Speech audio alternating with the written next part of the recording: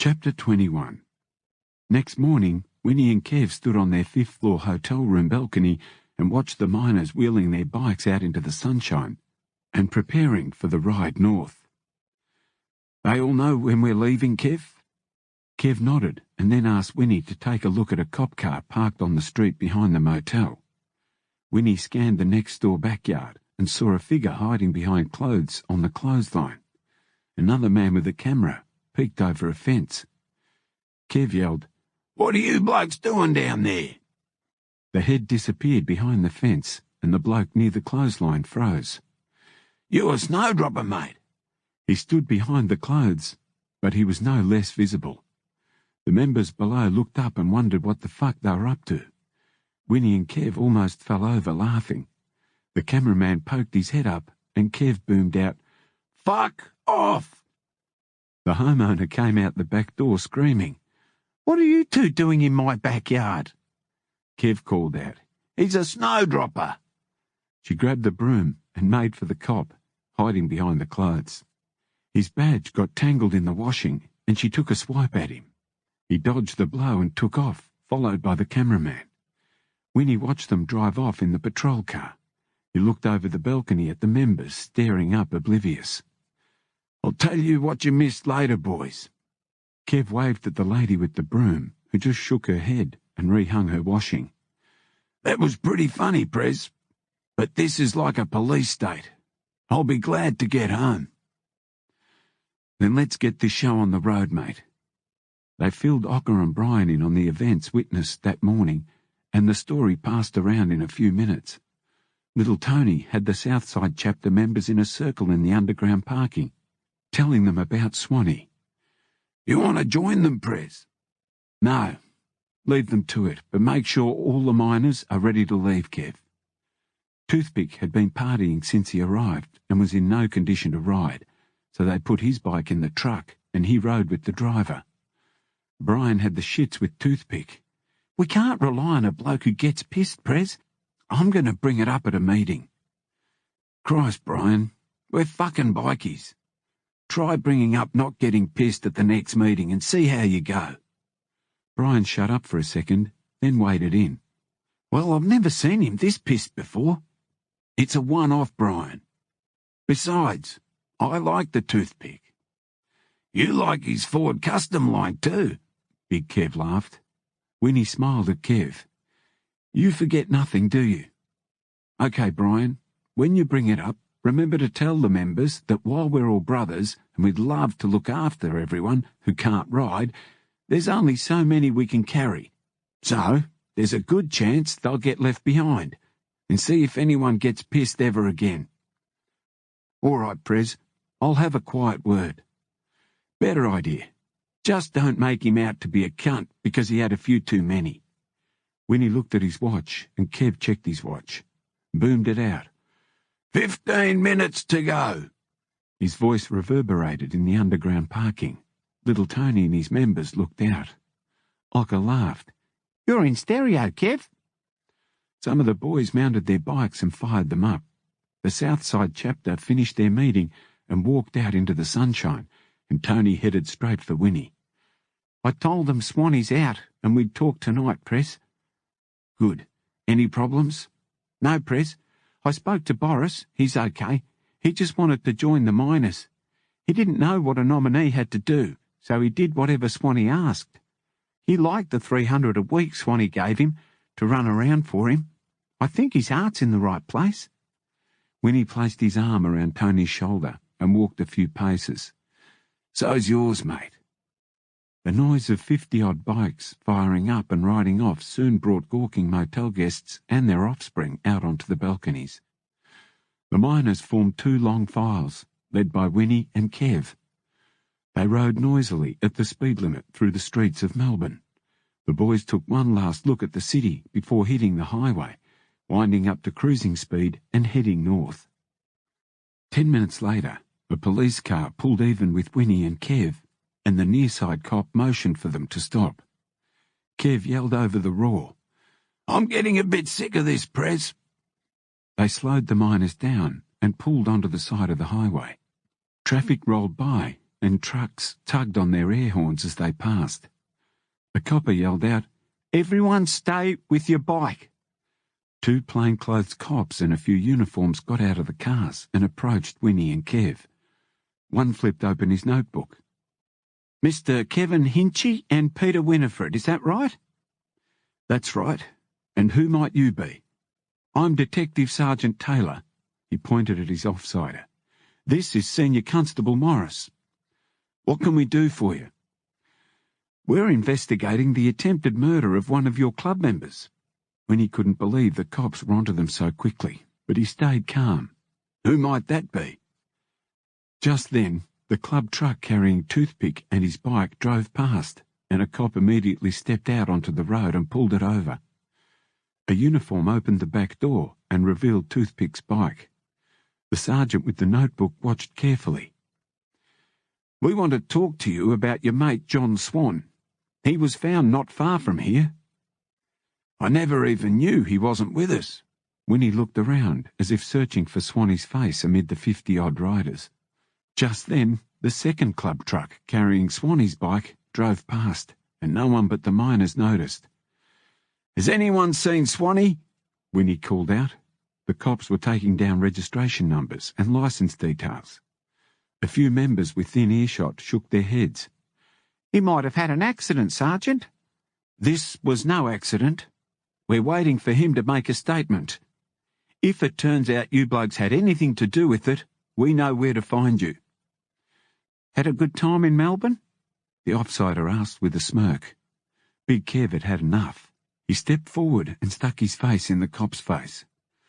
"Look, I don't give a fuck that you're a copper. You're still a cunt." The sergeant suddenly saw the whole event about to spiral out of control. "Go and take a look at that bike, Constable." He nodded towards the club truck, and the constable was gone in a flash. Winnie stared at the sergeant. He knew Swanee might be dumb enough to think about giving a statement, but he also knew he wouldn't. Swanee knew the rules.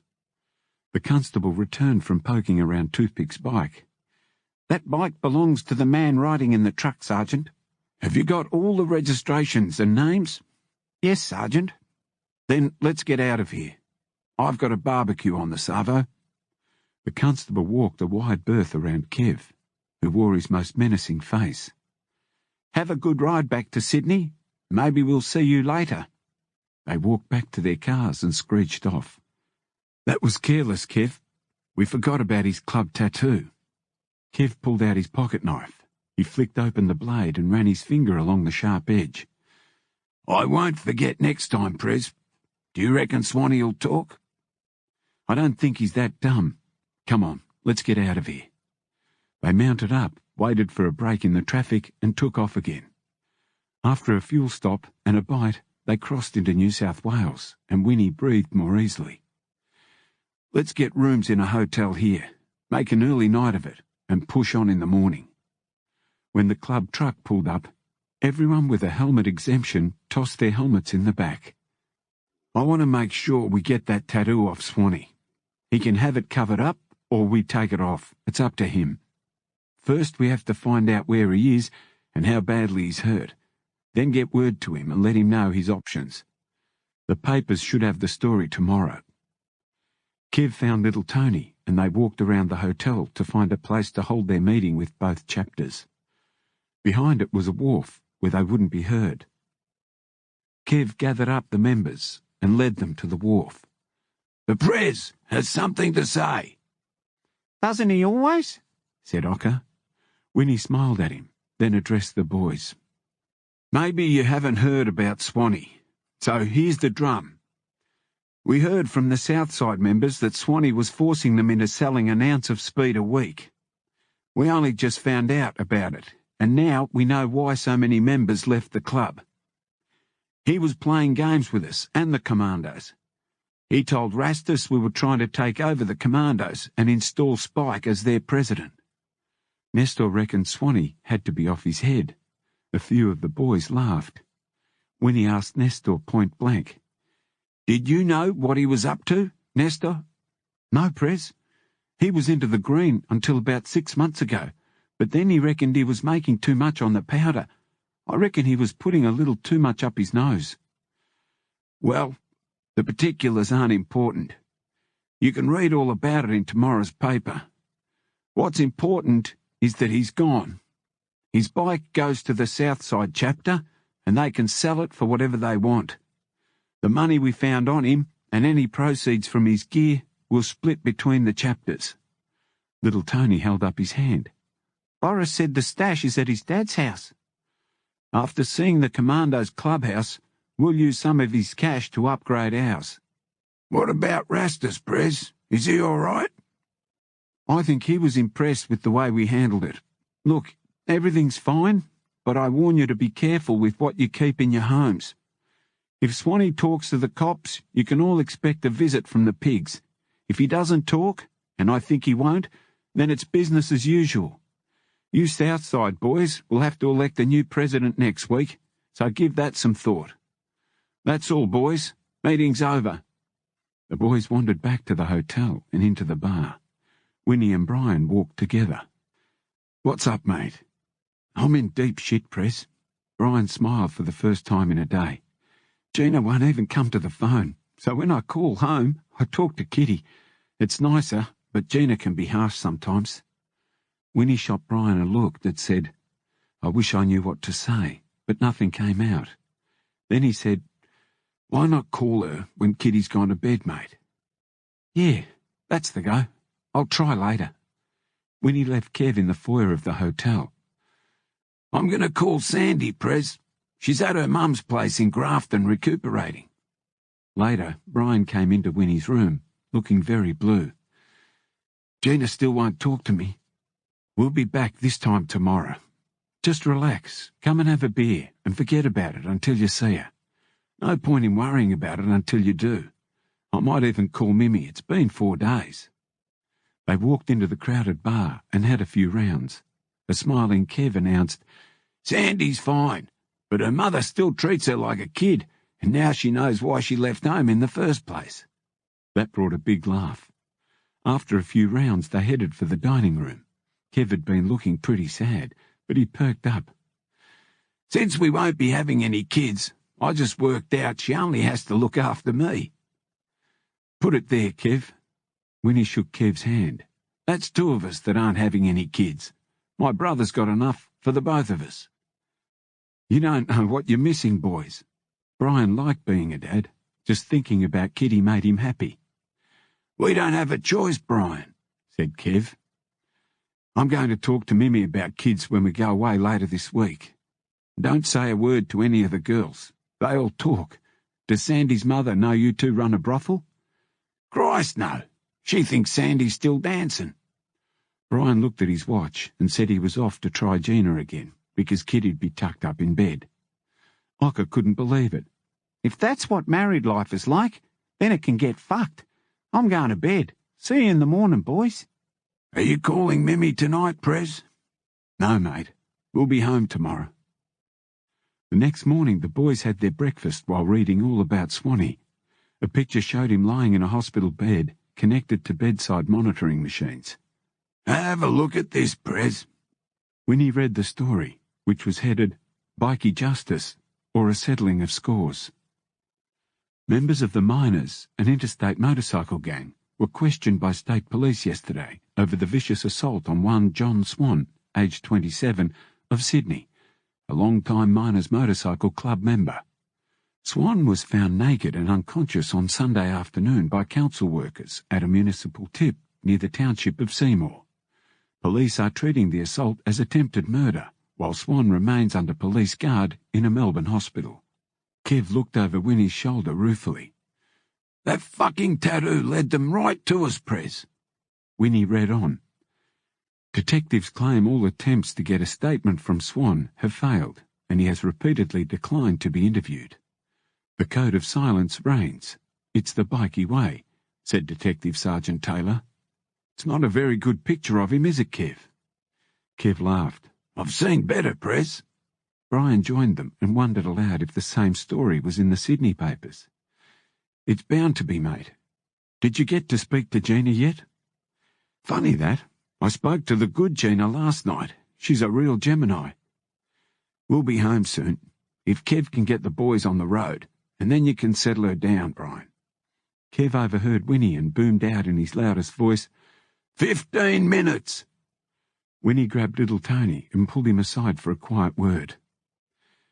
When you get back, Tony, first thing I want you to do is go over to Swanee's place and pull every bit of our club gear out. Check his washing and wardrobe and leave nothing behind, all right? Tony nodded. Take a truck and a driver in case there's other stuff your chapter wants. Call me when you finish and let me know what you found. The pack rode for the best part of the day. At their last fuel stop outside Liverpool, the Southside boys split off and headed for Hurstville, and Winnie and the miners headed for the Parramatta clubhouse. Everyone made a beeline for the bar and a bottle or two of cleansing beer. Winnie hoisted a drink and toasted the members. Here's to the miners. To the miners. Winnie took a long look around. Compared to the Commando's clubhouse, theirs looked barren. We've been neglecting this place, Brian. When we build a new shop, if we have any material left over, it could be put to good use around here. Yeah, Prez. As soon as I can, I'll have a draftsman draw up some plans for this clubhouse, and we can put it to the members and see what they think. I like the idea of a separate members' bar at the back. We've got the space for it. Brian gave it thought for a moment. Maybe we should buy the place before we put too much money into it. Rent money is dead money, Ocker added. Good point, Ocker, said Brian. We have more than enough money to put down a deposit. Kev, let's organise a quick meeting before the boys go home and see what they think. It won't take too long, but if I'm going to be away for a while, we might as well get on with it.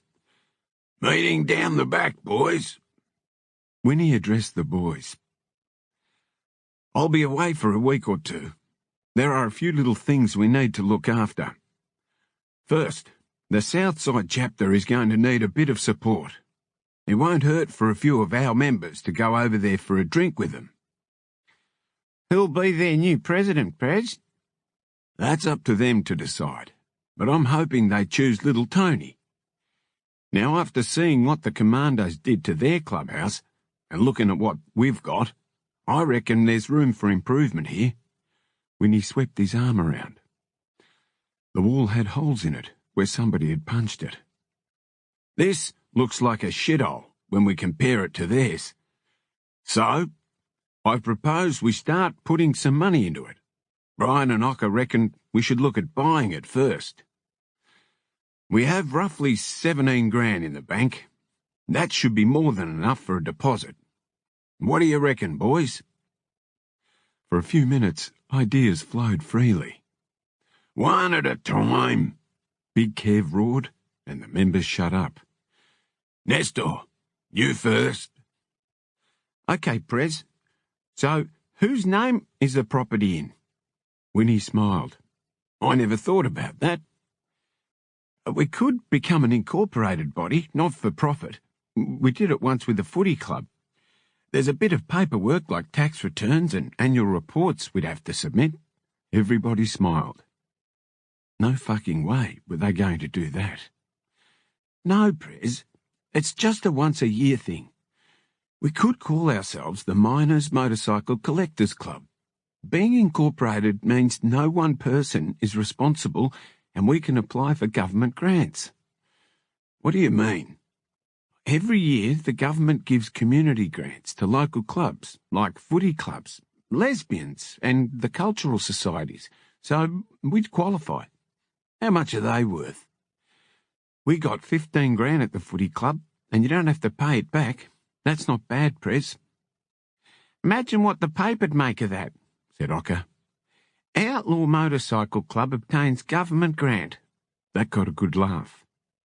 Winnie said, I don't think we need all that attention for a lousy 20 grand. Well, that's an idea, Prez. It's not a bad idea, Nestor. You look after the incorporation paperwork with Brian, and Ocker can see if this place is for sale. If not, we'll move. From here, Prez? If we have to. So everybody here will have to vote. Do we want to own our own clubhouse and do it up really good, or do we just keep renting? We can handle the repayments." Some of the boys looked at each other. They'd never thought of owning. They rented. Their parents rented. But when a lot of the smarter members went for it, the doubters just shook their heads and went along with the majority. "Okay, we'll look into buying it." They heard a loud knock at the door. Big Kev went out to the front where a nominee informed him that the pigs were there. Everybody looked to Winnie. "Kev, Brian and Ocker, come with me. The rest of you just keep doing not much. Remember, boys, we know nothing." They made their way out to meet the two cops. Winnie broke the silence. "Are we glad to see you blokes? We went to Victoria for a ride and the coppers just wouldn't leave us alone down there." Kev and Ocker almost pissed themselves laughing. One copper held up a copy of the local paper. "What's this?" It showed the same photo as the Melbourne paper. "We told the Victorian police. We know nothing about it. Do you think that they'd let us leave Victoria if there was any link? Have you spoken to them?" "They're all off duty, but we want your side of the story." Brian adopted an indignant attitude. "Do you always operate like this, annoying us because you read some shit in the paper?" The two local coppers looked at each other before replying. "We'll be back." Winnie had heard enough. "Okay, you go ahead. But for now, just fuck off."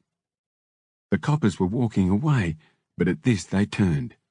The younger of the two asked, "What did you just say?" He looked like he wanted to take someone on. "You heard him," Big Kev growled back. The older copper touched the other's arm. "Come on, I'm getting too old for this job." Winnie and the boys walked back into the clubhouse and addressed the members. "They've still got nothing on us, and there's no complaint from Melbourne yet. But I'd be extra careful for a couple of days if I were you. Don't do any business with anyone, and clean up your homes just in case." "Hey, Prez, you had a phone call while you were in that meeting?" "Who was it?" "She said you'd know." Winnie smiled. "Okay, boys. The run's over. I'll see you all when I get back from up north." The members made their way towards Winnie for a final handshake and began to leave, eager to get home to lie down somewhere soft and think of nothing for a few hours. "You're not leaving until Friday, are you, Prez?" "No, Brian. I'll be around. But aren't you in a hurry to get home? Monday's bingo day for Gina, and she goes with her mother, so she won't be back home until 4. Feel like a drink, Prez?" "Yeah, just a quick one." Brian told the remaining nominees to get going. They certainly didn't have to be told twice. They said their goodbyes and left with the other members, eager to hit the road. "Is it just the 4 of us now, Brian?" "It's just us, Prez." Winnie pulled out a bag of speed, cut up 4 lines on a mirror, snorted a line, then passed Brian the rolled-up note. "It's just us that matter, mate." "What are you up to, Prez?" "I'm pushing off now, Kev. I'll be in tomorrow to give you boys a hand." "Yeah, sure, Prez," Brian said with a smile. Brian was only openly sarcastic with Winnie when they were alone. "I'll be here, but I might be a little late." Winnie clutched his balls. "They're getting heavy. I'd better call Mimi." He went to call her. Brian told Kevin Ocker he'd organised a lock-up for the tools and spare parts, and a couple of members to lend a hand. "We're going to end up with a lot of room after the alterations." "I can't wait, Brian." Ocker gave it some thought. "Who'd have thought we were going to last this long when we started the miners?" Winnie came back and added, "Just remember what brought us here in the first place. It's the business, and it comes first, before the shop." "Is everything okay with Mimi?" "The story in the papers freaked her out, but she'll be all right. She's just not used to it." "Not yet, Prez." Ocker, as usual, had the last word. The phone rang. Winnie answered and listened to someone on the other end for a minute, then hung up. Johnny Baker. Those bloody solicitors can smell $1 a mile away. He wanted to know what kind of shit we're in.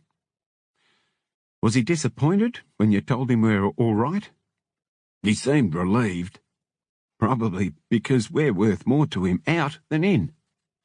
No, I think he was genuine. He's always done the right thing by us. Winnie paused, then turned to Ocker. Ocker, get in touch with Steve to do some cooking for us. Now that Swanee's out of the way, we're going to need extra product. I've already spoken to him, Prez, and he's keen to make the money. We've only got him for another 6 months. That'll give him time to train Toothpick. We're running low on hash, said Brian. Any news on the next lot? Oh, that's why I'm going all the way up to Bundaberg. I hope the trip's worthwhile. Winnie waved to Marge watering flowers in her front yard. Mimi's Mercedes was in the garage when he rode in, and he parked the Harley next to it. He decided to leave his saddlebags. He'd empty them tomorrow. He closed the garage door. I've got other bags to empty first, he thought. Mimi opened the door and threw herself into his arms. Oh, Peter, I've been worried about you. Don't worry about me. There's nothing to worry about. We had nothing to do with it. Come with me. He led her to the bedroom.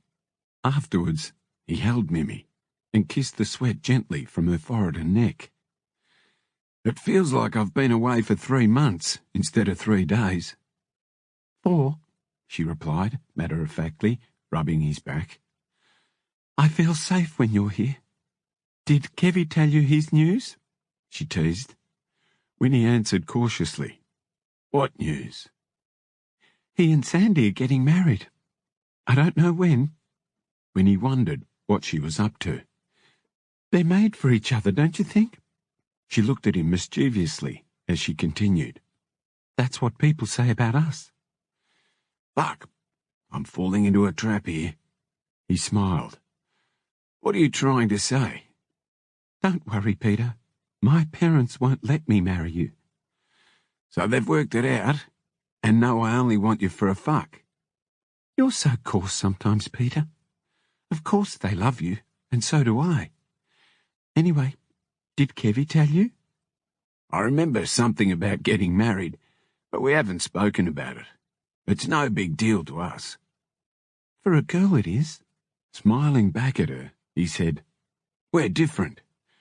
We don't have to get married, because you know I love you. Come here. She pulled him closer.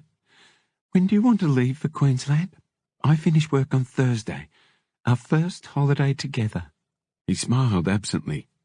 In the back of his mind, he was running through his itinerary, thinking about dropping off the Speed in Brisbane and seeing the trawler captain in Bundaberg. He decided it was best for Mimi not to know too much. Have you got a feed for me? I thought you just had one. That was just a snack. I bought the biggest porterhouse steak I could find, so have your shower, and it'll be ready when you are. He watched her pull on shorts and a t-shirt and thought, she's the best thing that's ever happened to me. Chapter 22. When Winnie arrived at the shop, the snow shop sign rested against the wall. What are you going to do with the sign, Brian? I thought we could put it up on the workshop wall, a memento of where it all started.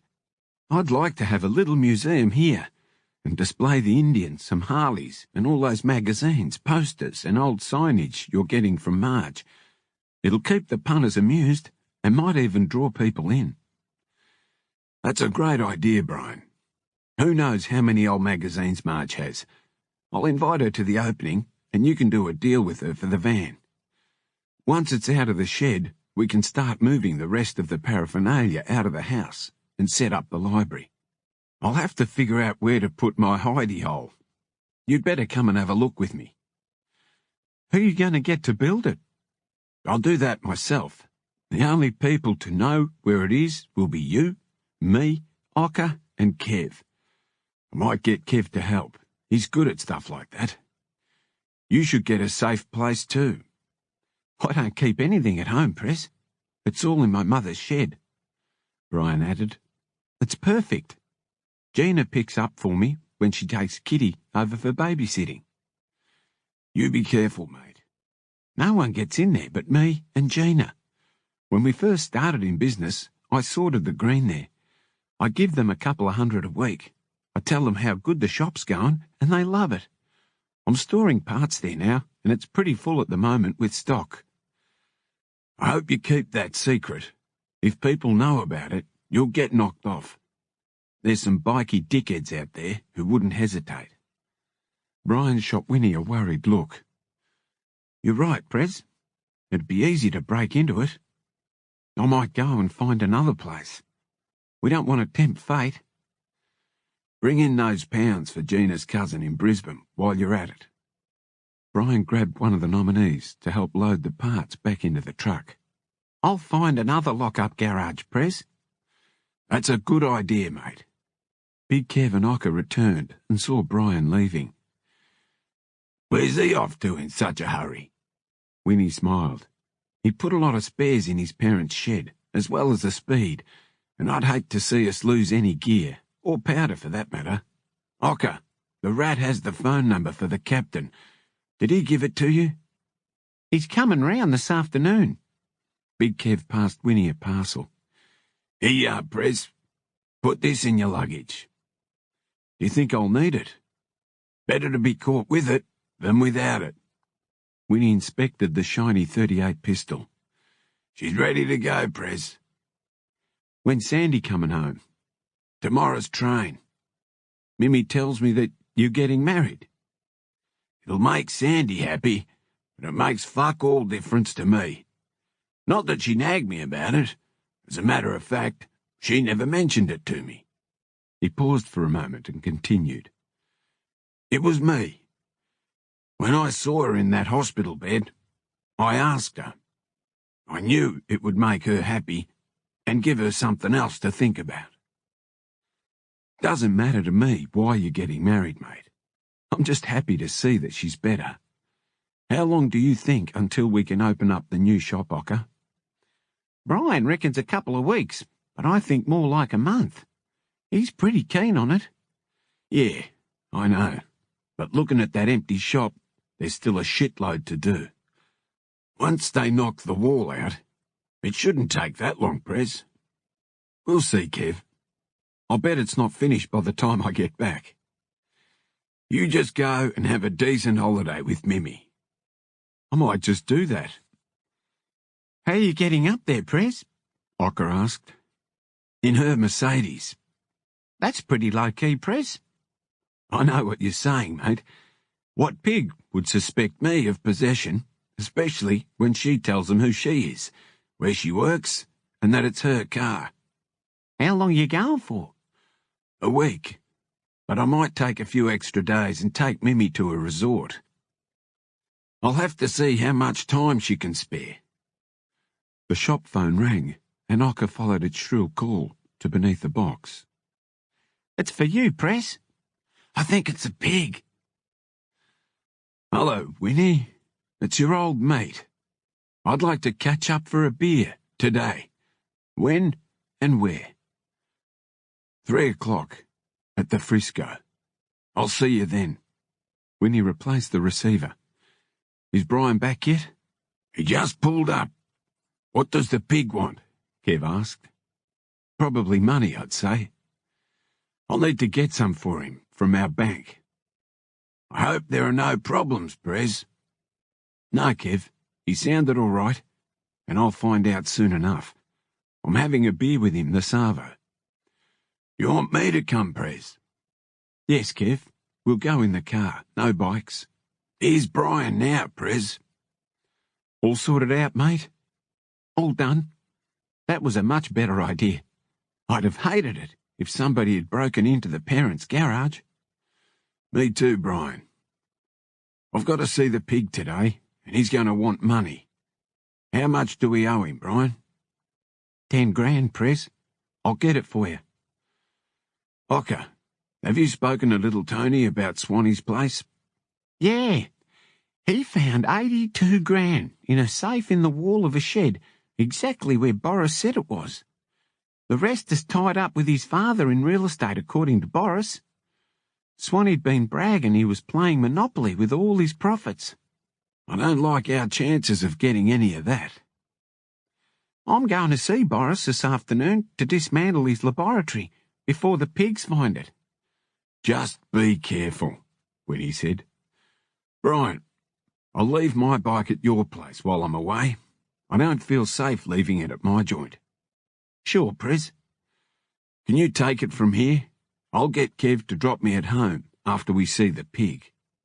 Sure, Brian said. Here's the money for the pig, the speed, and a phone number for the sharks in Brisbane. He knows it's cash up front, right? Sure does, Prez. If they like it, there'll be a new market for us. The only way they won't like it is if they jump on it. And if they do, then that's their problem. We're giving them good product. I explained it all to him, Prez. Let's see how greedy they are. I'll get you to stop at my place on the way, Kev. Winnie glanced down at his haul. Speed, money, and a gun. Fucking hell. I wouldn't want to get done with this. The rat arrived in his yellow Zephyr, a surfboard still on top. He's still getting around in that old shit heap, and it still looks odd, parked outside a bikies joint. Don't worry, Prez. I've spoken to him about how obvious it is. He never uses it for business, Brian replied reassuringly. It's the connection, Brian. Those pigs aren't that stupid. I'll tell him again. Ah, the rat. How you going, Winnie, boys? Winnie decided it was time to get up the rat about his car and motioned him aside. Listen, mate. Brian spoke to you about your car, but we're fair income now. It just stands out like dog's balls around here. I don't use it for business, Prez. It's the connection to us. Can't you see that? Just use it over your side of town. It won't stand out so much at the beach. Can't you afford another car? I can't help it, Prez. I'm a hoarder. But you're right. I'm going to have to put it away. I can afford another car. I'm doing pretty good at the moment. Surfboards. Is there any money in that? I invested some money with a couple of blokes manufacturing and selling board shorts and T-shirts, as well as boards to all the surf shops. They piece out the work to all these housewives working at home, and then we collect the goods and distribute them to the shops. We've only just started, and we're already behind in filling the orders. It'll be a gold mine, and it's all legal. We're making a good earn, so I have some spare cash. I saw what you blokes did with the spare parts and bikes, and decided I could do the same with surf gear. Good on you, Rat. Smart thinking. But be careful. There are lots of crooks out there. Winnie and the rat shared a good laugh. I've known these blokes for a while, Prez. They're legit, and they couldn't have got started up without my seed money. That's terrific, Rat. I wish you the best of luck. Now, did you speak to your Bundaberg, mate? Call him Skipper to his face, Prez. If he likes you, he'll refer to himself as the smuggler in the third person. He's a funny cunt. Here's his phone number. He drinks at the Royal Hotel. I'm sure his boat is going up to the slipway soon, so he'll be around. He knows what I want to talk about. Prez, remember this. He's not dumb. Come on, Rat. You know me. On the way up north, I had a relapse, and he's the one that got me off the hammer. When he took me out to sea, he locked me below for 3 days straight, when I was going full tilt cold turkey. He gave me 2 blankets and some water, and it worked. I owe him a lot, Prez. There'll be something in it for you, Rat. Prez, you owe me nothing. You and the boys have done a lot for me already. Winnie hugged the rat. I'll see you when I get back. You know I love you, mate. The rat glanced up at Winnie. You and the boys helped me a lot. That means a lot. Tears welled up. Go on. Fuck off before you get me going. The rat scurried away, and the last thing he heard was, Don't forget about the fucking car. Winnie took a closer look at the construction. Intrusively loud banging had started on the other side of the wall. Brian looked as proud as a new father. They're knocking the wall out, and when it's gone, we'll know how big the shop's going to be. I can't wait. Come and have a look at this, Prez. Brian held a set of drawings for the new shop. 3 shop fronts joined into one. What do you reckon, Prez? Winnie was amazed at how much room there was. Fuck, it's going to be huge. When we're finished, the counter's going to be here. Brian paced it out. The custom and spare parts will be behind it, and over there we'll display our choppers. Winnie looked on, astonished. You've got it all worked out, mate. Big Kev came back with a box laden with burgers and called out to the boys doing the renovations to put down tools and come for a feed. He looked at Winnie. What do you think? It's going to be like a supermarket. That's just what it is, Prez. A bikey supermarket. And your workshop will be down the back. I'm always down the back. That's the way you like it, isn't it? Winnie said, laughing. I'm only pulling your leg, mate. Here's the keys to my bike, Brian. Are you ready, Kev? Let's go see the pig. Brian hugged Winnie. Have a good holiday, mate. I hope to have this finished when you get back. Winnie wrapped his contraband in his jacket and followed Kev out to his car. They rode to Winnie's place and stashed the gun and the speed, then headed for the meeting with the pig at the Frisco in Woolloomooloo. The public bar was chockers. Sailors spilled out onto the street clutching beers, happy to be ashore.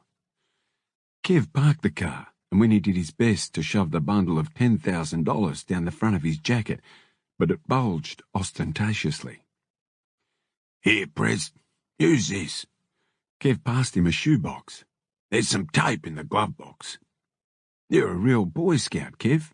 Winnie stashed the money in the box under the front seat. I'll give it to him when we leave. I just hope nobody rips the car off. Big Kev pulled out a steering lock and fastened it in place. Just make sure you lock the door, Prez. The pub looked like the United Nations. Sailors from 5 different countries stood shoulder to shoulder, drinking and having a laugh. Big Kev bought beers while Winnie looked around for a suitable place to await the arrival of the pig. Over there, Winnie spotted the pig standing near the doorway leading to the hotel's upstairs rooms. The sergeant indicated for them to follow him and led them out to the back to an empty table near the kitchen area. How are you going, boys? I forgot the Navy's in town. He looked at Big Kev and nodded. It was the first time he'd ever met Kev. It's all right, Sarge. Kev's my right-hand man. Now, what's up? The hash is ready. Pick it up just like you did last time. The keys are in the van. I spoke to our friend, and he wants to know if you've made your connection in Bundaberg yet. He's keen to use you, but you have to organise everything. He'll get it there, and the rest is up to you and your mate. That's no problem at my end if the captain wants to get involved. I can't get it from where it's made, and your man can't get it into the country. But together, we can make it happen. Well, your man is going to have to trust us. I haven't spoken to him yet, but if I were him, I'd want a fair bit of cash up front, and I wouldn't be cheap. Just see what he wants, Winnie. If he wants to be in it, good. He won't have to work with the Buddhistics anymore. Okay, what do you mean by that? The syndicate in Thailand was busted. A word to the wise. Don't even think of doing business there, because I'll shoot you. Big Kev sipped his beer and took in the conversation silently, marvelling at how the Prez could sit there drinking beer with a corrupt pig and planning on importing a massive amount of Afghani hash. He couldn't help but admire Winnie's foresight. A couple of drunken sailors wandered past and were about to light a joint when they saw the boys. They quickly headed back to the bar. Have you got the money? It's in the car. We didn't want to bring it in. There's a back way. The pig indicated the exit. Big Kev stood up. I'll get it, Prez. When Kev had left, the sergeant asked Winnie, "Are you sure you can trust your mate, Kev?" The Prez said nothing for a while, then answered very slowly. "I look at you, betraying your brothers in the police force for a few dollars, and you ask me if I can trust my mate? You can get fucked." The Sarge leaned back in his chair and laughed. "It's all bullshit, Winnie. There's no brotherhood except me and my mates. We don't care about the rest, and it's a simple case of us and them." He took a swig. "Besides, we work good together. Don't go spoiling it." Big Kev returned, shoebox in hand, and handed it to Winnie. "I'll get some beers." Winnie slid the box across, and the pig placed it on his lap, under the table. Putting both elbows on the table, he rested his face in his hands and leaned towards Winnie. "That was a naughty bit of work you did to your mate, Swanee." Winnie didn't answer. The pig went on. "You're lucky. I've got a copper mate in Victoria." "What are you trying to say? You want more money for us not getting arrested?" "No, not at all, Winnie. Besides, they've got no evidence linking the miners unless he makes a statement." "He hasn't so far, and he won't in future. Positive." Big Kev arrived with the beers. The Sarge picked one up, drained it, wiped his mouth, and then stood. "Let me know the score when you get back, Winnie." He picked up the shoebox and disappeared out the back. "What's up with him, Prez?" "Nothing, mate. He's just trying to play games. Come on, let's get out of here before we end up in the fucking Navy." Chapter 23. The small coastal town of Brunswick Heads was a welcome stop-off point after the long drive north along the Pacific Highway from Sydney.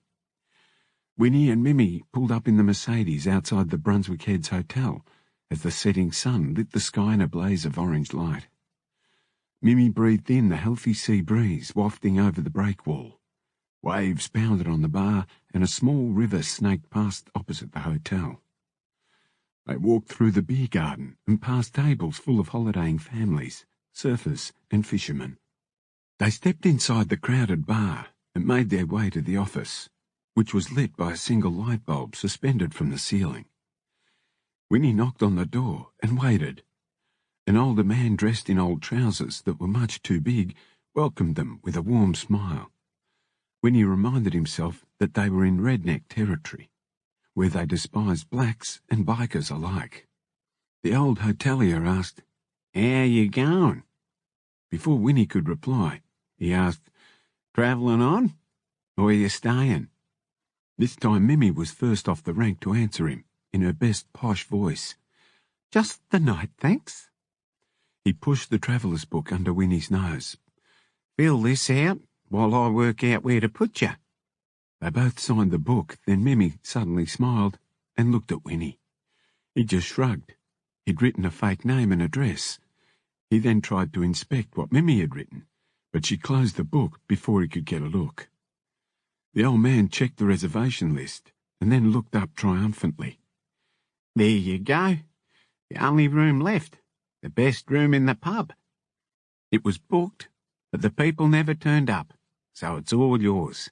Good luck." While he was settling the bill, he lowered his voice and said quietly, "I don't know if you're a bikie or not, mate, but if you are, a word. There's a few blokes in the bar tonight that don't like bikies. The sharks from Brisbane touched up a few of the locals. It got pretty nasty." The old bloke shook his head disapprovingly. "Some of the locals went back to get guns, and we had coppers from everywhere here. I don't like that." "Okay. Thanks, mate." Mimi whispered in Winnie's ear, "I wonder why he doesn't like the police here." "I noticed a heap of betting slips he'd forgotten to put away on his desk. I'd say he's the local SP bookie. He probably pays off the local cop, and Saturday would be his biggest payday. That wouldn't be too good for business." "You're very observant." "It pays to be." When he parked behind the pub, unlocked the boot, and asked Mimi, "What bags do you need?" "Just those two." She pointed to 2 of her 3 bags. He opened his bag, took out the 38 and the speed, and hid them in the spare tyre well. Winnie carried the bags to the room. "I'm going to have a shower," Mimi said, looking forward to freshening up after their lengthy journey. While Mimi showered, Winnie snorted a quick line. He laid out the map on the bed and studied it carefully. "What are you doing, babe?" "Just trying to work out how far it is to Bundaberg from here."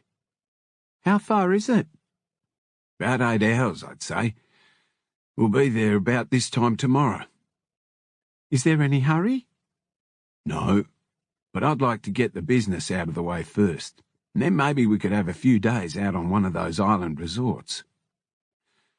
"Why did you write down a false name when we signed in?" "Just a habit, babe. I always do it. What name did you put in?"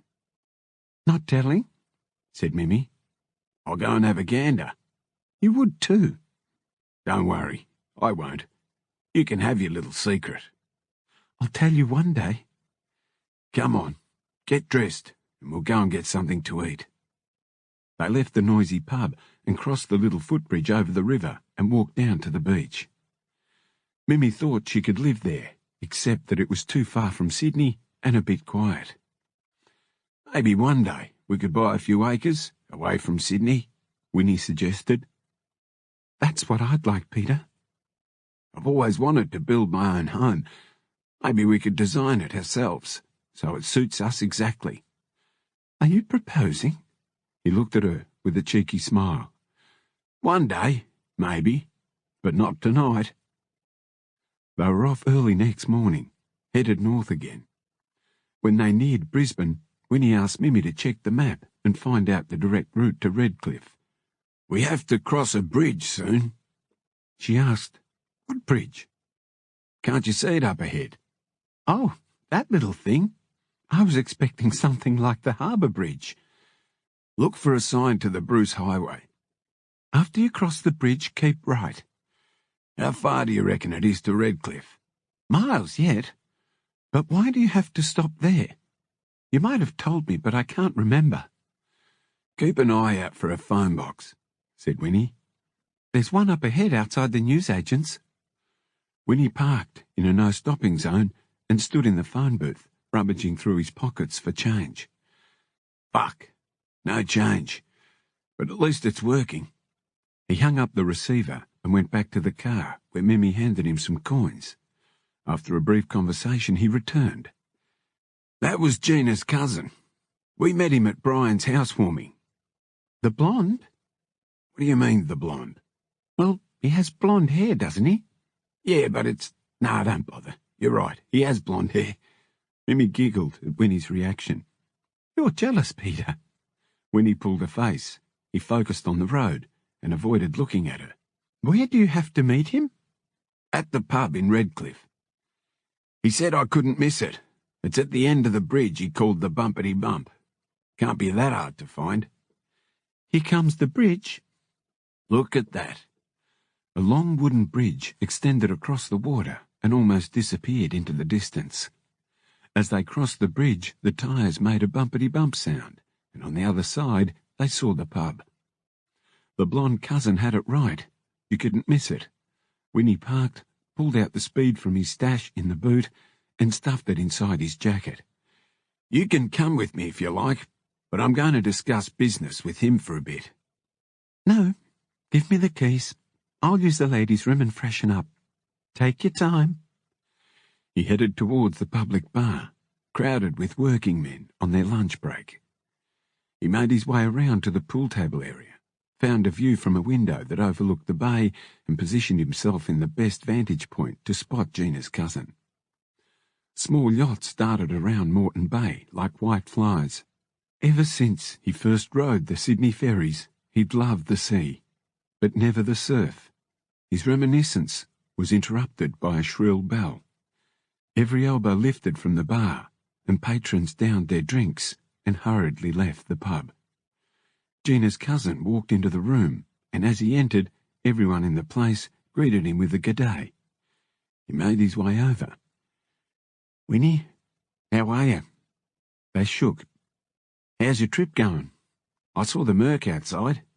Not many of them get around up here." "It's been a good drive, and the Merc handles a highway all right. Are you the mayor, or are you just popular?" "Most of us grew up around here. See that chick behind the bar?" She waved at them while she stacked the empty glasses, a wide smile lighting up her pretty face. "I used to finger fuck her in high school." He lifted up his glass and toasted her. "That's how local I am.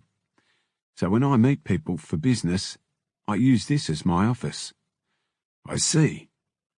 "That little cutie behind the bar will make sure you're not being followed by pigs, and that way you won't walk into a trap. She can smell a pig a mile away. Her father's one."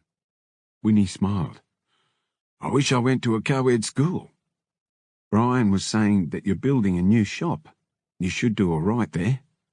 "Yeah. He reckons they'll have it ready in a few weeks." "How far you going, Winnie?" "Not too sure yet.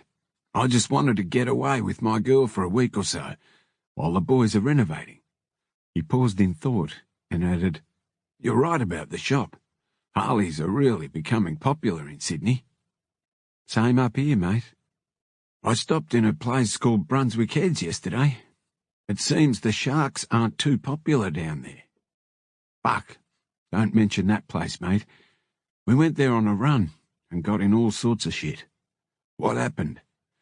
"A couple of our blokes gave it to a local girl and her fisho boyfriend found out, and she started screaming rape. Pigs came from everywhere and went right through us, taking every penny we had, then charging 2 of our members for rape, with no bail." "Fuck. Yeah, you're right. They don't like us down there." "Did they rape her?" "Who knows?" "Did you bring the gear, Winnie?" Winnie patted his pocket reassuringly. "Now, this is pure. Cut it up to 5 times, and you'll do all right with it." "There's only shit around here." "Well, if you don't get greedy, you'll get the market. Put it this way. It's like pot, with seed or without." Winnie paused for effect. "Even if it's cheaper, you still want quality. So if you sell quality, you charge a good price. And you watch. In a couple of months, you'll be doing a fucking pound a month. Be nice, and you can do it every month of the year." "Never thought of it like that." "You're right. So where do you want to do this?" Gina's cousin slid a single key across the table. "In the toilet. There's a cleaning locker. You'll find the money on the top shelf." Winnie located the locker and turned the key in the door. The smell of ammonia hit him as he made the switch. He stuffed the money in his back pocket and made his way back. "When you want more, ask Brian," he said. "You'll either have to drive down to collect, or we can ship it through." "Don't worry, mate. We've got a couple of truckers in our club. They do 2 trips to Sydney every week. So the money goes down and the goods come back the same way. Easy and clean." "Good. As long as it's organised. I've got my girl with me, so I'm heading off." They shook hands on a deal well done, and as Winnie left the bar, he waved to the barmaid and conjured up the image of Gina's cousin, finger-fucking her. Mimi waited outside, in the murk. The sign said it all. Bundaberg, home of Bundy rum, 5 miles. Closer to town, motels sprouted on both sides of the highway. "Where would you like to stay?" "There's an information centre. Why don't we ask there?" He swung the car into an empty parking lot outside the information centre. Inside, Mimi talked to the girl at the counter, while Winnie looked over a map of the harbour. It was huge. He'd never guessed it was so big. He thought that unloading cargo there wouldn't look out of place. Mimi passed him pamphlets offering local accommodation. "Which one do you like?" "The one with the hot tub?" "A hot tub it is, then." Mimi thanked the girl, and they walked out, hand in hand. Winnie parked outside the Bonanza Motel. He registered using another fake moniker. Mimi read the bullshit he'd written. She just shook her head and smiled. Inside the room, she switched on the spa, and Winnie said he was going out to make a phone call and would be back in a few minutes. "Take the key with you. I'll be in the tub by the time you get back." He found a public phone offering some privacy and called the skipper. Hello. I'd like to speak to the skipper. Speaking. This is Winnie from Sydney, a rat's mate. Oh, yeah? He told me you were coming up for a holiday. I'd like to catch up for a beer. Okay. Tomorrow at the Royal Hotel, around 2 o'clock. You know where it is? No, but I'll find it. Good. The skipper hung up abruptly. Winnie felt a strong sense of excitement in his stomach at the thought of meeting the man. He knew there'd be a good earn in it for them, if it worked out all right. He wondered who it was who reckoned the drugs business was easy. The cattle sales report blared on a radio nearby. The only thing Winnie knew about cattle was that you could eat them. Steam emanated from the bathroom, and Mimi lay in the hot tub, enveloped in bubbles, her eyes closed. Winnie joined her and began to relax as the weariness of their journey caught up with him. He fell asleep, and when Mimi woke him, the water had turned cold. She held out a hot towel for him. What time is it? 9:30. Come on, I'm ready for bed. The next morning, Winnie felt like a tourist, walking beside Mimi, who was taking pictures. He'd never toured for the sake of it, and wondered what he was doing there, until he spotted the Royal Hotel near the railway station. He remembered the business meeting, and a slightly queasy feeling gripped his stomach. "I have a meeting over there at 2. Maybe we can have lunch there after." "That's a bit late." "You don't mind, do you?" "I thought we were on holiday." "We are." "Well, how come everywhere we go, you have meetings?" She wasn't thrilled. "It's okay, Peter. I want to ring work anyway. Will you be long?" "An hour, tops, babe." At 2 on the dot, Winnie entered the pub and spotted a bloke wearing an old sea dog's cap. He made his way over. The bloke stood up as Winnie approached. "You look exactly how the rat described you. Pleased to meet you, Prez." "They call you the smuggler, don't they?" The skipper lowered his eyes and said firmly, "Not in public." "The same with me, mate. I'm Winnie up here. The rat tells me we might be able to help each other out." "In what way?" "You're not going to play silly buggers with me, are you, skipper?" "No. The rat tells me you're okay. What do you have in mind?" "First, I'm going to do you a big favour." "What would that be?" "You were going to bring in a shipment of Buddha sticks from Thailand." Winnie immediately had the skipper's full attention. "They're onto it." "Are you sure?" 100%, skipper. If you pick up, you'll be no use to us because you'll be in deep shit. You'd better cancel." "The people I know won't do that, Winnie." "Well, what will they do if you don't pick it up?" "Drop it somewhere else. Are you sure the cops know it was destined for Bundaberg?" "Well, my contact said the federal police know Buddha sticks are on their way." "Winnie, that one job is worth a couple of $100,000 to me." "Is it worth going to jail for, skipper?" "I have a contact in the Sydney cops. Customs, Australia-wide, know when it left Thailand. The leak was from the Thai end. Whoever was behind it will get busted. If I were you, I wouldn't touch it. The reason I came to see you is to see if you want to work with us." "Who are you?" "Me and my friends. It doesn't matter who they are." The skipper gave the proposition some thought. "If I do, I'll only do business with you and the rat. Is that clear?" "I'll talk with my friends. Our deal will be 100 up front and another 100 after. Interested? I'll let you know, but not heroin. I don't touch that shit. I'll tell you what, Skipper.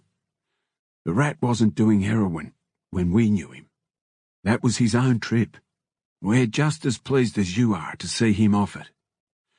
Winnie looked at him seriously and continued. If I might add, the rat told me how you got him off it, cold turkey. He told you? I locked him below for 3 days. He reckoned it was pretty tough, but you saved his life. Tough on him? The skipper exclaimed. He nearly kicked the side of my boat in. Is he still clean? Yeah, he's clean, Skipper.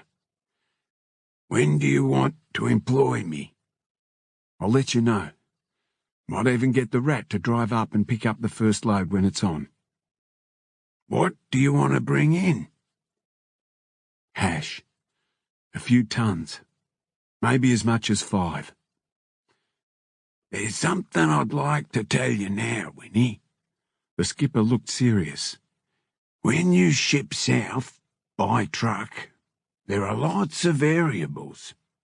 Anything can happen. Accidents, police, or worse, the main roads inspectors. It's just not worth taking any risk. You should look into bringing a 20-foot refrigerated container to the wharf, and we'll offload straight into it. It's easy to load it and truck it to the Bundy rail yard, then ship it by train and pick it up in Sydney.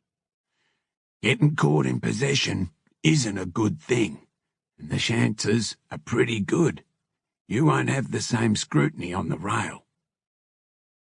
But what about customs up here? Don't they check you when you come in? We go out light. I'll stay outside for 7 to 10 days with the booms out and trawl. Customs patrol out there. They won't bother me if they see me working. They know me, and they're too busy looking for foreign registrations. They wave as they pass while we're sitting on a couple of tons of butter. The skipper chuckled like a naughty boy. Winnie knew he could trust the skipper. He raised his glass. A pleasure to know you, Skipper. Likewise, son. And you see, when I go back into port, the 5 tons makes me low in the water, so everything looks normal. No one bothers me. He smiled. Besides, my cousin works for customs, and he always lets me know if anything's up. That's the beauty of being a local. Winnie looked around the now almost empty bar. You can have it, Skipper. It all depends on what you want. I like it. The skipper picked up his rum, leaned back in his chair and surveyed the bar. 2 old blokes sat at the far end drinking beer and sherry chasers and watching a soap opera. All my responsibilities end at the wharf, so you need to organise the refrigerated container ready for loading at dockside. We freeze and pack our prawns on board, load them into the same container as the hash, and the whole thing goes straight onto a train. There are no more customs from here to Sydney or wherever. That sounds fair enough. Winnie held out his hand. You're on board. He leaned over and whispered, "You old smuggler." The skipper said with a wry smile and quite proudly, 3 generations.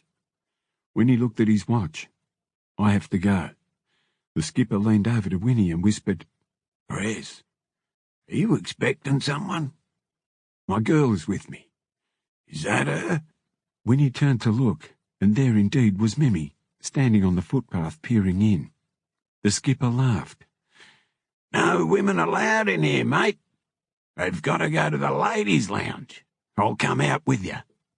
No, mate. I don't want to mix business with pleasure. You'll hear from the rat or me within a few days. A week tops. The skipper casually waved a salute, and when he walked out to meet Mimi on the footpath, he thought he should explain the rules of the pubs in Queensland. Don't worry, Peter. I've already been informed up the road. I walked into a pub and everybody stared at me.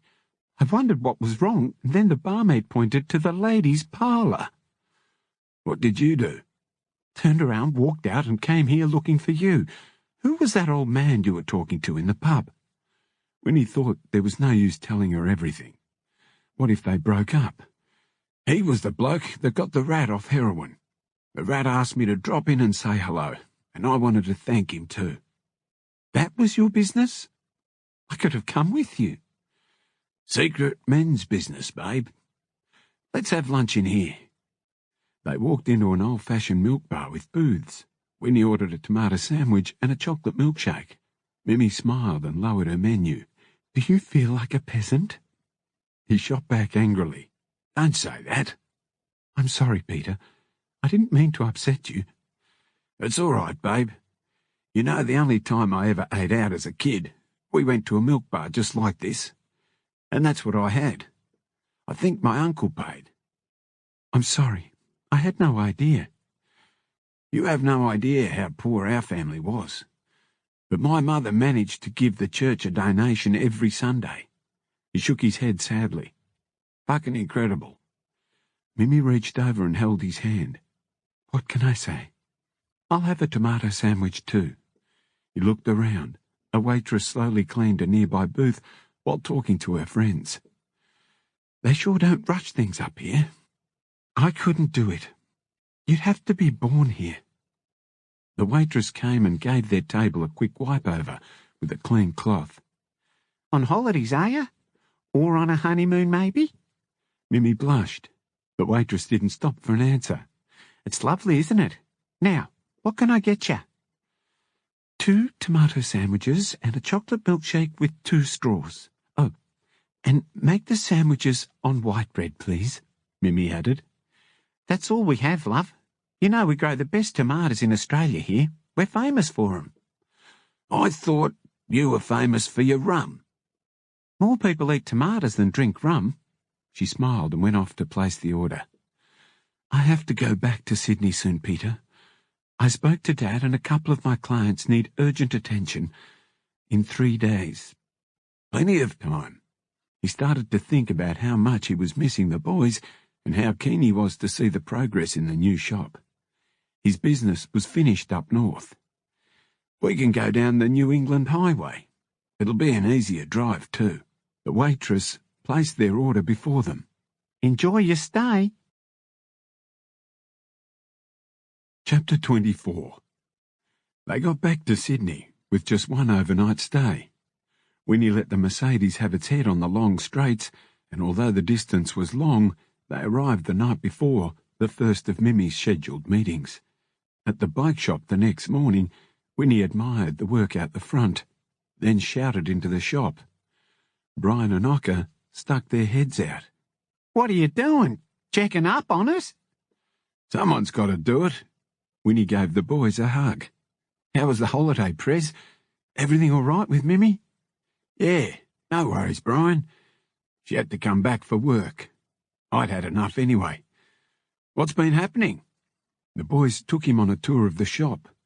Inside was even more impressive than out. It only needed a coat of paint. When do you think we'll be opening, Brian?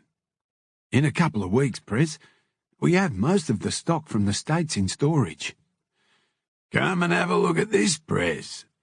Big Kev led them down some stairs to his workshop. Well, look at this. The Prez was pleased with what he saw. Row upon row of spanners and other tools lined the wall, and Winnie's bike sat on a hydraulic platform, detailed and sparkling after a polish. How'd you know I'd be back early?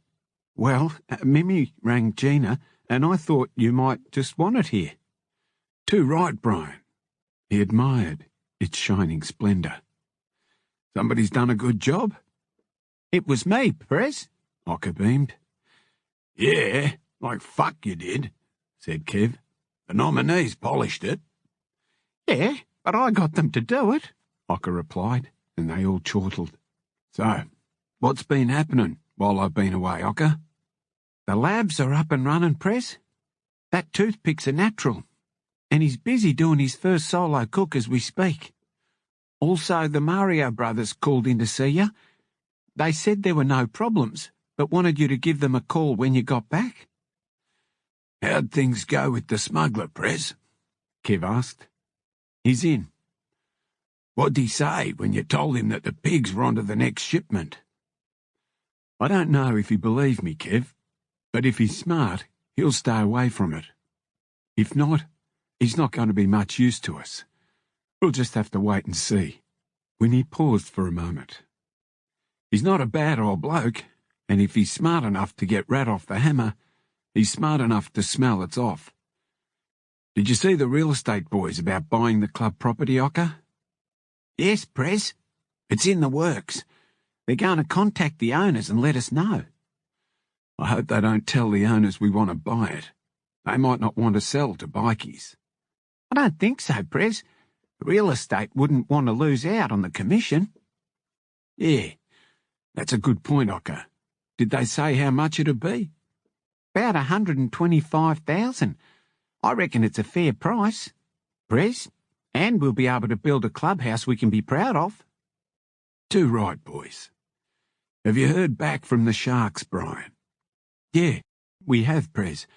They're very impressed with the quality.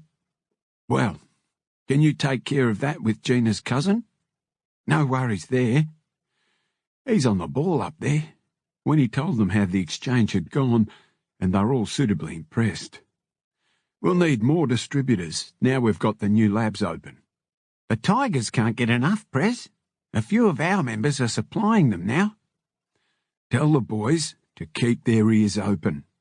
Knowing Twister, he'd be charging too much and cutting it.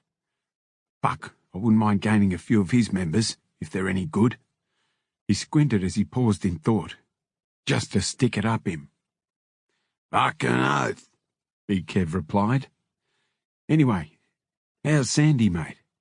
She's good, and after being at home with her mother, she realises how good she has it with me. But she was pretty sick, Kev. Yeah, I know. I was just mucking around. She's fine, Prez. Go on, tell him the news. What news, Ocker? Kevy's getting married. I knew that. Ocker feigned hurt. I thought I was the first to know. You know women, Big Kev said, as he wrapped his big arm around Ocker's shoulder. What about the hash, Ocker? How's that going? Everything's fine, Prez. Rastus is taking a lot for Melbourne. Don't let us get short. He's paying a good price. That's all right, then. I just hope we can keep it going. There are other importers, Prez. I don't think it'll be as easy getting it through the wharves anymore, with all the extra customs checks. No, we're onto a good one with the smuggler. If the Hash King wants to keep bringing it in, and we have the pig's information, there'll be no problems for us. We'll make more if the Hash King doesn't have to bring it in. There's a lot less risk for everyone. How much cheaper do you reckon, Prez? Kev asked. Half. Fuck. You think he'll be in that? I wouldn't ask if I didn't think he would. There's only one thing. Once it hits the wharf in Bundaberg, it's all ours, and we look after it from there to Sydney. The Hash King will have to cooperate with us in future, not the other way around. And that's what I'm going to tell him. But that's only for us to know. How do we get it here? The smuggler reckons the go is to ship it in a refrigerated container via rail. It'll be in a load of frozen prawns. It may take a little longer, but it's a lot safer that way. If the pig ever wanted to give us up, we'd be able to get a long way away from it. And the Hash King will wear the cost. Sounds a sure thing, Prez. I still don't trust the pig. He's just in this for himself. Actually, it just might be a good idea to get a few photos of him with us, preferably when we hand him some cash. You think you can do that, Ocker? You know me, Prez. My new camera has a telephoto lens. I know a good place, Prez, Big Kev piped up. Down at the Frisco. The day we went there, and I went to the car, I could see straight through the window, right to where you two were sitting. That'd be perfect for next time. Good thinking, Kev. Ocker, you can go early and set up. Why do you want photos, Prez? Ocker asked. I'll show them to him, and let him know that if we go down, the cunt will go down with us. That's not a bad idea, Prez. Our little insurance policy. That's it, Brian. And he'll know we don't trust him. Yeah, maybe he'll give us more respect. He fucking acts like the school teacher with us. That's what I reckon. We'll have him by the balls. Come on, Prez. I'll show you me new toy. Ocker beamed excitedly. Not another mobile phone, Ocker. No, Prez. But the phones are getting smaller. Yeah, but they don't work. You need phone lines, I keep telling you. Come and have a look at this. Ocker opened the door to his room and revealed what looked like a sound studio. This is my new spray booth. Very nice, Ocker. Have you heard about airbrushing? It's new from the States. You can paint whatever you like. It's just like tattooing. I might get you to do the club colours on me bike. No problem, Prez. Just wait until I get used to it. I'll tattoo the Miners logo on your back one day, Prez. We'll see. Prez, you know I'm going to paint masterpieces in here. If you're that good, said Winnie, why don't you paint on canvas? I already am. I didn't know that. Are there pictures of sluts in the raw? Some, Ocker replied with a devilish grin. Yeah, you're a dirty little cunt. So? Have you got your bike here? Yeah? Let's go see if any of the other blokes want to go for a ride. I'll be in that. Don't worry about this paying its way, Prez. I can sublet it from the shop. That'll be easier for all of us tax-wise. Yeah, tax, Prez. We're going to have to start paying tax. Maybe you should speak to Mimi about it. We've got to do something with all our cash. Yeah, I know, Ocker. But you don't know what I'm up to with the Mario brothers, the Prez said. It's just some private business. But when it happens, I'll have a good legitimate investment, even if I have to subsidise it until it gets off the ground. At least it's bricks and mortar, not like your mobile phone pie in the sky. We'll see, Prez. Let's ask Brian and Kev if they want to come for a ride with us. Big Kev lowered Winnie's gloriously polished bike from the hoist. Where do you want to go, Prez? I'm sick of the country. Let's go into Sydney from the north and ride over the harbour bridge, see what I've missed, and grab a drink. What do you guys reckon? Sounds good. Before we go, Kev, can we have a quiet word? Sure, Prez. How's Brian been? Something's not right. One day he's up, and the next he's down. You never know what mood he'll be in. He's not doing too much of the speed, is he? Don't think so, mate. Maybe it's the shop.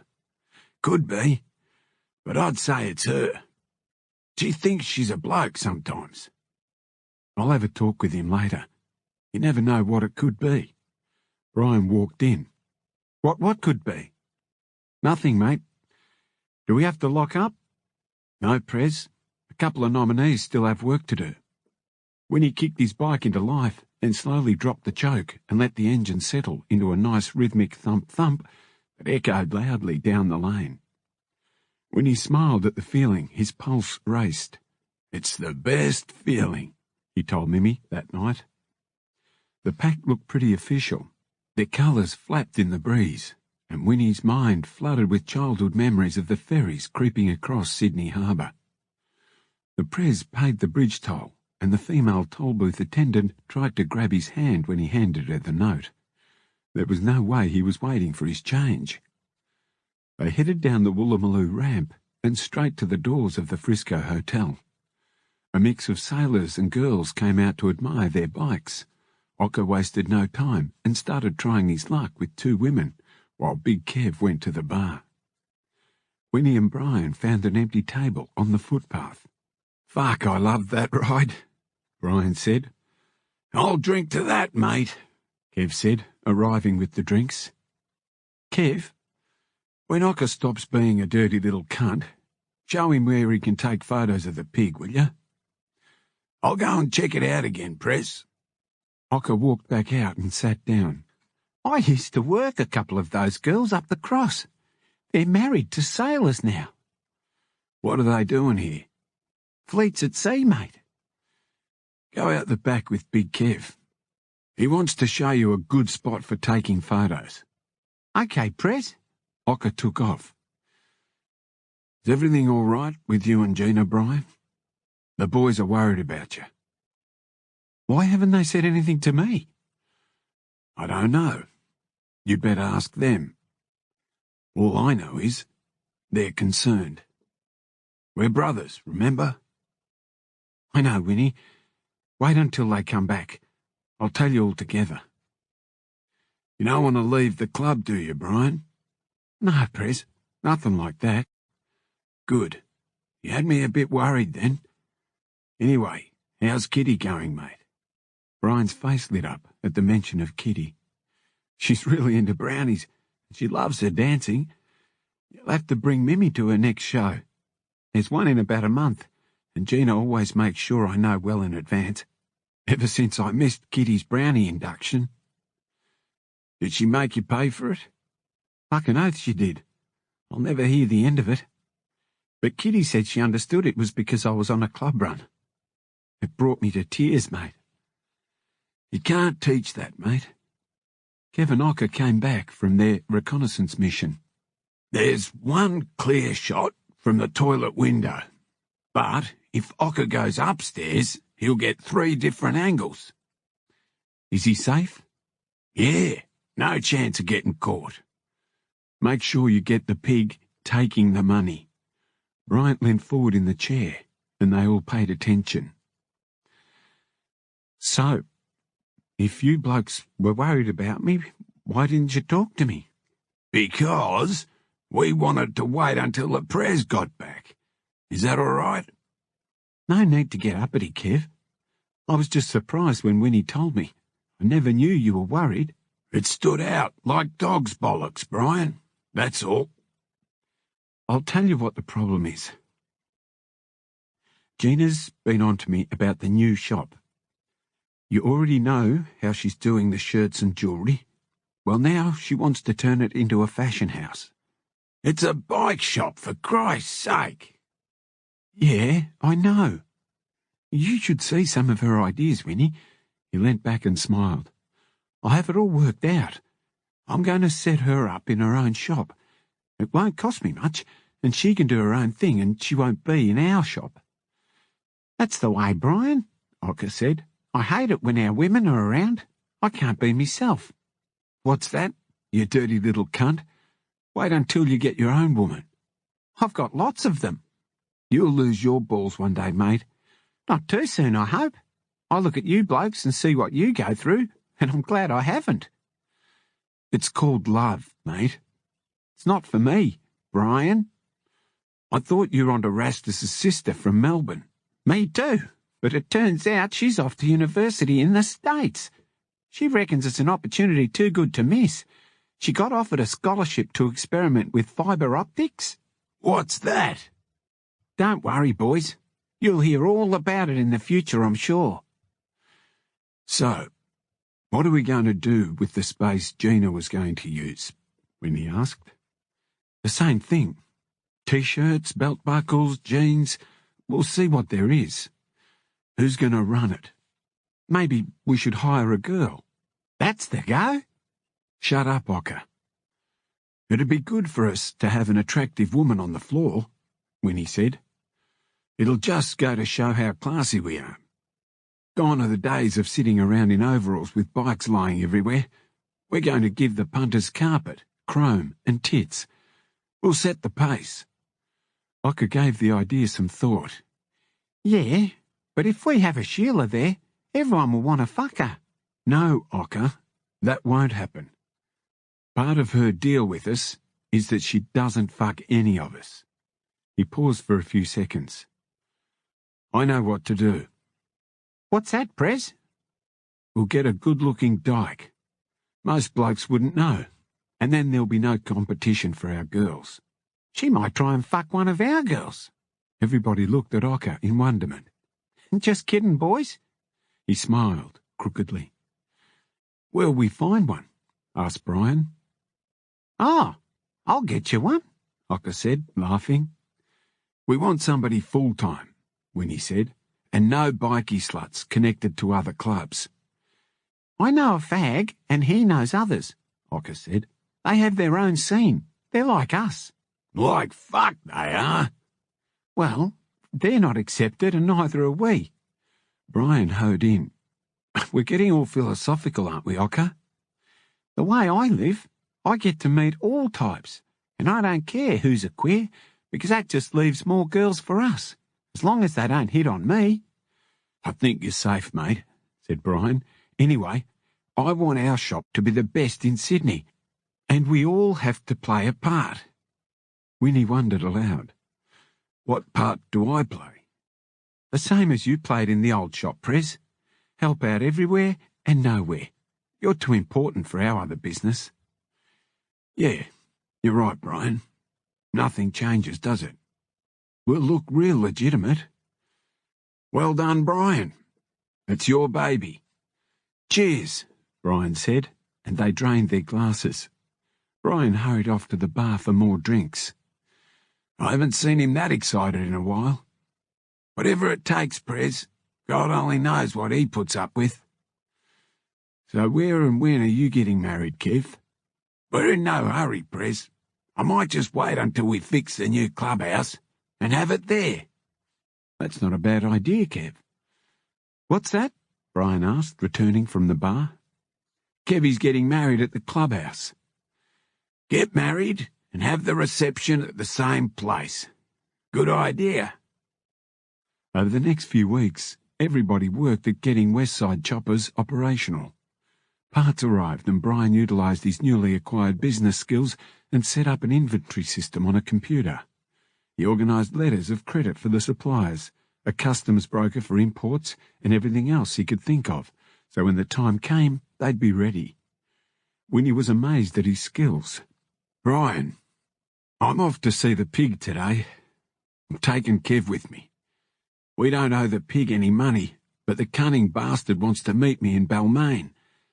I'm going to tell him that the skipper's in, and I'll pass on a word to the Hash King about the way it's going to be from here on in. Winnie walked over to Big Kev, who was working on a custom bike for the showroom floor. The swing arm shaft was bigger than it was supposed to be. Kev was frustrated, but stayed cool.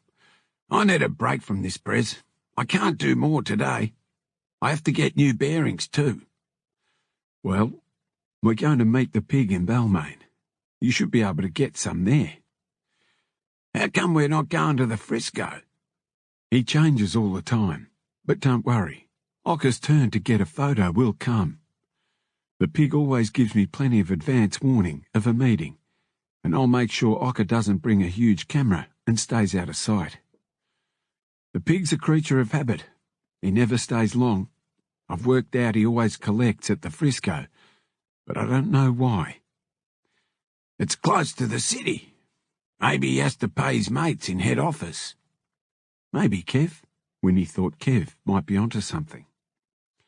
Winnie and Kev entered the pub via the beer garden, where they saw the pig waiting in the shadows.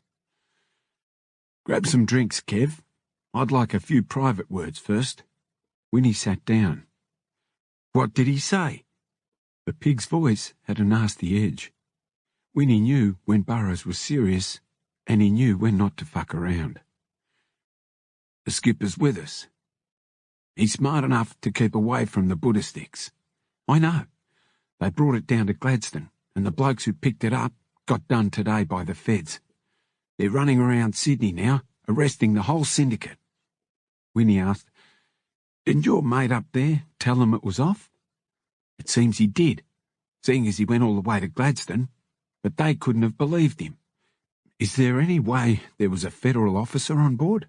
No. The ship dropped her off at sea, but their syndicate had been infiltrated, and my mate went with them to pick it up. We wanted them to fuck up, the pig said. It only makes the feds look good. gives them a little victory and makes them feel like they earn their pay. But if it weren't for the crooked cops, they'd get nothing. Sounds like a turf war between the feds and the state police. Sort of. What if the skipper's been compromised? He hasn't. Well, not yet anyway. I'll know when he is. You don't know who he is? I would have, if he'd touched the Buddha. Someone would have given him up. I need a meeting with our friend, the Hash King. The pig's eyebrows raised perceptibly. He drained his beer. I'll let you know. He got up and left at the moment Big Kev walked back with beers. Has he gone? Yeah. Good. I don't like that cunt. They got the load of Buddha sticks up in Gladstone, Winnie said. It makes our hash look good. Too right, Winnie. Did you tell him you want it cheaper? No. I'll tell the Hash King to his face. When's that? The pig's going to set it up. He's usually prompt. I heard that Twister's opening a new chapter in Newtown. That doesn't bother us, Kev. No, but a few of them are getting a bit cheeky now Swanee's gone. Have you spoken to little Tony? He told me. He wanted to know if he could belt them. Now that Kero Ken's in jail, Twister has no one to control his boys. Tell Tony to give it to them. If Twister's got any problem with that, he can see me. All right, Prez. Kev changed the subject. Are you ready for the big shop opening? Yeah. It's going to be a success, with Brian running it. We've done all right, Prez. No, he's done it almost single-handedly. Even Snow's was Brian's good management. He always paid the rent without using any of the pot money. What about the hot bikes? He sold them. Yeah, I never looked at it like that, Prez. Come on, let's go. You can pick up those bearings down the road, and I'll help you put them in when we get back to the shop. Friday night, and all the members rolled in on their bikes. It had been a few weeks since Ocker had seen the real estate people. He stood behind the bar, fidgeting with a new toy. Winnie ordered a drink. Ocker leaned over the bar and told Winnie, I got a price today for the clubhouse. 122,000. It's a good price, Prez. In a couple of years, this place could be worth a lot more. Most of our blokes will think 100,000 is a lot. We'll have to convince them, Ocker said. Some of them are pretty dumb. Too bad it's a majority vote. There are enough smart ones to give us the majority, Winnie said. I don't want to force it on them unless I have to. He surveyed the clubhouse, taking in the peeling paint and the old posters of girls straddling bikes. Yeah, we can do a lot with this joint, after seeing the Commandos clubhouse. We can score building materials cheap. I know a bloke, Prez. Let's just wait until we get the plans drawn. There's a few builders in the club. Have a look at this, Prez. It's me new toy. Ocker produced an item no larger than a matchbox. It's me new camera. He took a photo of Winnie and handed the camera over. Winnie looked through the rangefinder. That's the go, mate. Where'd you get that? Out of one of me geek magazines. Here, give me a look. Big Kev held out his hand and put the camera against his eye. Fucking too small for me, mate. You and your fucking gadgets, Ocker. I reckon it's because when I was young, my stepfather used to pull my toys apart and then put them all back together to see how they worked. Everybody laughed. Nestor appeared. How you going, Prez? Good, mate. Can I have a quiet word, Prez? You've got no problems out at the farm, have you? No, Prez, it's good. And I've got another farm too. Yeah, I knew that. What's up? You know my young nephew, Amber. He wants to nom up for the club. He's a bit young, don't you think, Nestor? That's what I told him, Prez. He's here tonight. I'll have a talk with him after the meeting. Thanks, Prez. Would you like a drink? Winnie held out his empty glass. You turned out all right, mate. Meeting in 10 minutes, Big Kev yelled. Everyone made their way to the meeting room. Brian took them through the minutes of the last meeting. Right. The Prez has something to say. Winnie took the floor. We wanted to see if we could buy the clubhouse. And we can. It's going to cost $122,000. The news was met with whistles and shocked faces. An anonymous voice called out, How can we afford that? You've seen the Commando's clubhouse. We could do ours like theirs, and be proud of it. What's wrong with ours, Prez? It's a shithole compared to theirs.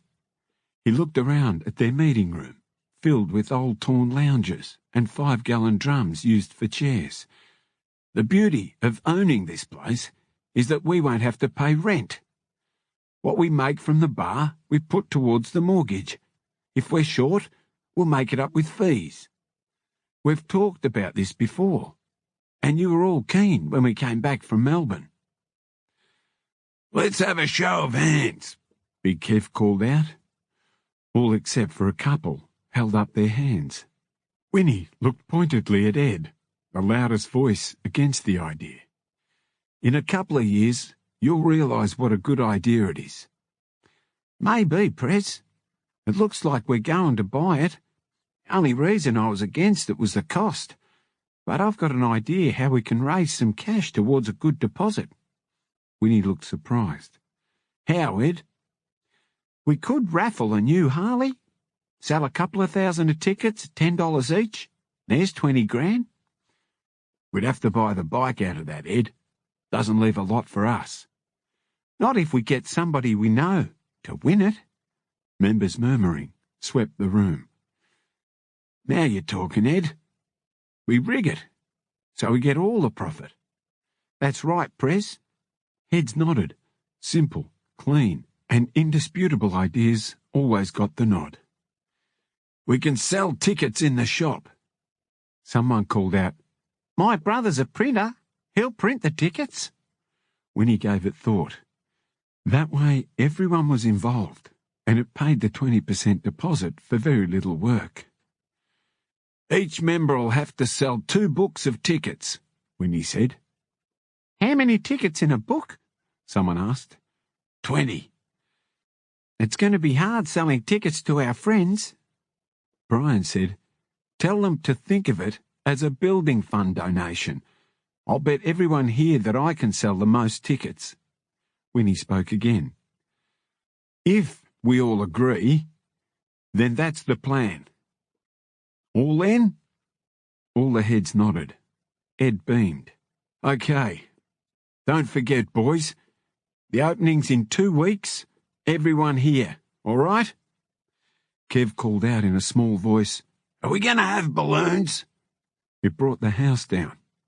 Then Kev got serious. Has anyone had trouble with the tigers lately? No one said a word. Well, a few tigers were sniffing around the South Side chapter, and little Tony's boys gave it to a few of them, so just keep an eye out. There might be some payback. We don't have to worry about it for now, Kev. I heard the tigers are having problems with the Cabramatta slopeheads. Are they? Kev grinned. We'll have to watch out for them, Kev. Those slopehead cunts are mad. So am I, said Kev. Some newer members had no idea how mad Kev was. Only knowing him as the biggest bloke in the club, they just stared at him and wondered. Winnie stood up again. Don't forget to bring all your friends to the shop opening. We'll make the raffle announcement on the day. It won't be hard to sell the tickets, especially if we borrow a Harley from Fraser's for the day. And tell them a non-rider won it so we can return it. We tell the punters that someone not connected to the club won it, and then we'll keep the cash. Organise someone, Ocker. Chapter 25. A few of the Friday night girls played pool. The nominees behind the bar serving drinks stared at a beautiful girl waiting for a drink. Ocker tapped Winnie on the arm. That's Bernice, Prez. Ocker motioned Brian and Kev to come over. Bernice, I want you to meet Winnie, the miners' president, Brian, our vice president, and Big Kev, sergeant-at-arms. You'll be working for all of us. I thought we wanted a dyke to work in the shop, but she's not a dyke, is she? Kev couldn't get over her. What a waste, Winnie said to no one.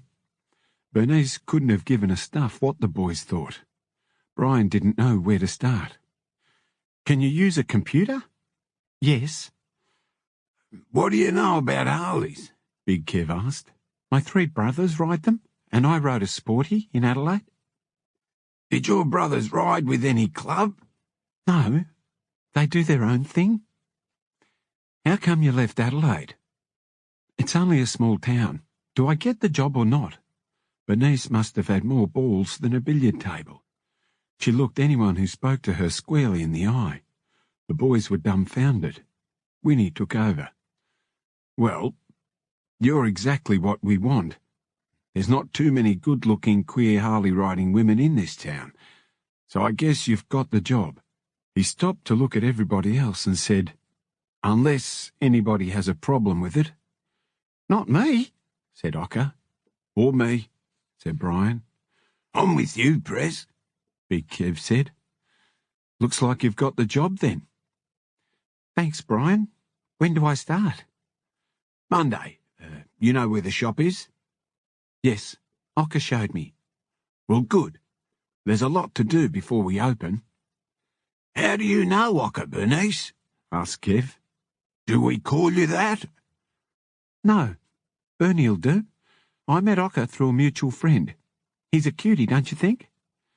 Yeah, real cute. Big Kev patted Ocker on the head. Would you like a drink, Bernie? She glanced at her watch.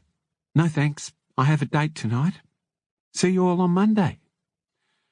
I think she's going to be perfect for us. In more ways than one, Brian. How's that, Prez? Well, we've wanted someone in Adelaide for our business, and she has brothers that are bikies. I'll have a chat with Bernie about it. She seems pretty switched on, but I want to do some checking on her before I say too much. How will you do that, Prez? I'll get the pig to see if she's who she is. We can't be too careful. Don't you trust me, Prez? That's not it, Ocker. You know that. We have access to the information, so we might as well use it. Winnie walked over to Nestor and Amber. You remember Amber, don't you, Prez? Amber shook Winnie's hand. Yeah. G'day, Amber. You've grown a bit since I saw you last. Grab your drink and come for a walk with me. Amber followed him outside. You're still working with Nestor, eh? Only job I've ever had, Prez. And it pays good money. I bought a Harley last week. So Nestor says. He said you want to nominate for the club. That's right, Prez. Winnie looked him in the eyes. Don't you think you're a bit young? It's the only thing I've ever wanted, Prez. Winnie smiled at him. What can I say? I'll talk to Nestor. They walked back inside the clubhouse, where the rat stood talking to Ocker. Where did you come from? Just got here, Prez. Can we talk? Yeah, a little later, Rat. How have you been, anyway? Real good. Grab a drink and join the boys. I have to do something first. He signalled Nestor to join him. Amber'll be all right. You nominate him at the next meeting. Nestor broke out into a wide smile. Good on you, Prez. He won't let us down. He's a good kid, and he's up for it. Winnie grabbed the rat, and they joined Brian, Kev, and Ocker. Let's go have a line. Let the boys know that we're not to be disturbed, Kev. They filed into the back room. Brian cut 5 lines, and they took turns in powdering their noses. The rat let out a big breath. The skipper called me today, Prez. He said to say he owes you one. Rat knew nothing of Winnie's meeting with the skipper. What's that about, Prez? I saved him from going to jail, Rat. How's that, Prez? He was going to pick up the Buddha sticks that the feds busted. We had a tip-off, they were onto it, and I left the rest up to him. He made the decision not to be in it. Lucky for him. Now, this is the go, Rat. We want you to be involved in bringing in the hash. The Rat looked amazed. All you have to do is go up to Bundaberg and pick up the hash in a container, load it onto the train, and pay the skipper what we give you. Just like the prawns, Prez. When? We'll let you know. We'll give you plenty of notice. You'll have to go outside with him too. I'm a sailor now, Prez. That's no problem for me. The skipper said we just might be working together again. That's it then, Rat. I'm going back to the bar. Come on, I'll buy you a drink. I have to give money to Brian first. I'll join you in a minute. There was a loud banging on the door. Big Kev hurried over to open it. What is it? Kev demanded. Trouble. Nestor looked worried. You'd better come here, Prez. Brian had his head down, counting money, when he told him to finish with the cash first and then to come out. The rest followed Nestor out into the bar area. Billy, one of the miners, sat on the floor with a blood-soaked towel over his head. Winnie made his way over to Billy, who attempted to stand. Winnie placed his hand on his shoulder. No. Sit, mate. Just tell me what exactly happened. Billy coughed and cleared his throat. I stopped at the lights, and about 5 or 6 blokes with baseball bats and iron bars got out of a car and attacked me for no reason. Do you know who it was? That's the queer part, Prez. They were slopheads. Winnie and Kev exchanged looks. Kev, get everybody who's not meant to be in the clubhouse out of here. This is miners' business. All the Friday night girls and hangers-on were quickly ushered out of the clubhouse. A senior member, Doc, who'd served as a medic in the army, examined Billy. How is he, Doc? He'll live, Prez, but he needs a few stitches and maybe a tetanus shot. He should go to the hospital. Okay, get a few of the boys to take him. Where's Billy's bike? He's a staunch cunt. He rode it back. Winnie turned around. Right. First we have to find out who the fuck they were. Do you want the nominees out of here? No, Kev. If we're going to war, they're going to be in it too. Who said the Tigers were having trouble with the slopes? Me, Prez, Johnny piped up. A few of them were down near Chinatown last week doing business when they were attacked. Go on. The Chinese blokes they were doing business with ran off pretty quickly. The Tigers said they shit themselves when the slopes arrived. So what happened to the Tigers? Nothing, Prez. One of them had a gun and took a shot at the slopes, and the rest took off. They've mixed us up with them, said Kev. It doesn't matter. Nobody touches a miner and gets away with it. Listen to this, Prez. Ocker had his scanner tuned into the police channel. It's not a one-off, Prez. Here, listen to this. Crackling voices emanated from the scanner, calling for backup and ambulances in King's Cross. There's trouble between the Tigers and the slopeheads up the cross. Ring up the Tigers clubhouse and see if they know what's going on. Kev, no one's to leave until we find out what's going on. Kev let the call to the Tigers ring out, then hung up. Keep on the scanner, Ocker. It sounds like an ambush, Prez. Do we know anybody down in Chinatown? I do, Prez. Well, get onto them, will you? Brian walked into the clubhouse and Winnie filled him in. Sounds like a case of mistaken identity, Prez. Our colours are nothing like theirs. You know that the slopes all look the same to us. It might be the same for them. It doesn't matter, mate. We have to find out who they are first, and we have to talk to Twister. Paul had friends in Chinatown and called his mates down there. They're not Chinese, Prez. They're Vietnamese. What's the difference? They hate each other. That's all me mate could tell me. Keep ringing the Tigers, Kev, until you get somebody. The scanner's gone silent. It might have blown over, Prez. No, it hasn't. It's only just started for us. I'll talk to the pig. He'll know what's going on. I've got Twister on the phone, Prez, Kev shouted. Winnie took the phone. You had a bit of trouble tonight, Twister. Word gets out pretty quick, Winnie. Well, I want to talk about it. Why?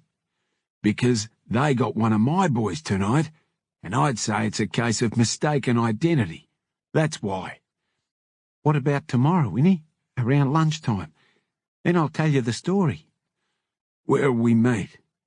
Twister went silent for a few seconds. Come to our clubhouse, said Winnie. Yours'll be too hot. The miners spoke among themselves.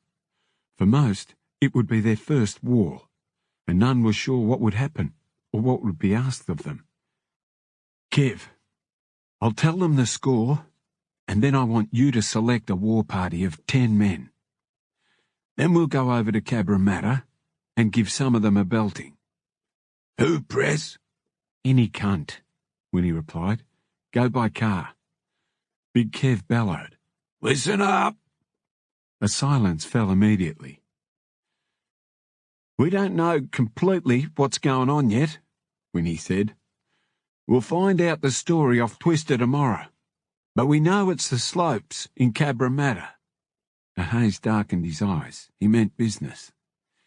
Kev is taking 10 members over to Cabramatta to give a few of the fuckers a serve. I know just the place, Prez. I just came from there, and there's a pool hall where their members hang out. Good one, Reg. You talk to Kevy. Brian announced that he was coming too. I like Billy. Kev selected his men. No knives, just baseball bats. His men armed themselves. Okay, boys, let's go. Kev led the war party outside. Now, before we get too excited, this is how we're going to do it. Reg here knows the area. They stood in silence, awaiting Kev's next word. When we get to this pool hall, we'll just walk straight in and start smashing whoever's there. Women too, Kev? No, not the women, unless they attack you. He smiled. We'll only be there for 1 minute. Someone asked, 1 minute? You'll be surprised how slow it goes.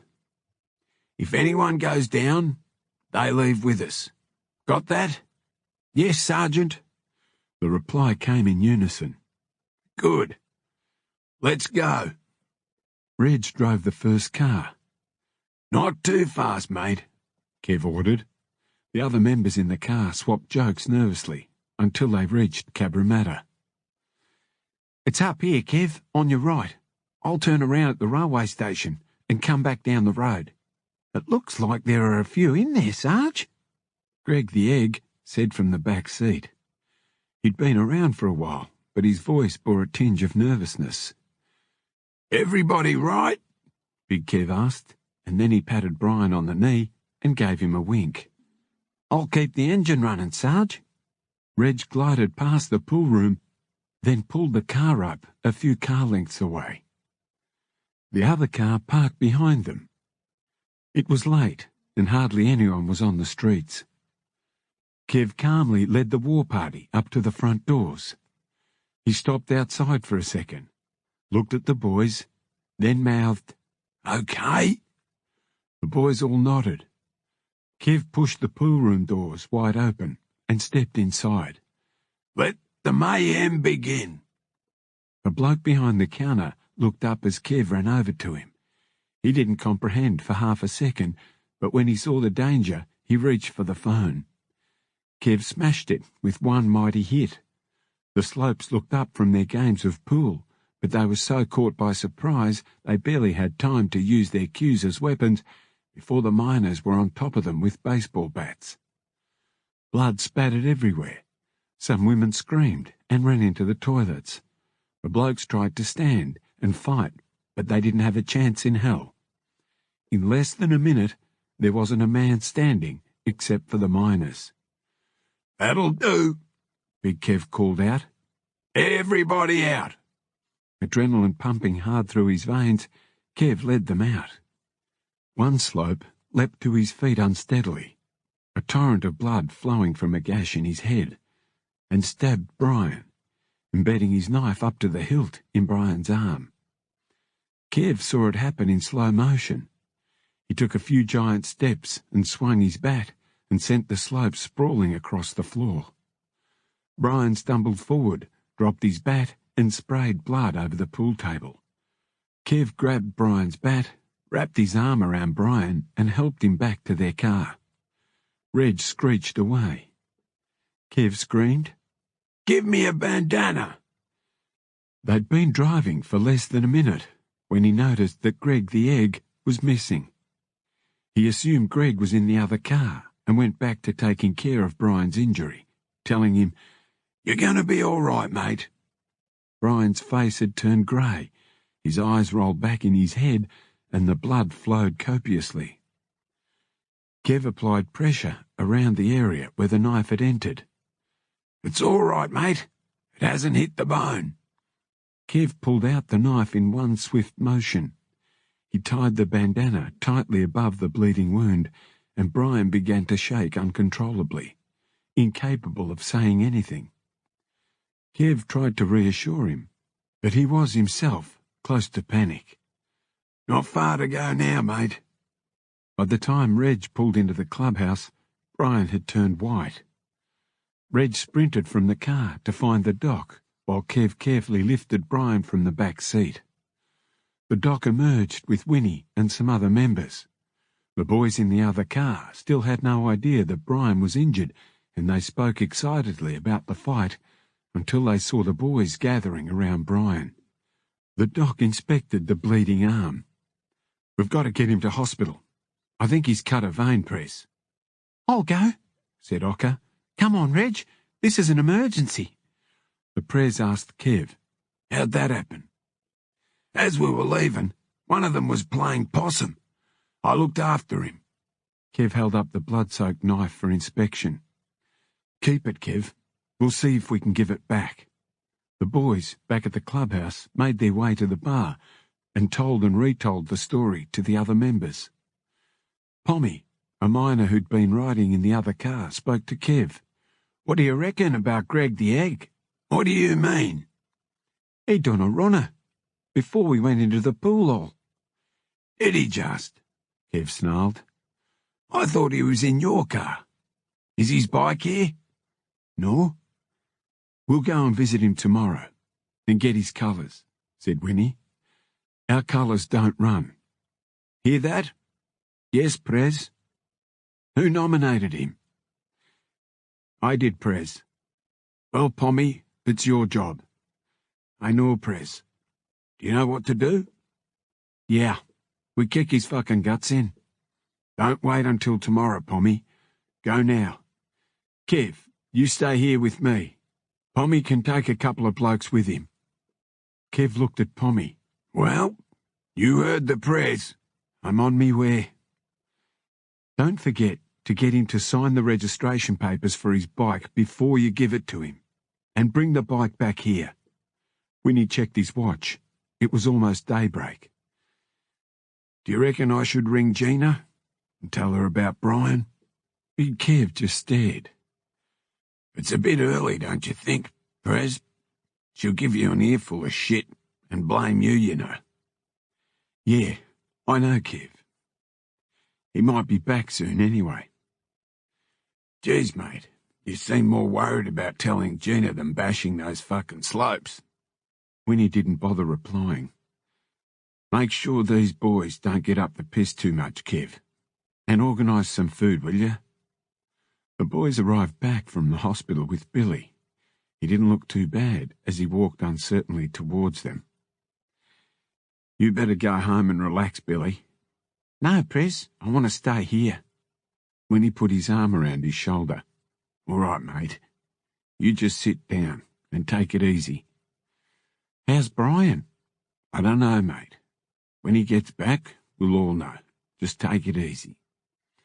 When the doc came back from the hospital, he filled the members in. "Brian's in shock and needs microsurgery on his arm." "Okay. Thanks, Doc. You boys go and grab a drink. Good job." "Are you going to ring Gina, Prez?" "No, mate. I'm getting Mimi to go to the hospital with her. And maybe Sandy too." "I'll call Sandy." "Thanks, Kev." Twister arrived with 2 carloads of tigers, armed to the teeth. Winnie told Kev to make certain they left their guns in their cars. Winnie grabbed Twister by the arm and led him out to the back room. "Come on, let's talk. Now, Twister, what the fuck's going on?" "Last week, a couple of my boys sold some really piss-weak speed to these Cabramatta slopes. When they tried to return it, my boys got stuck into the little cunts, and we thought that'd be the end of it until last night. Then they ambushed us up the cross. There must have been 50 of them. "You don't look too bad." We've got 6 tigers in St. Vincent's Hospital.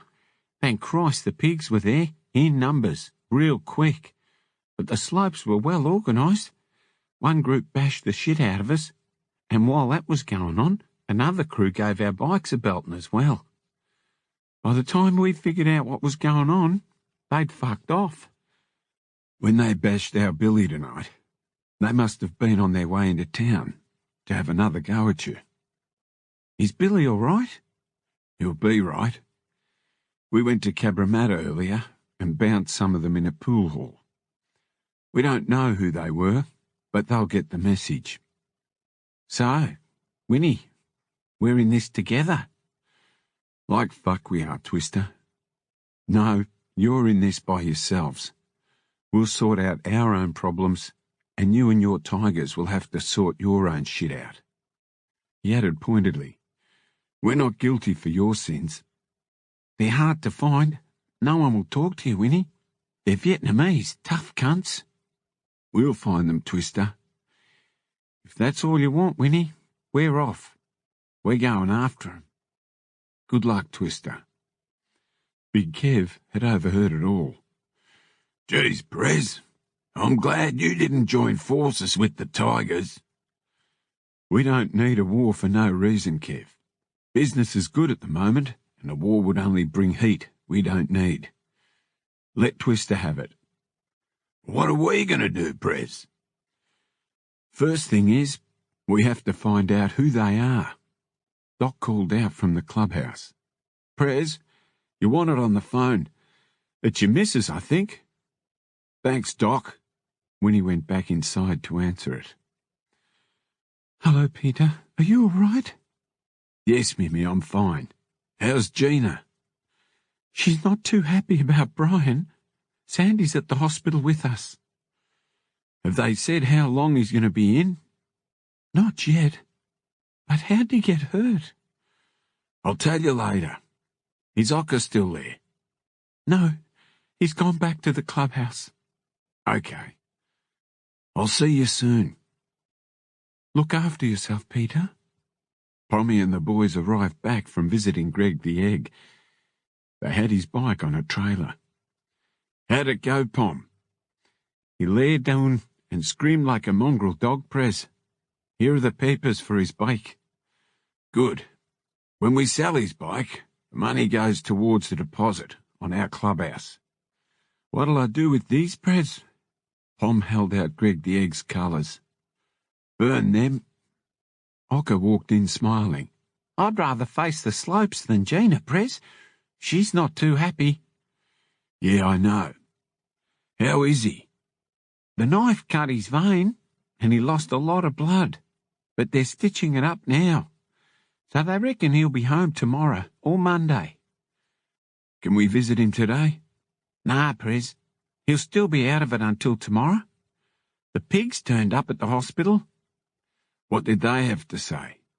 "I haven't seen Brian since I spoke to him," said Ocker. "That's all I know." "Wonder how they knew." "The hospital would have informed them. They have to. But they didn't stay long." "We'll find out tomorrow. Did Twister turn up, Prez? Yeah, mate. It was his blokes who ripped off the slopes in the first place. The slopes were on their way into the cross when they came across Billy. I bet they mistook him for a tiger and bashed him. I bet they don't know the difference. How do you think we can contact them, Ocker? Reg should be able to find out for us, Prez. He's from Cabramatta. We'll get him over here, quick smart. Big Kev located Reg and brought him back to the clubhouse. Do you know any of the slope gangs? No, Prez. I moved out of there before they arrived. You know any people out there? I was only young, Prez, but it can't be too hard to find something out. He stopped to think, then said, I'll go and see an old mate. Can't you ring him? He hasn't got a phone. We'll go and see him then, and go by car. All right, Prez. Tell the boys to go home, Kev, but tell them to stay near their phones, just in case. I don't think there'll be any trouble, Kev replied. I'm sure the pigs will be onto them by now. Prez, someone from the Redbacks is on the phone? A voice on the end asked, Are you blokes okay down there, Winnie? Yeah. Why are you asking, Sorrow? It's been on the radio. I heard 2 miners are in hospital after getting bashed up the cross by slopes. They always get it wrong. You know the press. They fuck everything up. It's a long and complicated story, mate. But the short story is, the tigers caused the trouble. Somehow or another, we got caught up in it.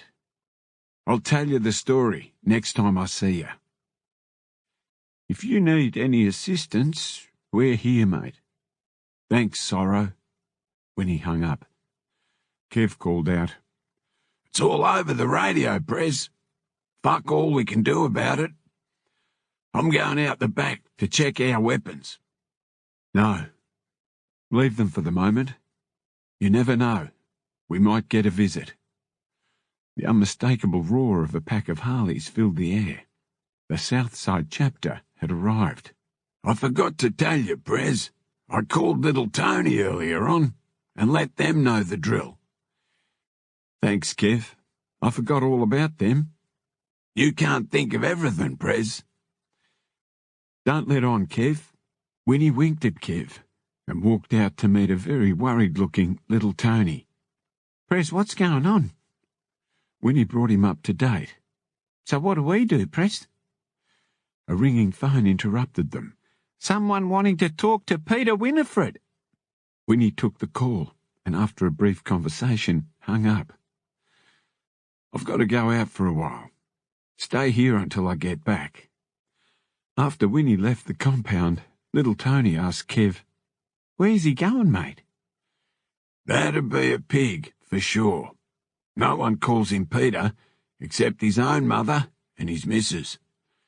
Tony didn't ask any more questions. Winnie came back about half an hour later. The pigs know what's going on, but the funny thing is, they don't give a shit. They just said not to be so public about it. Did he say who they were? They're not sure themselves, except that there are a few different gangs, and apparently the blokes we hit in the pool hall aren't the ones warring with the tigers. Good chance they'll think it was the tigers. Who knows how they think, Kev? The pig reckons they're bad cunts. Reg made his way over. I saw a mate, Prez. His sister goes out with a slope in a gang. My mate doesn't talk to him because he doesn't understand him, but his sister does. Well done, Reg. Go to the top of the class. Thanks, Prez. How do you think we should go about talking to them? Little Tony asked. I really don't know, mate. What do you think, Kev? You've been in Vietnam. We never really got close to them, Prez, except for the bar girls and laundry girls. One thing's for sure, they're cunning cunts. What they say is not what they think. They don't like losing face. Who does, Kev? as long as we both win. In what way, Prez? I don't know yet. We'll have to wait and see. Winnie walked outside with little Tony. This is just what we don't need at the moment, Prez. How's that, mate? Well, we've just got back into business after Swanee's exit. We just built up the business now, and if we have a long war, it'll suffer, and the pigs will be right onto us. I know. There's not much we can do about it. How's your chapter going, Tony? I see Boris has his colours. He's a good one, Prez. He's my big Kev. Winnie looked at Tony. He's got a long way to go to be half of Big Kev. You've got to start somewhere, Prez. So business is good? It's a good product. Plus, we're the only ones with hash. Don't get greedy, mate. Let everyone make and earn. Oh, I know, Prez. I don't put too much on it. That's good business, Tony. I don't think you and the boys have to wait around here. Thanks for coming over. One together, Prez. He put his arm round Winnie's shoulder. Good on you, Tony. The nominees kept up a steady flow of coffee and tea until the phone rang. Reg, it's for you. Reg had a conversation, then replaced the receiver. We won't be able to find out anything until tomorrow, Prez. The sister's boyfriend is locked up with a bunch of mates, and they won't be out until Sunday. Winnie announced that it was time to get stuck into the good gear. The tension eased immediately.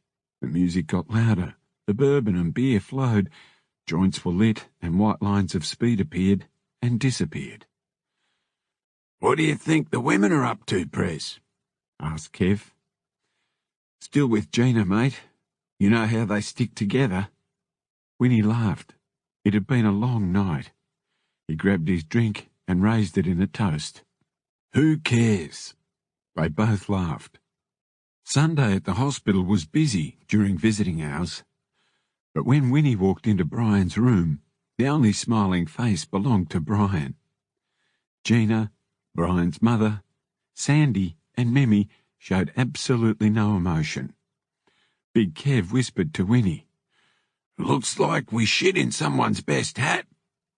When Kev and Winnie filled the doorway, Brian's mother and Gina muttered something about getting a cup of tea and quickly left the room. Kitty ran towards them. Uncle Peter, she yelled excitedly. Winnie scooped her up and walked over to Brian's bedside. How are you, mate? Good, Prez. I'll be out of here tomorrow. Mimi walked over and stood beside Winnie. Don't I get a kiss? Or a hello? Sorry, babe. He gently placed Kitty down on the bed and warmly embraced Mimi. I've been worried. I haven't heard a word from you. Didn't Ocker tell you? That's not you.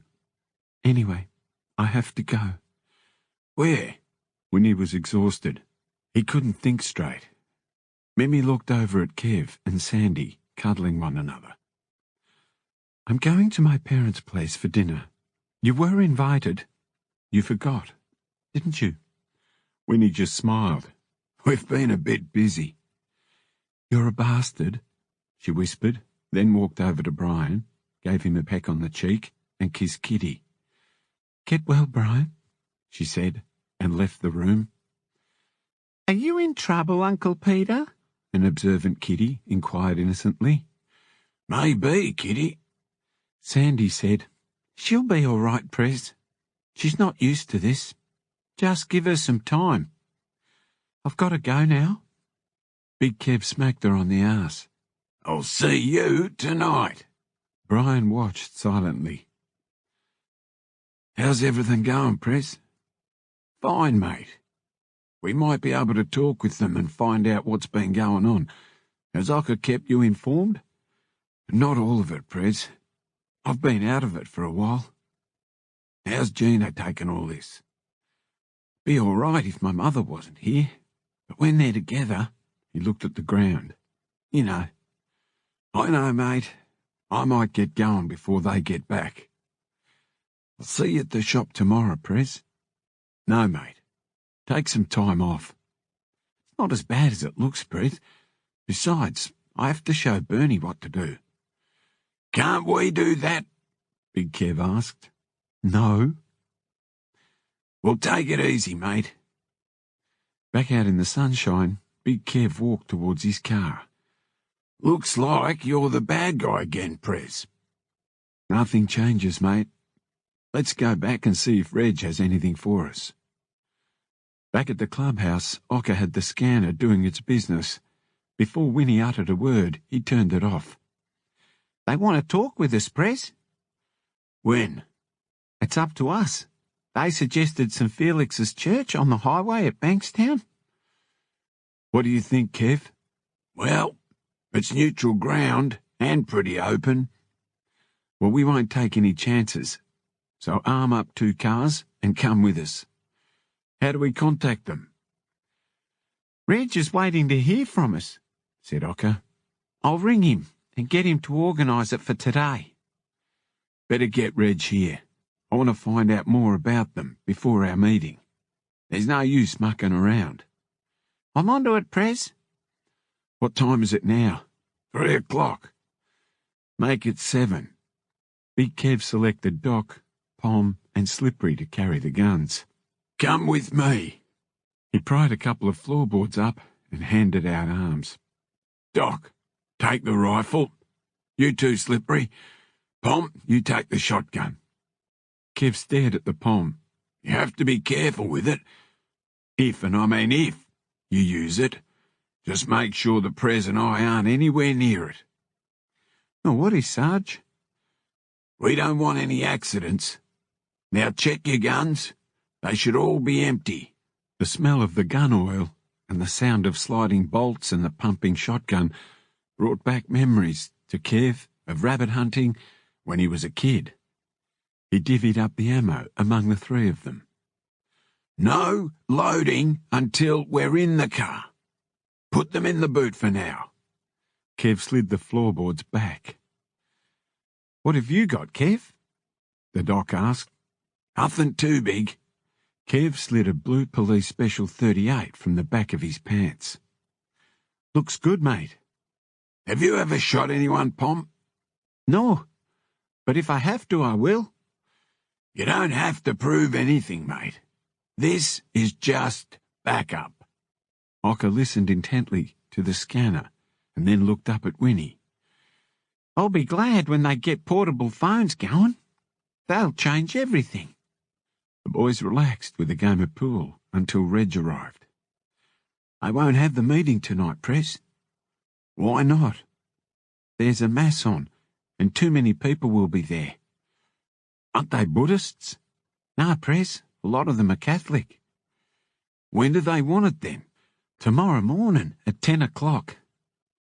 Are you sure they'll turn up? I'm not too sure, Prez, but they know it was a mistake with Billy, if that's anything to go by. It's a funny time to have a meeting. What else have you found out about them, Reg? The gangs are mainly orphans sent here from Vietnam. They only have their uncles or aunts here, and they have enough trouble just looking after themselves. Right. Go on. These blokes formed gangs that were into extortion, but now they're into drugs. That's why they had the trouble with the Tigers. They're close because they only have each other. Their leader's name is Tran. You heard what Reg said, boys.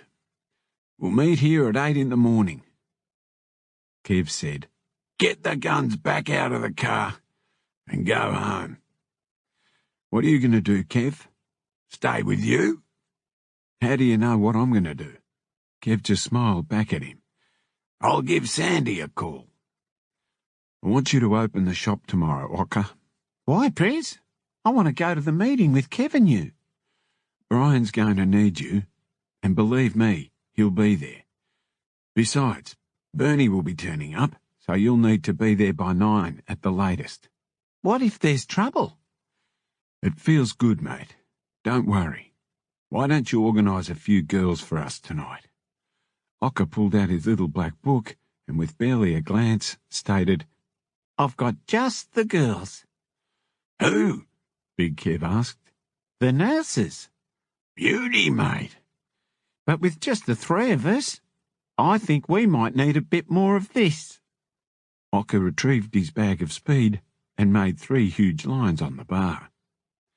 They had a big night with the nurses, and not much sleep had been had by the time the boys began turning up in the morning.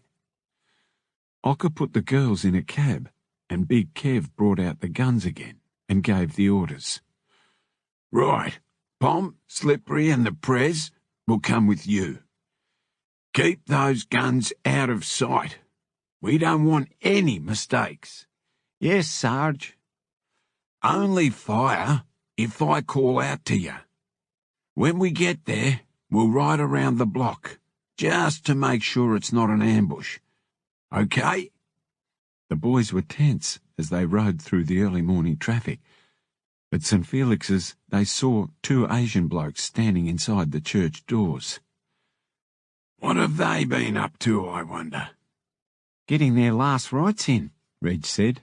It made everybody laugh. Come on, Kev. Winnie and Kev walked towards the church, and the 2 Asians walked out to meet them. It must have looked like the shootout at the OK Corral. They stopped about 3 metres from each other, and at that moment Winnie whispered to Kev, "We'll just play it as it comes." Their leader spoke in broken English. "There has been mistake." "Fucking oath there has been," Kev roared. "Hold on, Kev. Let him have his say." The leader put his hands together as if to pray, bowed his head and looked up. "My name is Tran, and this is Fong, and we apologize for what happened to your friend on Friday night." Winnie just stared at him. "Are you taking responsibility?" It wasn't what either of them had expected. Tran stared back at Winnie. "What more do you want?" "No more fucking mistakes, or you'll all go back to Vietnam in body bags." Kev pulled his gun out to show them he meant business. "That'll do, Kev." Winnie noticed that they didn't react at all.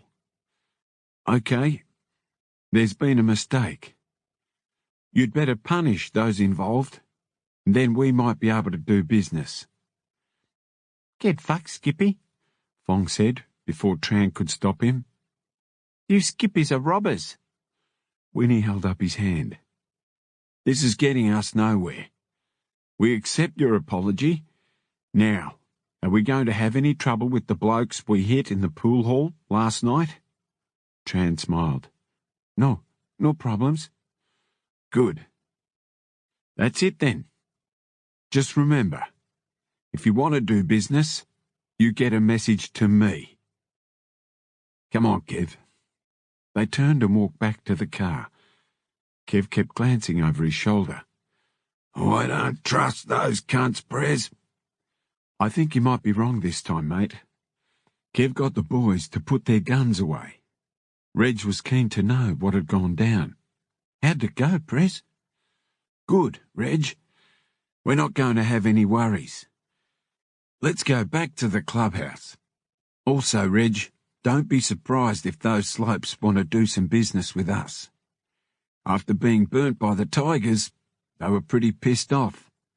But if we show them respect, this could work out well for us both." "What do you think the outcome will be between them and the Tigers, Prez?" "Twister doesn't have much stomach for a war. I reckon he'll just let it die down and get on with business." "What about our Billy? He might want to carry it on." "I'll talk to him. He'll understand." Chapter 26. At the shop, Brian supervised the work with one arm in a sling, while Ocker took the piss out of Bernie, who looked hot in her body-hugging clothes. Brian beamed. "You'd never know she was queer, Prez. So what was the result with the Vietnamese blokes?" "Let's go out the back," Winnie said. "How's the arm, Brian?" "It's all right, mate. It wasn't as bad as it looked, but it just missed the main artery." He grinned cheekily. "I'm getting plenty of sympathy too." "Okay, this is the go. They're not that much different to us. They're just after an urn. It seems Twister and his tigers robbed and bashed a few of them. Fuck. Eh, Prez? Yeah, and they weren't happy about it. So on their way to the cross, they ran into Billy. An unfortunate case of mistaken identity. It won't happen again. So that's it, Prez? Well, mate, what else would you like to do? Winnie asked. Brian's silence was his answer. One thing that came out of it is that they might go into business with us. I don't think they'll be going back to Twister anyway. What did the pigs say when they came to visit you in hospital, Brian? Fuck all, Prez. I just told them it was an accident, and they said that us bikies never talk. I just played with them, so they got the shits and left. Okay. If everything's all right, I'm going home early. I don't think Mimi's too happy with me. Good luck, Prez. Music was playing as Winnie walked in and saw Mimi sitting on the lounge, looking miserable, her eyes red. Her hands twisted a handkerchief. He stood there for a moment watching. Man's got to do what he's got to do, babe. In between sobs, she blurted out comments on the club, his late hours, and everything else on her mind. It didn't make sense to Winnie, but he got the drift. He took her in his arms, and she let go another flood of tears. What are we going to do, Peter? Just try to understand, Mimi. She wrapped her arms around him. I'll try, but I worry about you. Winnie had the sense to say little, except, "She'll be right, babe," and other soothing things meant to deflect deep discussion on any topic. After a while, Mimi calmed down and snuggled up to him on the couch. They sat quietly for an hour, and nothing more was ever said about the matter. The work at the new shop went smoothly. It took 6 weeks from go to woe, and eventually the big day of the grand opening arrived. The commandos came up from Melbourne, and the Redbacks rode down from Newcastle. Everyone brought their wives and girlfriends, and a crowd of more than 200 people turned up. Bernie played chief greeter and made sure everyone had a drink the moment they walked in the front door. Winnie introduced her to Mimi. Bernie didn't stick around. There was too much for her to do, and the moment she left, Mimi turned on Winnie. Does she work here? Winnie just nodded. Beautiful, isn't she? He waited for a few seconds as Mimi digested the nub of information. Don't worry about Bernie, Mimi. She only likes girls. She's a dyke. Mimi looked intently at Winnie. Is she? That's why we hired her. No problems there. Mimi was temporarily satisfied, though a little curious. When Rastus and Spike arrived, Winnie shook their hands warmly. Help yourselves and take a look around, boys. I'll catch up with you later. They were amazed at the shop. Their faces told the story. Brian had ridden the builders hard, and the place looked tip-top.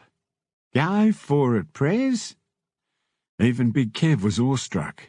Fuck, Prez. We've got some people here. Where's Ocker?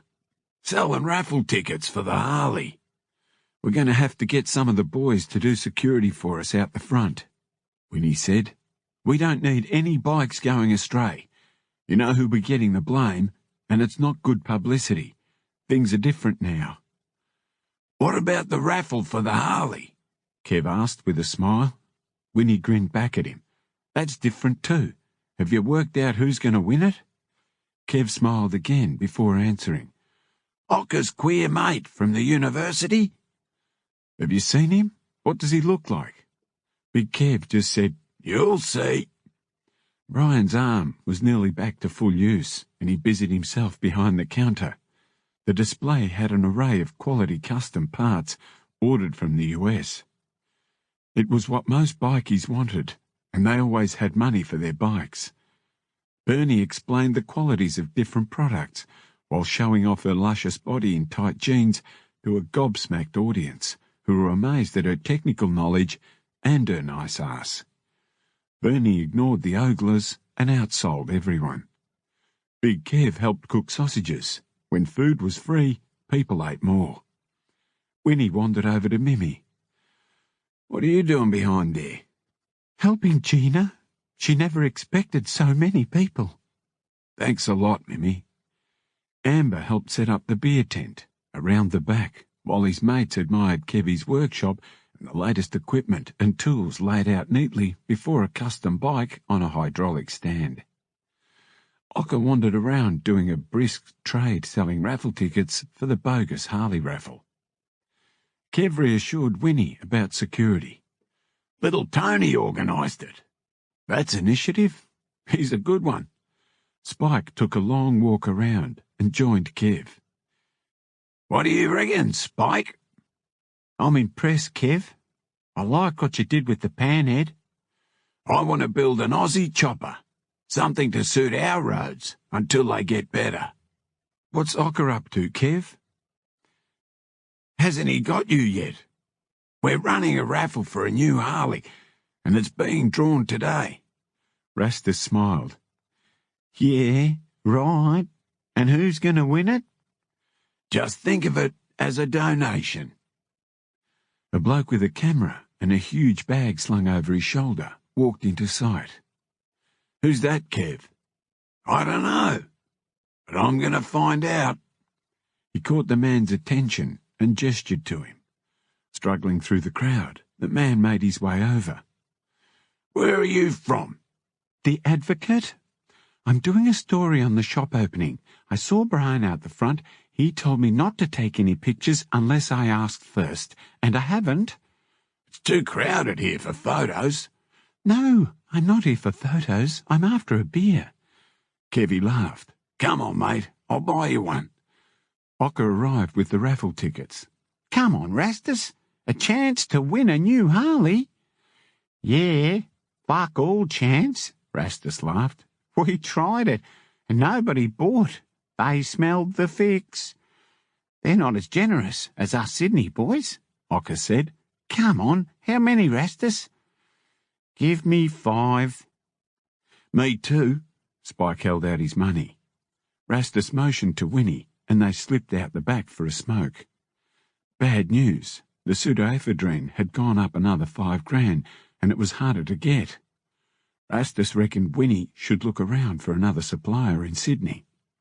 They both knew sending away clients wasn't good for business. If Winnie found a supplier and kept the price down, he had a ready market through Rastus and his huge network. Someone in pharmacy supplies would be hard to find, but if he put the word out about the price he'd pay, someone would turn up. Everybody had a weakness for cold, anonymous cash. The more people wanted it, the more he could jack up the price. He knew what it was worth. Winnie and Rastus talked about what else they were up to. Rastus had some of his crew employed in his private security business. Of course, it was unlicensed, but he owned it outright, and they did other things as well. Everything was good in his world. Winnie filled Rastus in on buying into a couple of pubs with some Italian mates. Top blokes, old school mates. We understand each other. Ocker stuffed the raffle ticket stubs into a drum. He'd organised little Kitty to draw the winning ticket. She looked innocent enough. Her job was simple. She'd draw a ticket from the drum and hand it to Ocker. Ocker would make a switch, with a ticket secreted in his hand, and announce the winner. Winnie hoped Ocker was very good at it. Big Kev and Sorrow from the Redbacks had a little chat about the trouble the miners had with the slopes. Nothing to do with us, Sorrow. They jumped the Tigers at King's Cross, but when they thumped Billy, we went to a pool hall and settled the score. Then the Prez set up a powwow and sorted it out. The noise of the band drowned them out.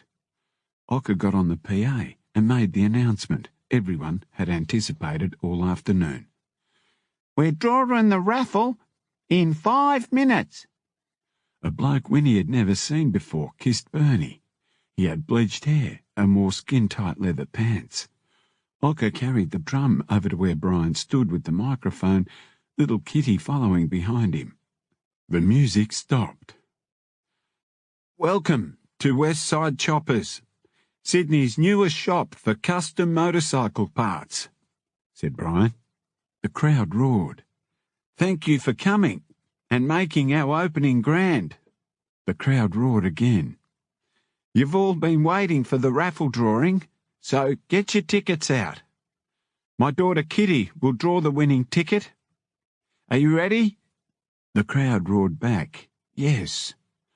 Brian rolled the barrel out and opened the lid. Here you go, Kitty. It's all yours. Kitty stuck in her hand and pulled out 4 tickets at once. Just one, darling. She threw them back and pulled out one. She started to read aloud. The winning number is... No, darling, Brian called. Give it to Ocker. Ocker took the ticket, made the switch, and read out the number. Number 173. Ocker's gay mate squealed in feigned delight. I won! I won!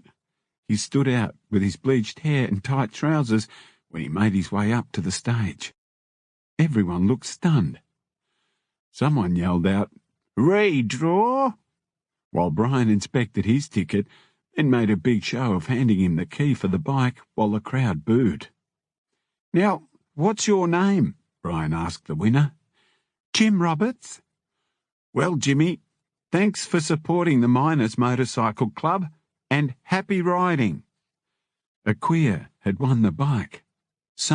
Most, were not happy. Gina rushed Kitty off the stage, fearful there could be trouble, and the band burst into life. Winnie looked at Big Kev and winked as the crowd drifted away. He spotted the Mario brothers talking to Rastus and Spike. Winnie wandered over. So, you've met my mates from Melbourne? Yeah, Winnie.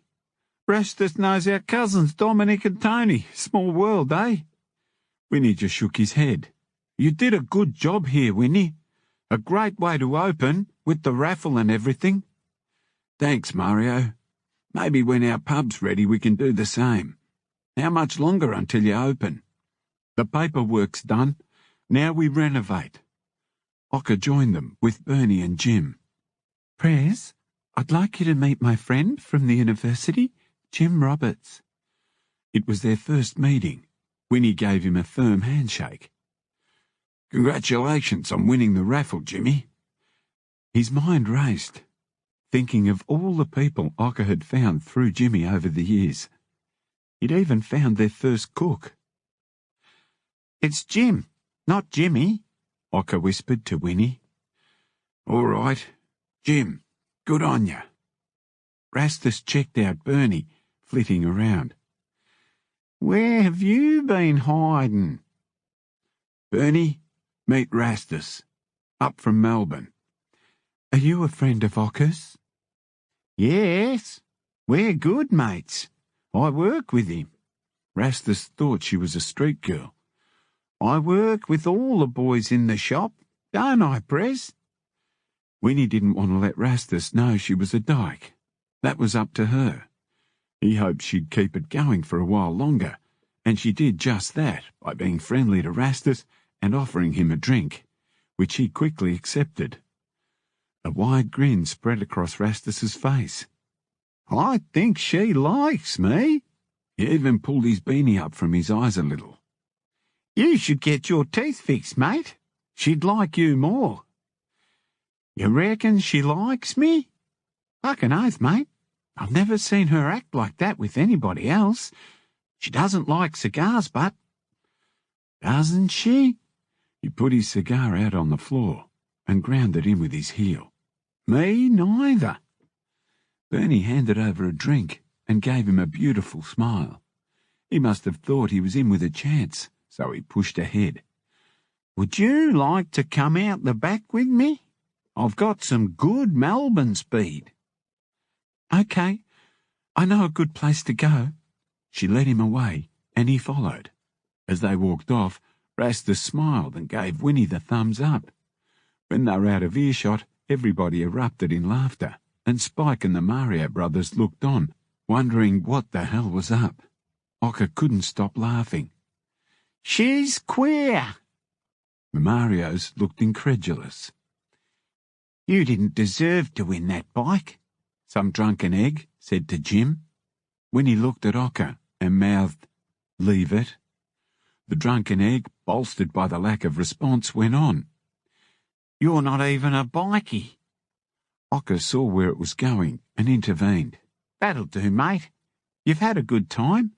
Got protection, have we, you little faggot?" The egg put his arm on Jim's shoulder to spin him around. Jim handed his drink to Winnie, and quick as lightning seized the egg's arm in a wrestling grip, spun him around, and brought him to the ground hard. Still holding his arm, Jim smashed the palm of his free hand down on the egg's nose and broke it, all in less than a few seconds. Blood flowed freely, then the egg's eyeballs rolled back in his head, and he lay still, quite unconscious. Winnie looked at a couple of the egg's mates.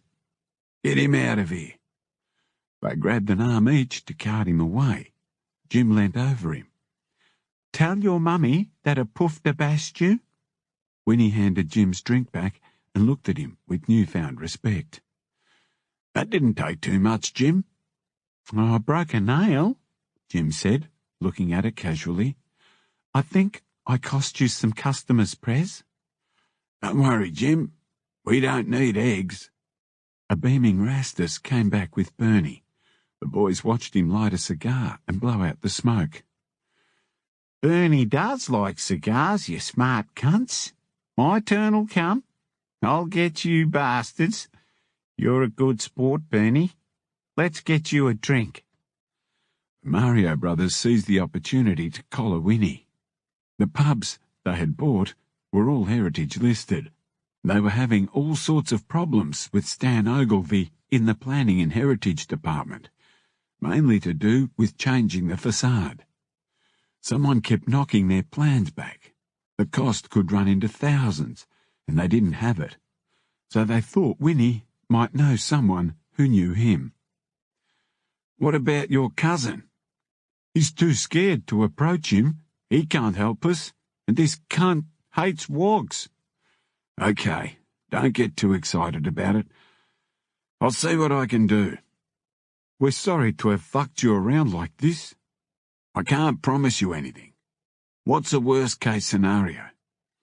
"We can sell them as they are, and we'll make a profit, but that's not the reason we're in it. The city's coming back to life. They'll take off once we get them going."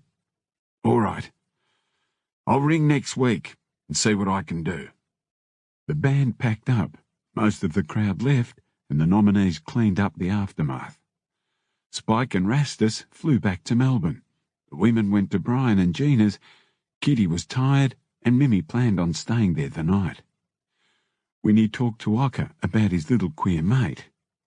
"Now, about the raffle, what's the go with it? What are we giving him for the scam?" "I thought we could pay him out of the shop money, but he wanted to do it just for a laugh, so I gave him an ounce of speed, a donation from the club." "I don't think the punters will fall for the raffle too often. We'll have to find another way to make a quid." Brian said thoughtfully, "Maybe we could have a casino night." "Maybe, Brian. What do you feel like doing tonight?" "I'd better get home. Gina will be expecting me. Why don't you come with me? There's plenty of room." "I'll see, mate. I wouldn't mind going out for a bit of a party. It was hard work today."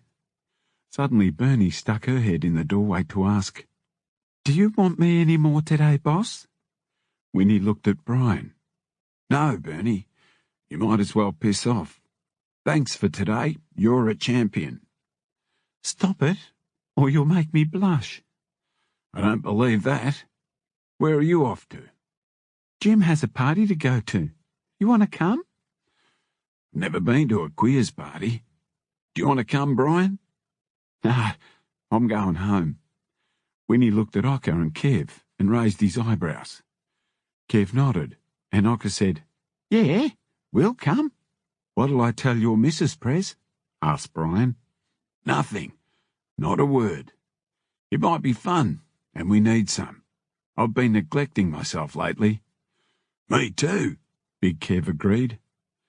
Jim and Bernie went ahead to the warehouse in Balmain to tell their friends that the bikies were coming to have fun and not to shit themselves, but the queers still shit themselves anyway. While Kev and Winnie looked for parking spots, 2 police cars with lights flashing pulled up out the front. Big Kev yelled over the roar of the motors, "Well, that's fucked that." Ocker rode past, beeped his horn, and pointed up the road at Bernie. "I'll get her." Bernie jumped on Ocker's bike. "What the fuck's going on, Bernie?" "Some politician sent the pigs.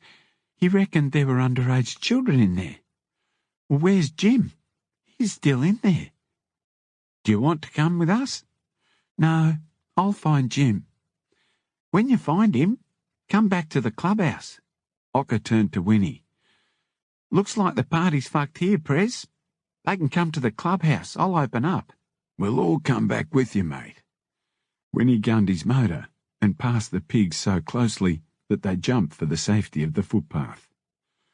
Back at the clubhouse, Ocker answered a ringing phone. It was Jim, wanting to know how many of his mates he could bring. "As many as you like." When the gay boys started arriving, some were a little scared. They'd never been to a bikies clubhouse. They brought their own band, who got busy setting up. Bernie's girlfriend hadn't liked the idea of coming one bit. Bernie said she'd had a hard time with bikies some time back. "Give her time, Winnie. She'll be okay. Do you want any drugs?" "What have you got?" "Some nice trips. Here, share these with the boys." Bernie passed over 10 hits of LSD. When he walked around, popping them into the mouths of those who wanted them. When Amber asked for one, Big Kev laughed at his cheekiness. "Fuck off. Someone's got to work." Sorrow took one. "This could turn into a good party, Winnie." "We'll see. The only thing I can't stand is when they kiss. I can't stand seeing blokes kissing." "I'll tell Bernie to tell the boys no kissing in the clubhouse." Some were dressed as boys, some as girls. Jim pranced over. "You're a darling, Prez." He pranced away. Winnie blushed. He grabbed Sorrow and pointed at Jim. "Did you see the little cunt in action today?" "Nah, but I heard about it. You never can tell." Everyone was soon off their tits. Kev admitted as much to Winnie. "So am I, Kev. I hope we don't have any bother here tonight." They laughed. "These trips are all right, Prez. There might be a decent earn in it for all of us if we can get hold of enough of them cheap enough. Let's talk to Ocker." They looked at each other and laughed again. In the throes of the first rush of the acid, everything seemed a bit wacko. "I think it's going to be a long night," said Winnie. "I'm going outside. It's too hot in here." The queers hit the floor, dancing to disco songs. Winnie noticed Bernie dancing with her partner and rubbing her crotch. "Just like a bloke," he thought, and made his way out into the cool night air.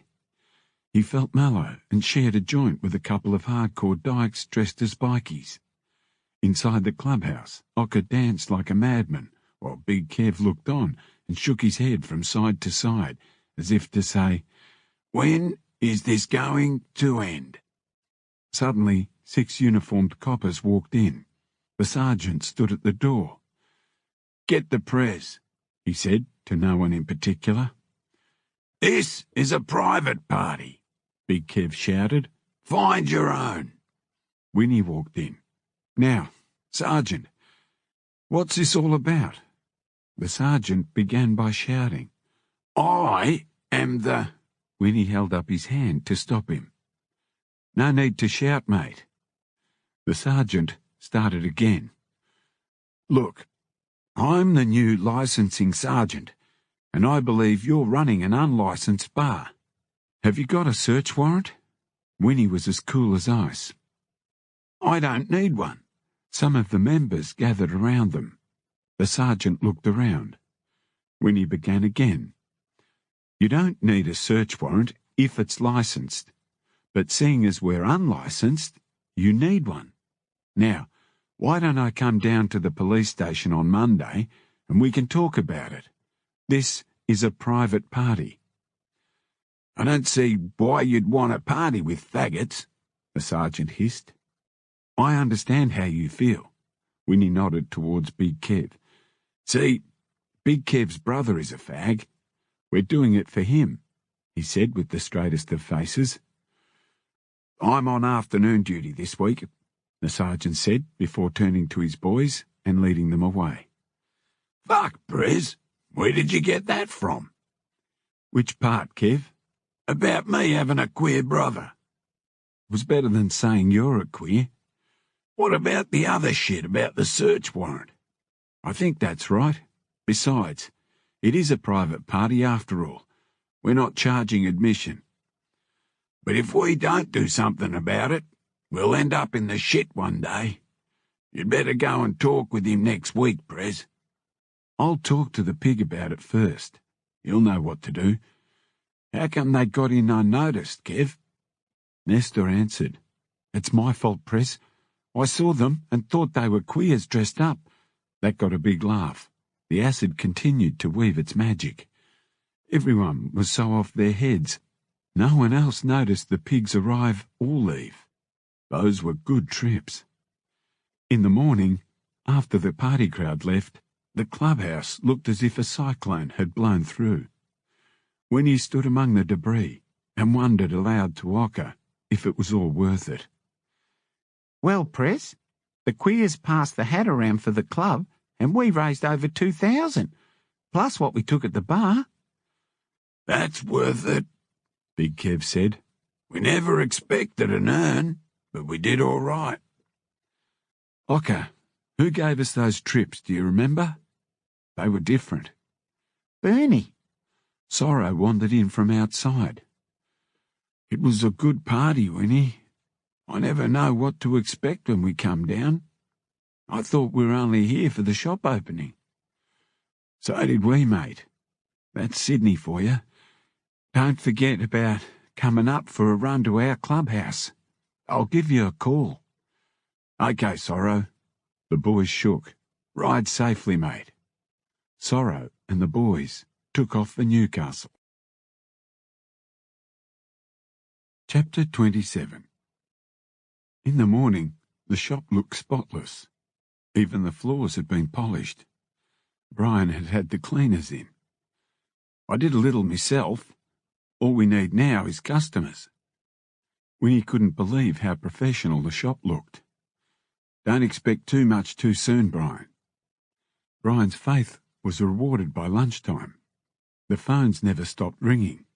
People inquired about what services they offered and what chopper parts were available. Bernie took names and addresses for the mailing lists, while Big Kev enthusiastically led a customer through the process of ordering his custom bike, and Ocker showed a bloke how his bike could look in different colours. Winnie wandered around the shop and familiarised himself with the custom parts catalogues. Gina came in, full of piss and importance. She approached Winnie. Is the boss in, Prez? Winnie yelled out, Hey, Brian, your missus is here. The people in the shop turned. Gina turned to Winnie, smiled and whispered, You're still a cunt, Prez.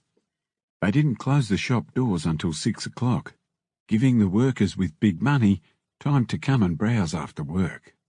It was another one of Brian's cheap but profitable ideas. A few of the punters looked as if they had never ridden a motorcycle before. One spoke to a smiling Ocker. Wonder what he's up to, Brian said to Winnie. He doesn't look like a pig, but you never know. Big Kev walked out of the workshop, rubbing his hands on an oily rag. I've got enough work for 3 months, Prez. I'll need an offsider. Winnie spoke up. I can help you, Kev. Yeah, I know, Prez, but I need someone I can train. Anyone in mind? Not yet. Well, if you need one, start looking, but no one from the club. We need someone here when we go on runs. Ocker walked the punter out the door and saw him off, then made his way over to the boys. What are you so happy about, Ocker? That bloke is a stockbroker. I told him about my Nokia shares and portable phones, and he reckons I'll make $1 million one day. Yeah, mate, one day. Now how's the painting booth? Get any work? Enough for a couple of weeks, and a few blokes are making up their mind about what colours they want. That'll give me about another month. This is just the start. Brian smiled proudly. I knew there was a real market for these custom bikes. We have these too. Bernie held up her list of customers' names and addresses. Fuck, we'd better keep that list secure. Bike thieves would love to have that, Big Kev said, and he and Ocker had a good laugh. Even though we're retired, some other blokes we know would love to get their dirty little hands on that. Brian reached for the list. Here, better give me that list, Bernie. Don't you trust me, Brian? I don't know who your brothers are. Winnie came to Bernie's defence. I checked her with the pig. She is who she says she is. Bernie was a bit shocked. Have you been spying on me? You can't be too sure in our business, Bernie. She looked suddenly very unhappy. Ocker, what's the go here? It's just business, Bernie. That's the way it is. Just think of it like this. You know we can trust you now. I suppose so. Bernie looked at the floor. You can be too trusting. My girlfriend fucked somebody else the other night. What did you do? Took her back, of course. She's going to make it up to me tonight. Brian looked over the list Bernie had compiled. Christ, there must be 40 names here. This shop will be a fucking goldmine, boys. Hey, Bernie, where did those trips come from last night? Can you get more? I don't know. A dyke I know only makes small batches for parties. I'll see. Look, I'm exhausted. Is it all right for me to leave now? Yeah, go and have your orgy. The phone rang. Don't they know we're closed? I'll get it, Brian said. West Side Choppers. He held his hand over the phone. It's the pig, Prez. Hello? Said the pig. Congratulations on opening the new shop. It's time we had another talk. Where? Down the Frisco. Okay. Make it 7. Right, boys. It's on for tomorrow.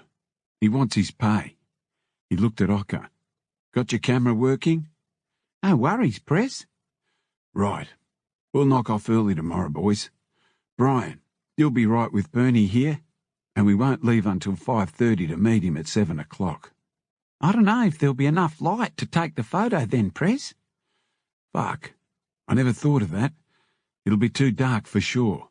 Oh well, never mind. We'll do it another day. Okay, you stay back here with Brian. Kev and I'll do it. Brian, bring his money in, will you? Sure, Prez. I hope the hash is back on. We're running low. Rastus told me the speed chemicals are going up again. He reckons we should look for other sources up here. Must be harder for him to get.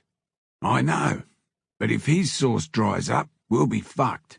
Does anyone know anybody? Everyone shook their heads. Don't worry. There'll be somebody out there. We just have to find them. Hey, Prez, what about picking up the Indian from Marge? I'll give it a respray and a polish. It'll look good in the shop. Yeah, I forgot about it. We can pick it up tomorrow, Prez. Kev parked the truck around the corner from the Frisco. I'll see if the pig's here, Kev. You can never tell with him. He's a cunning cunt. Winnie walked out past the kitchen. He's here. Early again. Hey, do you mind if I don't come? I just saw an old Navy mate. Nah, it's all right, Kev. Winnie sat down with the pig. The conditions would have been perfect for the picture. Winnie handed over the bulging envelope. Ah, good, Winnie. This is better than a shoebox. Large bills? I hope they're not dodgy. There's a few floating around. You don't know anything or anyone involved, do you? Winnie couldn't believe the pig. Onto every little trick. He just shook his head. The pig leaned in. There's a shipment of hash on the way. It's from the man in Afghanistan. Carmel can't see you right now. I know he's hard up for cash, so here's the deal. There's 10 tons. You can have it for $5 million. but he needs 2.5 within a week. That's a lot of cash. It's half price. How come it's so cheap? You don't read the papers, do you? Not much. The Russians invaded Afghanistan. The hash comes from a place called Mazar-e-Sharif. This'll be the last shipment until they kick the Russians out. The money raised goes for guns to protect his village. That's not our problem. It will be if you can't find the cash. There are other people who will. It's a good deal for you, Winnie. I'll talk to the boys and let you know. Here's a phone number you can always reach me on. Don't mention money or hash when you call. If it's on, I'll call around to your new shop on Friday for it. With that, he got up and left, just as Big Kev arrived. They nodded to each other. Kev sat. What's his hurry? Sit down and I'll tell you. The hash is on its way. That's the good news. The bad news is we need 2.5 million up front, and this is the last shipment for a while. It'll be half price, but he needs the cash in less than a week. The Russians have invaded, haven't they? How do you know? I read the papers. They won't be there long, Prez. This'll be their Vietnam. I don't care about the politics, Kev. We just need the cash. Winnie explained the hash deal to Brian at the shop. Can we do that much cash, Brian? Well, I have roughly 4 million. He wants 2.5 up front, and the other 2.5 a week after it's loaded. It's nearly half price for 10 tons. That's all right, Prez, but what if something goes wrong? We'll be out of pocket. That's why it's so cheap. Do you blokes want to take a punt on that much? What can go wrong, Prez? Anything. The shit can be intercepted. Apart from that, the rest is up to the smuggler. How long will it take to get the rest of the money, Brian? Well, we have some outstanding, but that's normal. I can find out by the week's end. This'll be the last for a while. There are others who'll take it. We don't have a choice, Prez. Yes, we do. We either take a gamble, or we have no hash. Take it, Big Kev said. Ocker? Take it, Prez. Brian? I say we take it, but it's a bit of a worry. All our cash will be tied up in it. Well, you worry for us. I'll need the 2.5 million on Monday. It'll be here, Prez. Friday morning, Brian arrived lugging a fat suitcase stuffed with 20s and 50s. Is it all there, mate? Gina and I were up half the night counting. It's all there, Prez, but we're going to be $500,000 short for the other half. We'll be right. I might know someone. A car pulled up outside the shop. Ocker took a quick peek.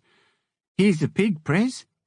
Winnie grabbed the suitcase and lugged it outside and threw it into the pig's open boot, then slammed the lid down. It's all there. It always is, Winnie. Now, here are the radio frequencies and call signs. He handed Winnie an envelope. Your smuggler will understand. I'll see you in 2 weeks for the rest of the cash. That's if there's no fuck-up. Have faith, Winnie. With that, the pig left. The boys looked worried. It was a few years of hard work up in smoke if there were any fuck-ups. I hope we did the right thing here, Prez, said Brian. Too late to worry about it now, said Ocker. Easy come, easy go. Yeah, like fuck, Ocker. This is a chance for us to go one step further. We're going to make some serious money, or we'll go broke. We all made the decision, and we're all in this together, right? Kev said aloud what everyone else was thinking. Yeah, but we never handed 2.5 million to anyone before, let alone a bent cop. I feel a little sick in the guts. Look at it this way, Kev. We'll know within a few weeks. We have to make some plans, Ocker. We need a place to store this load. Keep using the shed you have now, but find another one. Why's that, Prez? The place we have now is safe. Just fucking change it. Okay, no need to get up me. Come on. Bernie'll be here soon. I have to go into town. Something I thought of, Brian.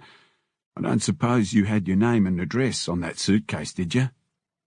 Are you trying to be a smart cunt, Prez? Winnie turned very serious. It's always the small things that brings you undone. It was new, Prez. Are you worried? Of course I am. But we'll be right, I hope. Brian put his arm round Winnie's shoulders. We're all in this together, mate. Before leaving, Winnie stuck his head into Ocker's spray booth. Ocker put down the spray gun and pulled off his mask and shook Winnie's outstretched hand. Winnie didn't say a word. It's all right, Prez. It's a fuckload of hash. I'll hide it well. Look at this, Prez. Big Kev stood on the workbench staring at a set of chopper plans. Looks good, but it won't corner very well. I got these in the mail from some bloke who won a piss pot full of money in the lottery. I don't want to put my name to it if it can't fucking corner. Don't worry, Kev. It most probably won't leave his shed. You think I should build it? Why not? As you say, it looks good. I've got to go, Kev. They winked at each other. She'll be right, mate. With the envelope in his back pocket, Winnie jumped into his car and drove to John Baker's office. A big new sign proclaimed it to be the offices of John Baker and Partners. A new girl, Annie, sat at the front desk. Is John Baker in? Do you have an appointment? Tell him it's the Prez. He'll see me if he's in. There's somebody called the Prez here to see you, Mr. Baker. His door opened. It's been a while, Prez. They shook. What can I do for you?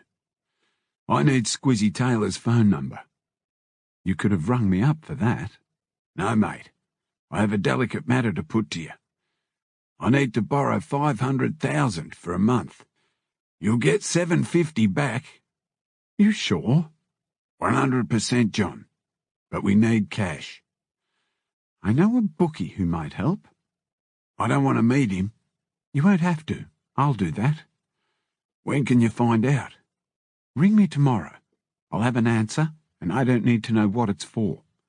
Winnie smiled. The intercom buzzed. John took the call. He hung up and looked at Winnie. They busted your mate Nestor on a marijuana plantation near Windsor. It wasn't Winnie's worst nightmare, but it rated up there. Did he make a statement? No. Good. Will he get bail? I'm on my way there now. Do you want to come?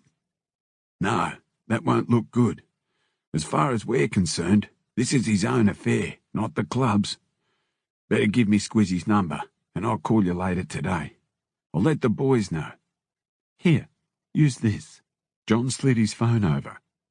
Hello, Brian, it's me. Nestor just got done. Yeah, we already know, Prez. Amber's here now. He got away. We'll tell him not to go home until we know what's going on. John Baker is on his way to see Nestor and find out about bail. I'll be back late this afternoon. Winnie waved to Annie as he left the office. He knew there was little or no real connection between Nestor and the club, and he knew Nestor would keep mum. He found a phone box. Rat. Hello.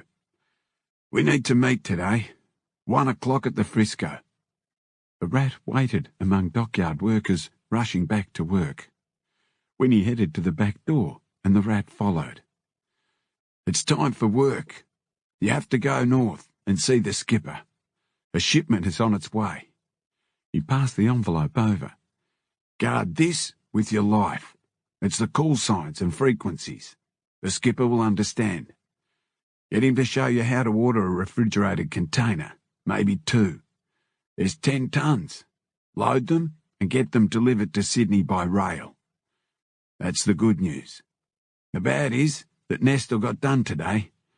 Looks like our pot supply will dry up. I've still got my North Coast connections, Prez.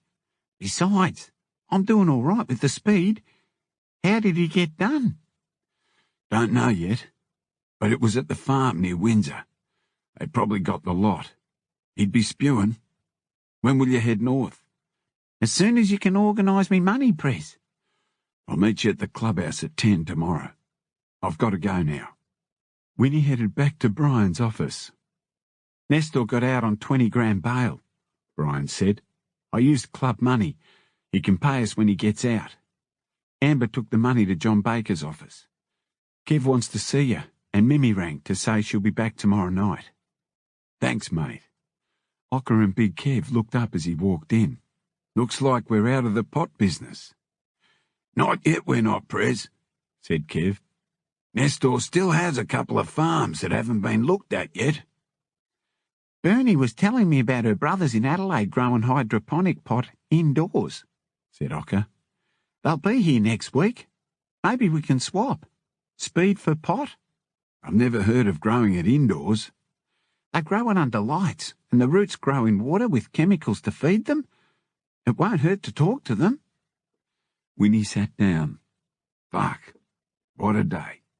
He pulled a bag of goey out of his pocket and poured a small mound onto a motorcycle magazine. Big Kev pulled out his knife and Ocker rolled up a note. Big Kev started making 3 lines. Make that 4. Nestor appeared at the door in his farmer's outfit. Come on, what happened? Asked Winnie. I was lying down in the caravan, having a beer, when pigs with guns out stuck their heads in the door. I thought it was some cunts trying to rip us off. When I saw the pigs, I yelled. Amber was checking the crop, and I wanted to let him know so he could fuck off. The local noxious weeds inspector was looking for Crofton weed, and he found the pot. It was just bad luck. He only had a couple of coppers with him. What have they charged you with? Cultivation and trafficking. They found the scales. I'll see if the pig can do anything. Did they mention the club?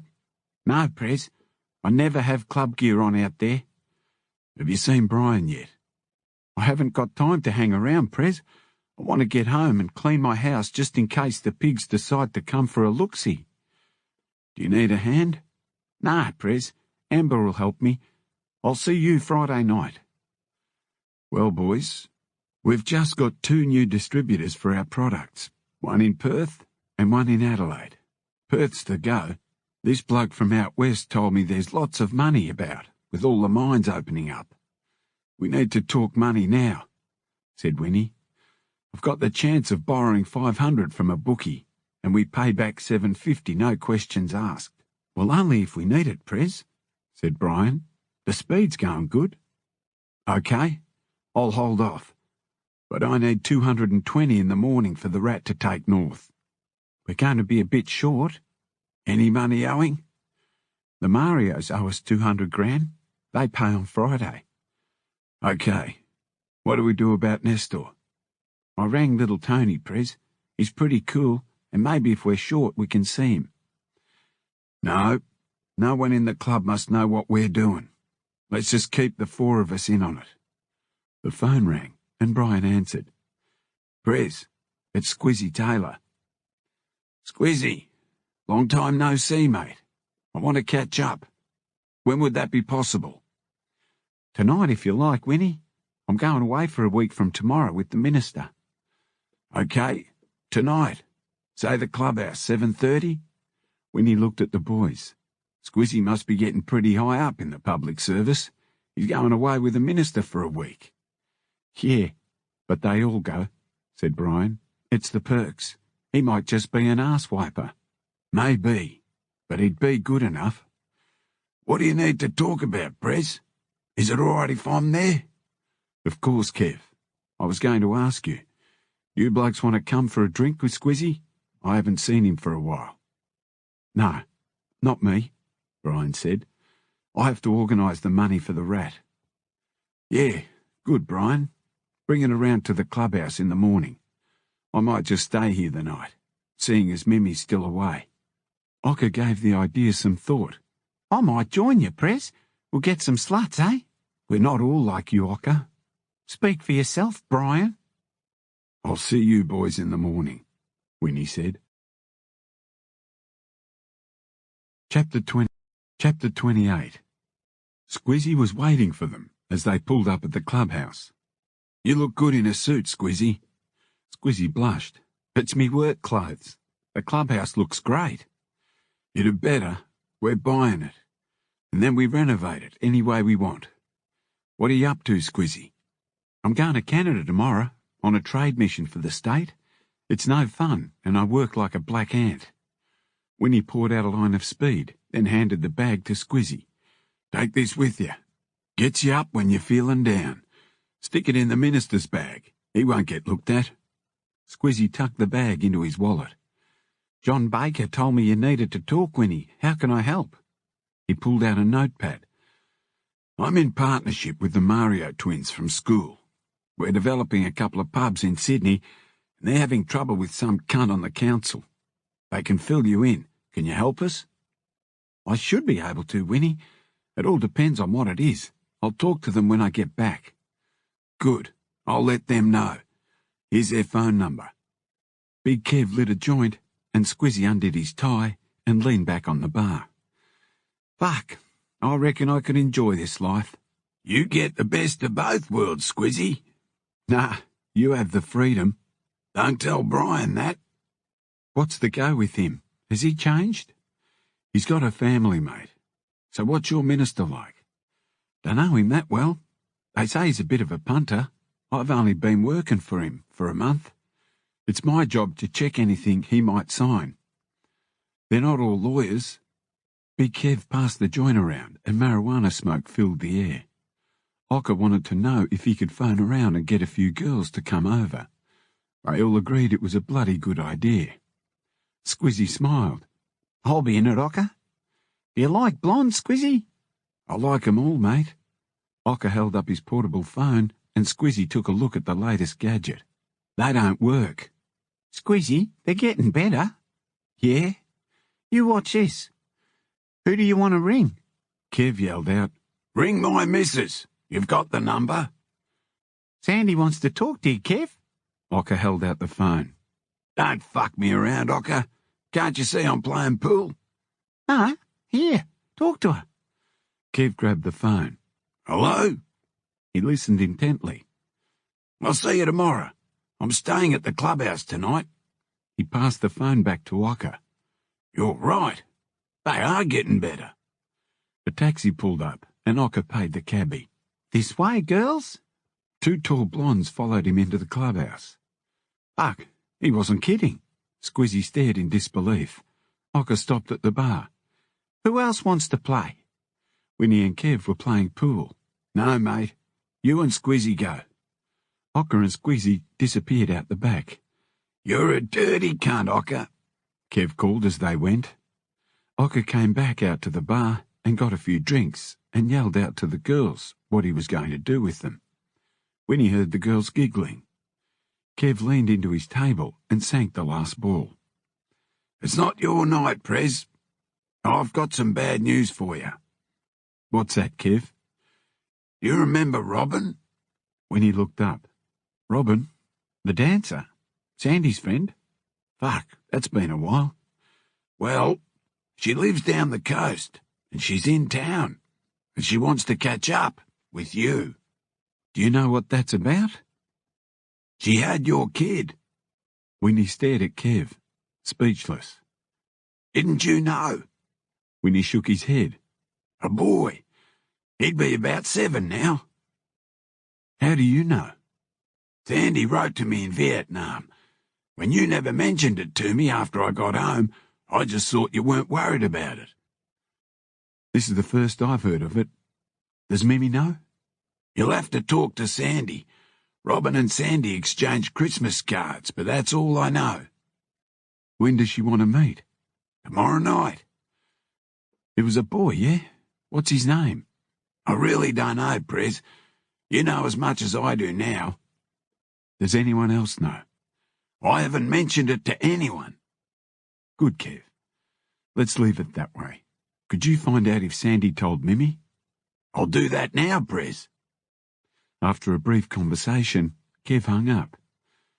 Mimi doesn't know. Robin is coming to my place after lunch. That should give you plenty of time before you see Mimi. Winnie's mind raced. He was allegedly a father. But news gave him a feeling like no other feeling in his life. Girls squealing filled the clubhouse. They seemed to be having plenty of fun out there. Do you want to join them, Prez? Not now, mate. I feel gutted. I'll see you in the morning. You're staying the night still, aren't you? Yeah, mate. I might just go and join Ocker and Squizzy. Tell Squizzy not to forget to ring the Mario brothers in the morning. Next morning, early, Winnie found Ocker and Big Kev still at the bar. Are Squizzy and the girls gone? Yeah, Prez. Are you all right, mate? You don't look too good. No, I'm all right, mate. But the rat will be here soon. Brian arrived, all cheery. Looks like you guys were up all night. Bring the money? Winnie asked gruffly. Brian threw an airline bag on the pool table. It's all there, 220 large. What's up, Prez? Sorry, mate. I've got some unexpected news. Anything I can do? Brian looked at Big Kev, who just shook his head. All right, I'm going to the shop. Ocker brought Winnie a coffee. Do you want to tell me, mate? Winnie took a sip and stared at the floor. Yeah, Ocker. It looks like I'm a father. I don't want Brian to know yet. He'll tell Gina and then the world will know before I tell Mimmy. Who's the mother? Robin, the dancer. I remember her. She disappeared real quick. While waiting for the rat to arrive, Winnie played out a variety of scenarios. The child was the last thing he needed. He had too much on his mind to attend to anything other than business at hand. The rat arrived on time. G'day, Rat. Are you ready to go? Yeah, Prez. I want to stash the money first. Have a look at this. Winnie followed the rat out to the Zephyr, where he unlocked the boot and pulled out the spare tyre, exposing a cavity underneath, stretching under the back seat. Winnie loaded the cash in. Just don't have any accidents. Now, you know what you have to do? No problems, Prez. Good. Give me a ring when the job's done, and you're on the way back. Say hello to the skipper for me. They shook hands, and the rat jumped behind the wheel.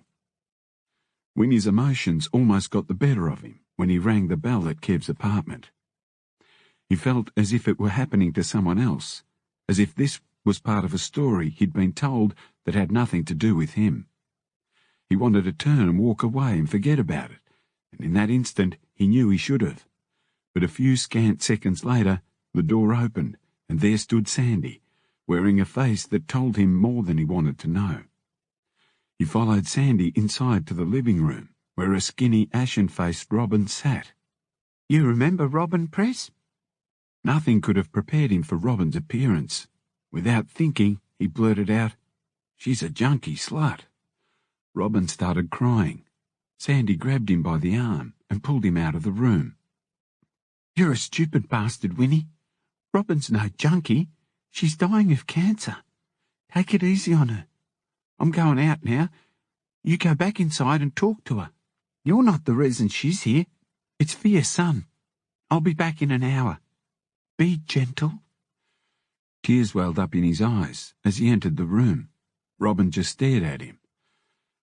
I apologise, Robin. You weren't to know, Winnie. You never told me you were pregnant. What would you have done? Married me? He smiled at that. No, but I could have helped you. A silence fell between them. Neither wanted to fill it, and for a full minute no one spoke. What's his name? Harry. He's 7 now. Here are some photos. She passed them over. He studied them. What's he like? You. Confident, rebellious and selfish. Selfish? It's all about you, Peter. You and your stupid motorcycle club. That's why I never told you. You were too young in the head. Now I only have months to live, and I want what's best for Harry. That's why I'm here. My parents are dead, and I only have an aunt in South Australia. He cradled her in his arms while she sobbed uncontrollably. I have money, he said. We can get another opinion. I'll do whatever you want. There's nothing that can be done. I've accepted it. Does he know? Yes, but I don't know if he fully understands. What does he know about me? I told him you were dead. How are you going to tell him I'm not? You'll figure something out. How can you be so sure he's mine?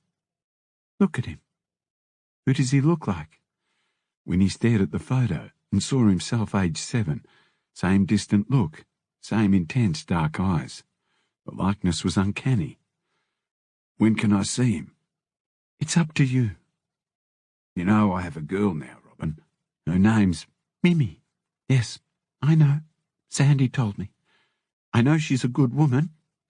I don't want to get in your way, but I'm only here for a couple of days for chemotherapy. I get pretty sick from it, so I won't keep you long." "I need to talk with Mimi first. This affects us both. What if I bring her around tomorrow?" "That'll be fine." "Robin, I'm sorry. I truly am. And I just don't know what to say." "Don't say anything. I chose my own path, and now I'm dealing with it. I should never have listened to the bloody priest who advised me in the first place. I should have just had an abortion." "Think of Harry's future. I promise I'll look after him." "All I ask is you don't let him become a bikie." That was too much, he thought. "Robin, I can't promise you that. It'll be up to him. One thing I will do is make sure he gets a proper education, and then his life will be up to him." "You're right, Peter. Go on and pick Mimi up. I know you'll be a good father." Robin started crying softly again. The door opened and Sandy walked in carrying groceries. Robin excused herself and left the room.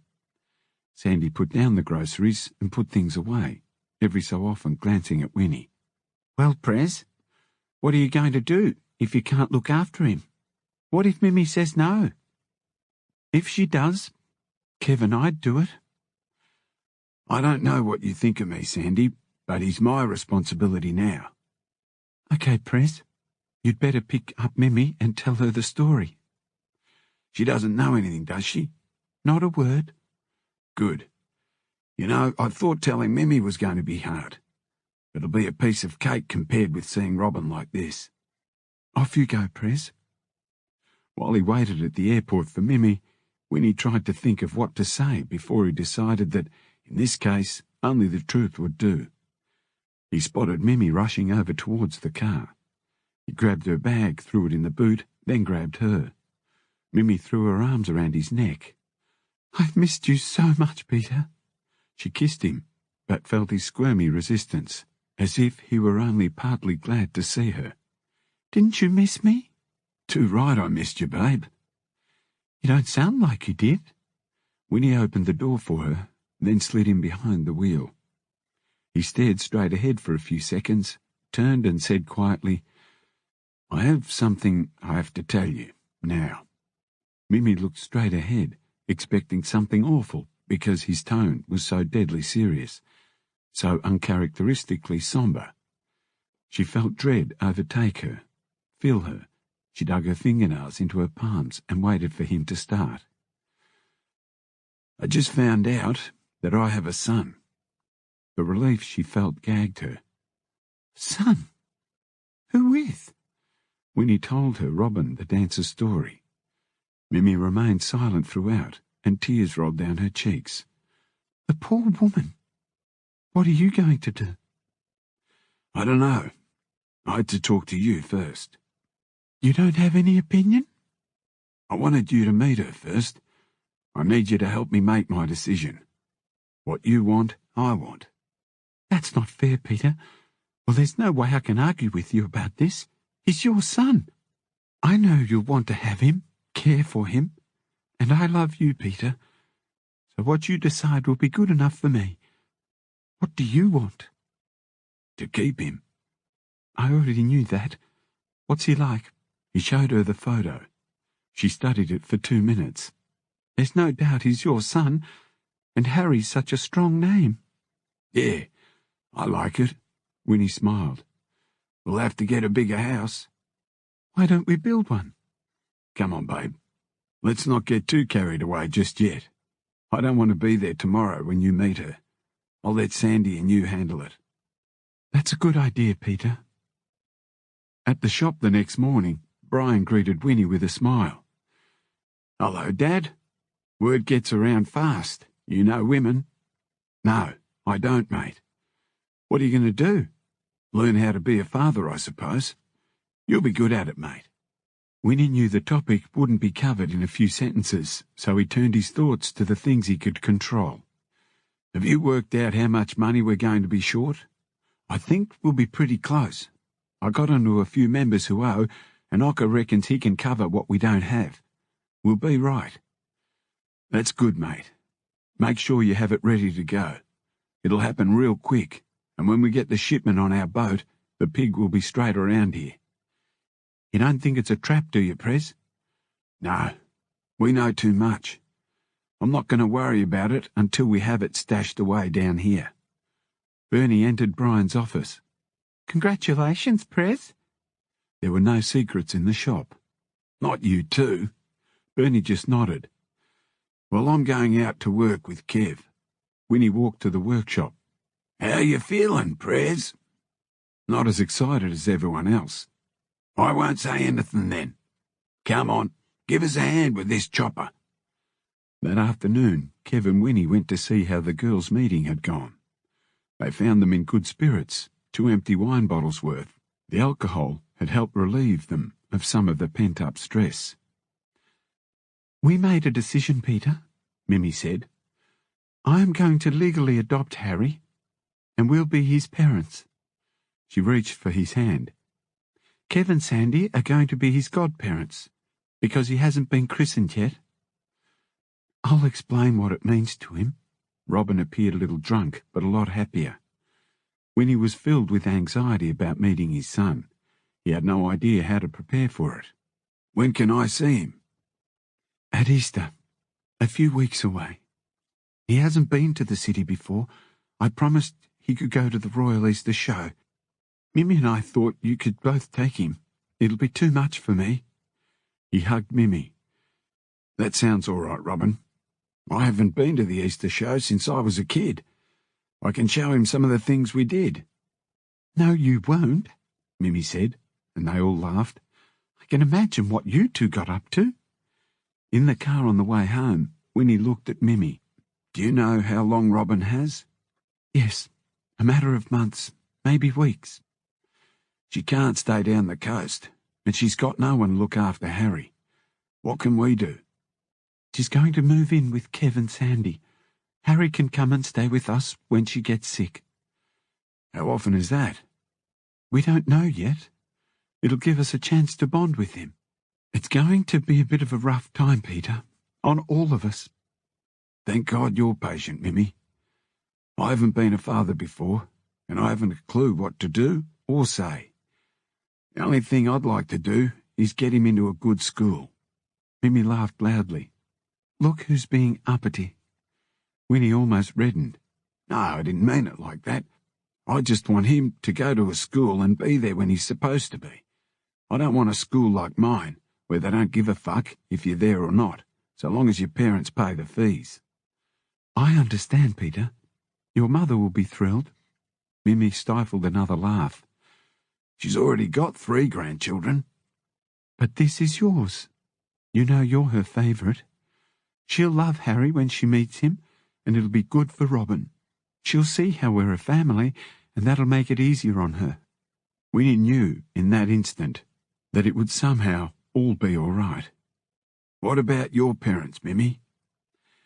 It's something they'd expect from me. Will you keep working? I haven't even thought about it. Do you want me to? You don't have to. It's not as if we need the money, and you do go away a fair bit. She put her hand on his leg. And you don't? Someone has to earn a crust. Okay, that's what I'll do. I'll be a stay-at-home mother. At least you won't be single. She looked at him expectantly. Are you proposing? When it's time. This is all so quick. Let's build a new house first. Besides, it's going to be quite hectic in the next 6 months. We won't be able to make any plans. Oh, you're so practical, aren't you? He swerved the car into a loading zone and parked. Come with me. He raced around to her door, pulled it open, and helped her out. She looked up at the sign above the door, Proud's Jewellers.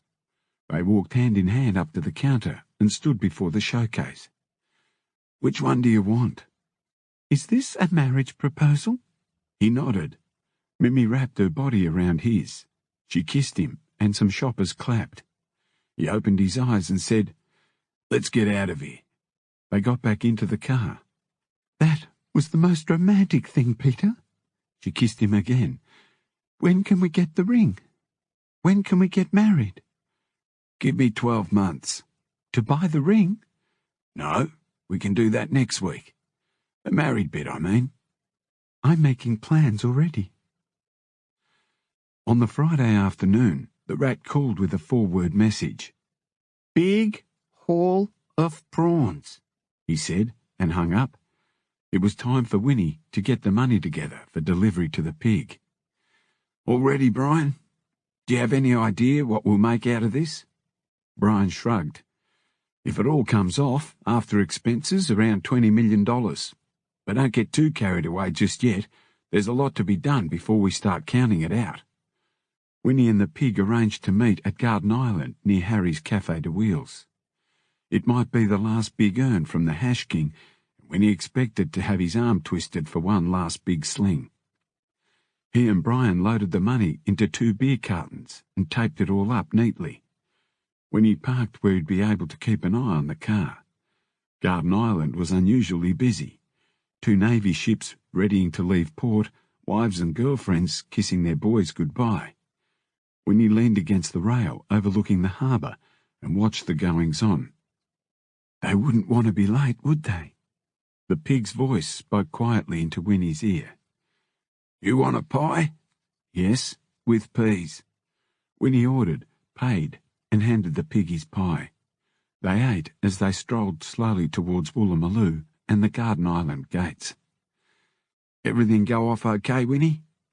"Yes, so far." "It's such a nice day. Why don't we sit down and have a talk?" "Okay," Winnie replied, knowing what the pig was after. "You and your boys are going to do all right out of this. Seeing as it'll be the last earned from my mate, I think I deserve a bonus from you and your boys. A big bonus. Say $500,000? You've done all right out of us." "No, don't get me wrong, Winnie. I'll still work with you. It's just that you got a bargain. I could have upped the price, and you'd never have known." "Okay, Sarge, I'll talk to the boys, but you'll have to wait to see if they agree." "I know that, Winnie. Now, do you have something for me?" Winnie pointed to his car. As he lifted out the cartons, the pig asked how he intended bringing the shipment from up north. Winnie smiled. "You don't need to know.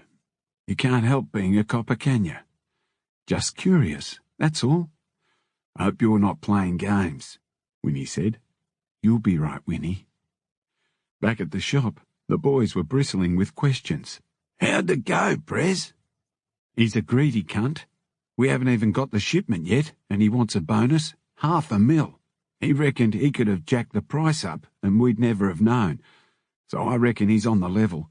Anyway, if you're right with the figures, Brian, it'll be well worth it. What do you blokes think?" "I just don't like the way he does things, Prez." "Well, what other way can he do it? He's a bent copper." "Why don't we wait until we get our investment back? Then we can decide what he gets." "Good idea, Brian. Is that all right with you, Kev, Ocker?" They nodded. "I reckon we should give the rat a bonus, seeing as he did all the work. We have him down for 200 now. Why not give him what we give the pig? He's a loyal cunt." They all agreed, and that's how both the pig and the rat ended up with a lot of folding money. Chapter 29.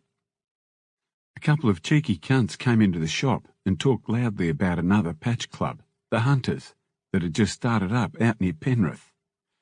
Bernie heard them say that they drank at the log cabin in Penrith.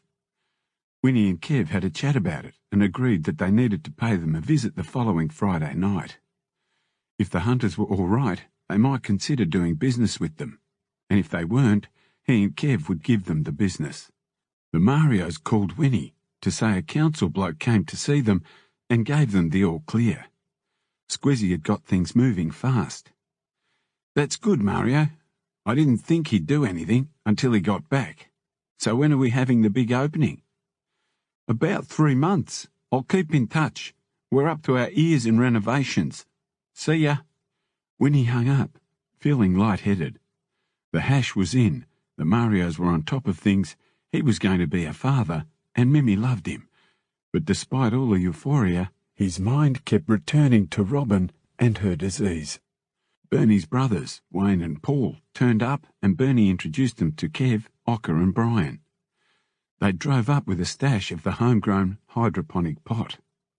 Paul pulled out an airline bag, unpacked some tightly wrapped parcels and spread the pot out. Ocker stuck his hand into it and grabbed a handful and sniffed.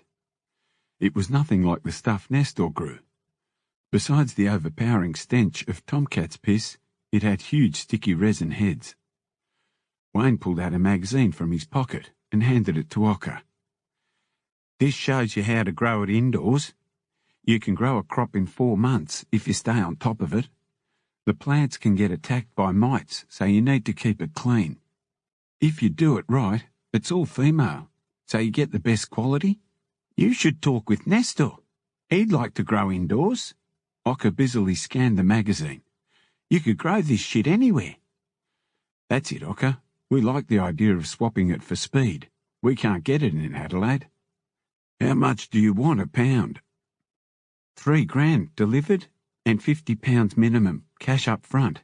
Have a smoke first, sample it with your mates, see what you think. We paid $3,000 now? This stuff has no seed. It's a better smoke, and the punters will pay more for it, you'll see. Ocker grabbed a big handful and filled a tin. Take as much as you want. Now what about the speed? That's what we're after. How much do you want? We'll take a pound for starters. Winnie turned to Wayne. I'll give you a price before you leave tomorrow. Good. We know enough blokes with Harleys in Adelaide who love it, and we do good business with them. Ocker motioned Winnie and Kev to follow him into the spray booth. What do we know about these blokes, Prez? They've just blown in from South Australia, and they want to buy a pound of speed right off. We have to be very sure about this. The pig checked out Bernie, and she is who she said she was. No history. If the brothers are who they say they are, this could be a good connection in Adelaide. They're not affiliated with any one club. It's perfect for us. They can do business with everyone, irrespective of who's at war. Well, Prez, if you think it's all right, I'll agree. Brian, what do you charge them for a pound of pure? $64,000, Prez, no matter how many pounds they buy. Our problem will be having enough supply if it takes off there, like it has here. Okay. Are you happy with that, Kev? Kev nodded. Brian gave Bernie's brothers the news. They said they'd be back with the cash and left. On Friday night, Winnie addressed the meeting and let the members know what he intended for the hunters. A throaty cheer arose. A couple of nominees went by car and called to confirm that the hunters were there. The plan was simple enough. If there was trouble, they'd whack them and take their patches. No guns, just bats. On the way out to the bikes, Big Kev whispered to Winnie, I hope you don't mind, but I'm carrying. It was warm, a perfect night for a ride up the Great Western Highway towards Penrith. At the log cabin, a mob of hunters were drinking outside, chatting up girls and passing joints around. When they saw the miners ride in, one ran inside. A few seconds later, a bunch of about 8 walked out together and tried to look as if they didn't give a fuck. At least a few are staying. Are you ready, Kev? Kev looked both ways and checked out the area. The miners hid bats behind their backs. A big, tough-looking bloke with Tiny written on his patch stood barring the doorway, his arms folded and legs spread apart. Kev thought he left himself wide open. It looked good, though. Tiny spoke up. This is our pub. You blokes have to find somewhere else to drink. Most of the hunters were too young to know that they should have talked with the miners before starting a club, and most wore the 1% badge without a clue as to its significance. Big Kev smiled, took 2 steps towards him, raised his bat and brought it down hard on Tiny's shoulder. He crumpled to the ground. A few ran off, and 3 others tried to put up a fight, but were no match as the boys got into them. In less than a few minutes, Ocker had torn off 4 patches and hung them over his arm like trophies. He chucked them into a nominee's car, mounted his bike, and the miners took off together in a thunderous roar. "It's the fucking miners!" someone yelled from a crowd pouring out of the pub. Police cars with lights flashing and sirens wailing drove into the pub 20 minutes after they left and met a wall of stony silence. Back in the clubhouse, the miners exulted at how easy it had been. A fire built outside blazed as it burned the hunters' colours. Ocker saved 1 set for the trophy wall and handed out the rest to senior members to toss in the fire. The boys roared their delight as each set burst into flames. To ensure they burnt completely, the nominees poured petrol on the fire and nearly blew themselves up, which pleased everyone more. Someone sprayed a garden hose on the glowing embers, and the boys all went inside to celebrate. Ocker said he'd found a couple of girls in the women's toilet at the log cabin hiding one of their boys. "He gave me his colours straight away, seeing as he had his pants around his ankles. He'd shit himself." All the boys laughed at this story. "Ocker, did you tell Nestor about the hydroponic pot yet?" Nestor looked surprised. Ocker pulled out the bag of skunkweed and handed it to Nestor. "Here, try this, mate. It'll blow your head off." "Yeah? I've heard that before." "No bullshit. You try it, mate. Everyone loves it." Winnie looked at Ocker. "I bet you say that to all the boys." "No shit, Prez. You want to try some?" "No thanks, Ocker. I'll stick to speed." Someone called out, "Prez, there's a phone call for you. Long distance?" That might be the Rat. It had been a week since anyone had heard from him. He came back, shaking his head. "That was Rastus. He's coming up from Melbourne next week with Spike. It'll be good to see them, Prez. I bet I know what he wants." "He never mentioned anything, but I know what you mean, Kev. If only the Rat would turn up. Just a fucking phone call to let us know if he's all right." "No, Brian. I told him not to ring, just in case the pigs get lucky." "Or the pigs sold us out." "Don't think like that, Kev." "Speak of the devil, Prez," said Ocker. The Rat stood smiling at the clubhouse door. "Come on, boys. Let's talk outside." Winnie lifted the Rat into the air and swung him around. "Ocker, organise some drinks. Come on, Rat. This is a double celebration." Winnie stopped and looked at the Rat seriously. "You didn't have any problems, did you?" "No, Prez. It was a long drive, and I'm knackered." "Come with me. I have something for you." Winnie pulled out the mirror and emptied out a pile of speed. Big Kev knifed some lines up. The nominee arrived with the drinks, and when he'd left, Ocker closed the door behind him. "Now, Rat, how'd it go?" "Exactly as planned, Prez. The skipper done all the work. I just handled the paperwork, but I shit myself the whole time because I knew you could lose a lot of money if it went bad." "Well, it's not over yet. We haven't got the stuff yet. When does it arrive?" "Monday, Prez." "So how's the skipper?" "He told me to tell you that you owe him a case of rum." "If it wasn't for you, Rat, we would never have found him, so we've decided to give you a bonus. Here, take this." Big Kev handed him a rolled-up note. The Rat snorted his line. "That's not a bad bonus." He wiped his watering eyes. "That's not your bonus. Have a talk to Brian." Brian put an arm around the Rat's shoulders. "I've got something for you." The Rat looked puzzled. "I'm not in trouble, am I?" "Fuck off, Rat. You're our mate. We're giving you a bonus of 500 grand. His eyes widened. "Fuck! I'll be able to buy a home over near the beaches when the stuff arrives." That got a good laugh. "What was the other celebration?" Making it sound like nothing, Big Kev related the story about the hit on the hunters. "Here, Rat, have a smoke of this. Some new weed called hydroponic or something. It's from Adelaide." The Rat took a long pull on the joint, held it in for a moment or two, then coughed and spluttered like a sick lawnmower until tears streamed down his face. He tried to say how good it was, but whenever he opened his mouth, he coughed some more, and the more he gagged, the louder the boys laughed. Monday morning at the shop, the Rat arrived early to go with Ocker in the hired truck to pick up the hash. The boys waited all afternoon for a call. Late in the afternoon, the phone rang. Winnie picked it up and listened. Every so often, he'd say something like, "Fuck," or "Jesus," and finally, "Fuck off." Didn't sound good. Winnie's face had turned pale. Brian's face went white too. "I couldn't handle it if we've lost it." Kev grabbed Brian's shoulder.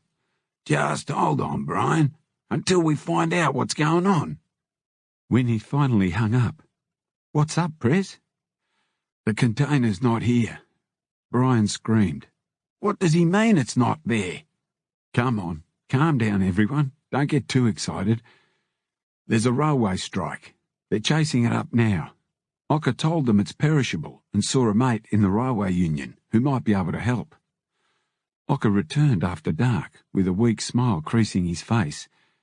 "It's stuck somewhere between Brisbane and Sydney. Me mate in the union reckons it'll take up to 2 weeks for us to get it after the strike's over." "Didn't you tell them it was perishable?" "The refrigeration lasts for up to 3 months, Prez. There's no real problem. I didn't want to cause a scene in case they got suspicious." "Does anyone know when the strike could be over?" asked Brian. "They have a meeting tomorrow. You see, Rat? This wasn't that easy after all." "You did wait in Bundaberg to see the train leave, didn't you?" "Exactly as you told me to, Prez." "Don't you trust the smuggler?" "It's not that, Kev. There's a lot of hash in that container, and we had to trust him. Once we get possession, not even the Rat will know. Ocker, you might as well take the truck back and keep on to your mate in the union. I thought everything was going too smoothly." "What's up, Brian? Has anything we've ever done gone smoothly? We have no control over this. We just have to sit it out." "No, we don't, Prez. Why don't we just go and steal it?" "Not if we don't know where it is. Let me do some sniffing around. I have a mate in the signal box at Enfield. He might be able to help." "Brian, we don't want to stir up too much interest. This bloke is all right. Just be careful." Next morning, Brian was all smiles. "Right. This is the go, Prez. It's stuck in the Chalora goods yard, but the union cunts are allowing perishables to be picked up." "Ocker, you've got the paperwork. Let's get the truck. I'm coming." Winnie waited in line at the goods yard while Ocker handled the paperwork with the foreman. Within an hour, the container was on the truck. "I didn't know if this was a trap, Prez." Winnie looked over his shoulder at the container. "All I see is money. We better stop at a phone box so I can ring the boys." "Here, use this, Prez." Ocker tapped his portable phone. "Go on, try it." Winnie dialed the shop number. "It's ringing." "Of course it is." Brian answered. Winnie said, "We meet at the warehouse in an hour." Ocker backed the truck in, and Kev broke open the seals and the locks and swung open the doors. All they could see was undisturbed blocks of hash, as big as number plates, wrapped in red cellophane. Everyone just stared at the piles of hash. "Okay, boys, let's unload this." Winnie opened one package. The hash looked just like black putty and smelled strongly. It took almost all night to unload and weigh it all. "Right, we're back in the hash business. Let your dealers know." "What about the price, Prez?" "It stays the same. They're not to know how much we've paid. Sydney's been dry for so long, they'll pay anything." Rastus and Spike drove up from Melbourne the next day. "You're just in time, boys. We just got our hash. How much do you want?" "We can talk about that later. First, Winnie, have you done anything about the pseudoephedrine? We only have about 3 months' supply." "Fuck, Rastus." "Well, I told you." "I know, mate. It's just we've been busy. I'll get onto it." Spike and Rastus smiled. "We're only taking the piss out of you. We're on to another supplier. We have a warehouse full. Fell off a ship. We have a few members working on the wharves, and they misdirected a couple of containers. You beauty, Rastus. Why don't we make a swap? Our price went up on the chemicals. They're getting harder to get. So is the hash, mate. This is our last load. Until when? Fuck knows. It all depends on the war in Afghanistan. Talking about wars, we brought some things up from Melbourne for you to have a look at. Go and get them, Spike. You'll love these, Kev. Spike brought in a small suitcase and placed it on the workbench.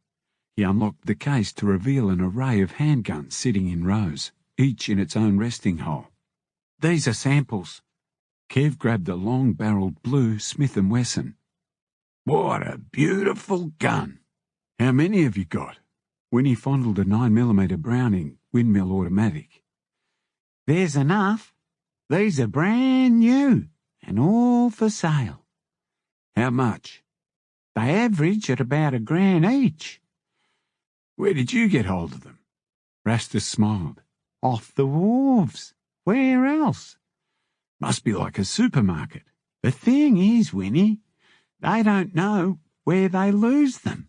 As far as they know, they could have been stolen in any port, or even lost at sea. At least when you buy these, they haven't been used. They're all clean. How long are you up for? Just to do business. Do you want any? Who else are you selling them to? Don't worry, Winnie. We only sell to friends. Everyone put in an order. When can you deliver? With the next load of chemicals? Send them up next week, and you can take the hash back with you. That'll work out good, Winnie. Spike closed the case. Are you going now? We have other people to see, said Rastus. That was short and sweet. Business first, Winnie. Spike and Rastus tidied up and left. Kev went into a reverie. I wonder who else they're selling to. The Italians, I imagine. You know how close he is to them. They're no competition. They have their own customers, said Winnie. I'm taking a week off, boys. Robin is bringing the boy up. It's time I met him. If there are any problems, you'll know where to find me. Chapter 30. They waited at Central Railway Station for half an hour before the train pulled in and disgorged people clutching bicycles and baggage. Winnie saw Robin struggling with her suitcase and guiding her boy. They made their way over, and Winnie took the suitcase. Robin smiled weakly. Thank you. Mimi leaned over the boy. Here, let me take that bag. I can do it. He was only small, but he was big enough to manage, and he warned Mimi off with a look. Mimi looked into his eyes, and in them she saw Winnie and the way he held himself. My name's Mimi. What's yours? He looked at Robin, unsure. Robin nodded and smiled encouragingly. Harry. Well, Harry, why don't you let me help you? Okay. Robin introduced Winnie. And this is Peter. Harry held out his little hand. Pleased to meet you. Winnie shook his hand. How are you, Harry? Good. Winnie would have bet a few dollars that Robin hadn't told him anything. Did you have a good trip? He asked her. It wasn't too bad. He's a real little man. Harry's had to learn early. Winnie picked up the suitcase and took Robin's arm. Mimi and Harry carried Harry's bag together. Did your mum tell you we're going to the Royal Easter Show? Asked Winnie. A wide grin flashed over Harry's face. Yes. Are you coming too? I wouldn't miss it for quids. We can get show bags, Seaside Show Alley, everything. You can even watch the boxing with me, mate. No, he can't. Both women said it together. Just joking. Winnie winked at Harry. He knew something was going on over his head, so he said nothing. Thanks, mate, he said to the ticket collector as they left the railway platform. You haven't told him yet, have you? He whispered to Robin. I couldn't. We have to talk about it. Mum, can I get something to eat? I'm starving. Yeah, why don't you and Mimmy go, mate, while I have a talk with your mother? Have you got money, Mum? Mimmy'll look after it, Harry, Winnie said. Then when they'd gone, he's an independent little bugger, isn't he? Looks like you did a good job raising him. But why didn't you tell him about me? Because I'm a coward. No, you're not. You have a lot on your plate at the moment. Mimmy will think of a way. Mimmy and Harry returned, Harry clutching a pie and licking tomato sauce off his fingers. They're nice pies, Mum. As they sat around the kitchen table, Robin sipped a cup of tea and watched Harry fall asleep on the sofa after his big day. Mimmy and Robin spoke intermittently. When's your first hospital visit, Robin? Next week. Good. I'll take you shopping, and we can have a look around for a decent school for Harry. Winnie gritted his teeth. Enough girly talk. Harry has to know what the score is. He's old enough. I reckon tomorrow we can go for a walk and I'll tell him. It's the best way. Harry propped himself up on one elbow on the sofa. Are you talking about me? Everyone's head turned towards Harry, and the girls' faces reddened. Winnie smiled. Yes, mate. Come over here. Winnie put his arm around Harry and looked him in the eye. You see, mate, I'm your father. Harry's eyes darted to his mother. Robin nodded, then looked at Winnie. Your mother thought I was dead. How long have you known about me? Just a few weeks, ever since your mother was last in Sydney. Winnie was rattled by the question. His love for this young boy he'd just met almost overwhelmed him. He wrapped him in his arms. We have a lot of catching up to do. Harry squirmed a bit, but soon relaxed in the embrace. Do you ride a motorcycle? Winnie could only nod. Mimmy watched, and tears filled her eyes. Harry looked up. Why is everyone crying, Mum? We're happy, not sad. Now off you go to bed. He looked at Winnie. Will you take me? Sure, son. Winnie was surprised at how easily the words came out.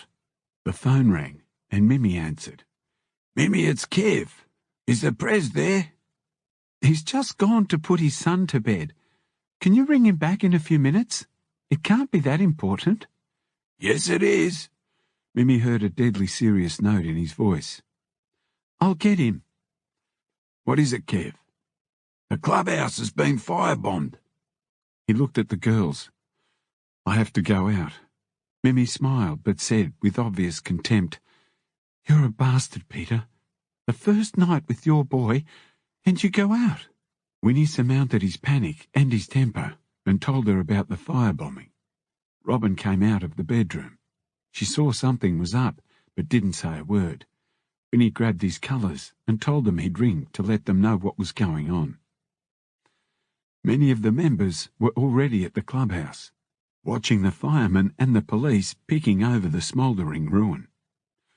Winnie approached Big Kev. What's the story, mate?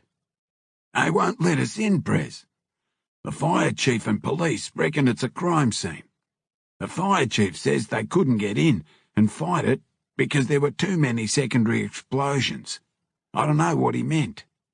Big Kev grinned. Good job we had plans to rebuild, said Winnie. Who do you think might have done it? We haven't had trouble with the Tigers for a while. Twister wouldn't have done it, Kev. He's not that stupid. Do any of the boys know anything? I haven't had a chance to ask yet, Prez. I bet it was those young cunts we gave it to last Friday. I'll bet my balls on it. The head cop made his way over. Who's in charge here? I am, Winnie replied. Now, I want you and your boys to keep out of this investigation. Leave it up to us. Do you think you might know who might have been involved? Winnie's silence infuriated him. The pig got more and more agitated as he tried to think of something to say that wouldn't make him sound like a dickhead. If you blokes think you're above the law, I want to tell you that you're not. And if there's any payback, he poked his finger into Winnie's chest, I will hold you responsible. Winnie grabbed the jabbing finger and pushed it back at the cop. The pig knew he had gone too far. Winnie just stared at him, watching him retreat and join the other pigs and get in their cars and leave. The firemen cleaned up their gear, and the fire chief approached Winnie. "Sorry we couldn't save your clubhouse, boys. Whoever started this used a lot of accelerant. You can go in now and salvage what you can." The boys made their way in and surveyed the heartbreaking damage. They walked around in a daze, picked up singed picture frames and other mementos of the club's history. Memories flooded back of their opening night, when Big Kev met Sandy having an onion on the pool table, and the girls stripped and danced for them. The bar was nothing but a pile of ashes, and the wall behind the stage where Kevin Borich had played was completely burnt out. They could see straight through to their meeting room. Winnie was angry. "Come on, you cunts. Stop dreaming." Have a look at this, Prez. Ocker held up 2 bottles of bourbon, the labels singed but both still full. "That's a start, mate. What else have we saved?" Brian's checking the safe. Big Kev came back smiling. His guns were all right. "Were those explosions yours?" "No, Prez." He smiled broadly. "They must have been the shells in the shotgun. Take a look at what's left." What was left was little more than twisted metal. The shells had exploded inside the barrels. The pigs didn't look too thoroughly, said Ocker. "They don't want to get involved," said Winnie. An unmistakable smell of petrol hung in the air. "Well, they didn't have to test for what started it." "Good chance the pigs will be back here soon to warn us not to touch anything, and to leave it up to them to sort out who did it." "Yeah, like fuck, Prez. We'll find out who done this." Big Kev's eyes glazed over. "And they're going to be taught a lesson." Ocker watched from the doorway as 2 cops got out of an unmarked car and waited outside, hands on hips. Why do they always stand like that? Winnie went outside to meet them.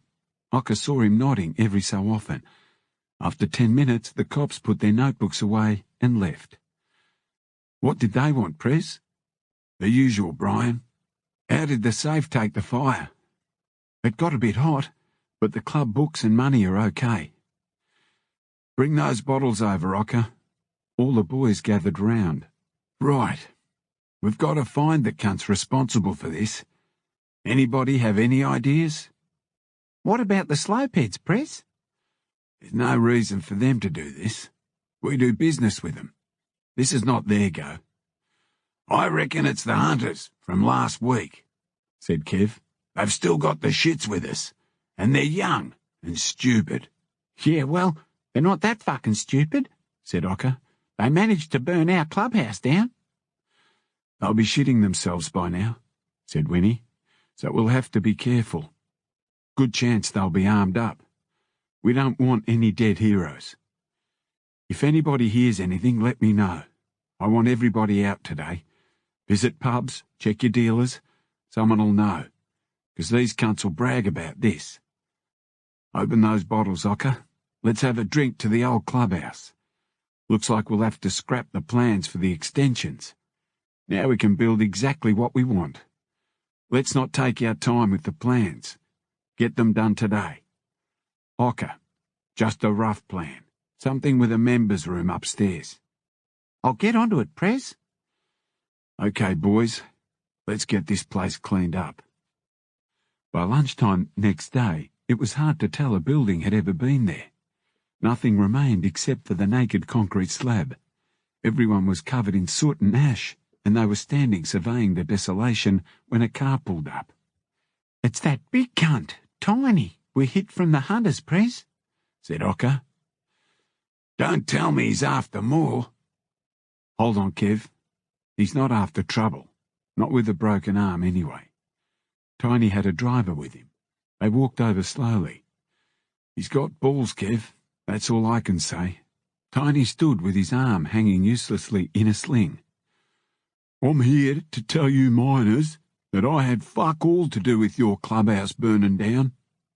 Kev pressed his advantage. "Who the fuck are you, cunt?" "Tiny," he answered. He was trying not to sound nervous, but he only half succeeded. "You know me. You broke my collarbone the other night." "We tried for both. We must be getting slack, Prez." Tiny turned to Winnie. "I never got a chance to come over here. I am sorry for you blokes." "Do you have any idea who might have done it?" "We had a meeting and disbanded the hunters. Then we talked about what we could do about your club.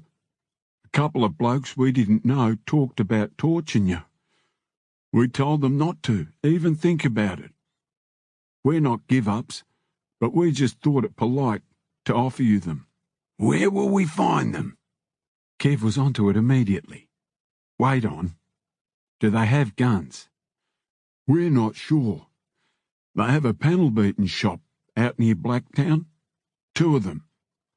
We'll drive in as if we're visiting them. You park outside, and if everything's all right, I'll walk out. That can be your signal to come in. You're not going to kill them, are you?" Winnie walked away, then stopped and told Tiny to wait. "Right. This is the go. Kev, when we get the go-ahead, I want to tie them up and gag them. Then we'll have a little fun." "Who have you picked?" "Brian, and Ocker, Slippery, Toothpick, and Doc. He's always good to have around." Tiny parked his car in a nearly deserted factory unit. They walked to the end unit, with a sign that read P&B Smash Repairs above the door. Some of the boys carried baseball bats. Tiny walked out of the shop. That was the signal. "These cunts are going to pay." Winnie led them in. Before they got in, a fearful voice screamed out, "No!" Winnie quickly had one bloke up against the wall, with the barrel of his gun jammed in the cunt's nostril. His eyes were each as big as a meat pie. Big Kev headed for the other one, who'd picked up a big shifting spanner for protection. "Good," Kev said. He put his gun away, then turned to Brian. "Give me that bat." He didn't stand a chance as Kev started whacking him. The bloke wailed, I'm sorry. But Kev was past caring. "Not yet, you're not." Kev tied them up and gagged them. Winnie went out to Tiny and told him it would be for the best if he fucked off right about then. Tiny left. They pulled down the shutters. "What do we do, Prez?" They burnt us. Let's see how they burn. Winnie picked up the oxyacetylene torch, opened the gas outlet and lit it up.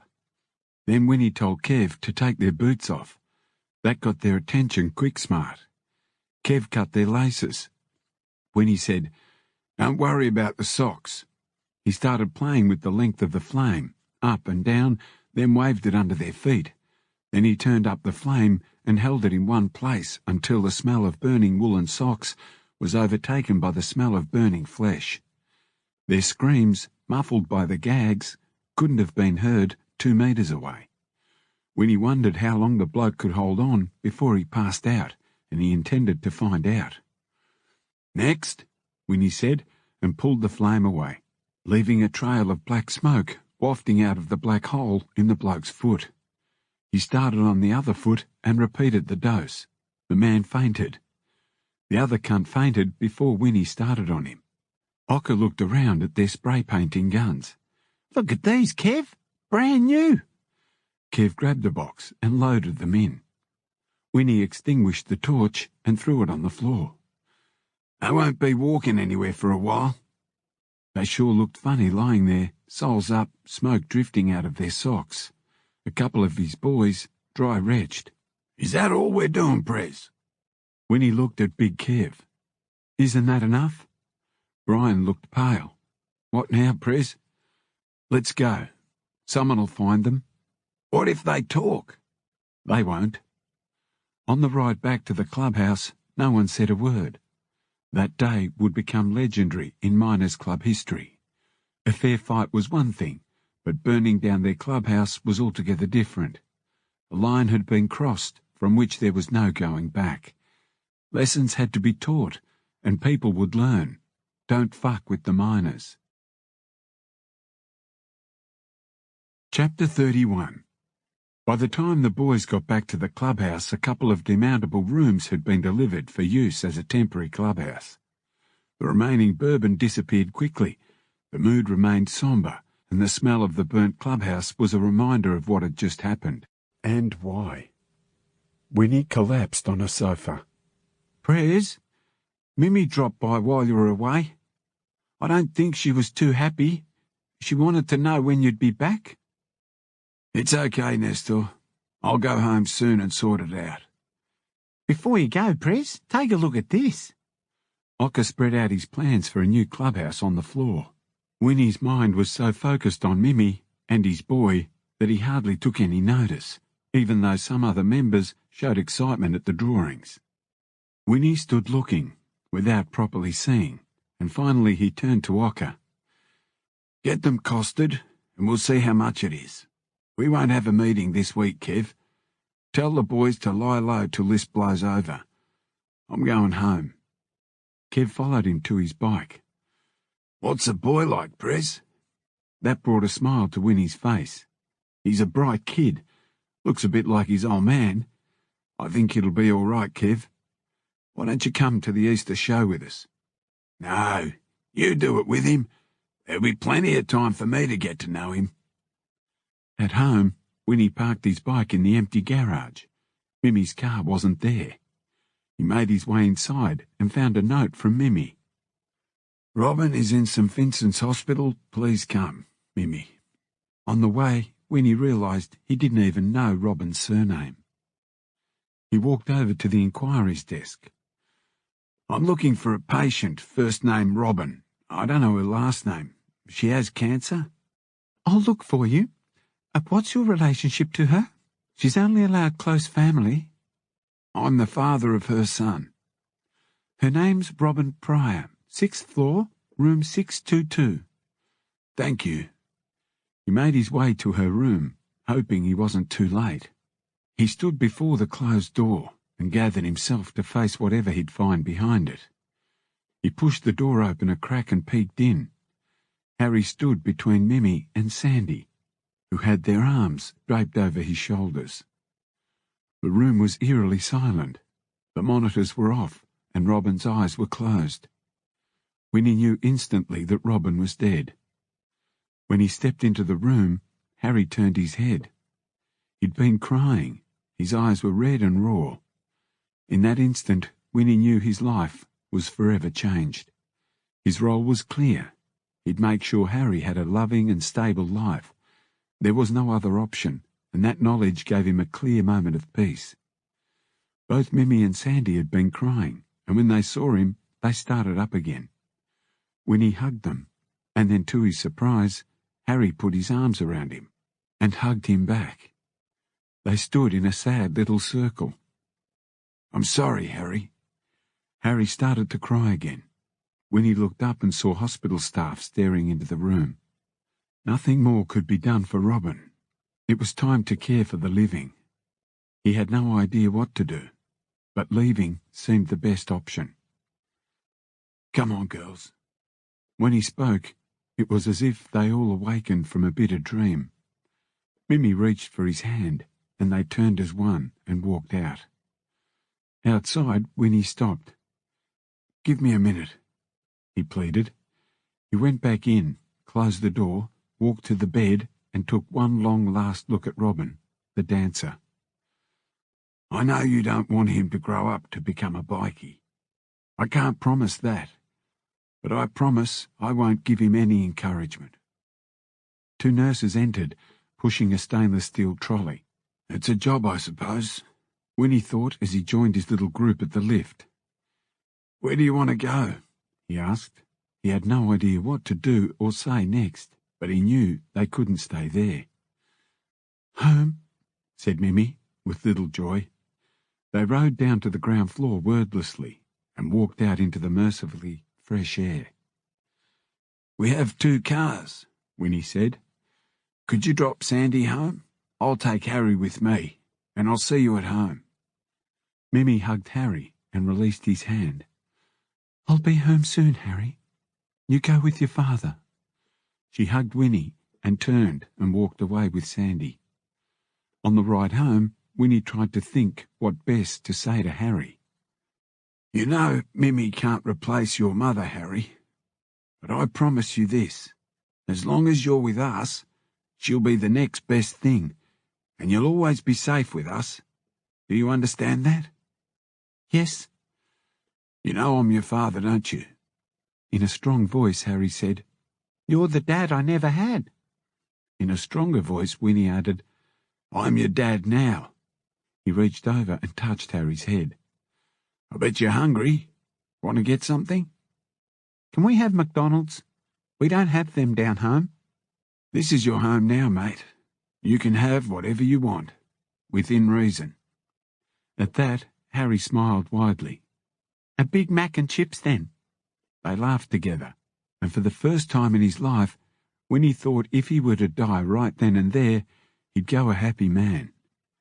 By the time Mimmy arrived home, Harry was nodding off on the couch in front of the television set. Winnie carried him up to his room. Mimmy tucked him in, and as she did, Harry reached up and kissed her. Winnie pulled the covers up to Harry's chin and tousled his hair. "Sleep tight, son." Mimmy switched the light off and closed the door and collapsed into Winnie's arms and sobbed. "Don't worry, baby. Everything will be all right. It's good this happened so quickly. That way we'll do everything on instinct, and it'll work out fine." Mimmy pulled back. That's all right for you to say. You're never here. "What? You just wanted me to let the clubhouse burn?" It didn't burn for 2 days. "We had to do other things as well." Like torture people? Winnie pulled back and looked into her face. He wondered what she knew, but he had no intention of speaking of those 2 days to her or anyone else. It was all over the news. 2 people were tortured in a panel beating shop. "Come over here, Mimmy." She resisted until he pulled her down beside him on the couch.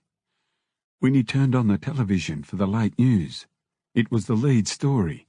2 people had been found bound and gagged with holes burnt into the soles of their feet. The police spokesman said there might be a link to the Miners' Motorcycle Club, and that the assault might have been a payback for burning down the Miners' Clubhouse. They showed the Miners' patch on screen and the smouldering ruins of the clubhouse. Big Kev and Ocker appeared briefly before the cameras. The spokesman said police were continuing their inquiries, and in a twist, that the 2 men involved were to be arraigned and charged with car theft and rebirthing. Mimmy was fired up. That's what I mean. How could you do that? "Don't believe everything you hear." Are you telling me you had nothing to do with this? "I am." She stared into his eyes, searching for a crack in his armour. He stared right back. She threw herself into his arms. I knew you could never do anything like that. He knew Big Kev or Ocker wouldn't say anything, and he believed that his best weapon was to never apologise and never explain.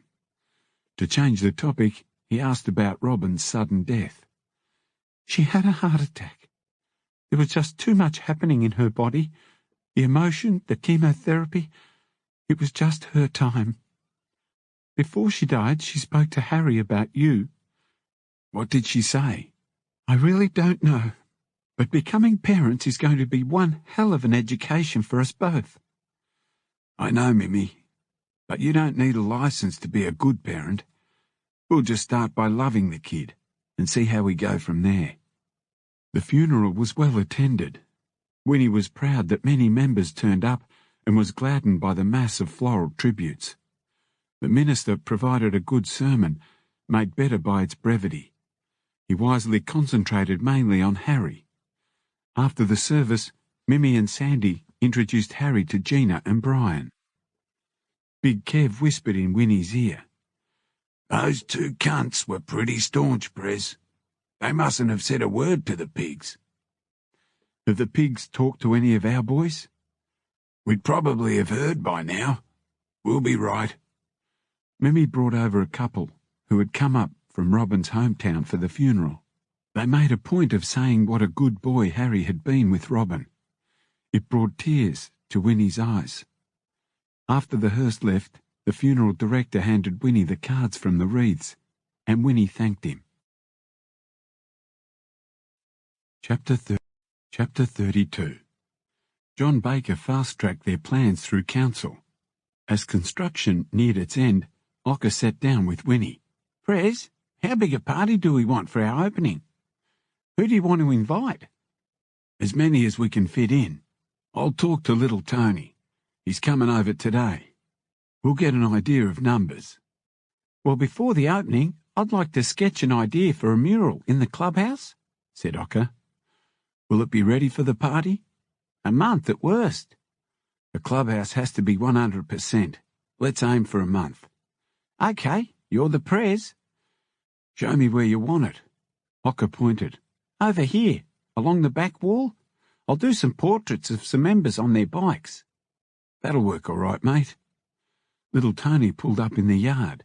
He hugged Winnie and Ocker and shook hands with Brian.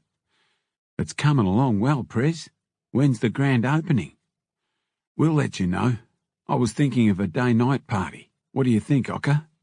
That's not a bad idea. I could organise a tattoo show during the day, and then we can have the party at night. That way, the women and children can come in the day. Yeah, and when they go home, we can play. A few members overheard and cheered lustily. Would you like a drink, Tony? Asked Winnie. Is the bar open already?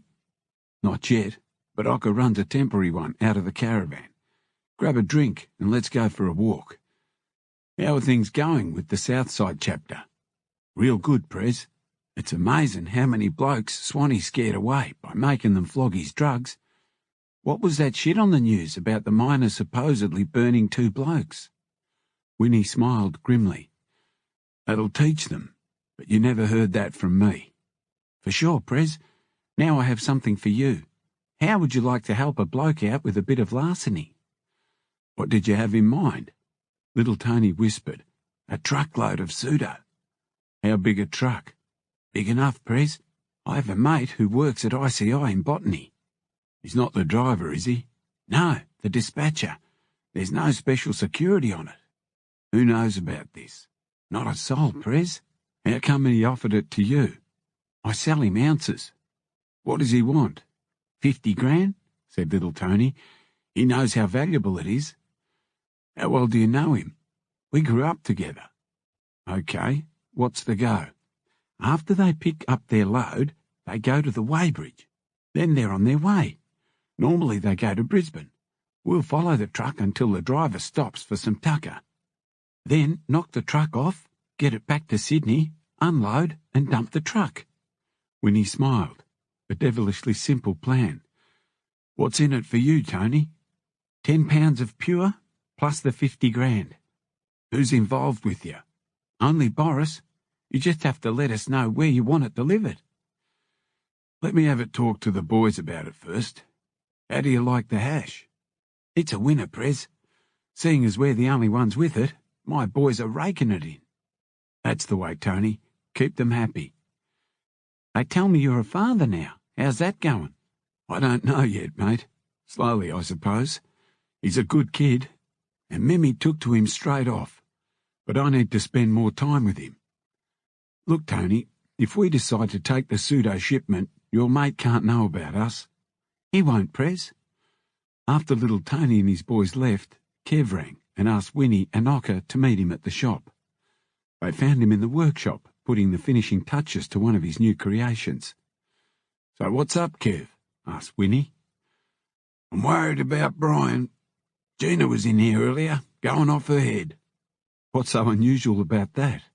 It was louder than usual. She's off the rails, mate. I might just go and see what's happening. Did he say anything? No, I just kept me head down. Not my business. But something's wrong there.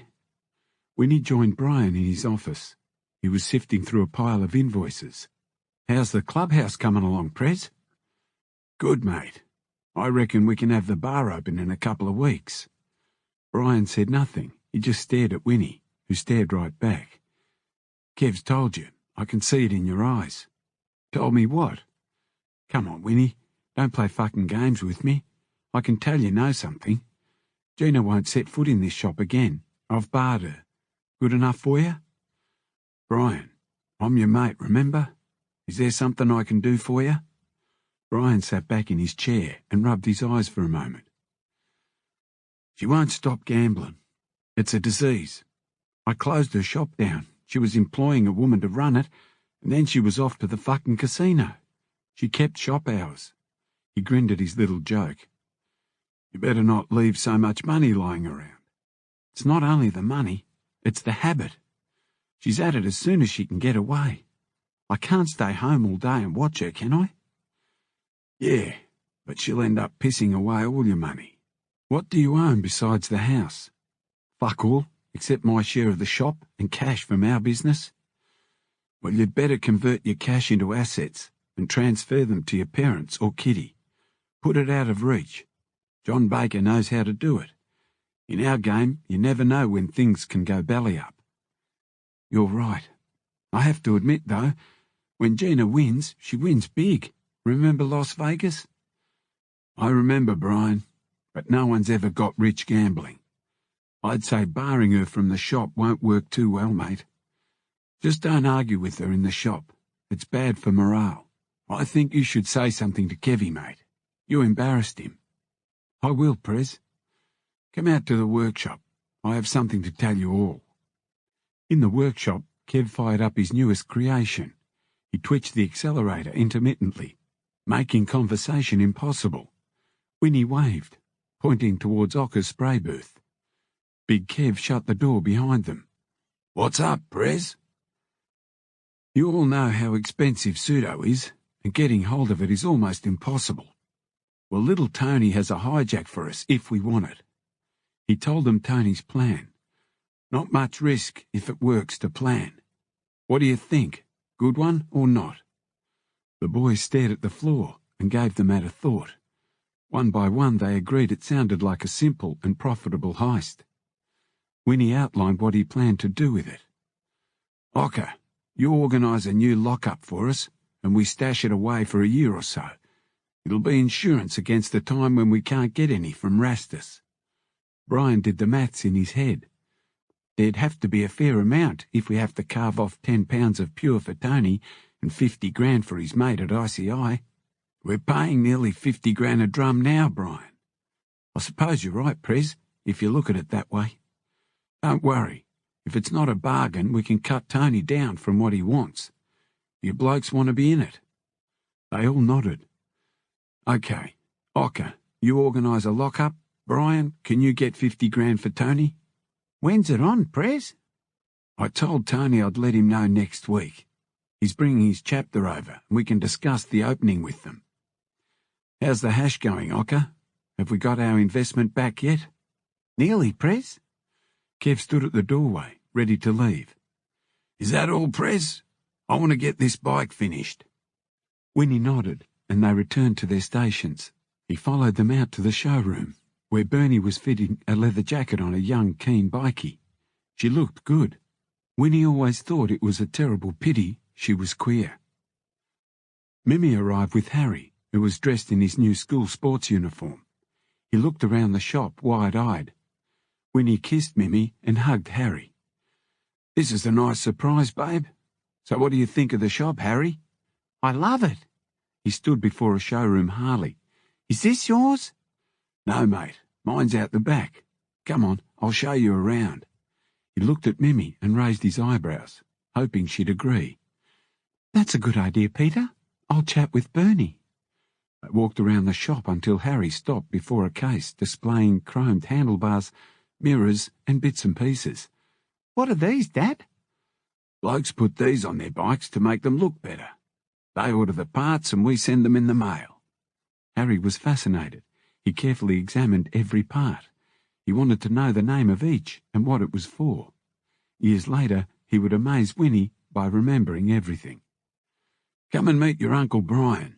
We've known each other since we were about your age. Harry trailed Winnie into Brian's office. Brian, say hello to Harry. Harry shook Brian's hand expertly. You're about the same age as my daughter Kitty, Harry. When's your birthday, mate? April the 5th. Winnie had read Harry's birth certificate in the last week and had been surprised that Robin got his own name right. "This shop was mainly Brian's idea, Harry." "No, not all of it. It was your father's idea to have a shop in the first place. It was about a quarter the size of this, but it gave us a start." "Where does Uncle Kev work?" "Out the back." A bike started up with a roar in the workshop at the back. Harry jumped. It sounded much louder in the confines of the shop. He gripped Winnie's hands tightly as they entered Kev's area. Kev slowed the engine to a lazy idle, wiped his hands, and shook Harry's hand. "Uncle Kev built this bike. What do you think?" Harry just grinned. "Would you like to sit on it, Harry?" Kev asked. "Yeah." "Just be careful of those exhaust pipes, Kev." Kev lifted Harry into the saddle. "Now, lean forward." Harry reached forward and gripped the handlebars. "Okay, Harry, now twist this handle back." Harry gave the accelerator a little twist and the engine roared loudly. He smiled every time he gunned the engine, amazed at the noise and the power. Winnie saw Harry's joy and worried for a moment that he might not be able to keep his promise to Robin. But he knew it was up to Harry, as long as he didn't encourage him. Winnie plucked Harry from the Harley saddle and swung him to the floor. "Come on, Harry. Let's see what Uncle Ocker's up to." They looked through the spray booth window, where Ocker swept layers of glistening forest green paint onto a set of petrol tanks. Ocker, all masked up, looked up and waved, but continued his work. "Do you like the colour, son?" Harry blushed. "Yes, Dad." In that simple moment, something clicked between them. Winnie took Harry in his arms and they hugged. Standing at the far side of the workshop, Mimi, Bernie and Big Kev watched. It was Winnie's turn to blush. Winnie hitched up his jeans. Harry copied him by pulling up his tracksuit pants, and they ignored their audience. The members arriving early for their first meeting in the new clubhouse admired Ocker's newly finished mural at the back of the stage. It still smelled fresh. John Baker and Squizzy Taylor stood out like dog's balls in their suits and ties. "This clubhouse is a bit more flash than the old one, Winnie." "Yeah, Squiz. Everything worked as planned. I'll show you around." Winnie led them into the newly carpeted back room with the long wooden table with a mirror set in the middle. He pulled out a bag of speed. "Might as well christen it, eh?" He poured out a mound, made up some lines, and handed Squiz a rolled-up note. They each had a snort. "You always have the best stuff, Prez." "Thanks, Squiz, but what did you expect?" "Nothing else. Thanks for getting this through council so quickly. All part of the job, Peter. Just keep sending your members to me." Winnie laughed at that. "I hope we don't have too much work for you, mate." They all laughed at that.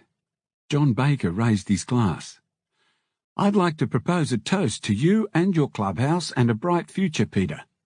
They clinked glasses. Winnie felt as good as he had for months. "How are your pubs coming along, Peter?" "I'll find out tonight, John. The work should be finished soon, thanks to Squizzy. Both of you sure have good contacts. Thanks, boys." He raised his glass and toasted them both, looking them squarely in the eye.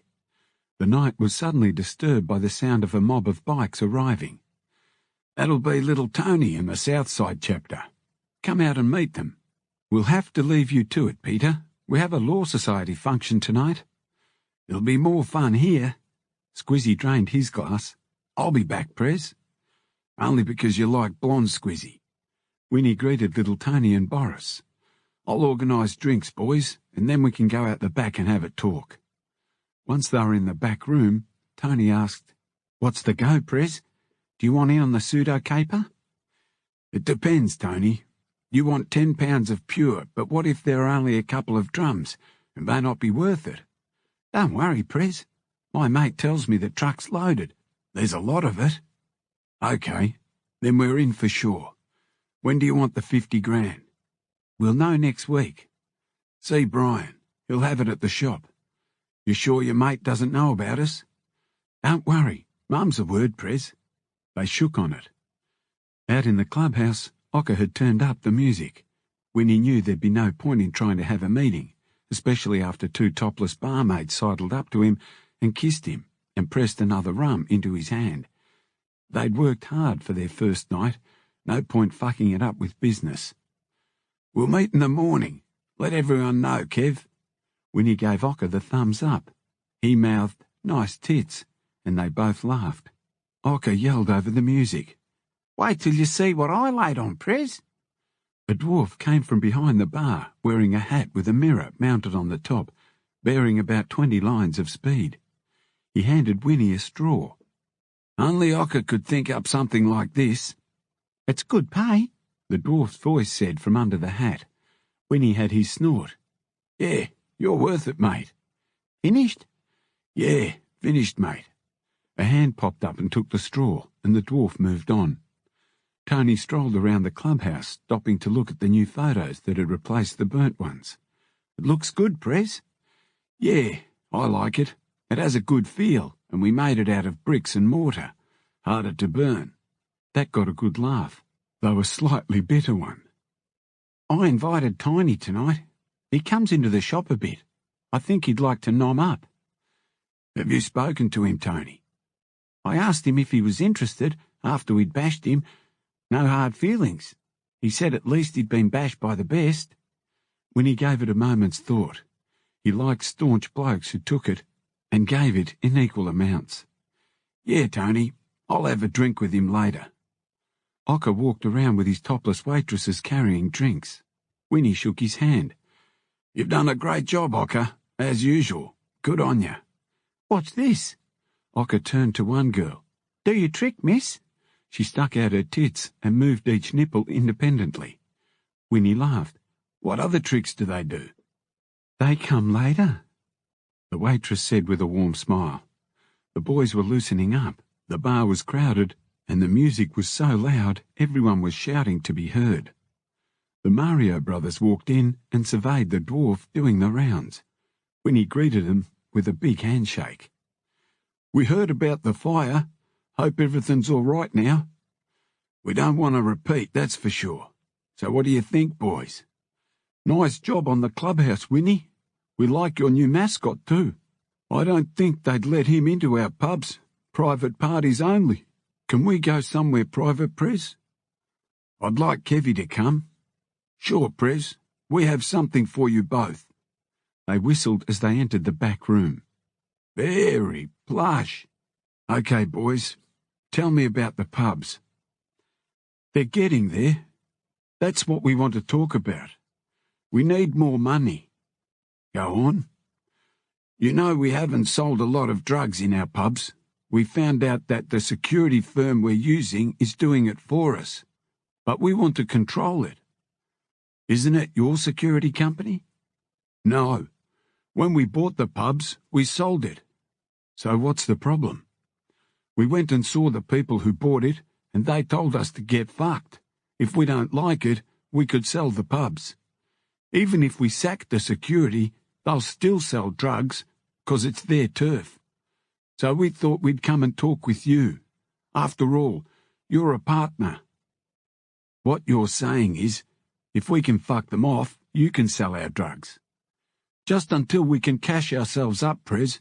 Then we want to buy some more pubs in the eastern suburbs. A lot of pubs are closing. Why stay in pubs? Prez, we heard they're legalising poker machines in a few years. We reckon it'll be a licence to print money. The more pubs we own, the more poker machines we can have. If you start dealing in the pubs, you can't just stop, or you're back to where you started. Maybe you know someone who'd like the security business. I'm sure we'll find somebody. Now who are the cunts you sold the business to? The Gibbses from Balmain. The whole family's into it. We don't know how to handle them. The Gibbses. I see what you mean. Leave it with me, Mario. Congratulations on the new clubhouse. We're off. This is our biggest night. Got to keep an eye on things. Okay, boys. Kev and I might come for a ride down there when the Gibbses are around. Oh, Mario, by the way. They turned. You should hire some topless waitresses in our pubs. No, our patrons don't have control like you blokes. It's good the way it is. Wait until you see us with them in the morning. Then you'll see our control. They all roared with laughter. Winnie saw the Marios off and wandered back inside. Kev said, "The pig reckons they were into selling hammer.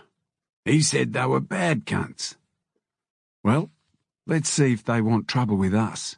Anyway, I don't want anybody selling hammer in our pubs. How do you want to handle it? We should go for a ride with a few of the boys. I'll find out when the runners are around. We'll hit them and wait for the Gibbses to come and take it from there. Before we do that, I'll have to talk to the pig. It won't hurt to have some information on them. We'll have to hit them pretty hard then. I know, Kev. Come on, let's see what's going on inside. The strippers were putting on their show. Ocker was beside himself. Watch this, Prez. One girl pulled out a huge cucumber, rubbed it with oil, and stuck it up the other. Don't you love it? Winnie didn't know what to make of it, but he knew Ocker was a dirty cunt, and since he'd organised the entertainment and the crew was enjoying it, he just rolled his eyes. Sure, Ocker.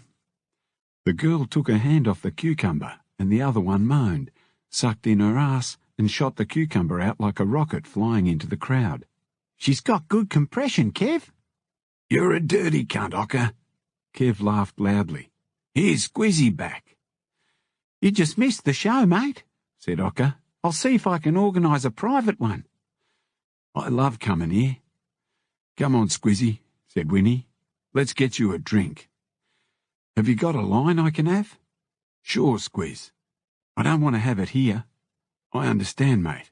Grab your drink and come with me. Winnie closed the door and set up a few lines. Squizzy rolled up a note and snorted it greedily. What do you know about poker machines becoming legal in pubs? Who told you that? Squizzy looked amazed. Why, is it true? Yes, but keep it to yourself. It's definitely on the cards in a few years. Who told you? I can't tell you who tells me anything, Squiz, and it's the same when people want to know what you tell me. I never know, if you follow me. Sure, Prez. Look, my minister is on the cards to take over as Sport and Recreation Minister. It'll come under his ministry. If they win the election, from what I see and hear, the pubs are funding their campaign very heavily, so it's only a matter of time. Your minister's a bit of a punter, isn't he? He's mad about it, Prez. Well, let's see if we can get him some winners. How can we do that? There's a way, mate. Winnie touched his nose with his forefinger. If we can help him pick a few big winners, it might come in handy one day, eh? Squiz nodded and snorkeled up the other half of his line. Come on, let's join the party. The dwarf sat at the bar having a drink and dangling his legs in the air. He had a pretty funny look on his face, as if he'd been sampling the product. Ocker arranged a private show for Squizzy and the dwarf as well, in the new gutting room, where the two strippers waited. The dwarf had his clothes off, and he gripped his dick and pointed it like a missile at the girls. Squiz wanted to know what they could do with them. Anything you like, you dirty bastards. Ocker closed the door behind them and walked over to the one-way mirror. Hey, Prez, come and see this. No, mate, I don't want to watch. I want to talk. The dwarf was getting ready to mount one of the girls. He's a horny cunt. Ocker, do you know anyone working out at the track? I sell hash to a trainer at Randwick. He knows what's up. What's he like? A black rogue? Winnie laughed. He had little interest in the ponies because he suspected everyone at the track was a rogue. Talk to him and see if you can find some horses about to win. You know, when they give him some goey. Why's that, Prez? You taking up punting? No, but Squizzy's minister likes a big punt. It'd be good for Squiz to feed him some winners. Yeah, good for us too. The party was going off, and they were doing big business at the bar, so Ocker went back to his job. Hey, Prez, do you want to talk to Tiny? Yeah, Brian, bring him over. Where's little Tony? Gone to the pub to watch a band and get some sluts? Brian introduced Tiny to Winnie. The Vice Prez tells me you want to hang around with us. You did the right thing by us, Tiny. Good on you. I reckon you'll become a good miner. Brian will nominate you at the next meeting, and I'll second it. You won't have any problems. Just keep it to yourself till the next meeting. Go and have a drink, but don't get too pissed. We're having a meeting in the morning." When the sun rose, a stream of taxis arrived to take the girls home. Kev pulled on his last drink of the night. Ocker, Squizzy and the dwarf are still in the gutting room with the girls. Fuck, I forgot all about them. When do you want this meeting? Soon, Kev. I want to spend some time with Mimi and Harry today. Okay, Prez. I'll get everyone together. Squizzy walked out smiling, his coat slung over his shoulder. He looked rooted. "Prez, you always look after me. Here's my new phone number. I'll call you if I get a tip." "That'll make me look good, Prez." Ocker put the girls and the dwarf in a cab and handed the driver a 50. Winnie thought that was a bit generous. "You have to look after the cabbies too, Prez." Kev stood by watching. "Where did you get that, dwarf, Ocker? I bet you have a house full of freaks." "You're jealous you're not in it." "Are you calling me a freak?" Big Kev looked nonplussed. "Why, thank you," he said. Then he grabbed Ocker in a headlock. "No, not the nose." Ocker screamed as Big Kev squeezed his nose. Ocker moaned until Kev let him go. "You big cunt. I'll get you one day." Everyone there laughed. Kev yelled out, "Come on, let's have our meeting." Little Tony stood up before them. "Prez, the South Side chapter congratulates you on the new clubhouse." The boys clapped and cheered. "First thing we want is a grand opening, involving both chapters," Winnie said. "We want it to earn a few bucks for the club, prime the pump, and your chapter will share it, Tony. We were thinking about a tattoo show during the day and a party at night after the wives and kids leave." "I can organise that, Prez." "Good one, Ocker." "We'll need to advertise." Everyone endorsed that plan. "The next thing this morning is, Brian wants to nominate Tiny. Now, Tony, your boys don't know this bloke, but he's helped us a lot." "It's your chapter, Prez." "Get Tiny and bring him in, Brian. Tiny, tell the boys why you want to join." "Because I think you boys have a great club." "Even though we bashed you?" "The best bashing I ever had." The boys cheered as Brian handed Tiny his miner's top and nominee's patch. "Brian will tell you about the fees later. Now, go out to the bar and wait for us to join you for a drink. Next thing, I have an interest in a couple of pubs in Sydney we just reopened. Has anybody here ever heard of the Gibbs family?" A few of the boys nodded. "They're supposed to be real bad cunts, Prez." "That's what I heard. Well, we'll see about that. They sell hammer in the pubs and told our managers to get fucked. They reckon they'll do what they like." The boys listened quietly. "This week, a few of us are going for a ride down to the pubs. If anybody wants to come, they can, but we don't need the whole club. Me and Boris will come, Prez." "Thanks, Tony. Now, the next thing is, just for my chapter, Tony, do you mind waiting in the clubhouse?" "Sure, Prez." The meeting got real quiet when Brian stood up. "Thanks, Prez.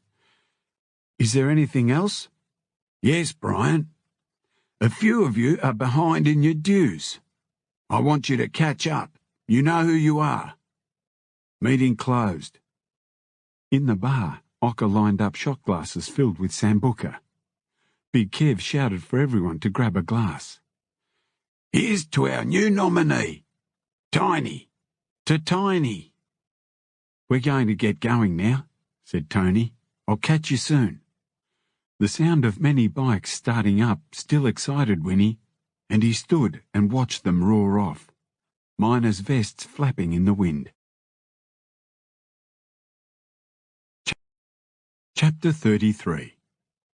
Winnie read the note from Mimi, saying she'd taken Harry to soccer and she'd be home by lunchtime. He was exhausted and threw himself on the bed. He awakened with Mimi sitting on the bed next to him. She leaned over and kissed him. He pulled her down on top of him and kissed her, but she pulled away. "Stop, Peter. Harry's in the kitchen making us coffee. He'll be here in a second." "Well, having to look after his mother would have exposed him to a lot. Robin did say he organised her medicines for her before he went to school, and after she taught him to cook, he looked after that too. Independent little bugger. I'm glad for that. You're a bastard. Come here. Before he could grab her again, Harry walked in, slowly, unsteadily carrying 2 coffees and trying not to spill them. Put them here, mate. Winnie put his arm around Harry's shoulders and looked into his face and smiled. How'd you go at soccer? Just looking at Harry filled him with the love only a father can have for his son.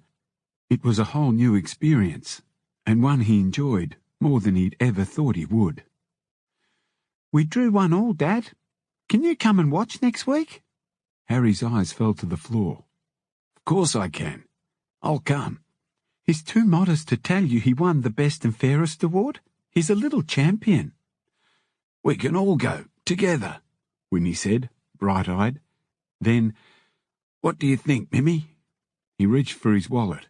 How much pocket money should Harry have each week? He helps me a lot. Let's say $10? Harry's eyes lit up. $10? Yeah? Yes, but you have to bank half every week. Winnie pulled out a note and handed it over. Okay, Harry. Don't forget we're going to visit your grandmother, Savo. While she dressed, Mimi watched Winnie changing into his street clothes. Have you spoken to Warren lately, Peter? No, we don't see each other too often. I think you should before we go up. Why's that? Warren told me your mum has dementia. Winnie leapt up and went to the phone. Hello, Warren, it's Peter. Mimi was just telling me about Mum. You'd know if you went and saw her more often. It's too late now. Listen, cunt, I never rang you up for a lecture. Just tell me what's up.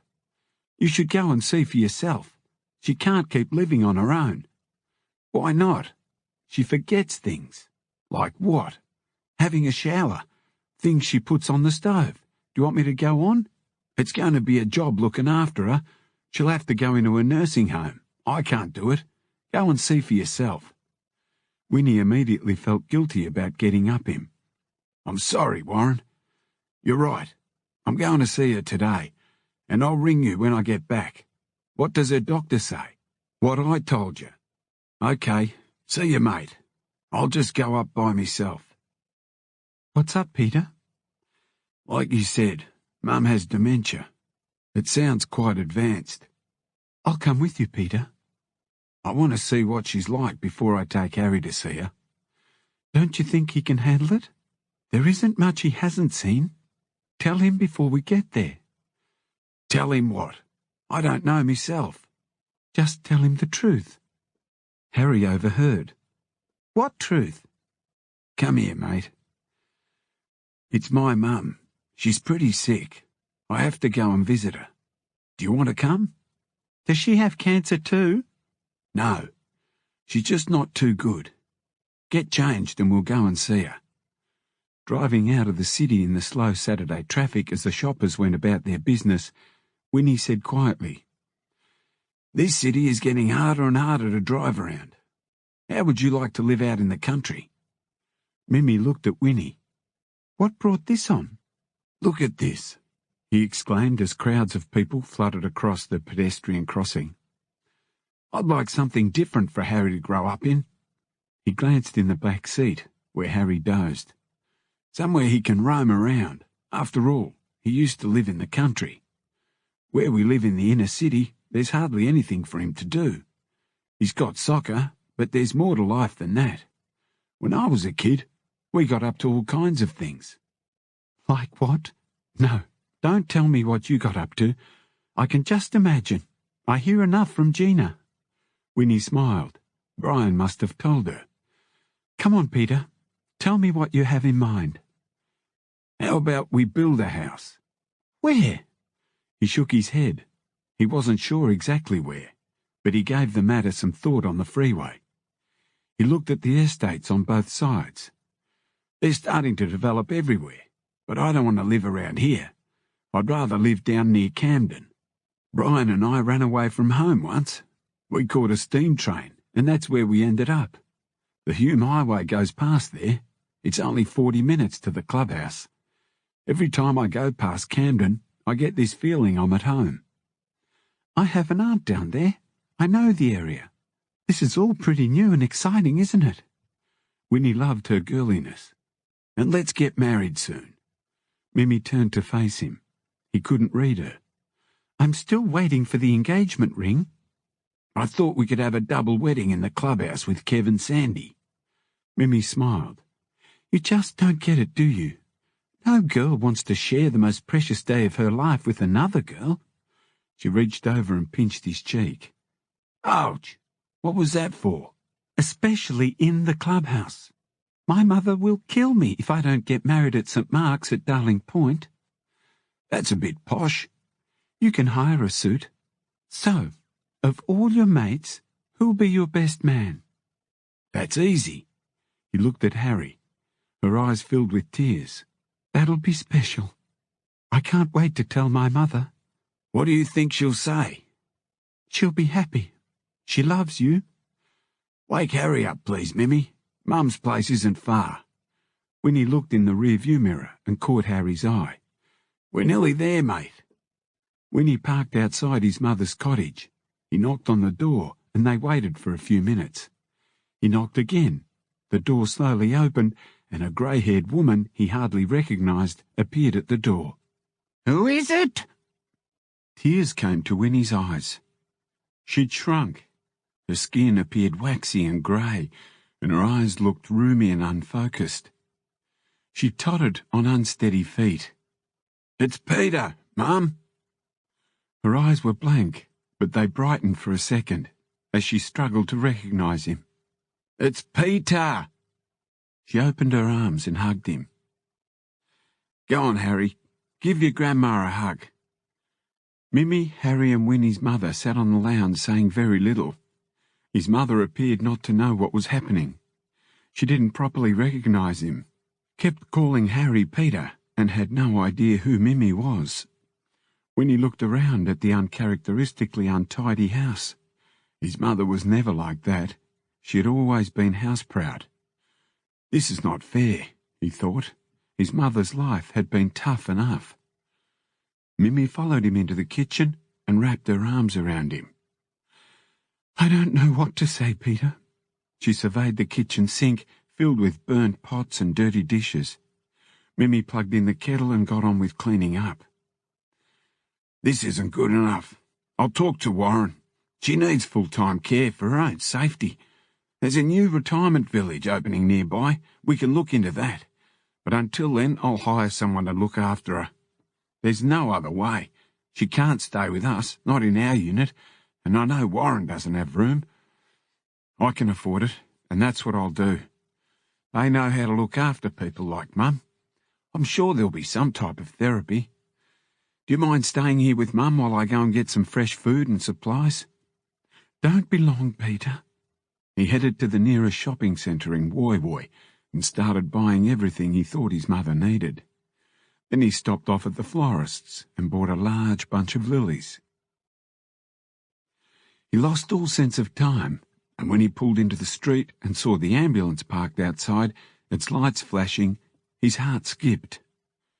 He watched in horror as two attendants wheeled out a stretcher bearing a body bag. Mimi and Harry stood crying at the door. He ran to the ambulance, stopped at the stretcher. It's my mother. The attendants stood back respectfully as Winnie pulled the zipper down and exposed his mother's face. Death had released all the tension. She looked 20 years younger. Her lips were still warm when he kissed her. What happened, Mimi? The attendant said nothing as Mimi took Winnie by the hand. Harry was talking to her, and she closed her eyes, let out a breath, fell back on the sofa and just died. We had no way of contacting you, so I called the neighbour over, and she called the ambulance. I'm so sorry, Peter. Harry's in a bit of a state. You'd better talk to him. Winnie said his goodbyes there and then and reached for Harry, who looked stunned. The attendant zipped up the bag and put his mother in the ambulance while Mimi watched, sobbing. Neighbours gathered at the front door and offered their condolences. Winnie took Harry gently by the shoulders and ushered him inside. "I'm sorry, Dad."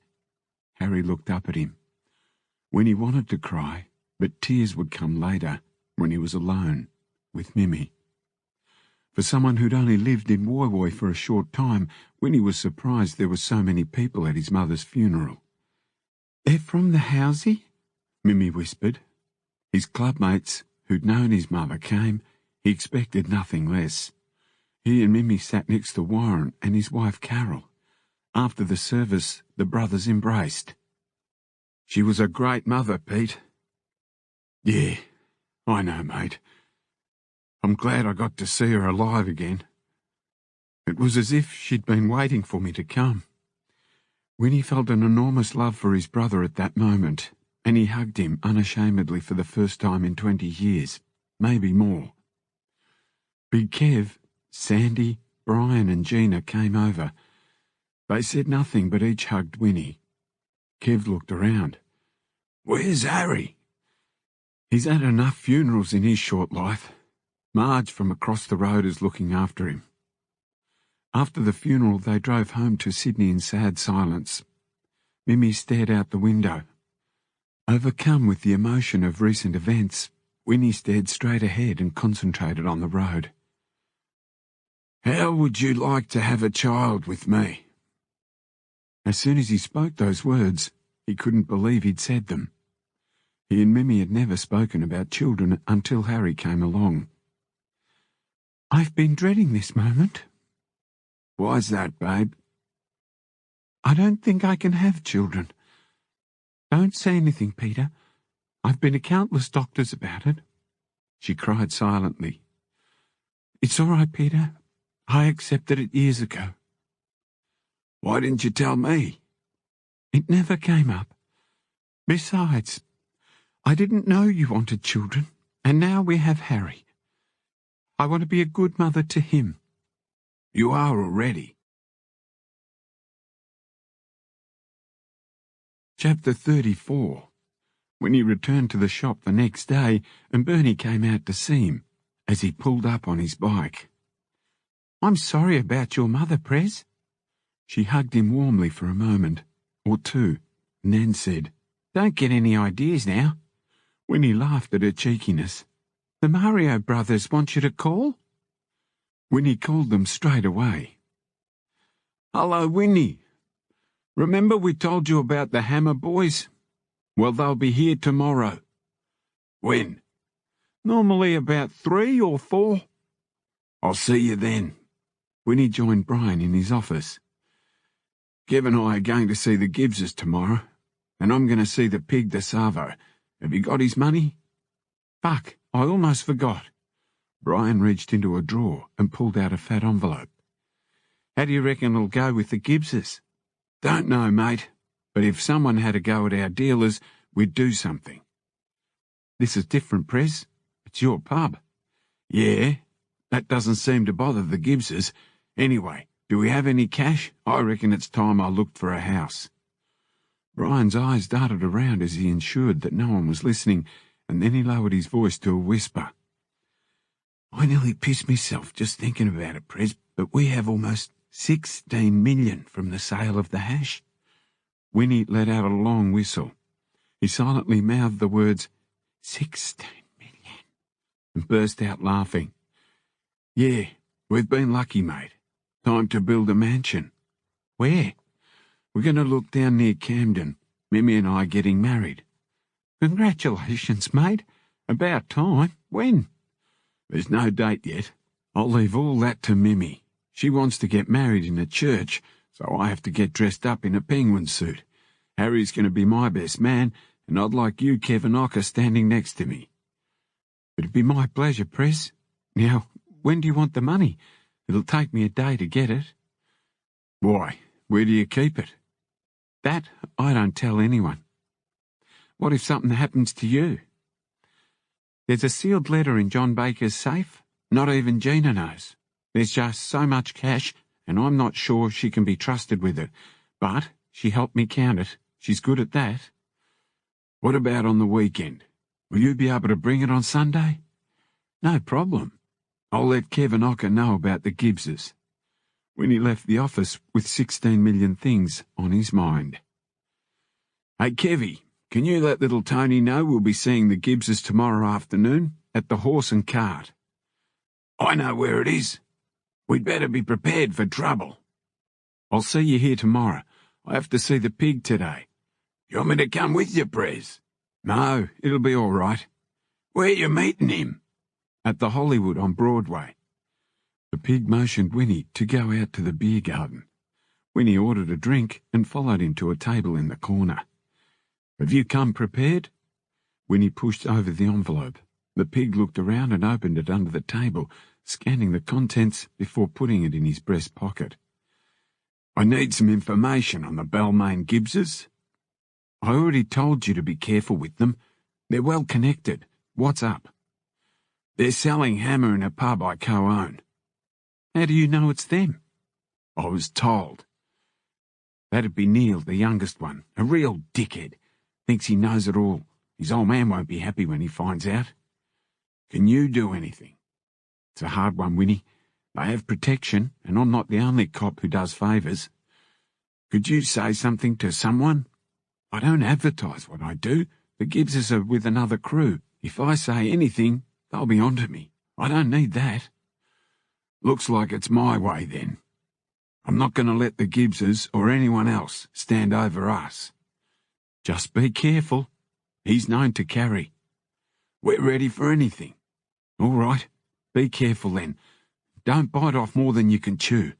Here's some news. I have to do a management course down at the academy, so I won't be around for 6 months. I'm in line for a promotion, but I still want this every month. The pig patted his pocket. How do I get it to you? He slid a piece of paper over to Winnie. These are my banking details. I'll see you in 6 months. What if I need to speak to you? Don't worry, Winnie. If you end up in the shit, I'll know. The pig drained his drink and stood to leave. Remember, don't fuck with the Gibbses unless you know you can win. He winked as he walked away. Winnie finished his beer and waited a few minutes until the pig was well and truly gone. He decided to give Mimi a thrill by going to the jewellery store and buying the ring she'd picked out.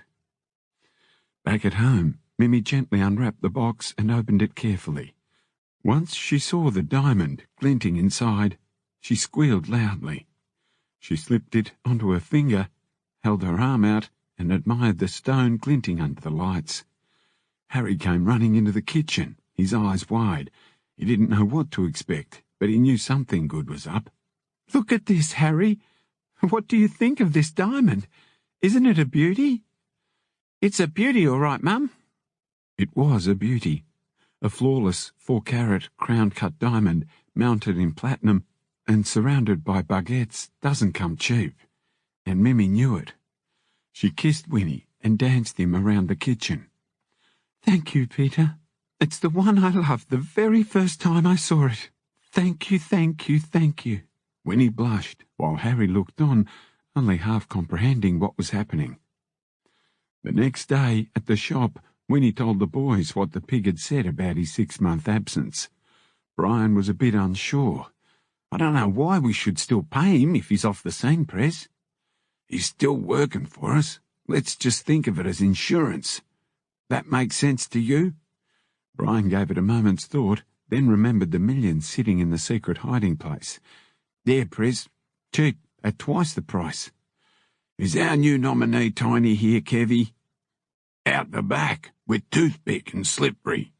Winnie and Kev joined the boys. Listen, boys, we don't know how this'll go down. Kev and I will do the talking. I just want you as backup. They parked their bikes outside the Horse and Cart and met up with little Tony and Boris in the bar. One of the Mario brothers greeted them. That's them, playing pool, Prez. Winnie looked over at them. Which one is Neil Gibbs? The one shooting now? Right. This is what we'll do. Kev, you and I will take him into the shitter. Tony, you and the boys make sure the others don't follow. You got that? They nodded. Tiny, you stand out on the footpath with the bikes. If the pigs turn up, you let us know." Tiny grinned. The Gibbs mob turned and stared at the miners crowding the bar. Winnie and Big Kev approached the pool table. "Having a good day, boys?" "Just put your money up if you want a game, or fuck off." Winnie smiled and shot Big Kev a look.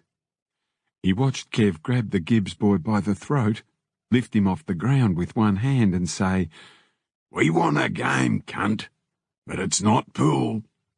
Gibbs tried to pull Kev's hand away from his throat, while his mate swung his cue at Kev. Kev sidestepped the clumsy blow and tightened his grip on Neil Gibbs's throat. The bloke swung his cue again, but only managed to collect Gibbs's face. Boris lunged at the bloke with the cue, smacked him with a balled-up fist, and dropped him to the floor. Gibbs's other mates backed into the corner, not wanting any of the same treatment. Kev half dragged and half lifted Neil Gibbs into the toilets. He was still stinging from the good hit to the head. Kev threw him up against the wall. Some bloke who'd just finished a piss quickly left. Winnie stuck his own face as close as he could get to Neil Gibbs's face without touching him. His voice stayed calm and he spoke in a hoarse whisper. "Now, listen to me, cunt. I own part of this pub, and a few others around here. So if you and your boys are told not to sell your drugs here, you don't fucking sell your drugs here. You hear me? You can get fucked." "You cunts think you're tough? Don't you know who I am?" "Yes, we do, Neil. But we don't care. We're businessmen, and you and your hammer are bad for our business." Neil Gibbs's eyes opened wide. He spat back. "Wait until my old man hears about this." Winnie saw Gibbs's hand go to his jacket and caught a glimpse of something metallic. He shouted loudly, "Look out, Kev!" Kev reached for the gun and pushed its nose towards the floor at the same moment as a shot rang out. Neil suddenly squealed like a pig. The .38 bullet had torn a hole right through the top of his boot and bitten off a toe or two, and his precious blood spurted up like a geyser. Kev wrestled the gun away and served Neil Gibbs a nice backhander with it. Neil collapsed in a bloody pool on the tiles. He might have said something, but his blubbering made it hard to understand a word. "Come on, Kev. Let's get out of here." When they walked out, Neil's mates definitely wanted no part of it. They huddled in a corner of the pub and avoided any eye contact. Kev slipped Neil's gun into his belt as Winnie motioned the boys to mount their rides and leave. Back at the shop, Winnie got the boys together and gave them an account of the events at the Horse and Cart. "Is he dead, Prez?" "No, the silly cunt shot himself in the foot." He stared at Kev. "Did you toss his gun in the river, Kev? If he goes to the pigs, they probably won't believe us." "It's already in Canada Bay, Prez." "And you other boys, get going and keep your heads down for a couple of days. They'll only be looking for Kev and me." "Yes, Prez." "Tiny, good job for a nominee." "Thanks, Prez." After everyone but Ocker and Brian left the clubhouse, Brian asked what Winnie thought the Gibbses would do to retaliate. "I doubt they'll go running to the pigs. They're old school. So, one of two things will happen. We'll either end up in a war, or they'll work something out with us. In any event, I don't want to take any chances with them. You better let all the members know the score." "If I can get onto them all, Prez." "You could if everyone had one of these." Ocker held up his newest portable phone. "They're much smaller now." "Can we afford to buy them?" Winnie inquired. "These aren't on the market yet, but these are." Ocker pulled another gadget from his pocket. "It's a pager. You send me a number to ring you back on. They work really well. I think everyone in the chapter should have one, and they're cheap." "Okay, mate. Bring it up at the next meeting. Are you selling them?" "No, you buy them at the telecom shop. Watch this. He asked Brian to take it out at the front of the shop. When you get a message, Brian, just press this button. The rest of them followed Ocker to the phone. He dialed the number and then hung up. A few minutes later, Brian walked back into the shop smiling and looking at the pager. He showed Winnie and Kev the shop number on its screen. That's the go, mate. It'll do until the portable phones are available, Ocker said.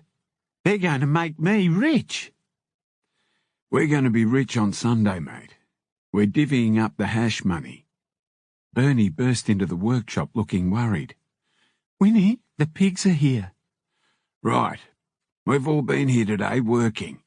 Winnie headed out to confront the pigs who'd walked into the shop. Can we help you? Winnie asked. The pigs looked around before answering. I'm Detective Sergeant Green, and this is Senior Constable Mason. We want to know your whereabouts today. Been working in the shop all day. You sure? Detective Green prompted. You sure you haven't been at the Horse and Cart Hotel? No. What's the problem? You're a smart cunt, aren't you? The detective said. What's your problem? Maybe I can help. You're the president of the Miners' Motorcycle Club, and some of your members were involved in a shooting there earlier today. I told you we've been working here all day. These bikes don't build themselves. We've been told you and your sergeant-at-arms were involved. So where is he? He's working out the back. Get him. You're both coming down the station for an interview. You can interview us here, or charge us, and then we'll go. Do you have witnesses? The detective began to lose it, and spat back. We ask the questions, you fucking answer them. Got that? Winnie stood eyeball to eyeball.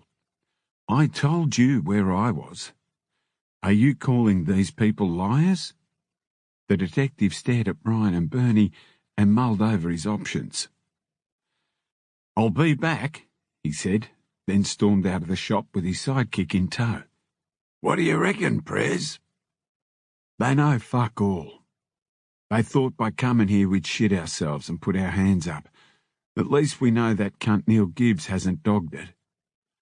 That night, he lay on the sofa with Mimi and watched her write down names of invitees to the wedding. She flipped the page over and announced, These are just my friends and family. Later, on the television news, the lead story went something like this.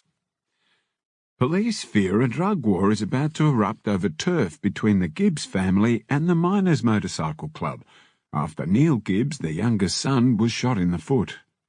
The incident follows an altercation at the Horse and Cart Hotel. Police are continuing their inquiries. Mimi questioned Winnie. Are you involved, Peter? Don't worry, Mimi. It'll be all right. It's not me. What about Harry? He's still only young. What do we tell him when he gets older? He'll understand. I don't know if he will. I just know that he'll be growing up with us. That's another reason why I'd like to move out of town.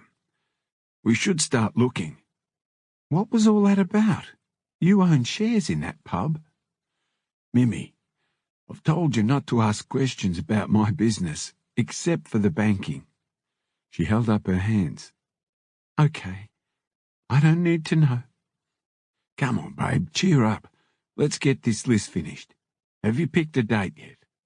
She smiled happily. The 22nd of August.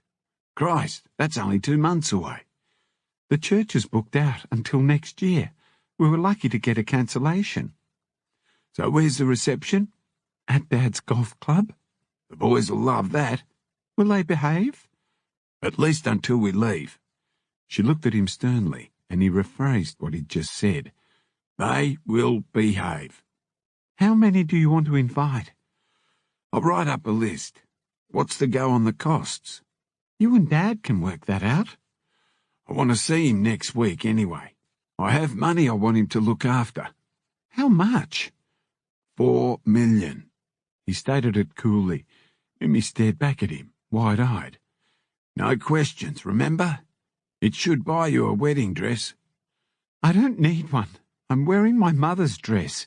It's something I've always wanted. It's your choice. You'll look good in anything.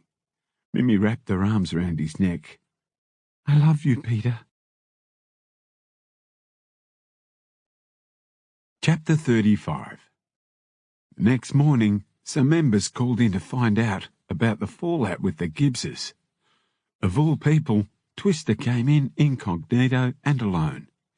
Winnie, I need to talk to you. He looked uncharacteristically nervous, but he smiled. Follow me. Winnie motioned him out to the back alley. What's up? Old man Gibbs came to see me. He wants to have a meeting with you by yourself. He can get fucked. You don't know him? He's a real bad cunt. Listen, Twister, I don't give a fuck. What happened was that young cunt's fault. He knows that.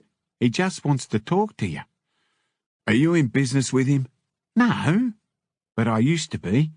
He's the reason Kero Kev's in jail. I found out that he gave us up on our hash deal. Twister looked meaningfully at Winnie. You remember? Down on the docks? Winnie remembered all right. He knew it wasn't the Gibbses, that the pigs were already onto it. But he wasn't about to enlighten Twister. How do you know that? I don't know it for a fact. It's just a feeling I have, since he was the only one who knew we were onto a big hash deal. I don't do business with him anymore. So how come you're here? Like I told you, Winnie, he knows that I know you, and that's all. He said you can name the place. Wait here, Twister. I want to talk to the boys. Winnie went into the shop, where the boys waited with bated breath. What's Twister want, Prez? Old man Gibbs wants a meeting with me. I can choose where. Anything's better than a war, Prez, said Ocker. It's bad for business, but it could be a trap. Try this, Prez, said Kev. You go to the meeting, and we keep Twister here with us. I don't think Twister's close to him anymore. Kev gave it a moment's thought. Who told you that, Prez? Twister? Kev just smiled. All right, Kev. Some people never change. I'll see if he'll be in it. Winnie went back to Twister. The boys watched Winnie doing the talking. When he finished, Winnie and Twister stared at each other for about 5 seconds. Twister nodded in agreement.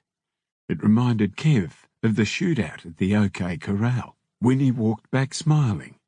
He must still be working with them. Why else would he do it? Big Kev said, That's Twister, Prez. I'll tell you something I heard. That hash they got busted with was never destroyed. It was on-sold to the Gibbses. So the only one to miss out was Twister. I'll bet that old Gibbs is just using Twister. That's a change, Kev. You can always scam a scammer. It's in their blood, said Ocker. So how are you going to set the meeting up? Asked Kev. We can go for a drive in his car and just talk. We don't need to go far, and Twister said he'd stay here. We agreed on 3 o'clock. Prez, I have an ankle holster. Come with me. They take a bit of fitting. I don't need it, Kev. You're not going unless you do. Okay, mate. Maybe you're right. I've got a nice little automatic to go with it. At 3 o'clock, a black Mercedes with tinted windows pulled up outside the shop. Twister got out, and Big Kev and Winnie met him. He doesn't want any trouble, Winnie. We're just talking, Twister. Now, you wait here. Kev held Winnie back. Hold on, Prez. Tell Twister to open the boot first. Twister popped the boot. Big Kev inspected it, then closed it, satisfied. Winnie got into the back seat, next to old man Gibbs.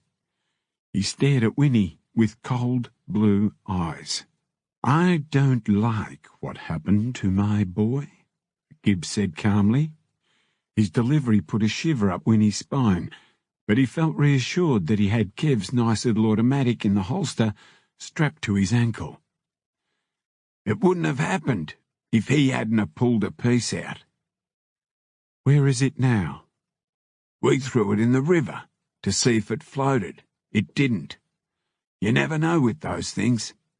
He was told not to deal in our pub by the owners, and he told them to get fucked. That's bad manners and bad business. I don't take it lying down when people ignore what I say. Gibbs's face lit up. He chuckled. Yes, he's a cheeky little bugger, isn't he? The smile quickly gave way to his previous icy demeanour, and his thin voice grew cold once again. If there are any more problems, you come and talk with me. It might just smarten him up a bit. There was a silence, and then the raspy voice went on. You run a pretty good operation, Winnie. Why don't you and your boys come and work with me? You and Twister have something going on already, from what I hear. Now and then. He's pretty dumb, you know. I have plans to sell product, and you and your miners would be ideal for it. Yeah, well, what's good for you may not be good for us. Can't you see what I'm offering you? Just make sure that your boy doesn't sell drugs in our pubs. You might just live to regret your decision. I've got plenty of contacts. He paused, and a puzzled look creased his leathered face. I don't understand. You do business with the Wogs, but you won't deal with me? Why not? Clearly the old man wasn't used to anyone knocking him back. Winnie just stared back. I trust the Wogs. The old man gave Winnie a last steely stare as they pulled up at the back of the shop. Twister eagerly awaited their arrival. He jumped into the car as soon as Winnie left it, and the driver squealed his tyres as he raced off. The boys walked out. How'd it go, Prez? I don't think he gave a fuck about his boy getting shot. He just wanted us to sell his drugs for him. What did you say? Asked Kev. More or less told him to get fucked. From what I can see, he uses Twister and anyone else who's scared of him. He's an evil cunt, and you can tell he's not used to anyone saying no. Do you expect trouble? I think he might be setting something up, and he doesn't need any problems. He seemed kind of glad that his son got shot. I reckon he thinks it's a badge of honour. No one likes their son being shot, Prez, said Brian. You'd better be careful. Winnie went into the members' room and sat down with Kev. The pig told me the Gibbses have a few friends on the force who look after them. So old man Gibbs is dangerous. But if I've got it right, he doesn't want this to get out of hand. We'll keep an eye on the horse and cart and see what happens. But my instinct tells me we'll be right. You might want to keep your head down though, Kev. Yeah, Prez. By the way, little Tony called. They're putting the truck job off for a few weeks. That's most probably a good idea. Winnie changed the subject. I'm getting married on the 22nd of August, so make sure you have no plans. What's the hurry, Prez? Ocker looked concerned. I was organising the tattoo show for then. Is it much of a problem changing the date? It's the only time we can get to church. I'll make it the week before. How you going with the organising, mate? I ordered trophies. Tooheys will send a caravan and a beer tent to sell piss. We've ordered portaloos, seating and bands, and the Lions Club is set to cater, so I'll have to change all that, plus the advertising. Kevy just leant back in his chair with arms folded. Geez, he's done a good job, Prez. Winnie tried not to smile. I'm sorry, Ocker. You are doing a great job. She'll be right, Prez. Kev, why don't you give Ocker a hand? We have been helping him. Yeah, the boys have helped a little, but I'd better change the advertising. When you go on your honeymoon, will you take Harry? Asked Kev. That's all part of the wedding plans. I'll have to ask Mimmy. Why do you want to know? I know Sandy would like to see more of him. I'll let you know, Kev. They arrived at the shop on Sunday morning to split the cash. Everything was quiet. As Brian opened the door, he beamed from ear to ear. "It's payday, boys. Come and have a gander at this." He ushered them inside the lunchroom, where 4 huge piles of banknotes stacked up like bricks lay on the table. "They're all the same, boys.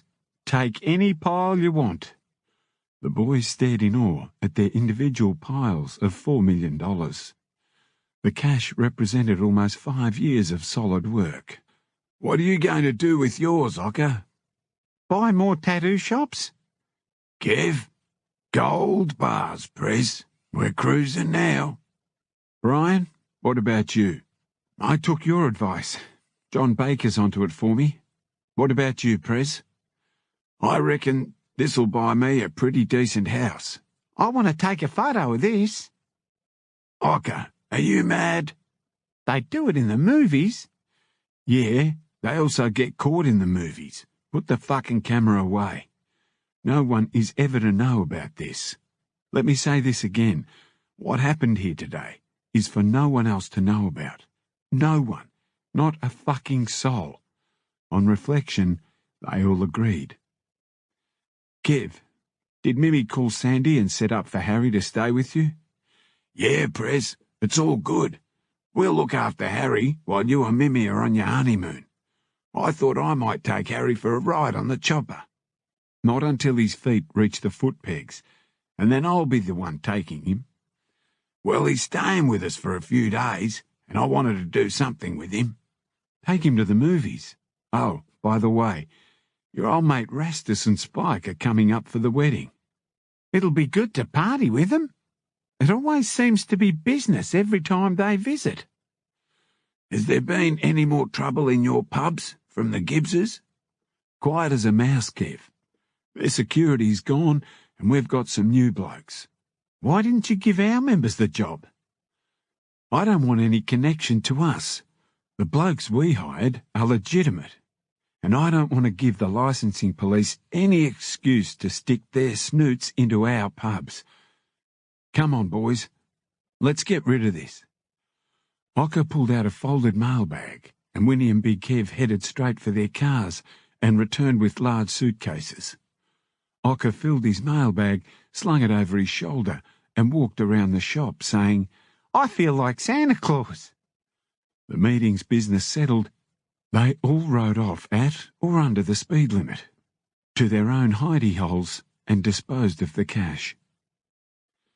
The tattoo show signalled the official opening of the new clubhouse.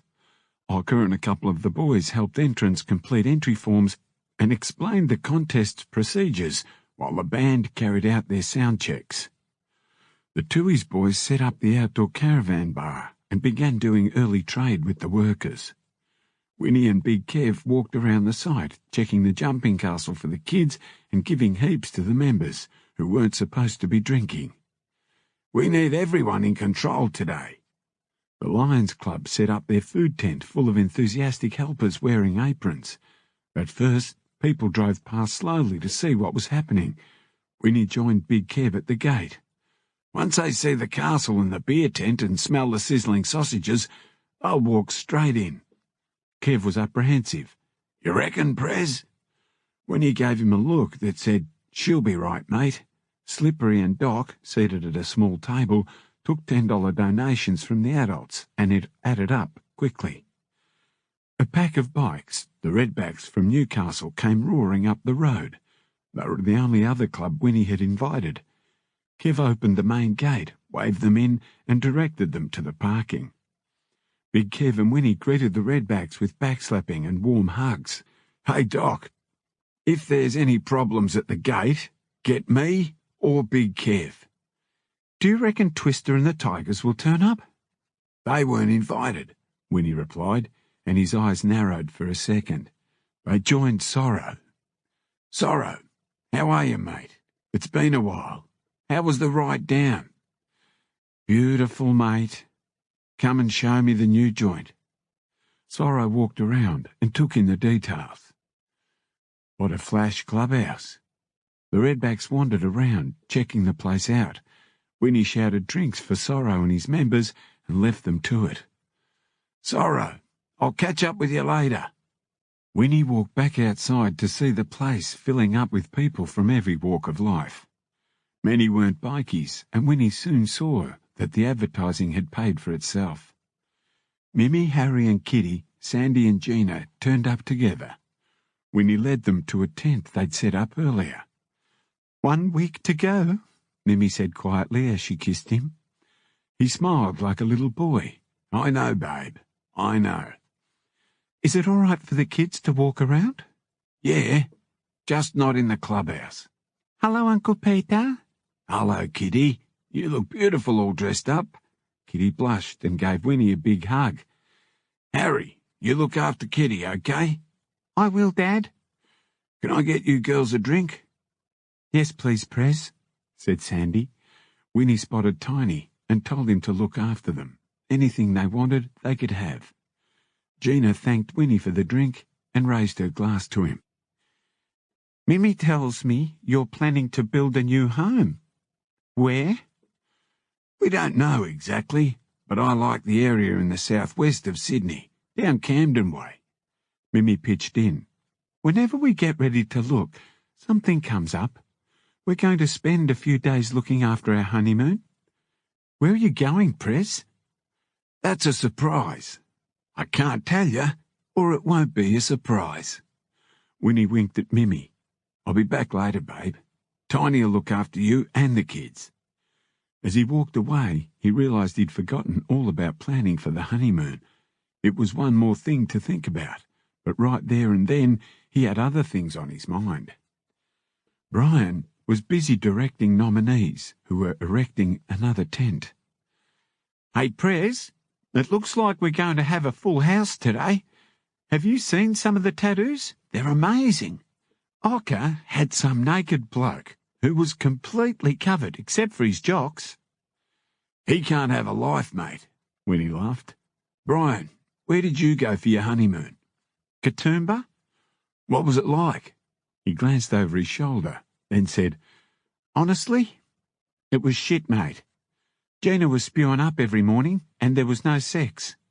He checked again to see if they could be overheard before continuing. After we got married, sex became a chore. You should buy her a dildo. That's what Kev said. I'm telling you, mate, don't get married. Women are not all the same, Brian. Yeah, mate, they're not all the same. What about Lord Howe Island? I read about it. They cater to honeymooners, lots of bed and breakfast places and quiet hotels. It's not too far, and it's away from everything, if that's what you want. That's exactly what I want. I'll tell you what, I'll see my travel agent on Monday. She books my trips to the States. 7 days will be more than enough, eh? Perfect. I'll organise it, Peter. It's my wedding present to you and Mimi. I didn't know what to get you, so it'll be a nice surprise for Mimi, and you can pretend you didn't know. Winnie hugged him, thinking that he couldn't really remember the last time Brian called him Peter. They'd always been generous to one another, but this was a real surprise. Winnie whispered, "Thanks, mate." Slippery pulled Winnie aside. Hey, Prez, the cops are here. Winnie walked to the main gate to meet the cops. Winnie strode straight up to the sergeant and his constable. Any problems? Just the parking on the street. I saw a bloke on the gate, and they said they'd sort it out. The sergeant looked around. You have a fair crowd, but I can see it's under control. So we're not here to bother you, but we'll be around to keep an eye on things. Okay, then. Winnie watched them get back in their patrol car. That was simple, Prez. It's the best way, Brian. When the band took a break, Ocker, the master of ceremonies, stood on stage with microphone in hand and announced the categories and the entrants for the tattoo competition. The inked-up contestants displayed their work to the enthusiastic crowd. Girls giggled as the bloke wearing only his jocks climbed on stage. Winnie noticed Harry and Kitty laughing together. It made him happy to see them getting on. Brian was checking it out and commented to Winnie, I'm glad Gina's in the tent." The thunder of bike engines arriving got Winnie's attention. It was Twister and the Tigers. The crowd was so occupied with the tattoo show they hardly noticed. Winnie and Big Kev walked out to meet them. "Are we welcome, Winnie?" Twister asked. "Not today." "Why not? I only have a few members with me." Twister thought pleading his case might prove favourable. "Come on, Winnie. It looks like a great party." "That's the way we'd like to keep it." In a surly tone, Twister said, "Old man Gibbs says hello." Big Kev stepped forward. "Fuck off, Twister. You're holding up traffic." "Are you a traffic cop now?" Twister spat back sarcastically. Kevy advanced a step. "Yes, but I don't give tickets, so fuck off." Twister shot him a sneaky grin. "Okay, but you might just get this back with interest one day." He looked over his shoulder and gave the signal to his members. "Let's go." They left as noisily as they could. "I wonder what that cunt's up to, Prez." "You never know, Kev. He must have known we wouldn't let him in." "He's pretty dumb. Remember how pissed his boys got at the last show?" "No, Kev. He's playing with us. He wants us to think he's working with the Gibbses. But I'll bet he isn't." Kev thought about it for a second or two. "What about that bit about paying us back with interest? What's he playing at?" "He just can't keep his mouth shut, Kev." "Guess we'll find out soon enough, Prez." "Fuck him, Kev. Let's go inside." Slippery and Doc at the gate announced that they'd had 487 visitors so far. "That's pretty good, Doc." "Have a look at that, Prez," Doc exclaimed in awe. "It's Bernie from the shop." And there she was, striding down the street in full get-up, dressed like a high-class whore. Winnie kissed her on the cheek and remarked, "You look as beautiful as always." "Why, thank you, Prez." She planted a kiss on his cheek. "Hello, Kevy." Bernie stretched up to give him a peck. "We'd all love to fuck you," Kevy whispered, and she just giggled. "I know. Pity I'm queer." "Yeah, it is. Come on, Bernie. I'll take you to meet some of the girls." Winnie stuck his head into the food tent where the lions were well organised and doing a roaring trade. The bloke in charge handed Winnie a sausage smothered with burnt crispy onions and a squirt of tomato sauce. "Free for the boss." Winnie hadn't eaten since the night before. He realised he was starving, and he got stuck into it, then watched the tattoo contestants lining up, displaying their numbers like entrants in a beauty pageant. Harry and Kitty stood transfixed, mouths agape as they pointed at the punters' tattoos. "Which one do you like the most, Harry?" "Kitty likes that girl's best." Harry pointed to a girl with her back fully covered in jungle artwork and wild animals. "That's pretty good, Harry. What do you like?" "That one."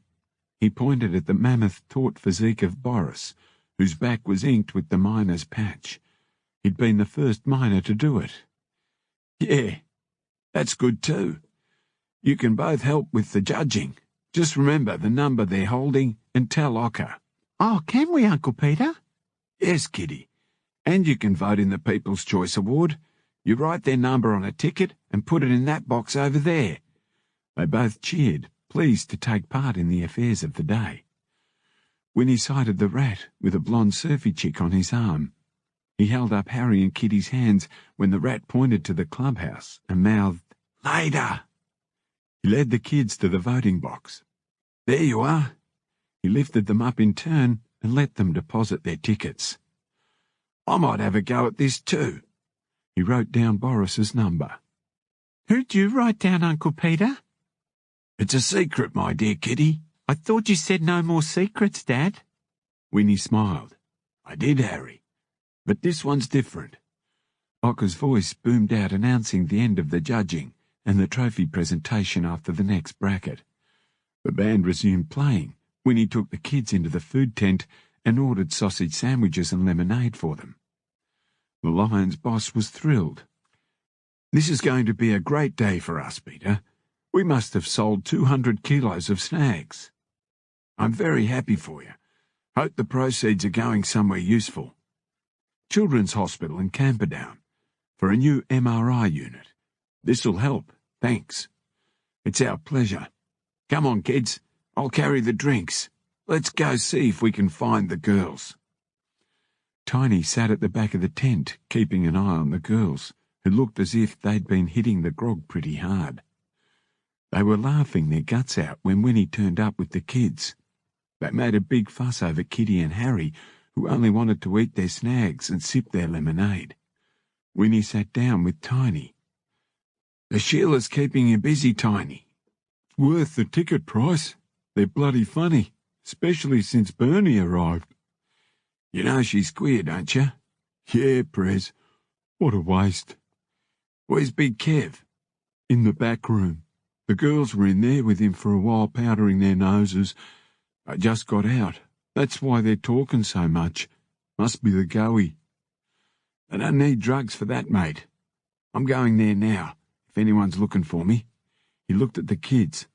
Harry, Kitty, I'll be back later. Before the judging, Uncle Peter? Yes, Kitty. Harry was busy eating and just waved. When he opened the door to the back room full of smoke and some miners and redbacks, he headed for the speed and snorted the entire line. Just what I needed. It's turned out pretty good, eh, Prez? Ocker said. Beauty, mate. We'll do all right, and so will the Lions and the Tooheys boys. Kev told me Twister turned up. Yeah, that queer cunt's up to something. We'll worry about that tomorrow, but today I want to make sure Boris wins the People's Choice Award. Can you organise that, Ocker? I'd like to see our colours up there at the end of judging. He already has, Prez. I got all the boys to vote for him. My best tattoo artist did him, and it'd be good advertising for me shop. That's our Ocker, Winnie smiled. Kitty and Harry seem to be getting on all right. Brian looked really happy. He was always at his best when it came to Kitty, the love of his life. All right, all you blokes. I don't want you puffing in here all day. Let's go out and show the colours. Most of his members rose and filed outside, exhaling clouds of dope smoke. You redbacks are all right. You're welcome to stay as long as you like. That's good. They left their pot. Sorrow replied with a grin. Then they must want you to smoke it. Winnie glanced at Kev. Kev, the rat's here with some hot surfy chick. Yeah, that's his wife, Prez. I didn't know he got married. Neither did I, Prez, until today. What's she like? Who knows, Prez? They always seem all right at first, don't they? You know what blokes are like, Kev. Have you had a talk with him about keeping everything under his hat? The rat knows a lot about our business. I haven't had a chance, Prez, but he knows to keep quiet. Where are they? It won't be hard to find. Just look for her blonde hair. Ocker, the self-appointed MC, picked up the microphone as the band wound up their set and announced that the judging was complete and he'd make the presentations in 10 minutes. I promised the kids I'd watch the presentations with them, Kev. They made their way back to their tent and met two miners escorting a piss punter off the premises, where he wouldn't be a hindrance to the other patrons. Don't bash him, Winnie instructed. It's not a good look. Winnie and Kev found Kitty and Harry craning their necks looking for him. I told you he'd come, Harry said to Kitty, and they both raced towards him. The women were a bit worse for wear and didn't even notice him. They were heavily engrossed in each other's tales. He was about to walk out of the tent when he saw Mimmy and Bernie sitting close together. A pang of jealousy coursed through him for a millisecond. Then he realised Mimmy had to talk to someone, so he turned away to get to the judging. Ocker introduced the winners, who stepped on stage and collected their trophies. Kitty's favourite, the lady with the jungle scene on her back, won her category. See, I told you she'd win, Kitty said happily. The People's Choice category was yet to come, and Winnie said quietly to Harry, "Who do you reckon will win that trophy?" Harry whispered back, "Can't tell you, Dad. It's a secret." Their eyes met as they both laughed at his joke. Now, last but not least, Hocker announced, the People's Choice Award goes to... He paused to milk the moment. Boris from the Miners Southside chapter. Big Kev and Harry both threw their arms in the air and yelled, Yeah! Boris climbed on stage to retrieve his mammoth trophy, and the crowd cheered wildly. He posed a few times, then turned his back to the crowd and displayed the miner's patch tattooed all over his back, and everybody cheered. Boys, Kitty said, in her exaggerated way, we'll be boys.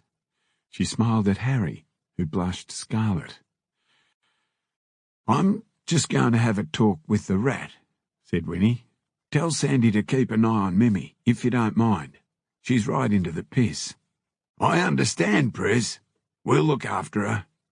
Kev took the kids back to sit with the girls. Winnie got the rat's attention away from yet another blonde surfy chick standing beside him. The rat's wife turned to Winnie, while the other blonde just stared back at him with a come-fuck-me look. Winnie thought about it for a second, but he knew it would end up being trouble, since he was getting married next week and his bride-to-be was 10 metres away. He didn't look back. He and the rat walked off a short distance. How you going, rat? Real good, mate. Kev tells me you got married. Congratulations. The same to you, Prez. Next week, eh? Come and meet me wife. We only had a little ceremony and didn't invite many people, just her folks and mine. Don't worry about it, rat. Besides, I forgot to put you on my list. Winnie paused for a second. Anyway, we don't want to be public with our connection. Come on, I'll get you a drink and we'll have a chat. Winnie signalled the nominee, who brought them drinks. Then they went out the back to some relative quiet. I heard you had a little bit of trouble with the Gibbses. It's over now, mate, Winnie said between clenched teeth. They're real cunts, Prez. When I was on the hammer, my dealer was right up there and dealing direct with old man Gibbs himself, Rat recalled. Some shit went down between my mate and the young Gibbs. I think he might have been taxing the ounces. Anyway, my mate got the blame. We haven't seen him since. He never showed. Nah, Prez. So just be careful, even though I know I don't have to remind you. There's something I need to tell you, Winnie said, and the rat followed him to the members-only gutting room. We don't let the wives or girlfriends know about this room. It's locked when they're here. He retrieved the keys from his pocket, and they entered. We tell them it's a storeroom. Winnie closed the door behind them and flicked on the light. Fuck me, Prez! An astounded rat took in the double bed in the centre of the room, adjacent to a dressing table, with a full mirror and boxes of condoms and lubricants displayed on it. A mirror covered the entire ceiling. This is like a brothel, Prez. What do you think? I can set it up. Winnie raised his eyebrows as he looked at the rat. Don't suppose you'd care for a line, would you? Too right, I would. Winnie cut up 2 lines as the rat rolled a note. They stuck their noses in it and let out deep breaths. Look, mate, it's very important that you tell your missus nothing about our dealings. She knows nothing, Prez. She's pretty dumb. It doesn't matter. Sometimes they're the worst. We're building a house together. Where did you tell her you got all your money from? Catching prawns in Queensland. Don't worry, Prez. She's a good girl. Well, the less said, the better then, eh? I suppose I shouldn't tell you, but her cousin Terry's got the hots for you. You just tell her to be careful, because the wives will zero in on her if they spy her trying to hit on me. Tell her this is a bike club, not a surf club.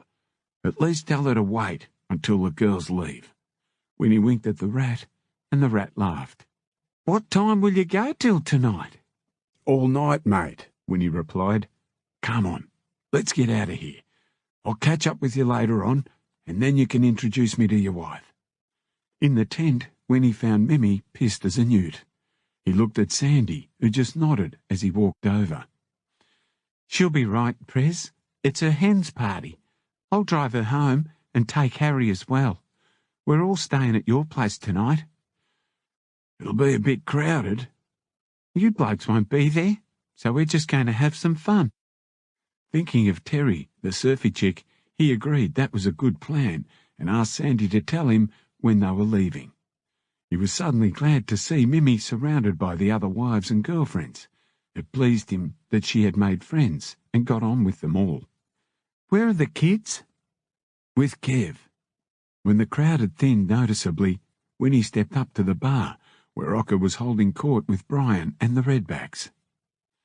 Hey, Prez, you know why Aussie men like girls with big tits and tight pussies? No. Because they've got big mouths and small dicks. One of my girls told me that.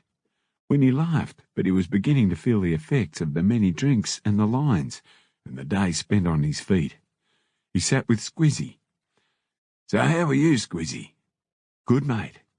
I've been putting some bets on for the minister. How'd he go? Done his ass. He won't be too happy on Monday. Why doesn't he go himself, or just bet with the bookies? He owes them too much. It might be time to see if we can get him some winners, Prez. I spoke to Ocker. It's in the works, mate. If you could, Prez, might be good for all of us. Brian told me you were getting married.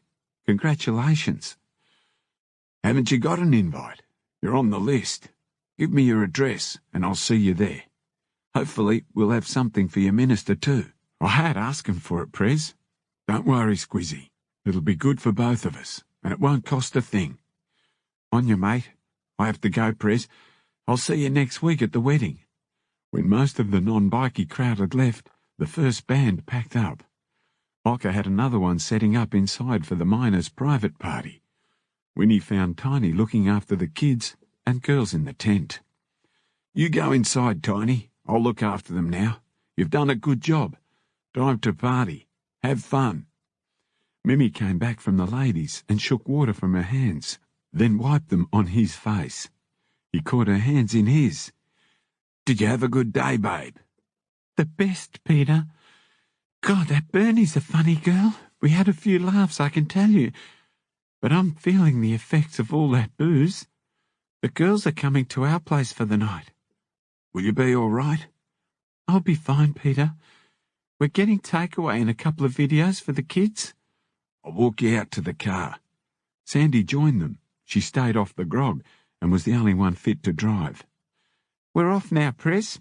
The kids already in the car? Take it easy on the way home, Sandy.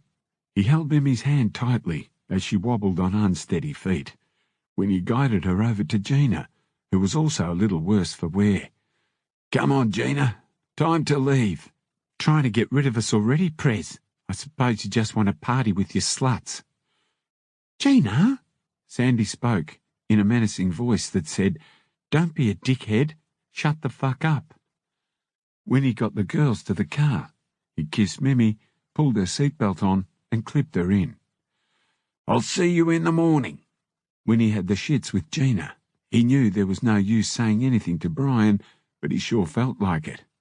When the girls had driven off, he joined the boys at the bar.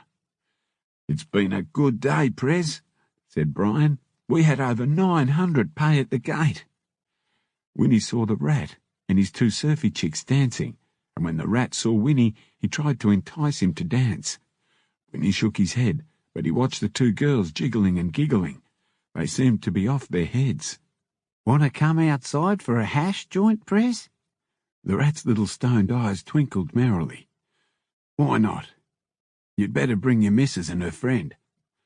I wouldn't want to leave them in here with these blokes. Oh, they're coming too. Don't you worry about that. Everyone was so wasted at that point that no one took any notice of anyone else, so Winnie walked outside into the dark and joined the Rat, who introduced his wife Carol and her cousin Terry. He shook each of their hands and gave Terry a look that said, If you want it, you've got it.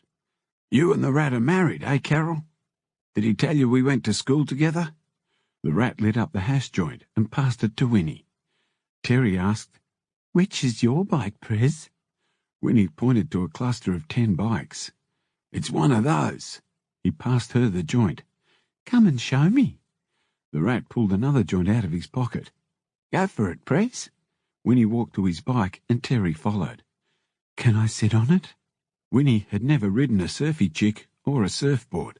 Suddenly both appealed. Okay, come round this side. She passed him the joint and brushed her tits against him as he guided her hands to the handlebars. Now, just swing your leg over. He thought he wouldn't mind throwing a leg over Terry as she settled in the saddle. Put your legs here. She placed her feet on the foot pegs. Now, how does that feel?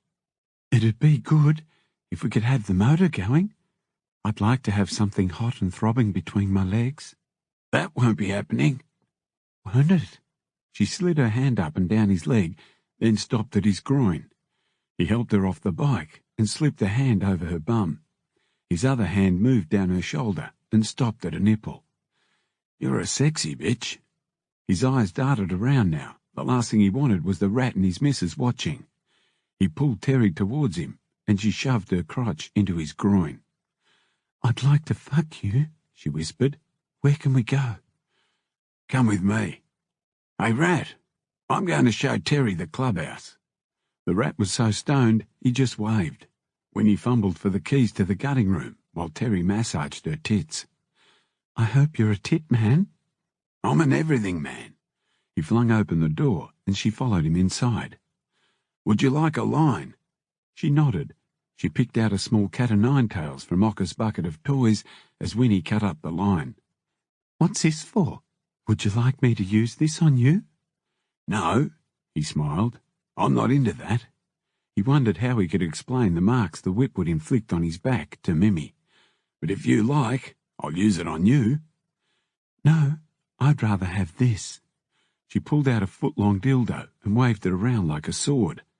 Then she took the note off Winnie, bent over in front of him, and snorted the line. Winnie shoved his hand between her legs. He took off his colours and folded them before putting them on a chair. It didn't take long for her to get naked and stretch out on the bed while Winnie pulled off his boots. He looked at her perfect tits and her hairless cunt. How come your cunt's bald? You haven't had crabs, have you? No. Why's that? I thought you only shaved if you did. I shave myself. The sex is much better. Come and try it. She began playing with herself and using the dildo while Winnie tore off his clothes. He switched off the light, and she was right. Her cunt was the most amazing thing. 2 hours of fucking passed quickly. I have to go, Terry. You haven't got any friends who'd like to visit me, have you? How often do you do this? First time, Prez. I always dreamed about it. He smiled. Well, your dreams are about to come true if that's what you really want. Oh, I do. In the clubhouse, Winnie saw Ocker standing at the bar, drink in hand. Is her dream going to come true? You know, don't you? Ocker nodded. The rat told me. Off you go then. She's in the gutting room. It's unreal, mate. Thanks, Prez. Ocker grabbed some drinks. She might be thirsty, Prez. Ocker, just remember her dream and don't sheriff her. Would I do that, Prez? Winnie joined Big Kev, who was watching the band. Been having some fun, Prez. Who else knows? Who doesn't? You know no one here'll talk. Did Tony tell you about the change in plans for the heist? He reckons it'll be a lot easier to just rob the depot. I don't care how they get it, Kev, but I better have a talk with him first. In the morning, Prez. They're off their faces at the moment. Sorrow gave them trips. In the morning, the rat wandered around looking for Terry. We have to go, Prez. Do you have any idea where she is? I'll bet she's still in there with Ocker. I'll ask Kev to get her. All the best for your wedding, Prez. Thanks, Rat. Sorrow and his members ready to leave for Newcastle. We're off, Winnie. Thanks for a great party. Take it easy, Sorrow. As the drugs wore off, a few members sat outside in the early morning sunlight and shared a laugh or two. Brian organised the dismantling of the tent and cleaning up of the clubhouse. Winnie pitched in, prompting other members to join them, and they soon had most of the heavy lifting finished. The phone rang and Ocker answered. His face suddenly darkened. He looked at Winnie, cupped his hand over the receiver and whispered, "One of the redbacks was hit by a car on the freeway on the way home. Rocky. He's dead. He was pretty out of it when he left." Winnie turned down the music and asked the members for a moment of quiet. He told them what he knew. Everyone took it pretty badly. It had been a great day and evening until this bad news. "I never want that to happen to any of us. If any miner sees one of his brothers pissed or out of it and trying to ride, you have to stop him. We don't want to go to any more of our brothers' funerals. Give them a lift home, or they stay at the clubhouse till they're okay. Have you got that? It's a club rule." The death quickly sobered everyone up. Those who knew Rocky talked about what a good bloke he was, and the memory of the great party soon faded, to be replaced with a sombre silence. "Brian, get little Tony and Kev and Ocker and come outside for a chat. If Rocky's funeral is this week, we'll all go. But if it's next week, after the wedding, I want Brian and Tony to take the club up to Newcastle to show our respect." "All right, Prez." "Now, Tony, what's this Kev's telling me about the pseudo?" "It'll be a lot easier this way, Prez. We'll be better off, less risk, and we'll have about half an hour start before anyone can raise the alarm." "Why didn't you think of this earlier?" "Better late than never, Prez." "When do you look like doing it?" "They're waiting for a shipment now, Prez, so it won't be long." "Ocker, how are you going with the horse racing tips?" "I'm onto it, Prez. Me mate at the stables gave me a list of what he needs for the horses to go fast. My university friends are making it up for him." "As soon as you know, will you give Squizzy a ring? Don't go giving the tips to anyone else." "I know the score." "That's it, Ocker. Did the surfy chick's dream come true?" Big Kev spoke up. "No, the dirty little cunt sheriffed her and locked the door from the inside." "I never heard anyone knock." "Bullshit, Ocker. We nearly broke the door." "We must have been asleep." "Yeah, like fuck you were." "You should have been quicker," said Ocker. Everybody laughed. "What about a bucks party, Prez? Do you want one?" Winnie thought about it. "I think I had it last night. That surfy chick was something else, eh, Ocker?" "Yeah, Prez, she sure was." "I remember the nickname we had for him before he became Ocker," said Kev. "It was Lizard. If there was anything else to be had, he'd pounce on it and keep it for himself." The boys laughed. "You know I don't like that name, Kev." That made the boys laugh more. Big Kev tousled Ocker's hair. "I'm sorry, Lizard." "You cunts are just jealous, aren't they, Prez?" "Don't bring me into it. Anyway, I'm off. What are you blokes doing?" Brian answered, "There's a lot of cash in the safe. Maybe Ocker and Tony can help me count it." Winnie gave that a moment's thought. "Okay, Tony, you're chap that gets half the gate money, after expenses." "We can count it now," said Brian. "Come on, Ocker, Tony, let's get on with it." When Big Kev and Winnie got back to Winnie's, Harry came out at the sound of their bikes. "G'day, Harry. Where are the girls?" "They're sick, Dad." He lowered his voice. "I think they drank too much." "Who's up there?" "Just Mum and Auntie Sandy." "Come on, let's go up and see 'em." The place was spotlessly clean, and the girls sat at the kitchen table, holding their heads and sipping tea. Mimi looked up and said hello, weakly. Winnie put an arm over her shoulder. "Feeling a little unwell, are we?" Mimi just nodded. Sandy stood up. "Let's go now, Kev, before I collapse." Winnie walked out with Kev and Sandy and saw them off. Mimi held her head and sat immobile. "Mimi, you should have a nap and an aspirin. This'll be a big week. Take it easy." He helped her into the bedroom and pulled the bedclothes back for her, and she climbed in.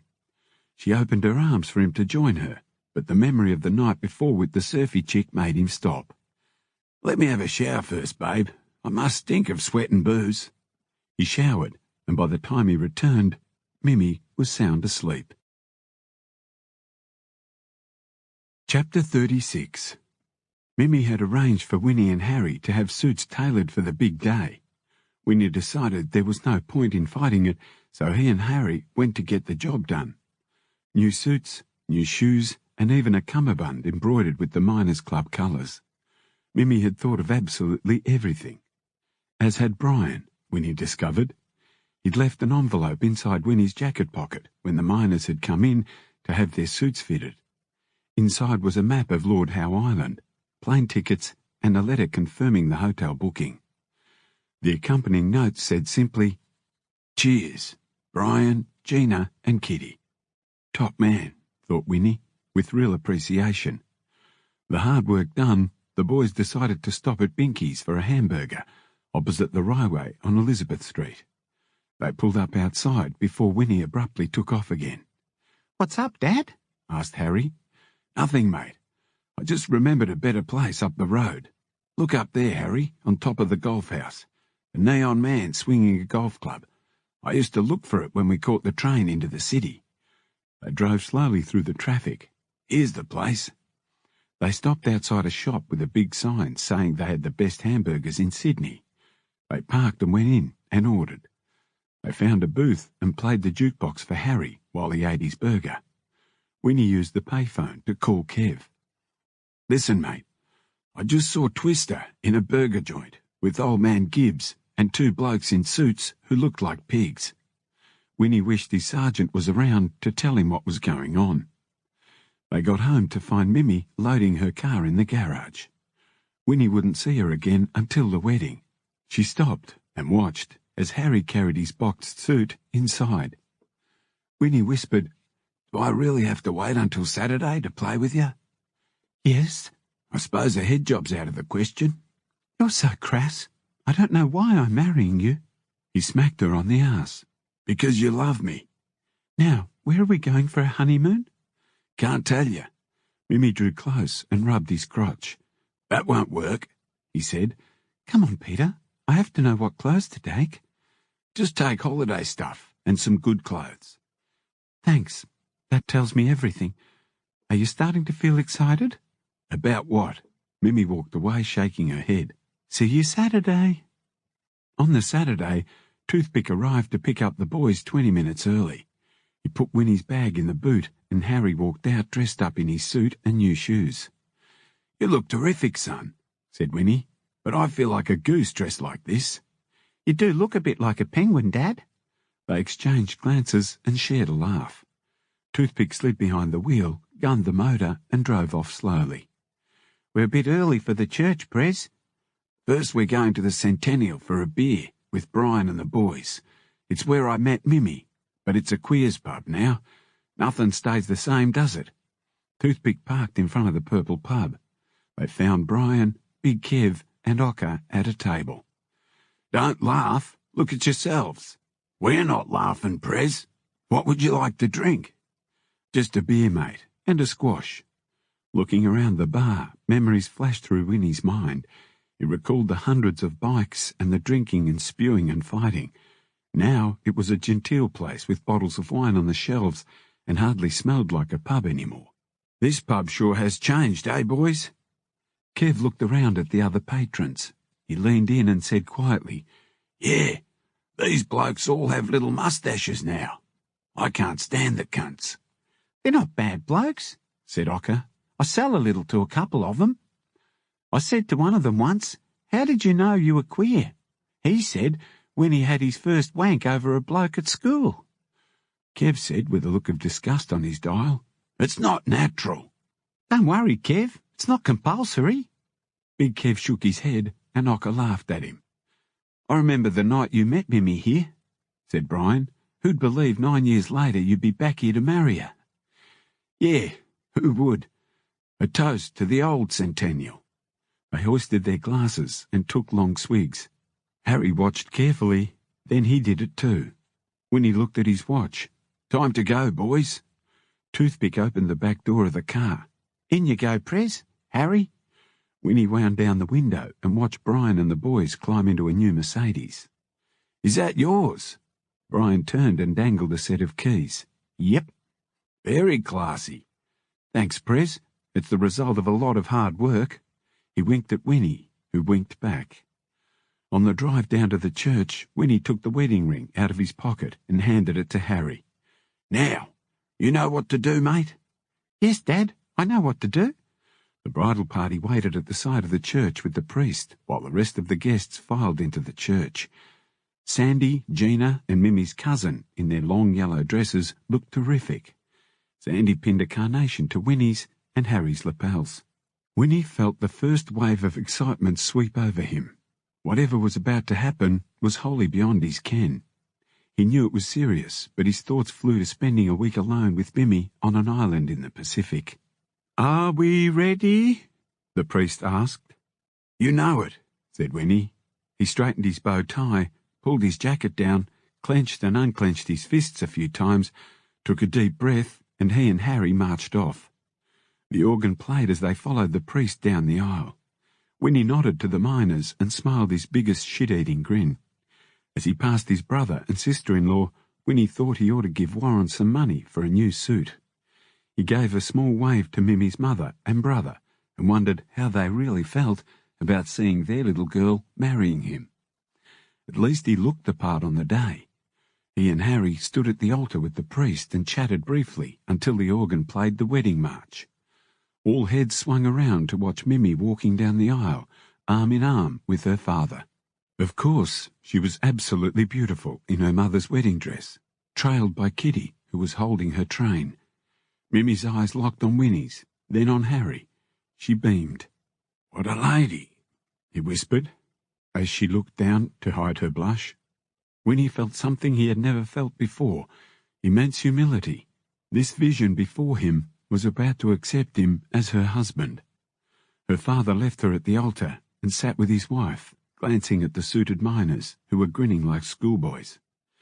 Harry was the only one concentrating on the priest, and he listened intently as Mimi and Winnie exchanged vows. Winnie heard the priest say the words he and Mimi had concocted, and then Harry gave him the ring. The ring found Mimi's hand. The priest said more words, and then Winnie lifted Mimi's veil and kissed her. Tears flowed freely as she looked up at Winnie and kissed him back. "I love you." They followed the priest and signed the registry and legal papers, and the first 5 minutes of their married life came to an end. Then at last they walked down the aisle as man and wife. Mimi's mother turned on the waterworks and dabbed at her eyes with a handkerchief, clutching her husband's arm. Cameras flashed, Mimi waved, and Winnie smiled and nodded. Inside, his stomach churned, his heart thumped, he wanted to scream with sheer happiness. There was a long line of well-wishers, faces known and unknown, kisses, sweet-smelling cheeks, and hearty hugs. It was all a blur as they stopped for introductions, to prick relations, and more photos, and the whole time Winnie's thoughts were on boarding the plane for Lord Howe. A half hour later, the long line ended at last, and Winnie turned to Mimi. "I will always love you, Mimi." Mimi answered slowly, "I love you, Peter, and always will, no matter what." They were the first words they had spoken to each other since the ceremony. The photographer arranged and rearranged groupings and fired off his flash and waved his arms about gaily. The wedding party beamed, and Winnie's face ached from his unforced grin. Mimi, radiant, her brilliant blue eyes shining, said all the right things and cried some more. A long white limousine arrived, and a chauffeur drove them through the streets to the leafy posh golf club. They walked inside to a table with a battalion of champagne-filled glasses. Toasts were offered, glasses clinked, and the party began. Winnie looked around and acknowledged the good wishes of the guests. He saw Squizzy talking to Mimi's brother and John Baker outside on the lawn. Squizzy suddenly looked at his watch, peeled away, and pulled out a transistor radio, put it to his ear, and paced up and down. Finally, he put it away, gave Winnie a thumbs up and a big smile. Winnie sidled over. "Congratulations, Prez." "What was that about with the radio, Squizzy?" "Ocker gave me 2 winners. The minister will be very happy. Hope you have a wonderful honeymoon, Prez." Mimi's brother stuck his head out the door. "You're wanted inside, Peter." "No more photos." "No, speeches." Mimi's brother, the master of ceremonies, said all the appropriate things, avoided any ribald stories, and made his sister blush. Finally, it was Winnie's turn. His heart raced, but he too said the right things, and he made a point of thanking the people who deserved it. Then he turned to Harry. "Last but not least, allow me to introduce my son, Harry Peter Winifred. I want to thank him for performing his manly task so well today." There followed warm applause, and then Mimi's brother announced the bridal waltz. Winnie swung Mimi onto the dance floor, and they danced as one. The miners looked astonished. By the third day on Lord Howe, they had just about seen everything. Mimi had been delighted by the destination, as Winnie knew she would be, and they decided to learn scuba diving. Winnie could hardly believe the colours of the teeming fish. That night, sitting on the veranda of their bungalow, Mimi doubled over in pain. Winnie rushed to her side. "What's up, baby?" Sweat poured down her face. "Come and lie down." He helped her into their bed, where she curled up in the fetal position. "Is it your appendix?" "No." "I'm going to get a doctor." He rushed away to the office. The doctor appeared in 10 minutes and gave Mimi painkillers and a sedative. "We have to evacuate her." The air ambulance got them back to Sydney and St Vincent's Hospital within 12 hours. Winnie remembered the last time they were there, to visit Sandy. Mimi's mother and father met Winnie in the ward. A doctor, a friend of the family, approached Mr Gregson, who did the introductions. "We're not sure what her problem is just yet. I saw the x-rays and we're going to operate. There's a spot we need to check." "Did you know, Peter, that Mimi's had problems with her plumbing before?" Mrs Gregson turned to the old man. "Don't talk about it like that." Sandy and Big Kev arrived with Harry. When Harry saw his father, he threw himself into his arms. "Not again, Dad?" "Everything's fine, son." Mrs Gregson and Sandy cried. "Come on, Prez. Let's find a coffee." "I'm going nowhere, Kev, until I find out what's going on." "We went up to the funeral, Prez."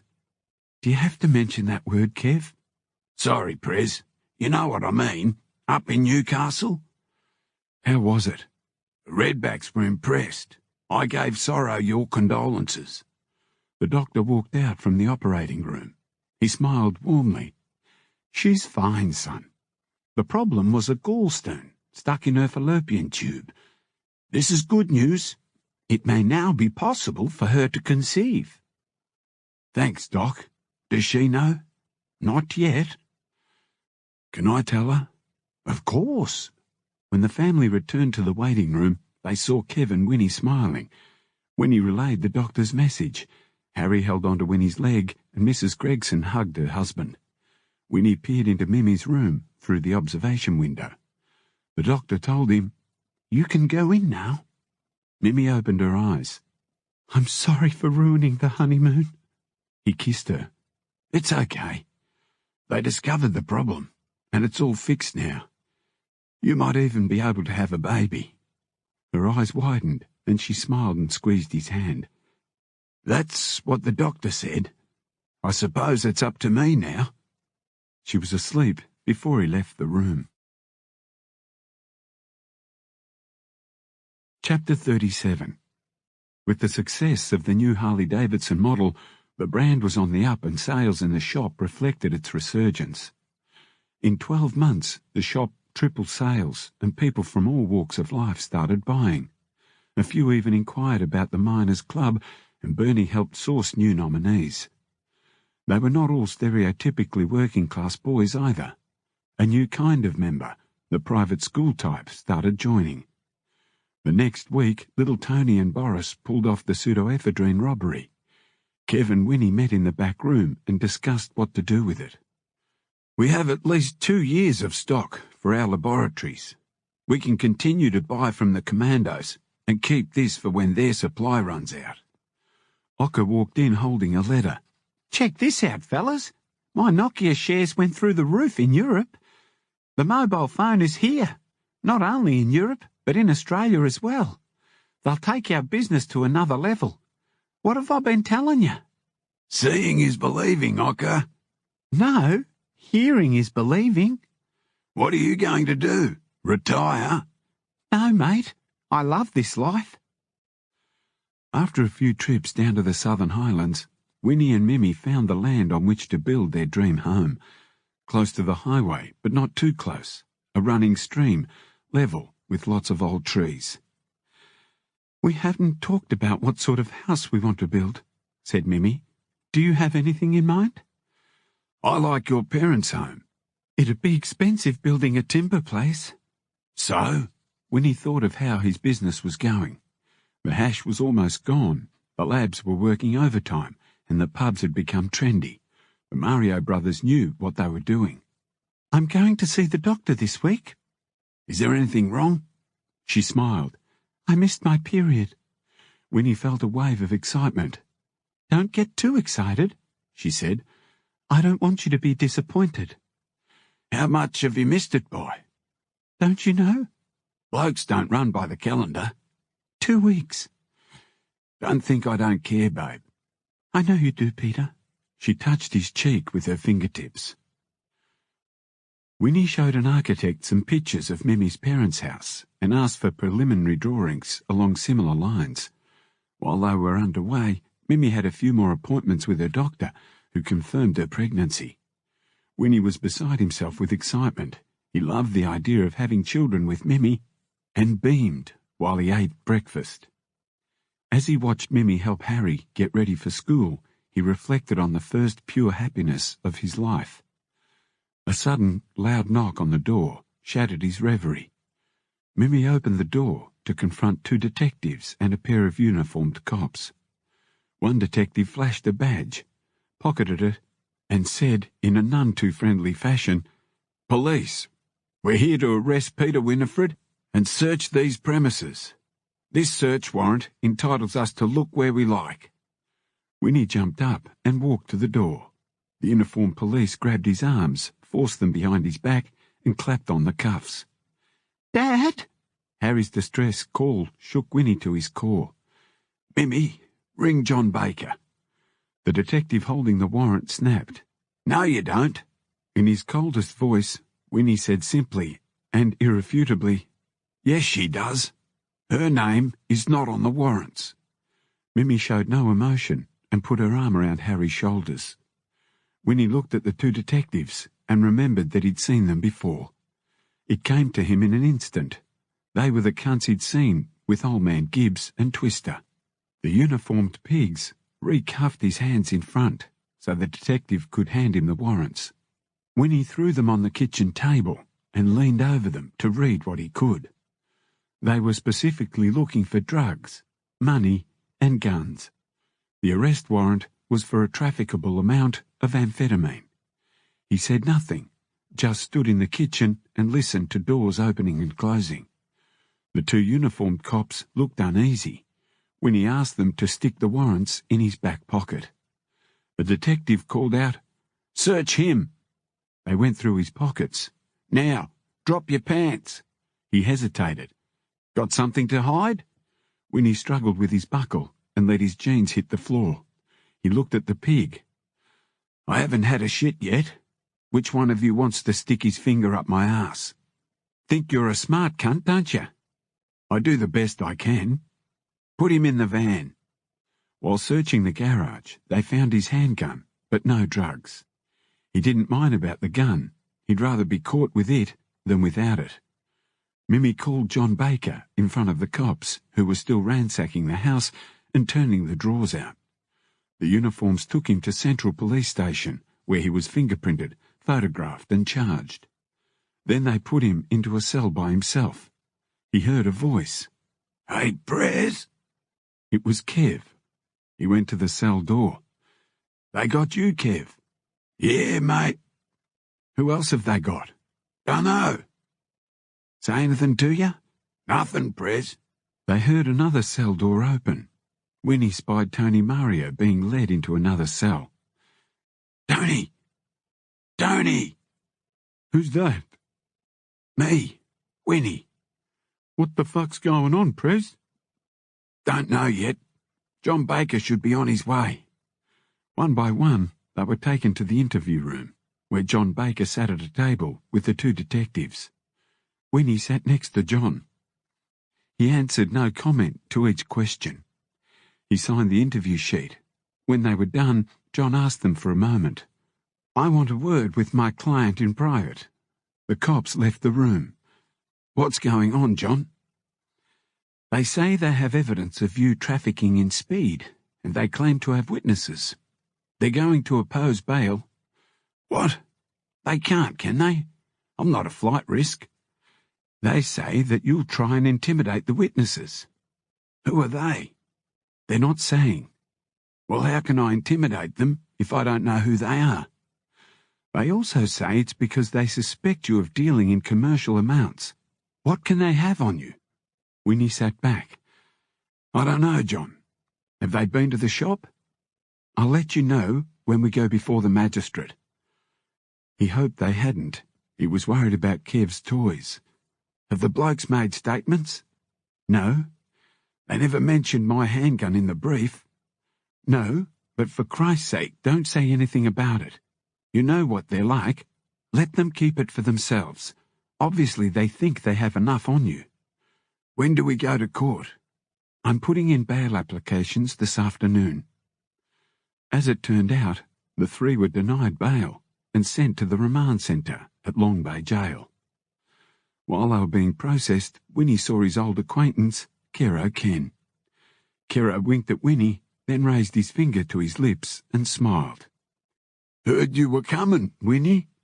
Kero handed Winnie his towel and bedding. Big Kev was next in line. "Kero, I can't say I'm glad to see you here, mate." "Stop your talking," the guard shouted. They showered and donned their prison uniforms. Winnie and Big Kev were put in their cells. "Who do you think they might have as witnesses, Prez?" "It seems strange, Kev. I saw the pigs that arrested me with Old Man Gibbs and Twister. I wish our pig was around. He'd know what's going on."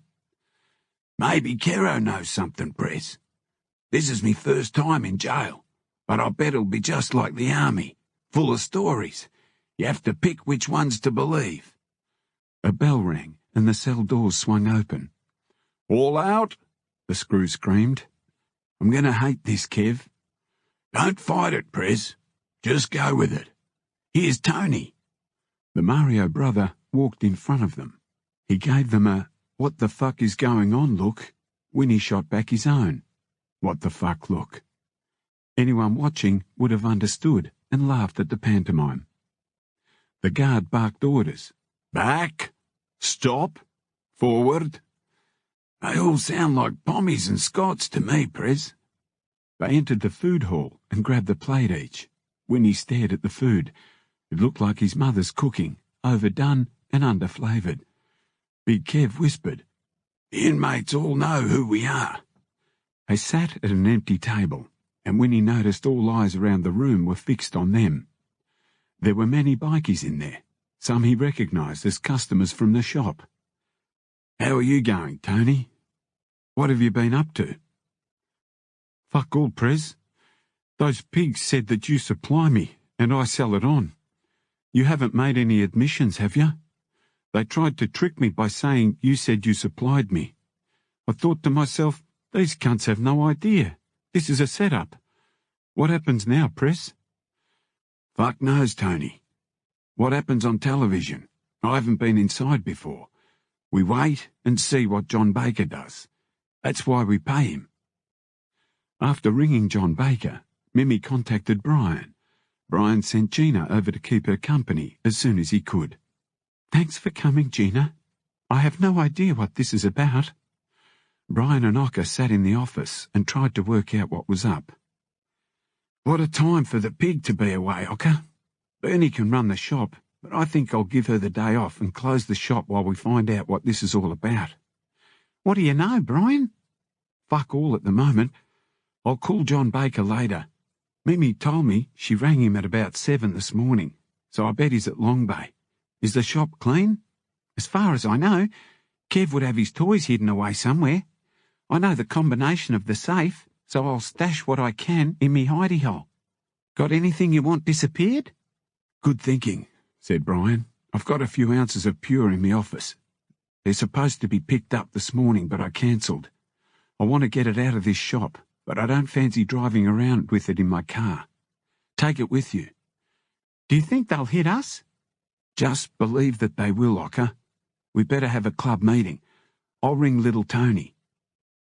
The Prez, Big Kev and Tony Mario paced up and down the exercise yard.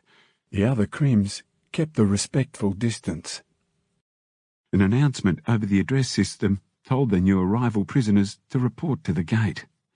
Winnie followed the guard to the common room, where the prison superintendent addressed them, flanked by a couple of arse-lickers. New arrivals, sir, the guard said pompously. There are a few rules in here you should be aware of, said the superintendent. No violence, no drugs, no swearing at the officers. It is up to your solicitor when he wants to see you. Visitors are allowed on weekends. You are allowed one monitored phone call a week. Your daily routines are posted on the notice board outside. Familiarise yourselves with it. Any questions? Yes. Where can we buy a beer? That cracked everyone up. The superintendent walked over to the little bloke who spoken out of turn. We don't take kindly to smart cunts, he roared. You follow me, son.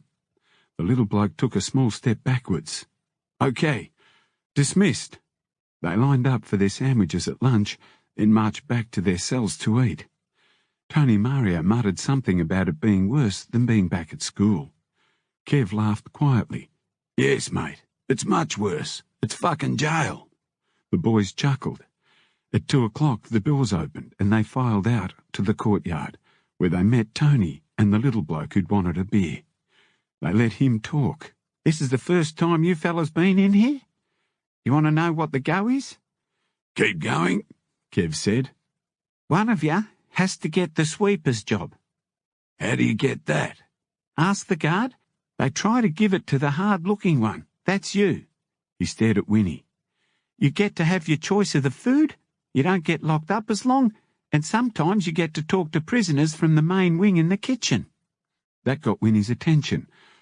Why are you telling us this? It's good to keep the big fellas on side. At least you're honest. Nah, I got done for car theft. That raised another laugh. Me name's Parker. Number 5173, the guard called. Phone call in the office. Winnie hardly recognised his number. Kev read it and said, That's you, Prez. Hello, Peter. It's Mimi. She tried to control her sobs. It's all right. It's all right. He spoke gently. How is it? Okay. How's Harry? Are you okay? We're fine. I'm due to see the doctor tomorrow. I hope I'm out before the birth. What did John Baker learn? He's coming to see you today. This is just all bullshit. He was suddenly annoyed with himself, so he lowered his voice. Visiting day is Sunday, babe. I'll be there, Peter. Don't bring Harry. Time, the guard called. I love you, he whispered. The guard walked behind him to the exercise yard, and Winnie decided to strike while he had a chance. What are the chances of getting the sweeper's job? We're going to need a new one. Wilson goes to trial tomorrow. Go with him this evening, and he can show you what to do. He rejoined the other boys and let them know the good news. I'm the new sweeper. That was quick, Prez. Right place, right time. John Baker will be here this Savo. When John Baker arrived, he saw them together. What's going on, John? Asked Winnie. When can we get bail? John slumped backwards in his chair. You seem to have made some serious enemies, Peter. They're playing hardball. They won't tell me anything except that they're conducting ongoing inquiries. They have informants. Why hardball? I have no idea, but they appear very cocky. Someone wants you in here. So we wait until they gather their evidence. I'll prepare your bail applications and say you're involved in legitimate business. You and Kev in the bike shop, and Tony with the pubs. When will we go to court? Monday morning. What do you think our chances are? No promises, Peter. Back in the yard, the sweeper Wilson turned up. Are you Winifred? You're to come with me. You're the new sweeper. Winnie followed him past the checkpoints to the kitchen, where he saw Kero Ken. Kero had been in jail nearly 2 years, and obviously knew his way around. When Winnie went to pick up his dinner, Kero called out for him to come and have a chat. "We have about 5 minutes." They went into the vegetable locker. Winnie'd always liked Kero. He would have made a good miner. "How are you handling it in here, Ken?" "It's a piece of piss once you get used to it. Do you know why you're in here, Winnie?" "No, tell me." "Twister. Isn't he your mate?" "Yeah, like fuck. He left me to carry the can for the hash deal. It was a fix from the start. Fucker put me in here and never visits or puts any money in me buy-up account. I get nothing. I guess you don't like him anymore. He's the reason I'm in here. So what do you reckon?" "What do you mean he's the reason you're in here? You got caught with the hash." "Yeah, you're right, Winnie. I was a sacrificial lamb. The hash is still out there in storage, waiting to be sold. And guess who has access to it? Fucking Twister. That's it, Winnie. You better go. I'll talk to you more tomorrow." On the Friday night, the miners turned up for the big meeting. Brian, Ocker, Little Tony and Boris talked beforehand. Brian spoke first. "Until we find out what's happening, we should all pull our heads in." "It's all in the newspapers," said Tony. Ocker spoke up. "I reckon Brian should run the club until the Prez gets out. Agreed?" Everyone agreed. "Boris, tell the boys to come in." The boys were worried about the busts. Brian addressed them. "There's not much we can tell you, except anybody in business should keep their heads down until we find out what's going on. I want our colours to be seen. No weakness, because you all know that other clubs are waiting to pounce if they think we're just a one-person club. Now's the time for everyone to stand up, take no shit off anyone, and keep in touch. Me and Ocker are going to Long Bay tomorrow. Give 'em our regards, Brian." Winnie and Wilson pushed the food trolley together. Winnie's job was cleaning up after spills. He served massive portions to Kev and Tony because the boys were locked in their cells to eat, so he reckoned they deserved a good feed. Winnie stayed out for an hour longer and ate in the common area. He told Kev that Kero had confirmed that the last 2 bent pigs worked with old man Gibbs. "Kero reckons the pigs stored the hash, and now's the time for it to hit the streets. We were in the way, and I bet you Gibbs will move into our market. But we haven't got much left." "They're not to know that, Kev. That vengeful Gibbs cunt has it in for us. I'll bet they're moving into the eastern suburbs already. It's going to be tough if they have the pigs on side." Kev grew quiet. He thought about Twister and Kero and the predicament Twister had left Kero in. Twister uses Kero. Gibbs uses him. If Twister doesn't understand that, he must be brain dead. Winnie's mind drifted off as he thought about the Gibbs' deviousness. Secretly, he admired its pure evil and vindictiveness. He decided never to underestimate an enemy again. Some time passed in silence before Kev sang out in a hoarse whisper. "Sandy rang. She and Mimi are coming on Sunday. Maybe we can get word to Ocker and Brian to get on the case. How's Sandy?" "Okay, mate." Winnie hoped the pig had heard what had happened. He'd know who the Gibbses had on their side. Brian and Ocker rode their bikes to Long Bay and parked. A group of 4 guards on their way to shifts glanced at the bikes as they passed. Ocker said loudly, "What sort of man do you think would lock people up?" A guard's head swung around. "It'll be a pleasure to see you in here one day, laddie." The 4 guards laughed as one. "Yeah, like fuck you will, you queer cunts." The guards kept laughing and walked on. "That'll make it easy for us to get in." "Sorry, mate, I couldn't help myself." They came in through the visitors' entrance, filled in the forms and waited. "Oh no, look who it is." The Scotsman from the car park walked over and smiled. "I told you I'd see you in here. Come with me, empty your pockets and take your belts off and lock them in here." Winnie and Kev heard their numbers called. They went to the visitors' gate and waited for a guard to open it. Brian and Ocker sat at a table together, waiting. When they saw Winnie and Kev, they stood and wrapped them in big hugs. "I never thought I'd be so glad to see you two." Brian's voice faltered. People at other tables stared at them. "Come on, let's sit down." "What's going on, Prez?" "Not too sure, Brian." Winnie bent forward and retold the chat he'd had with Kero. "Fuck, Prez. They aren't the only ones to have pigs on side. We go for bail again on Monday. We'll find out more then. Our pig called yet?" "Not a boo." "How's everything going?" "We shut the labs down, just in case," said Ocker. "We can't do that, mate. We have to keep supply up. Just be careful. If we lose our market, it'll be hard getting it back. Gibbs probably thinks we'll shit ourselves and close shop. Fuck him. I want to show this cunt what we're made of. Talk to Nestor too. If there's going to be a hash shortage after the pigs sell theirs, we should start hydroponic growing in a big way. Ocker, you're the technical man. Talk with Nestor and get it started. Are you still giving Squizzy's mate tips?" "He's had 6 winners out of 6 so far, Prez." "The next time you tip him, have a talk with Squizzy. Just get him to have a poke around to see if he can find out anything through his minister.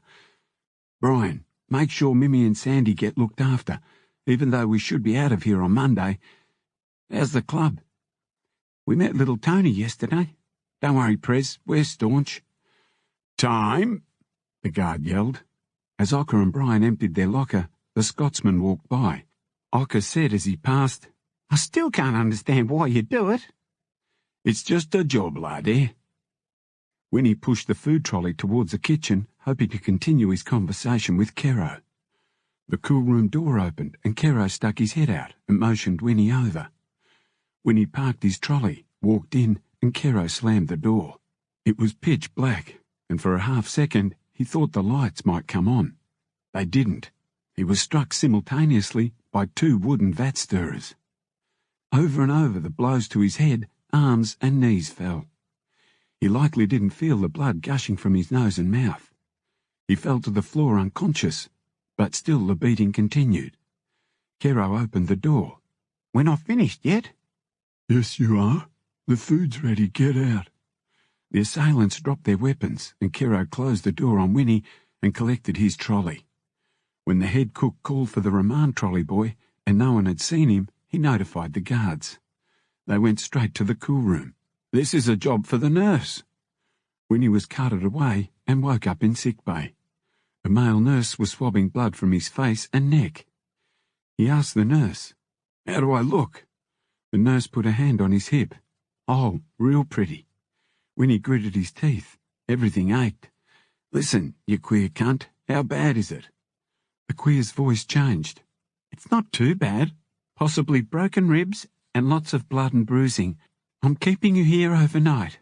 It's the rule, and head injuries stay for observation." Big Kev and Tony waited for word. Everyone had known about it within minutes, but details were invented. Kev asked the prisoner pulling the trolley, "Have you heard about our mate?"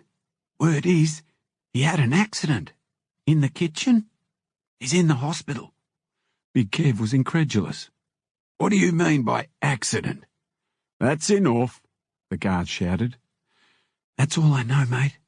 The guards questioned everyone in the kitchen. He lowered his voice. "I think he got bashed." Kev kicked his door. The guard reacted immediately. "Settle down. In your cell now."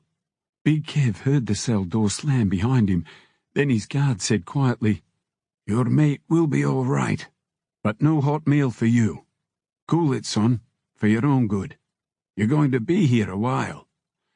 "You're trying to tell me something. Who are you?" The latch opened and Kev stared at the man's face and the row of combat ribbons on his uniform. "Sergeant White, you're in the regiment." The guard tipped his head a degree. He was a hero to his men in Vietnam. "You were a good soldier, Kevin. I'm sorry to see you here. Won't be here long. You can't tell anyone about our connection. They'll move me if they know. I won't be corrupted, but I'll keep an eye out. The word is you won't get bail. Lights out, soldier." He closed the flap, and through it Kev heard him walking away, singing. Left, right, left, right. Kev remembered the parade ground and his time in the army. It wasn't the worst time in his life. When Winnie tried opening his eyes, he found he could only see through a slit in one eye. The pain was constant and enormous. A doctor gave him shots. He lay almost motionless for a day and a half before he could extend his arms, which had been badly bruised when shielding the blows. He drifted in and out of consciousness. The nurse rattled something and it startled Winnie. He woke up disoriented. The nurse leaned over Winnie and said, "You're awake. Back in a minute." Less than a minute later, Kero Ken appeared at the door. "Come to finish me, you dog cunt." "I had to let them in, Winnie. They're Irish cunts. Muscle for the Gibbses. I should have warned you, but then they would have done me. Yesterday I got my first visitor ever from the Tigers in 2 years, and they told me to arrange it. I'm sorry it went so far, honest." "Fuck, Kero. They almost fucking killed me." "I know, Winnie. But you're alive, and you're still going to need a friend in here." "I want to know who done it, and no bullshit." "I've got to go now. I'll get their names." The door closed. Who to believe? He wondered as the door opened again. The nurse held a cup of tea at an angle so Winnie could have a few sips. Winnie tried to grasp the cup in his hands, but he had difficulty bending his fingers. An old doctor, smelling of stale grog, examined him. "Had an accident, eh, boy?" He pulled at Winnie's face, roughly. Winnie gritted his teeth, trying to smother his pain, which escaped with every breath. When the doctor examined his ribs and traced the broken one, Winnie almost howled, the most excruciating pain he'd ever felt. "You'll be right. Only one rib broken. Some tape and we can have you out of bed tomorrow. But first, you have to get out of bed now." Winnie slid his legs off the bed onto the cold floor. He steadied himself while the doctor gave him a needle. The taping hurt, and his sole consolation was returning the next afternoon to the remand centre. He shuffled along slowly, accompanied by a guard. "Come on, we haven't got all day." Big Kev and Tony rushed to help. "Come and sit down, Prez."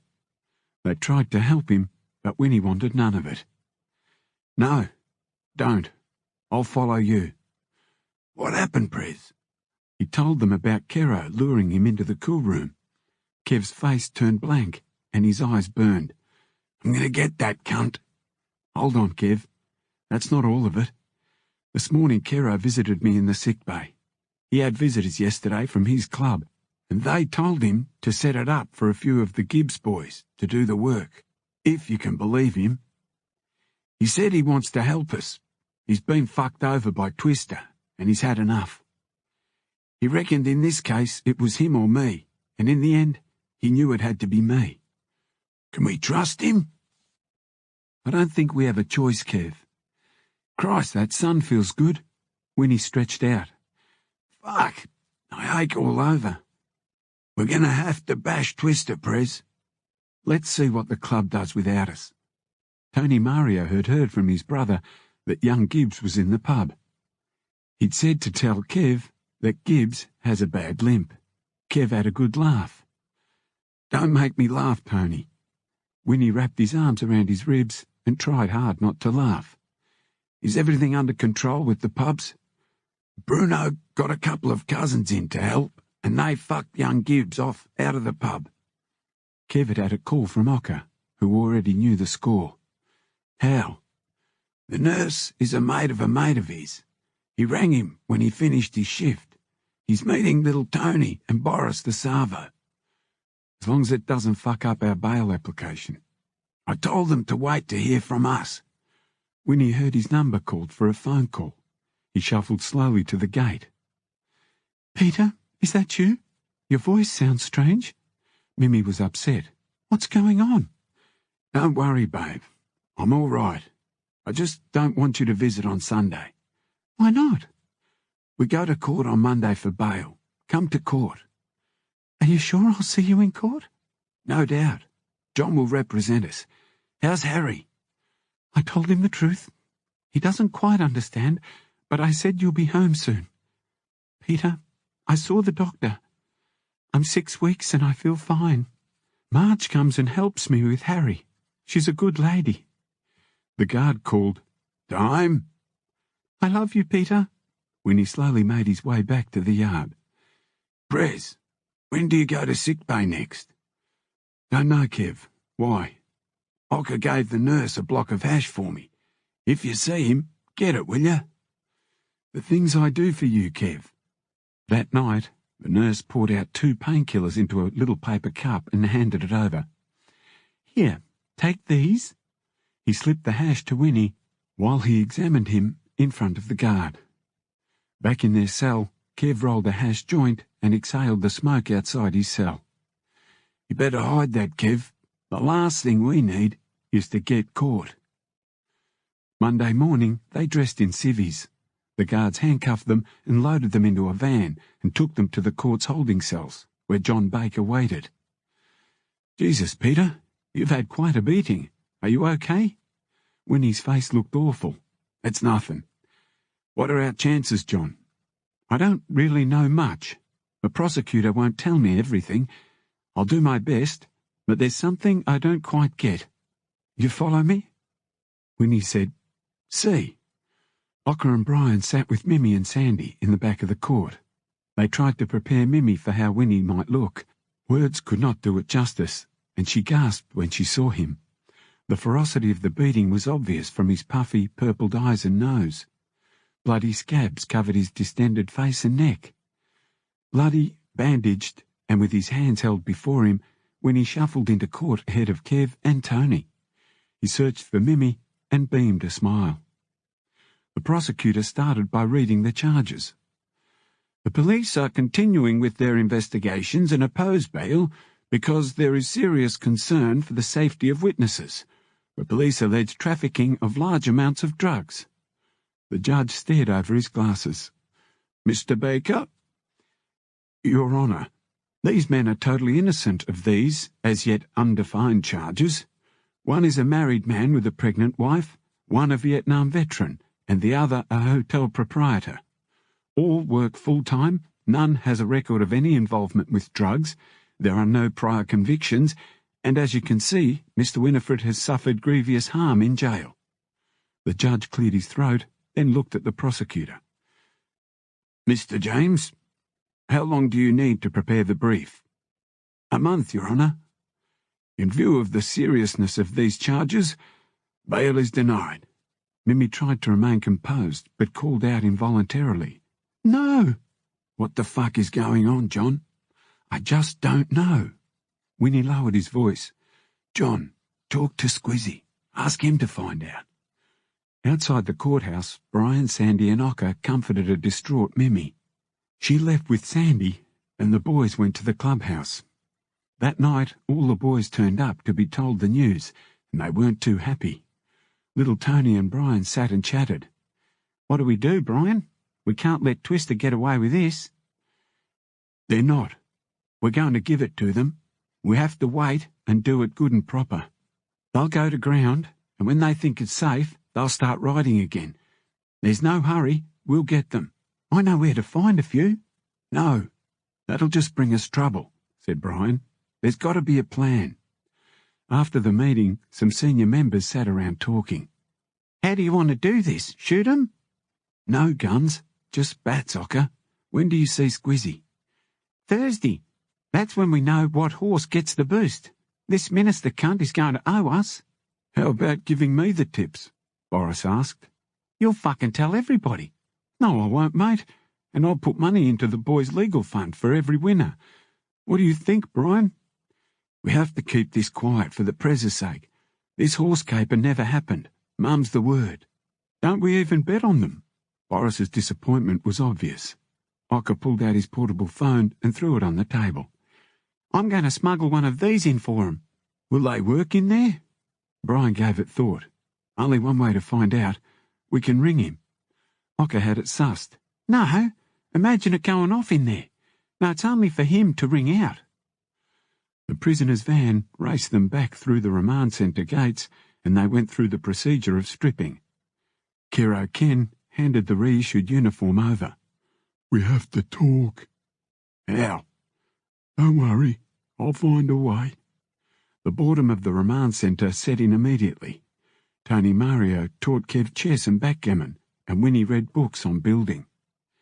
Kero strolled into the common room, pushing the library basket. Kev watched him. "This cunt must have the run of the jail." Kero Ken joked with the guard. "Now he's the librarian," Kev said. Winnie picked up a book. "What do you have for me?" "The names of the blokes who bashed you. Those 2 Irish boys are due for release in 2 weeks. He handed Winnie a piece of paper.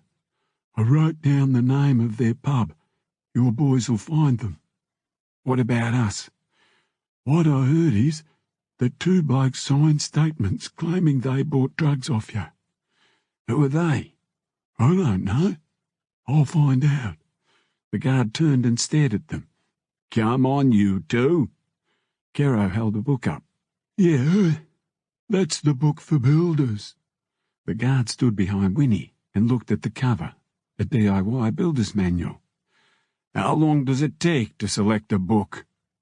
"Finished, boss." Kero pushed his basket away. Winnie opened the note and read the names. Kieran Foley and James Clout. 3 Weeds, Roselle. Winnie had no recollection of their faces, but he smiled in anticipation of their homecoming party. While the boys played chess, Winnie filled them in. The guard called out a number. "Phone?" "That's me." Tony went off with the guard, but that night at lockdown had still not returned. In the morning, Kev's Vietnam sergeant mate was on duty, and Kev asked him about Tony. "I'll find out for you, soldier." Next morning, while Kev ate his porridge, true to his word, the sergeant walked by and told him quietly, "He's been sent to Parramatta jail." "Can they do that?" "You're prisoners, remember?" Kev told Winnie what the sergeant had said. "What do you think, Prez? Divide and rule?" "He won't talk, mate." The guard collected Winnie and took him off to sick bay. The nurse checked his stitches. "Yes, it's time for them to come out." He whispered, "I have something from your mate," and dropped the phone into Winnie's sling. "Fuck! How do I use it?" "There's a note with it. If you get caught, don't mention me." "You just do your job." "It's simple enough, Kev. Ocker says it needs to be charged every week." "I can't wait to try it, Prez." 7 o'clock that night, Winnie dialed Ocker and waited. "Good, it worked, Prez. Get it to the nurse to recharge it?" "You don't know how hard that is, mate. Every week? It's too big. Get pen and paper and write these names down. They're the blokes who bashed me for old man Gibbs. They get out in 2 weeks." "We'll look after them, Prez." "They moved Tony to Parramatta. Go and see him. Find out what they're trying to do, Ocker. Speak to Squizzy yet?" "Thursday, mate." "You have to put a bit of pressure on him. The minister owes us by now." "I will, Prez." "What does the club think of me getting flogged?" "Everybody's got the shits. They want to hit the Tigers." "If they do, make sure they do it right. Give Brian and little Tony those names." "What's it really like in there, Prez?" "We get fed, we get told when to go to bed, and we get told when to get up. It's easy. It's probably harder for Mimmy and Harry, Sandy and you blokes. There are some different cunts in here, but, mate, I'll tell you, I know where I'd like to be. Make sure you see Squizzy." "I will, Prez. Can I talk to Kev?" Winnie passed the phone over to Kev. "Hello, little fella. All right?" "Good, mate. I miss ya." "Don't worry, mate. We'll be out soon." "Tell the Prez no one has the number except me. Hide it well." "I'll tell him. There are fuck all places to hide a phone, though. See ya." In the yard, Parker walked up and down with them. He nodded at a group of Asians playing cards. "What do you think of the slopeheads, boys?" Every now and then, one threw himself on the ground and did a set of push-ups. "That's what they do when they lose. I heard you blokes are in for trafficking." "What's that?" Winnie stared at him. "I'm only repeating what I heard." Silence. He lowered his voice. "That your club manufactures and supplies most of the gas in Sydney." More silence. "You shouldn't believe everything you hear," said Big Kev. "Now, why don't you just fuck off somewhere else?" Parker quickly walked away. "I don't trust that cunt. He knows everybody and thinks he knows everything. So that's what they're saying about us. Remember what Kiro said. They have 2 informants against us. Everything will come out eventually, Kev.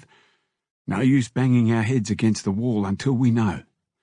Let's play chess. Ocker worked in the spray booth on a petrol tank. He looked up and saw Brian pointing at his watch. He finished spraying and joined Brian and Squizzy. I thought we were going to meet in the pub. I know, Ocker, but the minister is going to Melbourne for the Cup. Is that all you're here for? Tips? Listen to him, Ocker. I spoke to the minister's chief of staff. His mate works in the Attorney General's office. He's looking into it. Ocker looked dismayed. Is that fucking all you can tell us? Hold on, Ocker. Shut up, Brian. Squizzy, we've been friends a long time. The Prez helped you out while you were in university. We give you solid gold tips that make you look good with your fucking minister, and I'm sure he doesn't think you pull him out of the fucking form guide with a pin. We're relying on you to talk to the fucking minister and not some fucking chief of staff. Lean on the cunt. It's not much for him to find out. Otherwise I might let the papers know about his run of good luck. Squizzy paled. He pushed his rimless glasses back onto his forehead and rubbed his eyes. Fuck, Ocker. You wouldn't do that. I'll do whatever I have to get them out, mate. Well, giving the papers that story would ruin him, and then we'd all be fucked. Here's your tip in the Melbourne Cup. Number 7. And when it wins, you tell him we need a fucking white knight. After promising to help, Squizzy left. You wouldn't go to the press, would you, Ocker? No, but he's not to know that. I'm going to visit Tony Mario this afternoon to find out why he was moved to Parramatta. The Prez also has a job for you and little Tony. I have the names of the blokes who bashed him. They get out in a couple of weeks. Wait until we see little Tony, and I'll give you both the drum at the same time. Ocker was denied a visitor's pass. No reason given. He went straight to see John Baker. How come Tony Mario was moved? He rang me this morning. It's one of their games. They think by separating them, he'll roll over. He won't. I know that. We have to wait until they finish their brief. When can they apply for bail again? I'm working on it. Maybe a month? Fuck me. Ocker was shocked. This is a setup. We can't prove that. Ocker stood. We will, mate. Chapter 38. On Friday night, meeting night, tension filled the clubhouse. Both chapters turned up. Brian took over. We're hitting the Tigers tonight. Nestor knows they're meeting at the Callan Park Hotel. It's perfect. Small pub, street parking. No colours and no guns. We go by car. Little Tony went ahead to check how many Tigers were inside. He called Ocker's portable phone to let him know. The miners drove up to the front of the pub and left their drivers double parked. Suddenly, 30 baseball bat-wielding miners charged into the Tigers, who didn't stand a chance. They tried to retreat further into the pub and threw chairs to defend themselves, but in 5 minutes all of them lay on the floor, moaning or unconscious. It was Twister's lucky night. He was elsewhere. The boys piled into the waiting cars. As a last act of bastardry, Nestor kicked over one of their bikes and opened the petrol cap, lit a box of matches, then casually tossed it under the bike. As they drove off, the glow from the explosion was reflected in all the shop windows.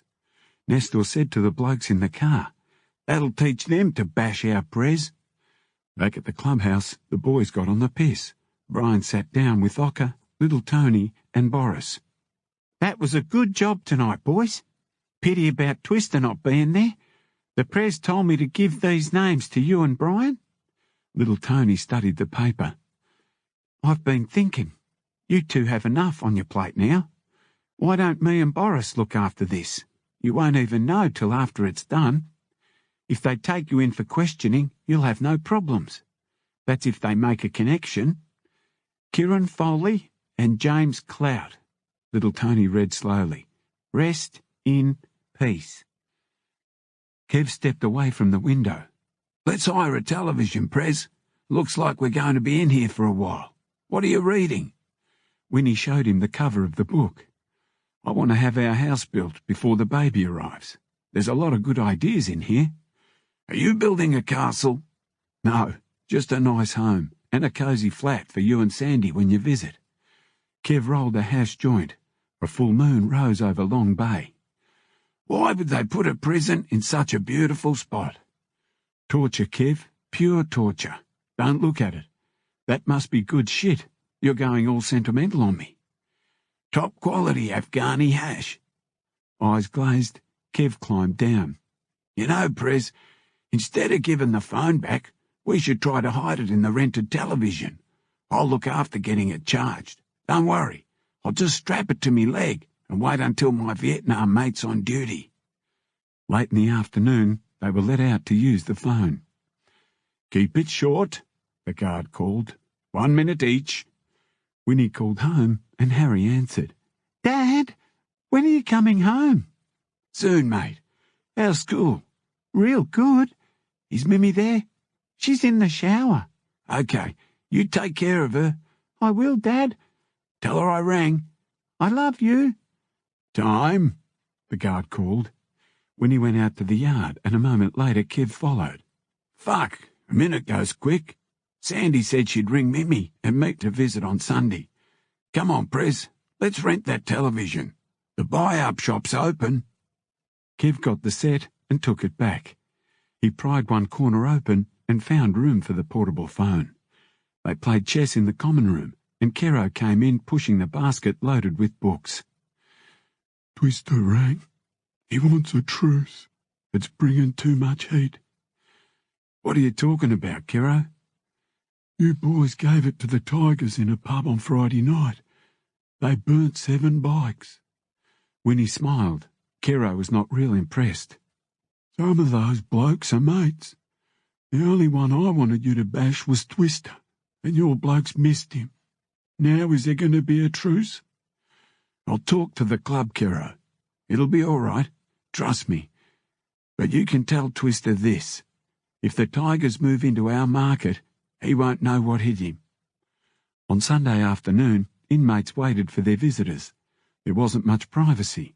At the sight of Mimmy, shivers shot up Winnie's spine. His face still looked awful. The bloody bruises had given way to mottled purple and yellow patches. He hugged her while she cried, then he kissed away her tears. They held hands and he gently rubbed her bulging stomach. How's our baby? Growing, just like Harry. How is it in here? Monotonous. I play chess with Kev, the food's shit, and I'm reading up on water tanks and solar energy. I think we could do it ourselves. I try to keep busy so I don't think too much about you. That bashing at a pub on Friday night looked very bad on television. Someone said it was the miners. I knew nothing about it, Mimmy. I can't be responsible if I'm in here, can I? I spoke to Murray at John Baker's office. If he can't get you bail, nobody can. I hope you're right, baby. Did Harry tell you I rang? Yes. He thinks he's man of the house now. He slid his hand up her dress and rubbed her. I miss you a lot, baby. Mimmy blushed and kissed him. I love you so much. The portable phone kept them up to date. Ocker told Winnie that the 2 Irish boys, Kieran Foley and James Clout, on their first night out, went to their old pub, the Three Weeds in Roselle, and someone shot them as they left at closing time. No witnesses. A story in the newspaper said they were hard men, allegedly hiding out in Australia. I gave Squeezy the winner of the cup. The minister better deliver when it wins. Let's wait to see if it wins. I don't want to get my hopes up. Don't worry, Prez.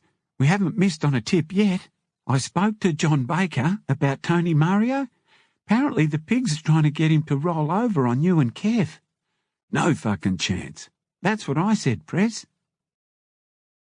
Kev and Winnie were playing chess when they heard the sound of Kero's wicker basket. Kero wasn't smiling. I thought you said there'd be a truce. Twister thinks I'm bullshitting him. Slow down, Kero. What are you talking about? Kieran Foley and James Clout were killed yesterday. Winnie feigned surprise. Twister's shitting himself. He thinks he'll be next. That old cunt Gibbs is probably winding him up. He's capable of anything. Tell him from me the war is over, and he's okay as long as they don't try taking our business. I want to get out of here. We don't need any more drama or headlines. Now, do you have the names of the informants? No, nothing yet, Winnie. I'll find out. It takes time. I brought another book on design ideas for you. You can't read too many. Melbourne Cup's tomorrow. Having a bet? I don't bet. Neither did I till I came in here. It's a business. How do you think I can get around? He whispered. I take bets off everyone. Guards too?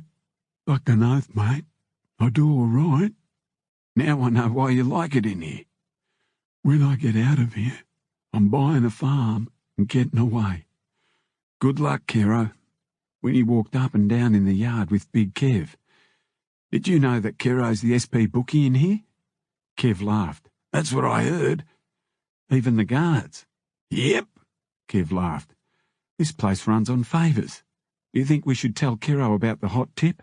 Nah, fuck him, Prez. I'll tell me old army mate it's a good bet, but no one else. Everyone was happy when their horse won the cup. Everyone but Squizzy. It meant he had to front the minister on his return from Melbourne. He turned up at the shop the next day. Well, Squizzy, it won. What's the story? Brian put up his hand. Hold on, Ocker. Did you speak to him, Squizzy? Yes, Brian. I wasn't sure what to say, so I just told him the truth. I went to school with two blokes who worked hard, a Vietnam vet and his married partner who owns a successful motorcycle shop. I mentioned Mimi's pregnancy, and then I told him what the charges were. I said they can't get bail because the prosecutor won't release the names of the informants, and that they'd been denied natural justice. What did he say? He asked for their names, and then he told me not to put anything in writing. Ocker put his arm around Squizzy's shoulder. You done good, mate. Real good. You never mentioned about me spilling me guts to the newspapers. Don't be silly, mate. Good. Come on, I'm going to give you the biggest line.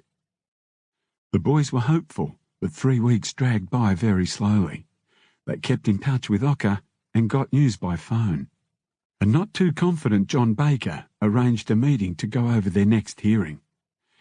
It's a different judge this time. That might help us.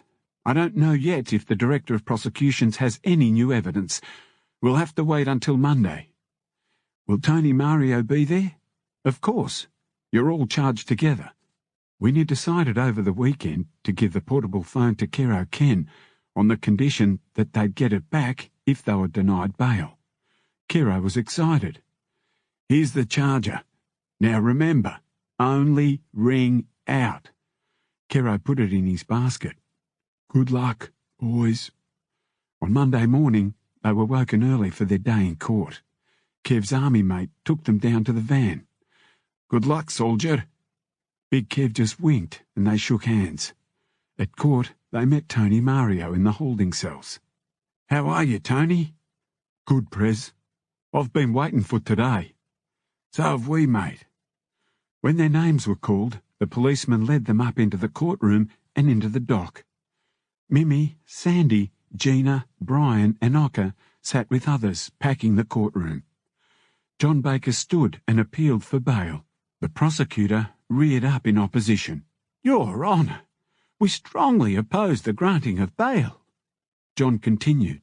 Your Honour, my learned friend, at a previous bail application, said they have more evidence. They say it is coming, but I see none. I ask you to grant these men bail today, so they can prepare their defence and get on with their lives. The judge looked the prosecutor and the defendants up and down. Mr. Baker, I see no reason to keep these men locked up. Bail is granted and set at $50,000 each, with a similar surety. Mimi and Sandy hugged.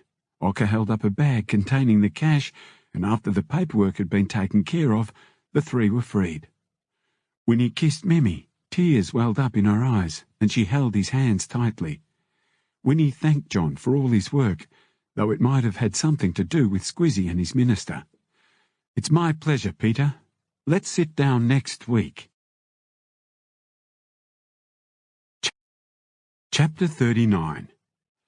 When they arrived home, Mimi opened the door to reveal little Harry shyly holding a cake. Winnie felt like crying. He kissed Harry. "Come on, mate, let's cut it.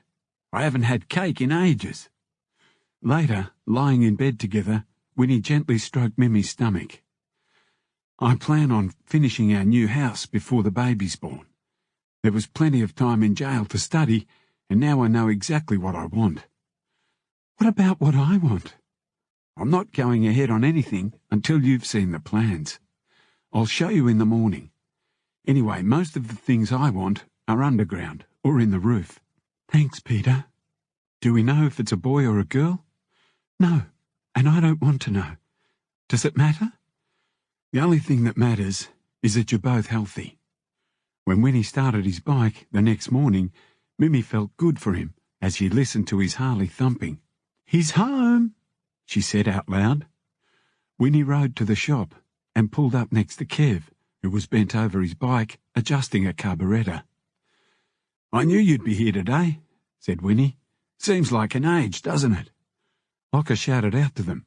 "About time you blokes came to work." "Get fucked." They hugged. "Where's Brian?" "Out the front with Bernie. We never expected you today. Look who's here, Brian." Bernie went watery as she hugged them both. "We didn't want to hang around yesterday, Prez. You were all mimmies." "Thanks, mate. Now, who put up the bail?" "Ocker." "Thanks, mate. I'll fix you up for my share." "There's no rush. What do you think about portable phones now, Prez?" "They're the go, Ocker. I gave it to Kero Ken. Here's my ears. He'll find out who they have as witnesses. We can't very well go and visit him." "Did the pig ever ring us?" "Nah, Prez." "He'll find out soon enough. How's the shop been going?" Brian was very excited about the shop. "Our sales have been increasing each month. All that free advertising in the newspaper kept people coming. I saved the clippings." Winnie looked through all the sensational news stories. "Fuck, they sure laid it on thick. Our club and this shop get a lot of ink. You'd think we sell drugs across the counter right here." "They have no idea, Prez." "Meanwhile, the Tigers are selling hash, and you know where it comes from. The shipment Kero got hung for. That's why he's helping us. That Twister is a real cunt." "Too right he is." "Brian, did Nestor set up the hydroponics yet?" "He did. Wait until you see it, Prez. He'll get 3 crops a year if everything goes to plan. He rented an old bottling factory in St. Peter's." "Who's working with him?" "Doc and his nephew, Nick." "That's good. Is everybody getting an earn?" Brian nodded. "What about the speed?" "Like clockwork, Prez. We still buy the pseudo off Rastus, and we haven't touched our supply yet. I spoke to Bruno Mario about getting cocaine. He says the eastern suburbs crowd prefer coke, and they can afford to pay for it." "Where would we get it?" "Have you ever had it, Prez?" "No." "You, Kev?" "Couple of times. Doesn't do anything for me." "Do you want to try some, Prez?" "Sure, I'll try it." Brian poured out a small mound and divvied it into 6 lines with a credit card. "You pay big money for this." "How much?" $200 a gram? Fuck, that's a bit rich." "Here, Prez." Brian passed a rolled note. "Have them both." Winnie snorted both lines. "They say the first time you have it is the best." Winnie leaned back. "What's it supposed to do to you?" "Make you feel good." "But I already felt good." That got a laugh. A steady stream of members turned up at the shop to welcome Winnie and Kev back. Even little Tony and his Southside members rode over. "It's getting a little crowded here, Kev. We should go to the clubhouse." "We won't get home tonight, Prez." "You're right. I'm ringing Mimi." The phone rang and rang until at last Mimi picked up. "Hello, babe." Mimi heard laughing and men's voices in the background. "Are you at a party?" "No, at the shop." "You're going to party, though, aren't you?" "Looks like it." "Will I see you tomorrow?" Don't get the shits. I'm not. It's all right, have fun. I was half expecting it. I love you." Winnie smiled as he hung up. "Let's go for a ride and a party at the clubhouse." The boys cheered. Boris looked at Winnie's scarred face. "The blokes responsible paid for that, Prez." "Are you growing, Boris?" Little Tony sang out, "It's all the fucking doughnuts he eats. You want a line of Coke, Prez?" "No, thanks. I had some before." "You need a top-up?" Winnie remembered what Brian had said about cocaine. The first line is the best, and it never gets better, no matter how much you snort. He declined. Bernie stayed behind to look after the shop as Winnie and Kev led the ride to the clubhouse. A banner welcomed them home. Even though it was the middle of the day, someone cranked up the music and the booze started flowing. Big Kev toked on a fat joint and shared it with Ocker. Nestor tried to tell Winnie about the hydroponic setup, but the music was too loud. "Don't worry, Prez. You can come and see it one day." Winnie just nodded. "Fuck, Nestor. I'm feeling terrible." He started to sweat and feel dizzy and bolted for the toilet. When he closed the door, he spewed his heart up. He washed his face in cold water and suddenly felt much better. He walked outside and joined Nestor. "I don't think cocaine likes me, mate." "Are you all right, Prez?" "I am now, mate. I had to spew." "It's that cocaine, Prez. Sell it, but don't use it. Fucks people up. There might be good money in it, but it's a shit drug." Squizzy turned up and gave Winnie a long hug. "I heard you were out. I rang the shop and they told me you were here. I'm sorry you were in so long. Did the minister ever say anything to you?" "Nothing, Prez. I wonder if he had anything to do with getting bail, but I'm too scared to ask." "No, don't, Squizzy. Come on and have a drink with me." "Ocker told me he organised some party girls. You want one, Prez?" "No, Squizzy. Just being here with the boys is enough for me." Winnie nabbed little Tony. "Come outside, Tony. Let's talk about cocaine. How much can you get?" "Not much, Prez. I get an ounce now and then off this airline steward."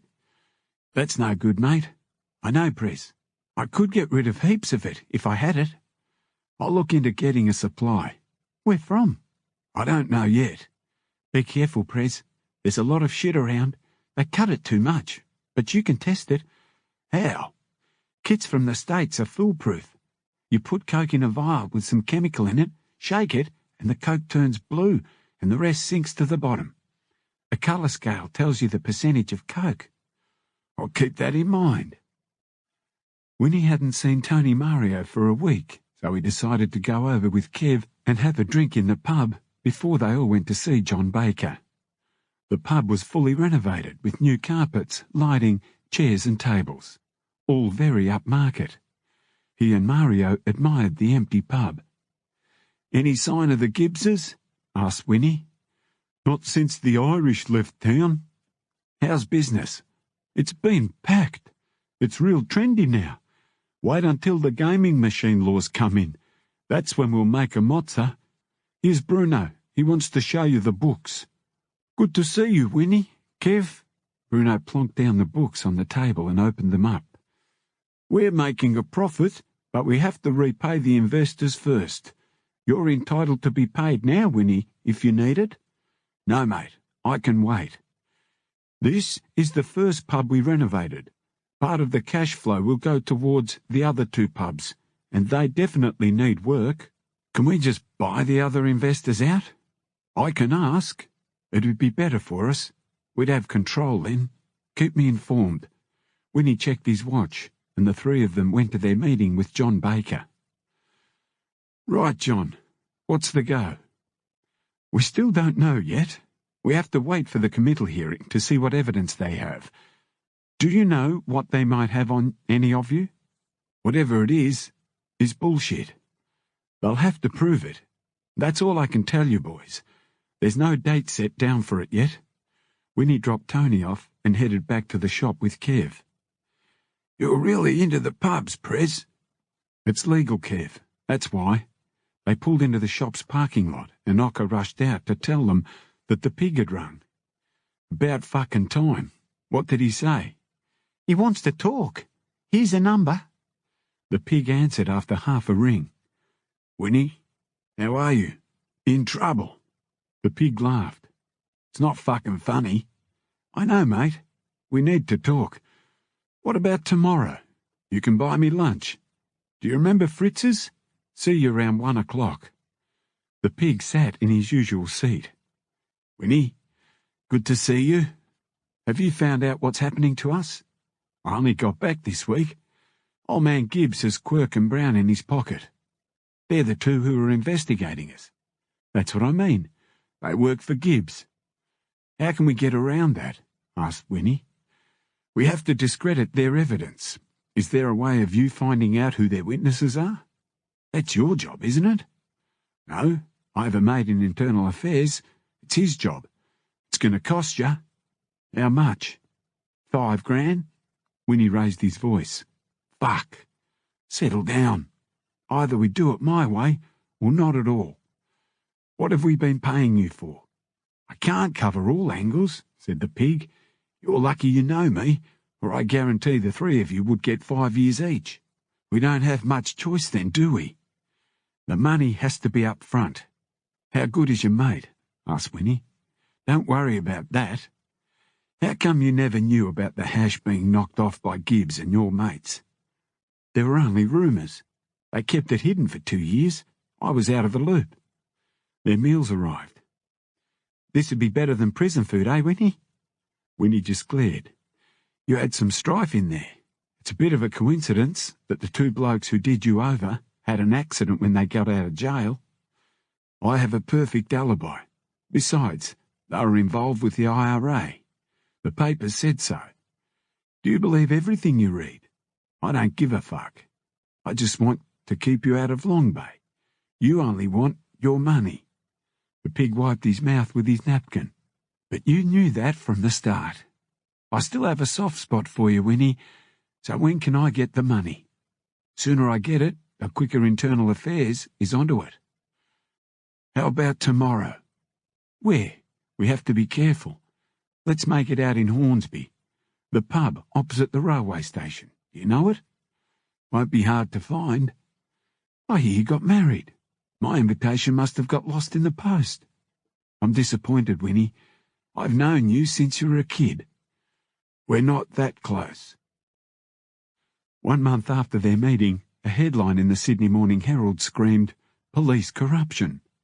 The report began, Internal Affairs suspend 2 Sydney CIB detectives over alleged links to Sydney underworld figures. John Baker called Winnie early in the morning on his portable phone.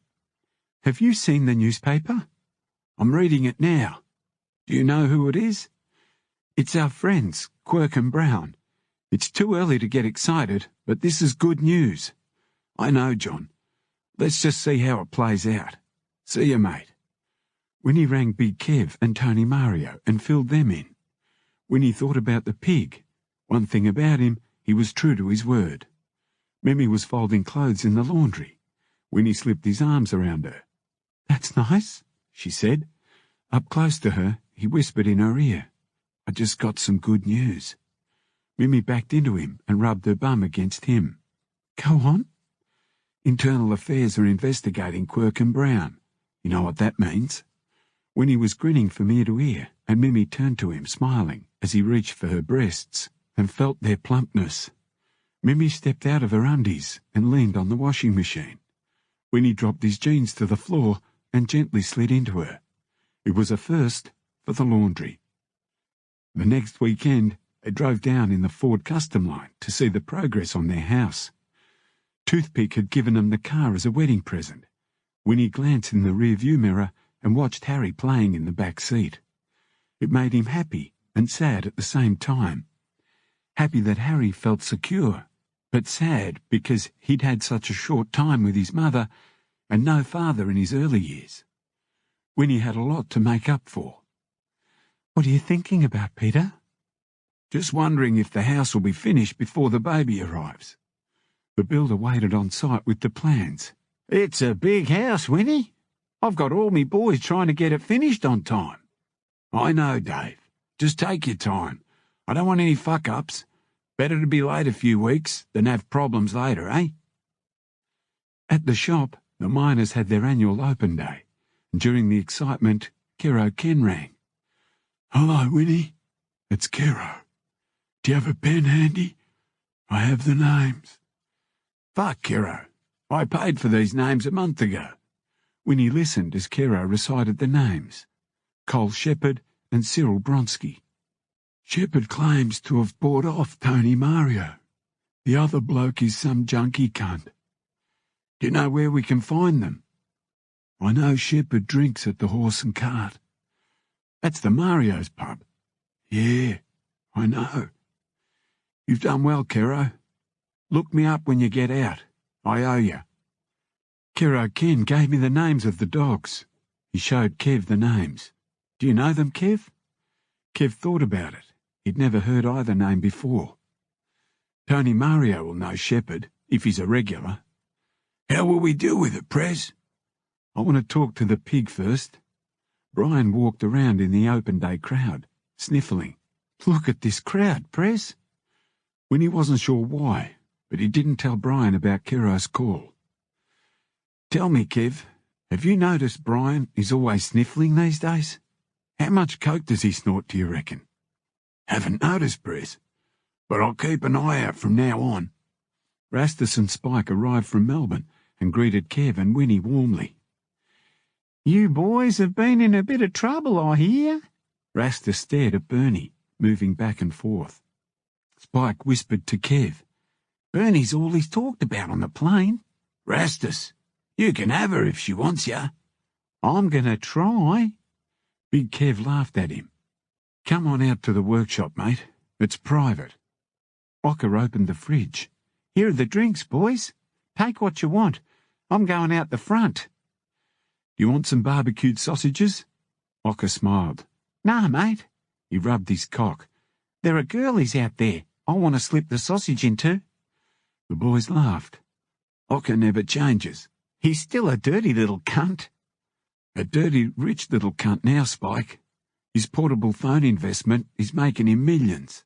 Good on you, Ocker. So, Rastus, what's the story in Melbourne? Good, mate. Better than here. Winnie told him enough, but not everything. Rastus and Spike listened carefully. Rastus leaned back in his chair and puffed on his cigar. An old Italian friend reckoned old man Gibbs should have tried to work with you. He did try, but I told him to get fucked. I didn't like him. You don't work with Gibbs, you work for him. That's no good, mate. Now, we're just waiting for the committal hearing. How do you feel? We'll be right. Big Kev and Spike wandered off to talk bikes. How's business, Winnie? Rastus asked. No hash left. Yeah, I know. I buy it off some tigers. They're the only ones with any. They don't know it's me buying, otherwise they'd jack up the price. Besides, I don't like doing business with them either. What about cocaine? Do you have much to do with it? It's expensive. I can get good quality, and the price depends on how much you want.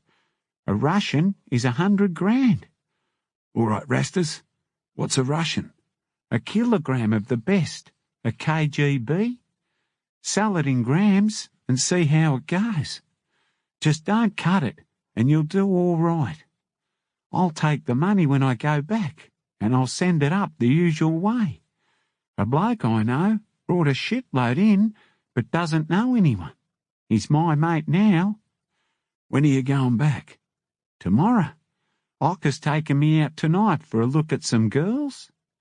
On your way to the airport, drop into my place and pick up the money. I'm going to find Bernie, Rastus said. You won't get her. A few days later, Winnie's parcel came by interstate truck. He waited until the shop closed before calling the boys together. I think we're on to another good earn. This is a kilo of top-quality coke from our mates in Melbourne. It costs us under 100,000, so we ask $200 a gram, and we'll do all right. We'd better see how good it is. Winnie opened it, and Brian flipped open his knife and dipped into it. It's nice and rocky, Prez, a good sign, no filler. But the best test is to taste it. He rolled up a note, and he and Ocker snorted a line. Well, that's good, Prez. We have another good product. Who'll buy it? I think it's too expensive to sell out here. Tony Mario says the eastern suburbs are the go. What about the rat, Prez? Can you talk to him, Ocker? Now I've paid for this, we'll split the proceeds 4 ways. Brian rewrapped the parcel. I'll weigh up the ounces, Prez. Bring a couple in for Tony Mario. We're meeting tomorrow. Chapter 40. Winnie arranged a meeting with the pig near a bridge on the Georges River. The pig arrived dressed for fishing. He brought out a fishing rod and tackle box from his car and walked over to Winnie. It's a good spot, this. I fish here a lot. Now, my mate, this is what you have to do. Quirk and Brown were suspended for their links to Gibbs and are still under investigation. Guess who's taking over the case against you? That would be me. So it's over? No. The informants made statements. I can't do anything about that. You have to persuade Shepherd not to turn up in court. Bronsky can appear because he's a scattered concept at the best of times. I'll make sure he has a good taste of something before he appears, then John Baker can tear him apart in court. Will it be that easy? That easy. The pig cast his baitless line into the river. There's no other evidence. The judge will have no choice but to knock it on the head. I'll see you in court, Winnie. I'm going fishing. Remember that Shepherd has to disappear before we can serve him a summons. If he doesn't turn up, he's in strife, and we're off the hook. Winnie drove straight to the pub to find Tony Mario and talk about Shepherd. He knew it wasn't as simple as just knocking him, that would come back to haunt them. Winnie explained the plan to Tony. If the cunt moves over to West Australia and ignores the summons to appear in court, he's subject to arrest, and whatever he had as evidence won't count. Let me and Bruno look after this one. We know Shepherd. He'll listen to reason. Good. Now, Tony, you asked about cocaine? Well, I brought you a sample. Do you know how much of a market there is for good quality? Tony poured some out and had a line. That's top-notch stuff. I can sell whatever you have, no worries. You want some, Prez? None for me, mate. You don't like it, Winnie? I spewed when I had it. Tony sniffed another line, then dipped his finger into the residue and wiped it on his lips and gums. He waited a few moments and let the numbing feeling sink in. Top grade. I'll let my boys know. The day of the committal hearing, Mimi was past her due date by 3 days. She was having a hard time, but was determined to attend. Tony Mario, John Baker, Sandy and Big Kev waited outside for Winnie and Mimi. Winnie helped Mimi out of the car. John Baker gathered his troops. This is it, boys. Let's go. John went after the junkie, who kept changing his story and admitted in the end that he only said what the police told him to say. Of course, Shepherd never turned up, and the judge held him in contempt of court in his absence. The pig was right. The case was tossed out of court, and all charges were dropped. The boys were so stunned at their victory that they just shook hands with John and each other and went their separate ways, promising to get together later to celebrate properly. Mimi was so excited that she began a long labour that ended that night when Lucy Francis was born. Both mother and daughter were healthy. Winnie rang Mimi's mother with the good news. I thought she'd have a girl. We'll come over to see them tomorrow morning. Lucy Francis is my mother's name. Tell Mimi she's a darling. I'm so happy for the both of you. It meant a lot to Winnie. For the first time, he felt wholly accepted by her. Winnie and Harry visited Mimi the next morning. Her room was flooded with flowers from practically everyone in the club. I can't wait to come home to rest, Peter, said Mimi, who had Lucy Francis in her arms. I feel as if I'm up all night and all day. She kissed him and Harry. How do you like your baby sister, Harry? She's great, Mum. Can I hold her? Let's just wait till we get her home, mate. Sure, Dad. Life felt good, although the new house was still not finished. Winnie drew on his patience, knowing a good job took time. They decided to have Lucy's christening at Mimi's parents' house. It was a pretty low-key party with just a few friends and family. Brian and Gina arrived with Kitty, who ran off with Harry to look at the baby. Gina gave the Prez a kiss. She held a present for the baby. "Where shall I put this? I don't want it to get lost." Winnie took the gift and gave it to Mimi in the kitchen. Brian and Gina disappeared into a bathroom to powder their noses. Kev watched them go and said to Winnie, "I reckon they're both using too much coke, Prez." "As long as it doesn't interfere with our business, Kev, who are we to preach?" After the christening, Mimi's father came over to Winnie. "Peter, when you're not busy, I'd like you to meet an old family friend." "I can come now." They walked down to the lawn area overlooking Sydney Harbour. A distinguished-looking gentleman gazed at the yachts crisscrossing the water. "John?" Mimi's father's voice startled him, and John swung his head around. "I'd like you to meet my son-in-law, Peter Winifred. Peter, this is John Clark." They shook hands. "We're old friends. We served in the Navy together. We call him the Minister." Straight away, Winnie's ears pricked up. Could it be the Minister? "You married a great girl there, Peter." "You're right there, John. Have you known Mimi long?" "I've known the family a long time, way before Mimi was born." Mimi's dad walked away. "I'll leave you two to talk. I'm needed in the house." John looked at Winnie. "You're lucky, you know. These people are the closest to family I ever had. They're good people. You'll be right with them." "Why do they call you the Minister?" "After the war, I studied to become a priest. I never finished, but it didn't stop my friends from calling me the Minister." Winnie relaxed and followed the minister's gaze to the harbour. "You see those yachts? They're 18-footers. In the old days, there used to be a lot of money spent gambling on them. I used to go out in ferries to watch and place a few bob with the SP bookies on board. Maybe they still gamble on them. I don't know. It's been a long time for me." "So, are you a banker too?" Clark laughed. "Good God, no. I could never have that temptation. I'm a punter. And a politician." Winnie looked at him, uncertain what to say. "Are you trying to tell me something?" Clark smiled and nodded.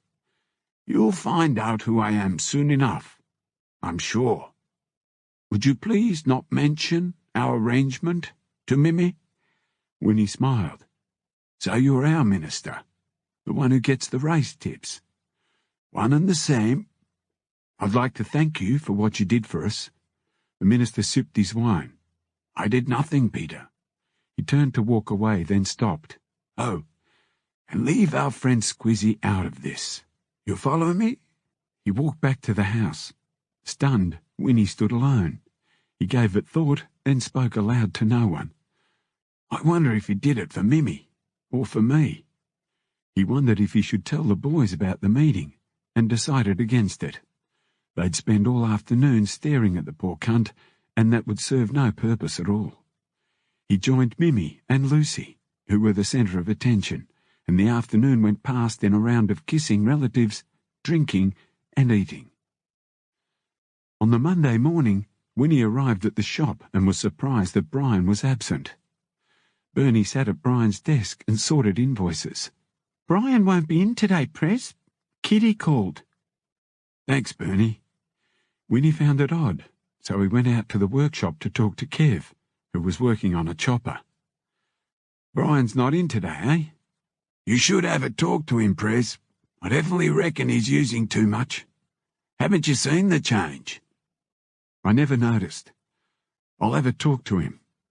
Now don't get up me, but I'm taking a week off because we're moving down to the new house this week." "That's different, Prez." "I'll talk to Brian." Winnie rode out to Brian's place before going home. He knocked on the kitchen door, startling Brian and Gina. She tried to hide a mirror with cocaine on it under the tablecloth, but little balls of cocaine scattered over the table. When she saw Winnie, she relaxed. Aren't you worried about Kitty coming home? She stays at Mum's on Monday night. Off to your new house, eh, Prez? That must be exciting. You want a line? No thanks, Gina. Winnie was embarrassed. Gina had bent over to snort the line, and her brunch coat opened, revealing her tits. Winnie looked away, at Brian. We need to have a talk, mate. I'll be taking a week off to settle into the new house. Let's go outside. Gina, high on the coke, mimicked Winnie's voice. Got to talk bikey club business, eh? Brian rolled his eyes. Come on, Winnie, don't mind her. They went out to the shed. The boys are worried about you, and so am I. Winnie, it's only one day a week. From now on, I'm taking every Monday off. You blokes take time off whenever you like, so it's my turn. Winnie said nothing. I mean, who looked after everything when you were inside? I did. Who did all this business? I did. The money was there for you and Kev, because I finally found something that Gina and I both like to do.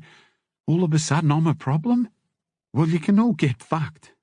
His defensive tone startled Winnie, but it shocked Brian. He shut right up. Winnie just stared. Brian, there's no way you're a problem. Take every Monday off. You deserve it. Just let Bernie know.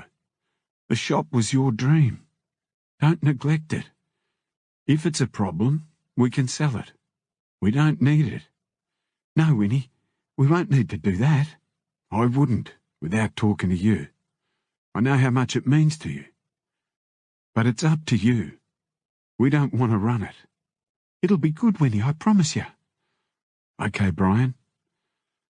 I'll see you next week. Don't use too much. It really fucks you up. They don't call it the Great Delusion for no reason, you know. Chapter 41. The removal truck took all their furniture to the new house, and Winnie, Mimmy and Harry followed. When they arrived, Harry jumped off the bike to open the gate. How do you like moving here, mate? I reckon it'll be terrific, Dad. Can I get a trail bike? We might get two and ride together. That'd be fun. That night, Mimmy and Winnie lay in bed. What were you and the minister talking about at the christening? Just getting to know one another. Why's that? Just wondering. After spending the week moving furniture and setting up the property, Winnie was glad to be riding to the clubhouse.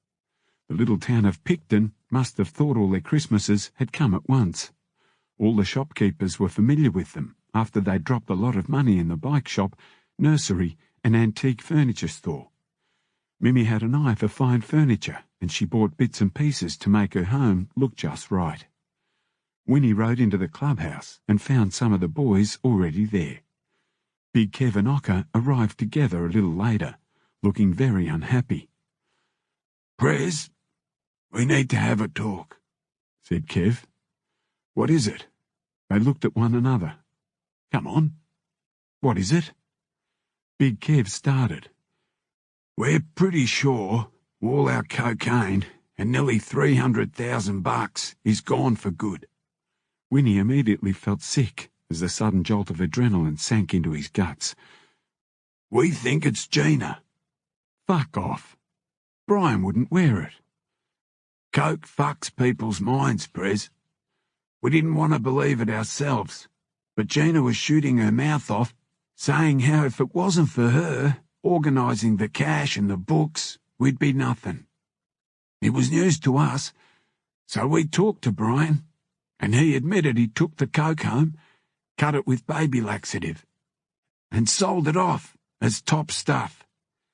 He gave the money to Gina to bank, and the stupid cunt gambled it away in 2 nights. Winnie's head spun. Nothing like this had ever happened to him, not with Brian.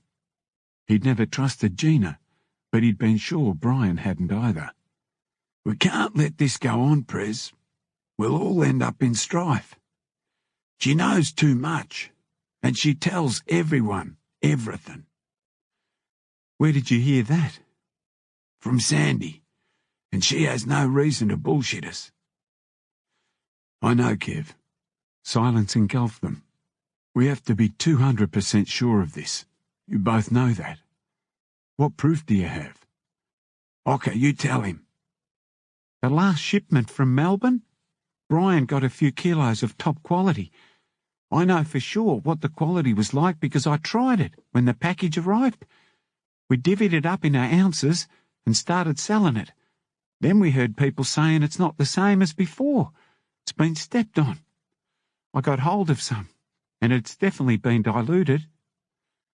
So, what you're telling me is, Brian takes what he wants of pure and adds filler. That's it, Prez. He gets the pure for nothing and sells the shit. That'll stuff up our business if it continues. Our word is our bond, and if we fuck up, we're fucked. Why would he do that? She's made him greedy. We don't know what shit she tells him, but it's fucked his head up. How long has this been going on? Any idea? Fuck knows, Prez. Well, what do you think we should do? There was a long silence. Walker and Big Kev looked at one another. It's not just the money, Prez, said Ocker. I know. What a stupid cunt. Let's just think about it over the weekend. We'll make a decision on Monday at the shop. Winnie's mind was in turmoil. It was one decision he didn't want to have to make. No one in the shop was happy. Winnie fronted Bernie, busy setting up a display. Brian's on his day off. Yes, Prez, he needs it. He hasn't been himself lately. Winnie forced a smile. He'll come good. You still enjoy working here, Bernie? It's always been my dream to run a bike shop. Big Kev and Ocker met Winnie to tell him their decision. Before Winnie said a word, Ocker started. Prez, we talked about this, and if you don't want to be involved in what has to be done, we understand. No, we do what has to be done together. What have you come up with? In his heart, he knew what they were going to say. No one said a word for a moment. Then Kev said it. They had no option. Gina's big mouth could put an end to it all. They nodded. We do it tonight. Little Kitty's not home. This is never to be spoken about again. Not even to be thought about. If it ever comes out, it'll be the end of us and my family. Mimi would leave me. We have to carry on as normal. We'll leave the shop separately and meet at the clubhouse tonight. Winnie waited in the darkened clubhouse for them. The prospect of making Kitty an orphan played on his mind. When the boys arrived, he'd worked it out. Now, we have to make this look like it's a robbery gone wrong. Do you know where he keeps the coke, Ocker? He has a safe in his garage. I know the combination. I went and got a couple of ounces on Saturday, and he opened it up in front of me. The silly cunt uses his birth date, 10 to the left, 12 to the right, then 49.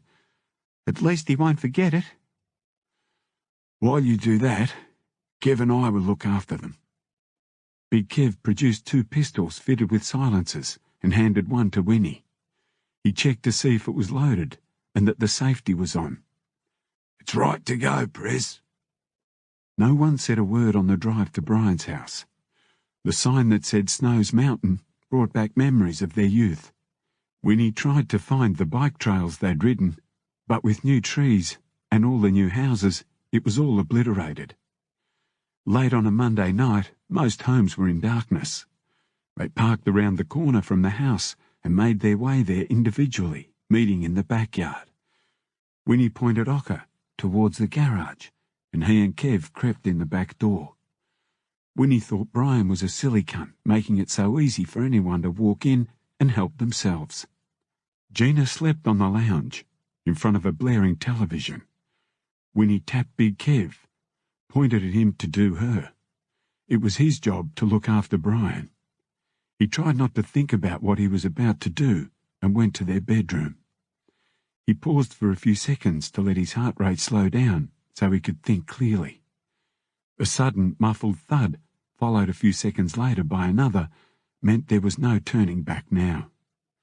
He was glad Brian was asleep. Winnie lifted the gun to point-blank range, aimed at the back of Brian's head, and fired 3 shots in succession. Only the recoil let him know the gun had fired. Blood oozed immediately onto the pillow. He felt nothing as he backed out of the room. He couldn't look at Kev as they headed for the back door, where Ocker waited. He held up a bag, nodded, and they left, all taking separate paths to the parked car. They said nothing on their way back to the clubhouse. Winnie handed the gun back to Kev. "I want you to go right now and make sure these are never found. I'll see you blokes at the shop tomorrow. I want to be by myself." After they left, Winnie sat at the bar and cried uncontrollably. He put on a brave face the next morning at the shop and tried to show no emotion until Brian and Gina were found. Bernie wandered around with a customer and finally asked for some help when the phones rang. "Prez, can you give me a hand? I don't know where Brian is. He never rang." "Don't worry, Bernie. He'll ring if there are any problems. There was nothing worse than waiting for bad news when you knew it was coming." "Prez, phone." "Thanks, Bernie. Hello? I have some bad news for you." It was the pig's voice. "Your mate Brian and his wife are dead." "What? Where?" "At their house. Both shot. What have you been up to? Who would have done it?" "I haven't got a clue. Is their daughter all right? His mother was dropping her off and found them." "Fuck me," was all Winnie was prepared to say. "You'd better expect a visit." At that moment, Winnie looked up to see 2 uniformed police standing talking to Bernie. "They're here now. I'll talk to you soon." He hung up. "Bernie, what's up?" "These coppers want to talk to you." She was crying freely. "Brian and Gina were murdered last night." "What?" Winnie said loudly. "How?" The truth, once out, allowed Winnie to let loose his emotions. His eyes welled and he collapsed onto the couch, mumbling, "Jesus fucking Christ," over and over. "We can't tell you anything while it's under investigation. The detectives will be talking to you. We're just letting you know they were found this morning by the in-laws." Big Kev and Ocker tried to comfort Bernie, but Winnie locked the shop doors behind the coppers and told her to go home. He rang Mimi before she could hear it on the radio. Ocker rang as many members as he could and got the word out. "Let's go to the clubhouse for a wake." Bernie was distraught. "Can I come, Prez? I don't want to be alone today." "Sure, Bernie." A lot of the members arrived at the clubhouse, all of them filled with questions. "Is it true? Are they dead?" Winnie nodded. "It's true. We don't know anything yet." "They were shot, Prez." "How do you know?" "It was on the radio. They also said police were fearful of war breaking out between bike clubs." "Don't believe everything you hear on the radio. We don't have a clue yet who it was. We're not going to play into their hands." "Phone, Prez." "Hello, Winnie. It's Twister. I just heard what happened to Brian and his missus. Is it true?" "Yes. I just want to say I'm sorry to hear that. On my mother's grave, I swear we had nothing to do with it." "What about old man Gibbs?" "He's not even in the country. He's in Ireland on holidays." "That means fuck all, Twister. Winnie, that would be between you and him. It has nothing to do with the Tigers." "I believe you. Thanks for the call." For the rest of the day, a procession of callers expressed sympathy, and most motorcycle clubs called with condolences. "Rastus called to say he's bringing his whole club up from Melbourne for the funeral." "The pigs are here, Prez. I want to talk to you." Big Kev followed Winnie outside to 2 waiting detectives. "My name is Sergeant Dawson. This is Senior Constable Rourke. We're investigating the deaths of Brian Corrigan and his wife Gina. Are you Peter Winifred?" "That's me." "What do you know about it?" "First I heard about it was from 2 uniforms that came to our shop, and then we heard a report on the radio." "Have you any idea who could be involved?" "Brian never had an enemy in this world. Everyone loved Brian." Not everyone, by the look of it. What about other clubs? Have you been having trouble with the Tigers? I doubt it. There's no reason for them to be involved. What about drugs? Don't bullshit us that you're not involved. We're in the homicide squad, not the drug squad. We just want to solve your friend's murder. If you just stand there and resort to your code of silence, you won't help us. Or don't you care? We care, all right. It could have been a robbery for all we know. He handled the cash from the shop, and I never knew how much cash he had. Believe me, it was not just a robbery. If you hear anything, leave it to us.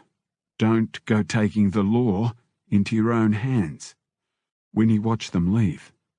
Born to be Wild, Brian's favourite song, was playing on the radio. "Turn it up!" yelled Big Kev.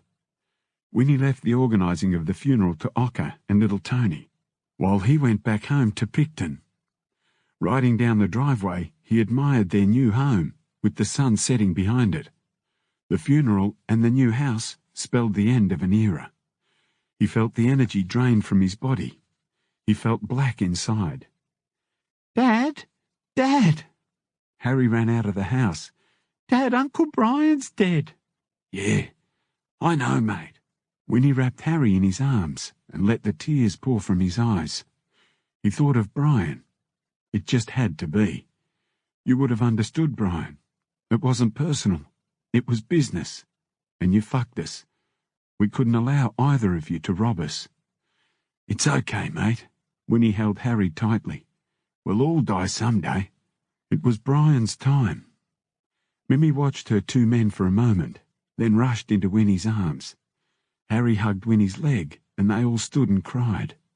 Winnie felt genuinely sad, not for Brian and Gina, but for Mimi and Harry. Then he remembered young Kitty. He felt awful for her. He thought of baby Lucy Francis, and suddenly longed to hold her. "Let's go inside." Marge was feeding little Lucy at the table. Lucy saw her old man and got all excited.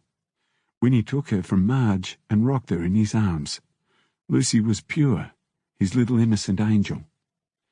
Mimi told him the minister had called to offer his condolences. "You two really hit it off. What's going on, Peter? I'm worried." "Do you want me to get you a gun?" "I'd rather divorce you than carry a gun or even have one in this house." "Settle down, honey. We're not sure yet what happened. We don't know what shady characters Gina hung out with at the casinos. We're thinking she might have reneged on her gambling debts or something." "I told her she was heading for trouble, Peter." "When?" "Heaps of times. She used to borrow money from me, but I stopped lending to her about 12 months ago." "You never told me." "It was my money, and she always paid me back. So what do the police say?" "They say it was over drugs. They're just fishing. We don't know." "I'm just glad that Kitty was with Brian's parents. Have you spoken to them yet?" "So much has been going on, I completely forgot. Fuck, I feel bad about not ringing. I'll call first thing in the morning." Mimi wrapped him in her arms. "Peter, I'm so sorry for you." As hard as he tried, Winnie could not picture Brian's face. His mind turned blank. The day of the funeral, Winnie arrived early at the clubhouse. "What's the plan, mate?" "We pick the casket up at the funeral home," said Ocker, "then form a procession to the cemetery where the priest will do the service at the gravesite. That's what his parents wanted." "We spoke to the pigs," said little Tony. "They're going to fix the traffic lights." The sound of a lot of bikes came from the road. It was the commandos up from Melbourne. They rode into the clubhouse in single file. "Prez," said Ocker, "Twister wants to come to the funeral." "Funerals are neutral." "That's what I told him." Rastus and Spike walked over. They hugged the boys. "What can we say, Winnie? Any idea who it was?" "We just don't know, mate. We don't know what Brian was up to, or if his missus and her gambling got them into strife. I've been asking around, but no one knows a thing. It's one of life's little mysteries." "Prez, I organised a couple of stretch limos to take the wives. Good one, Ocker. The Redbacks arrived from Newcastle, followed by the Sharks down from Brisbane. Kev was in charge of the procession, and he let the visiting clubs know where their place was, in line behind the miners. Little Tony and Winnie led as they rode to the funeral home for a viewing of Brian, dressed in his club colours. Members filed past the open coffin. Some leaned in and kissed the cold body. "Are you going in, Prez?" "No, Kev. I can't." "Me neither. Gina's being cremated. They're going to sprinkle her ashes around his grave." Twister and the Tigers arrived while the mourners waited for the hearse. A few miners appeared tense at their arrival until Winnie and Big Kev walked over and shook Twister's hand. True to their word, the police set the traffic lights to green, and over 300 motorcycles followed the hearse to the cemetery. Winnie, Big Kev, Ocker, Nestor, Little Tony and Boris lifted the coffin onto their shoulders and, followed by the rest of the miners, slowly made their way to the grave, where the priest, Brian's parents, the wives and family members stood. Winnie saw little Kitty, tears streaming down her cheeks, carrying a single red rose. She stood next to Mimi and Sandy, both wearing dark glasses and dressed in black. Brian's club colours were draped over the coffin. The priest's sermon was a blur of God-speak and mystery. At its end, the pallbearers gently lowered the coffin into the grave, accompanied by loud wails from some women. Winnie noticed the smell of freshly dug soil in the air. He picked up a shovel and threw soil onto the coffin. The members stood in line to take a turn, until all that remained was for little Kitty to bend over the grave and place her single rose on top. She stood alone, then turned to Mimi and Sandy. Winnie made his way over and took Kitty in his arms and hugged her. "Come on, let's go and see your grandma and grandpa." In between sobs, she said, "Okay." Mimi and Sandy followed. The Corrigans were never pleased to see him. Mrs. C mumbled that she never did take to Gina.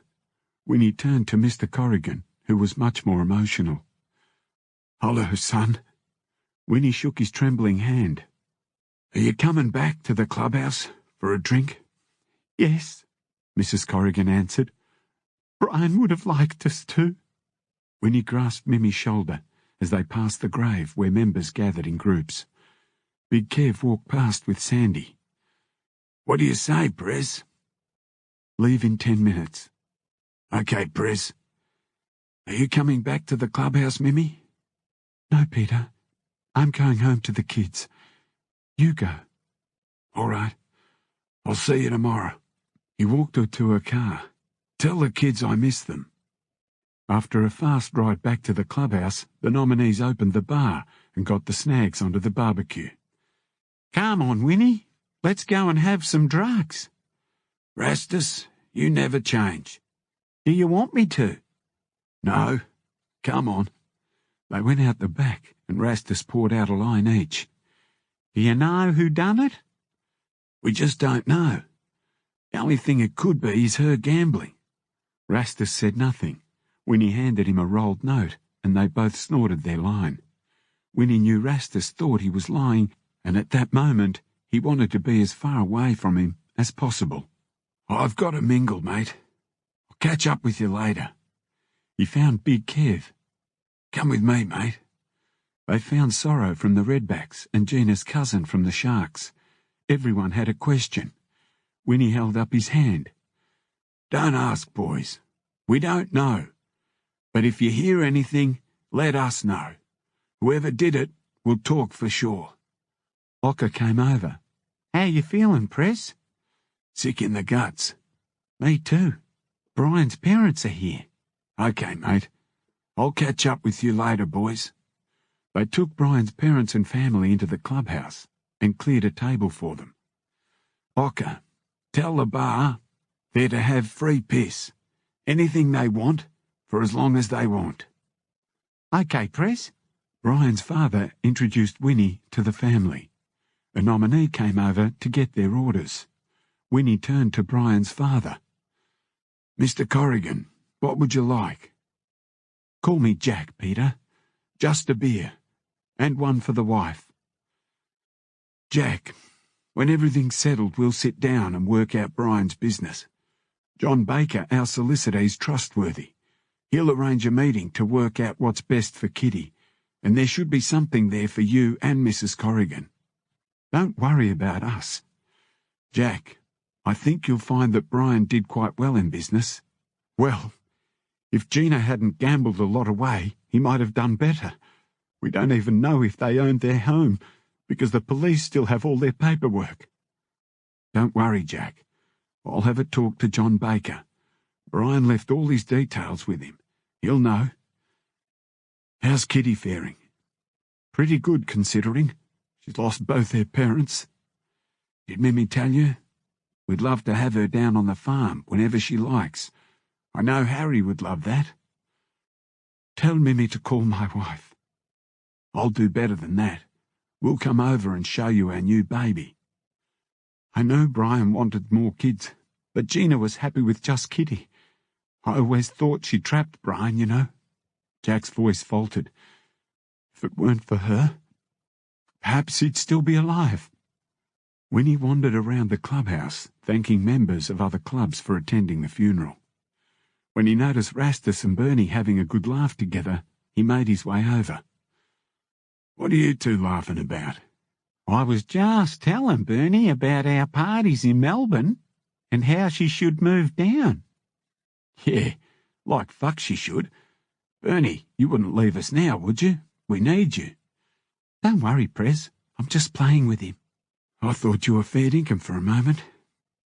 Now Brian's gone, it's up to you to run the shop, and we'll even give you a pay rise. That won't be the reason I'm staying. I love working in the shop. Yeah, but you've got to take more responsibility. I want you to do Brian's job. Anyway, you don't fancy Rastus, do you? God, no. But he's funny. Winnie saw Mrs. Corrigan, readying to leave, and winked at Bernie. I'll talk to you later. He joined Ocker in saying goodbye to the Corrigans. Jack looked broken, but his wife wore a steely look that warned anyone nearby to stay away. Back at the clubhouse, Winnie asked Ocker if he still passed on tips to Squizzy for the minister. Yes, Prez. I thought Squizzy might have come. I don't think so, Prez. The coppers were there, with telephoto lenses. He didn't need that. We're going to have to sit down with John Baker and work out a percentage of the business for Kitty and put it in trust for her. She'll be looked after. The shop got lots of play in the newspapers, which was free advertising, and it soon became busier than ever. Winnie didn't know what he would have done without Bernie. She flitted from task to task and did it all with a smile. Winnie made his way out the back to meet the pig. Get in, Winnie. Let's go for a drive. What's up? Have you heard anything about the shooters? What makes you think there was more than one? 5 shots from 2 different guns. A very professional job. They found no drugs except marijuana residue and traces of cocaine on the kitchen table. Someone emptied her purse and Brian's wallet. So maybe it was about the money. But we can't be sure. Anything you want to add? Winnie's face darkened. I haven't got a fucking clue. Don't get the shits with me. I'm just telling you what they think. There's something else too. Your phones are probably tapped. So be careful what you say. So, have you got something for me? Winnie passed over an envelope. Now, I want you to do something for us. All Brian's files and paperwork, including those of the shop, were taken by a detective in charge of the homicide investigation. We need it. It affects Kitty, the Corrigans, and us. Can you find out how long before we can get it back? I'll talk to the boys in homicide. Just remember about the phones. Okay. Thanks for the tip. Winnie called Ocker and Big Kev over to say the phone was tapped. Ocker pulled out his mobile. I don't know, mate. I wouldn't trust them either. Be even more careful, what any of you say on them. Maybe they can listen. We'd better let the members know about the taps, Prez. Ocker leaned in closely. No one but the three of us knows anything. I'm more concerned that the blokes who do deals on their mobiles might say too much. Now's not the time to relax. I follow you, Prez. I'll talk to as many now as I can, and we can bring it up at the meeting on Friday night. If they have to, tell them to set up codes. The pigs aren't stupid. They'll know something's up. One more thing. At the meeting on Friday, I'm making an announcement that affects everyone in the club. Winnie stared at the floor for a moment. I'm stepping down as president. You're joking? He's not, said Kev. He'd seen the look in Winnie's eyes. Why, Prez? Ever since Lucy was born, that's all I think about. I look at Harry and realise how much I missed, and there's no way I want to repeat that with Lucy. Anyway, I'm not retiring from the miners. I'm just stepping down as president, and you'll have to elect another. As for the shop, well, you don't need me there. I do fuck all, don't I? Ocker smiled. Whoever said that, Prez? Winnie gave Ocker a big hug. I love you blokes. Look out, Ocker. He'll want to kiss you next. We've been through a lot for a long time. I'll keep my hand in with our private business, but now I'm into the pubs with the Marios. I can't see myself doing this any longer. It's too much. Besides, it's time we all went legit and lived normal lives. We're not kids anymore. Kev understood at once. The constant high levels of adrenaline were beginning to take their toll. He was feeling his age for the first time, and he agreed. Maybe they should all look at their lives and decide to do what was most important. The Marios bought some cheap land from some government release. They're thinking of holding onto it for a few years and then developing it or selling it at the right time.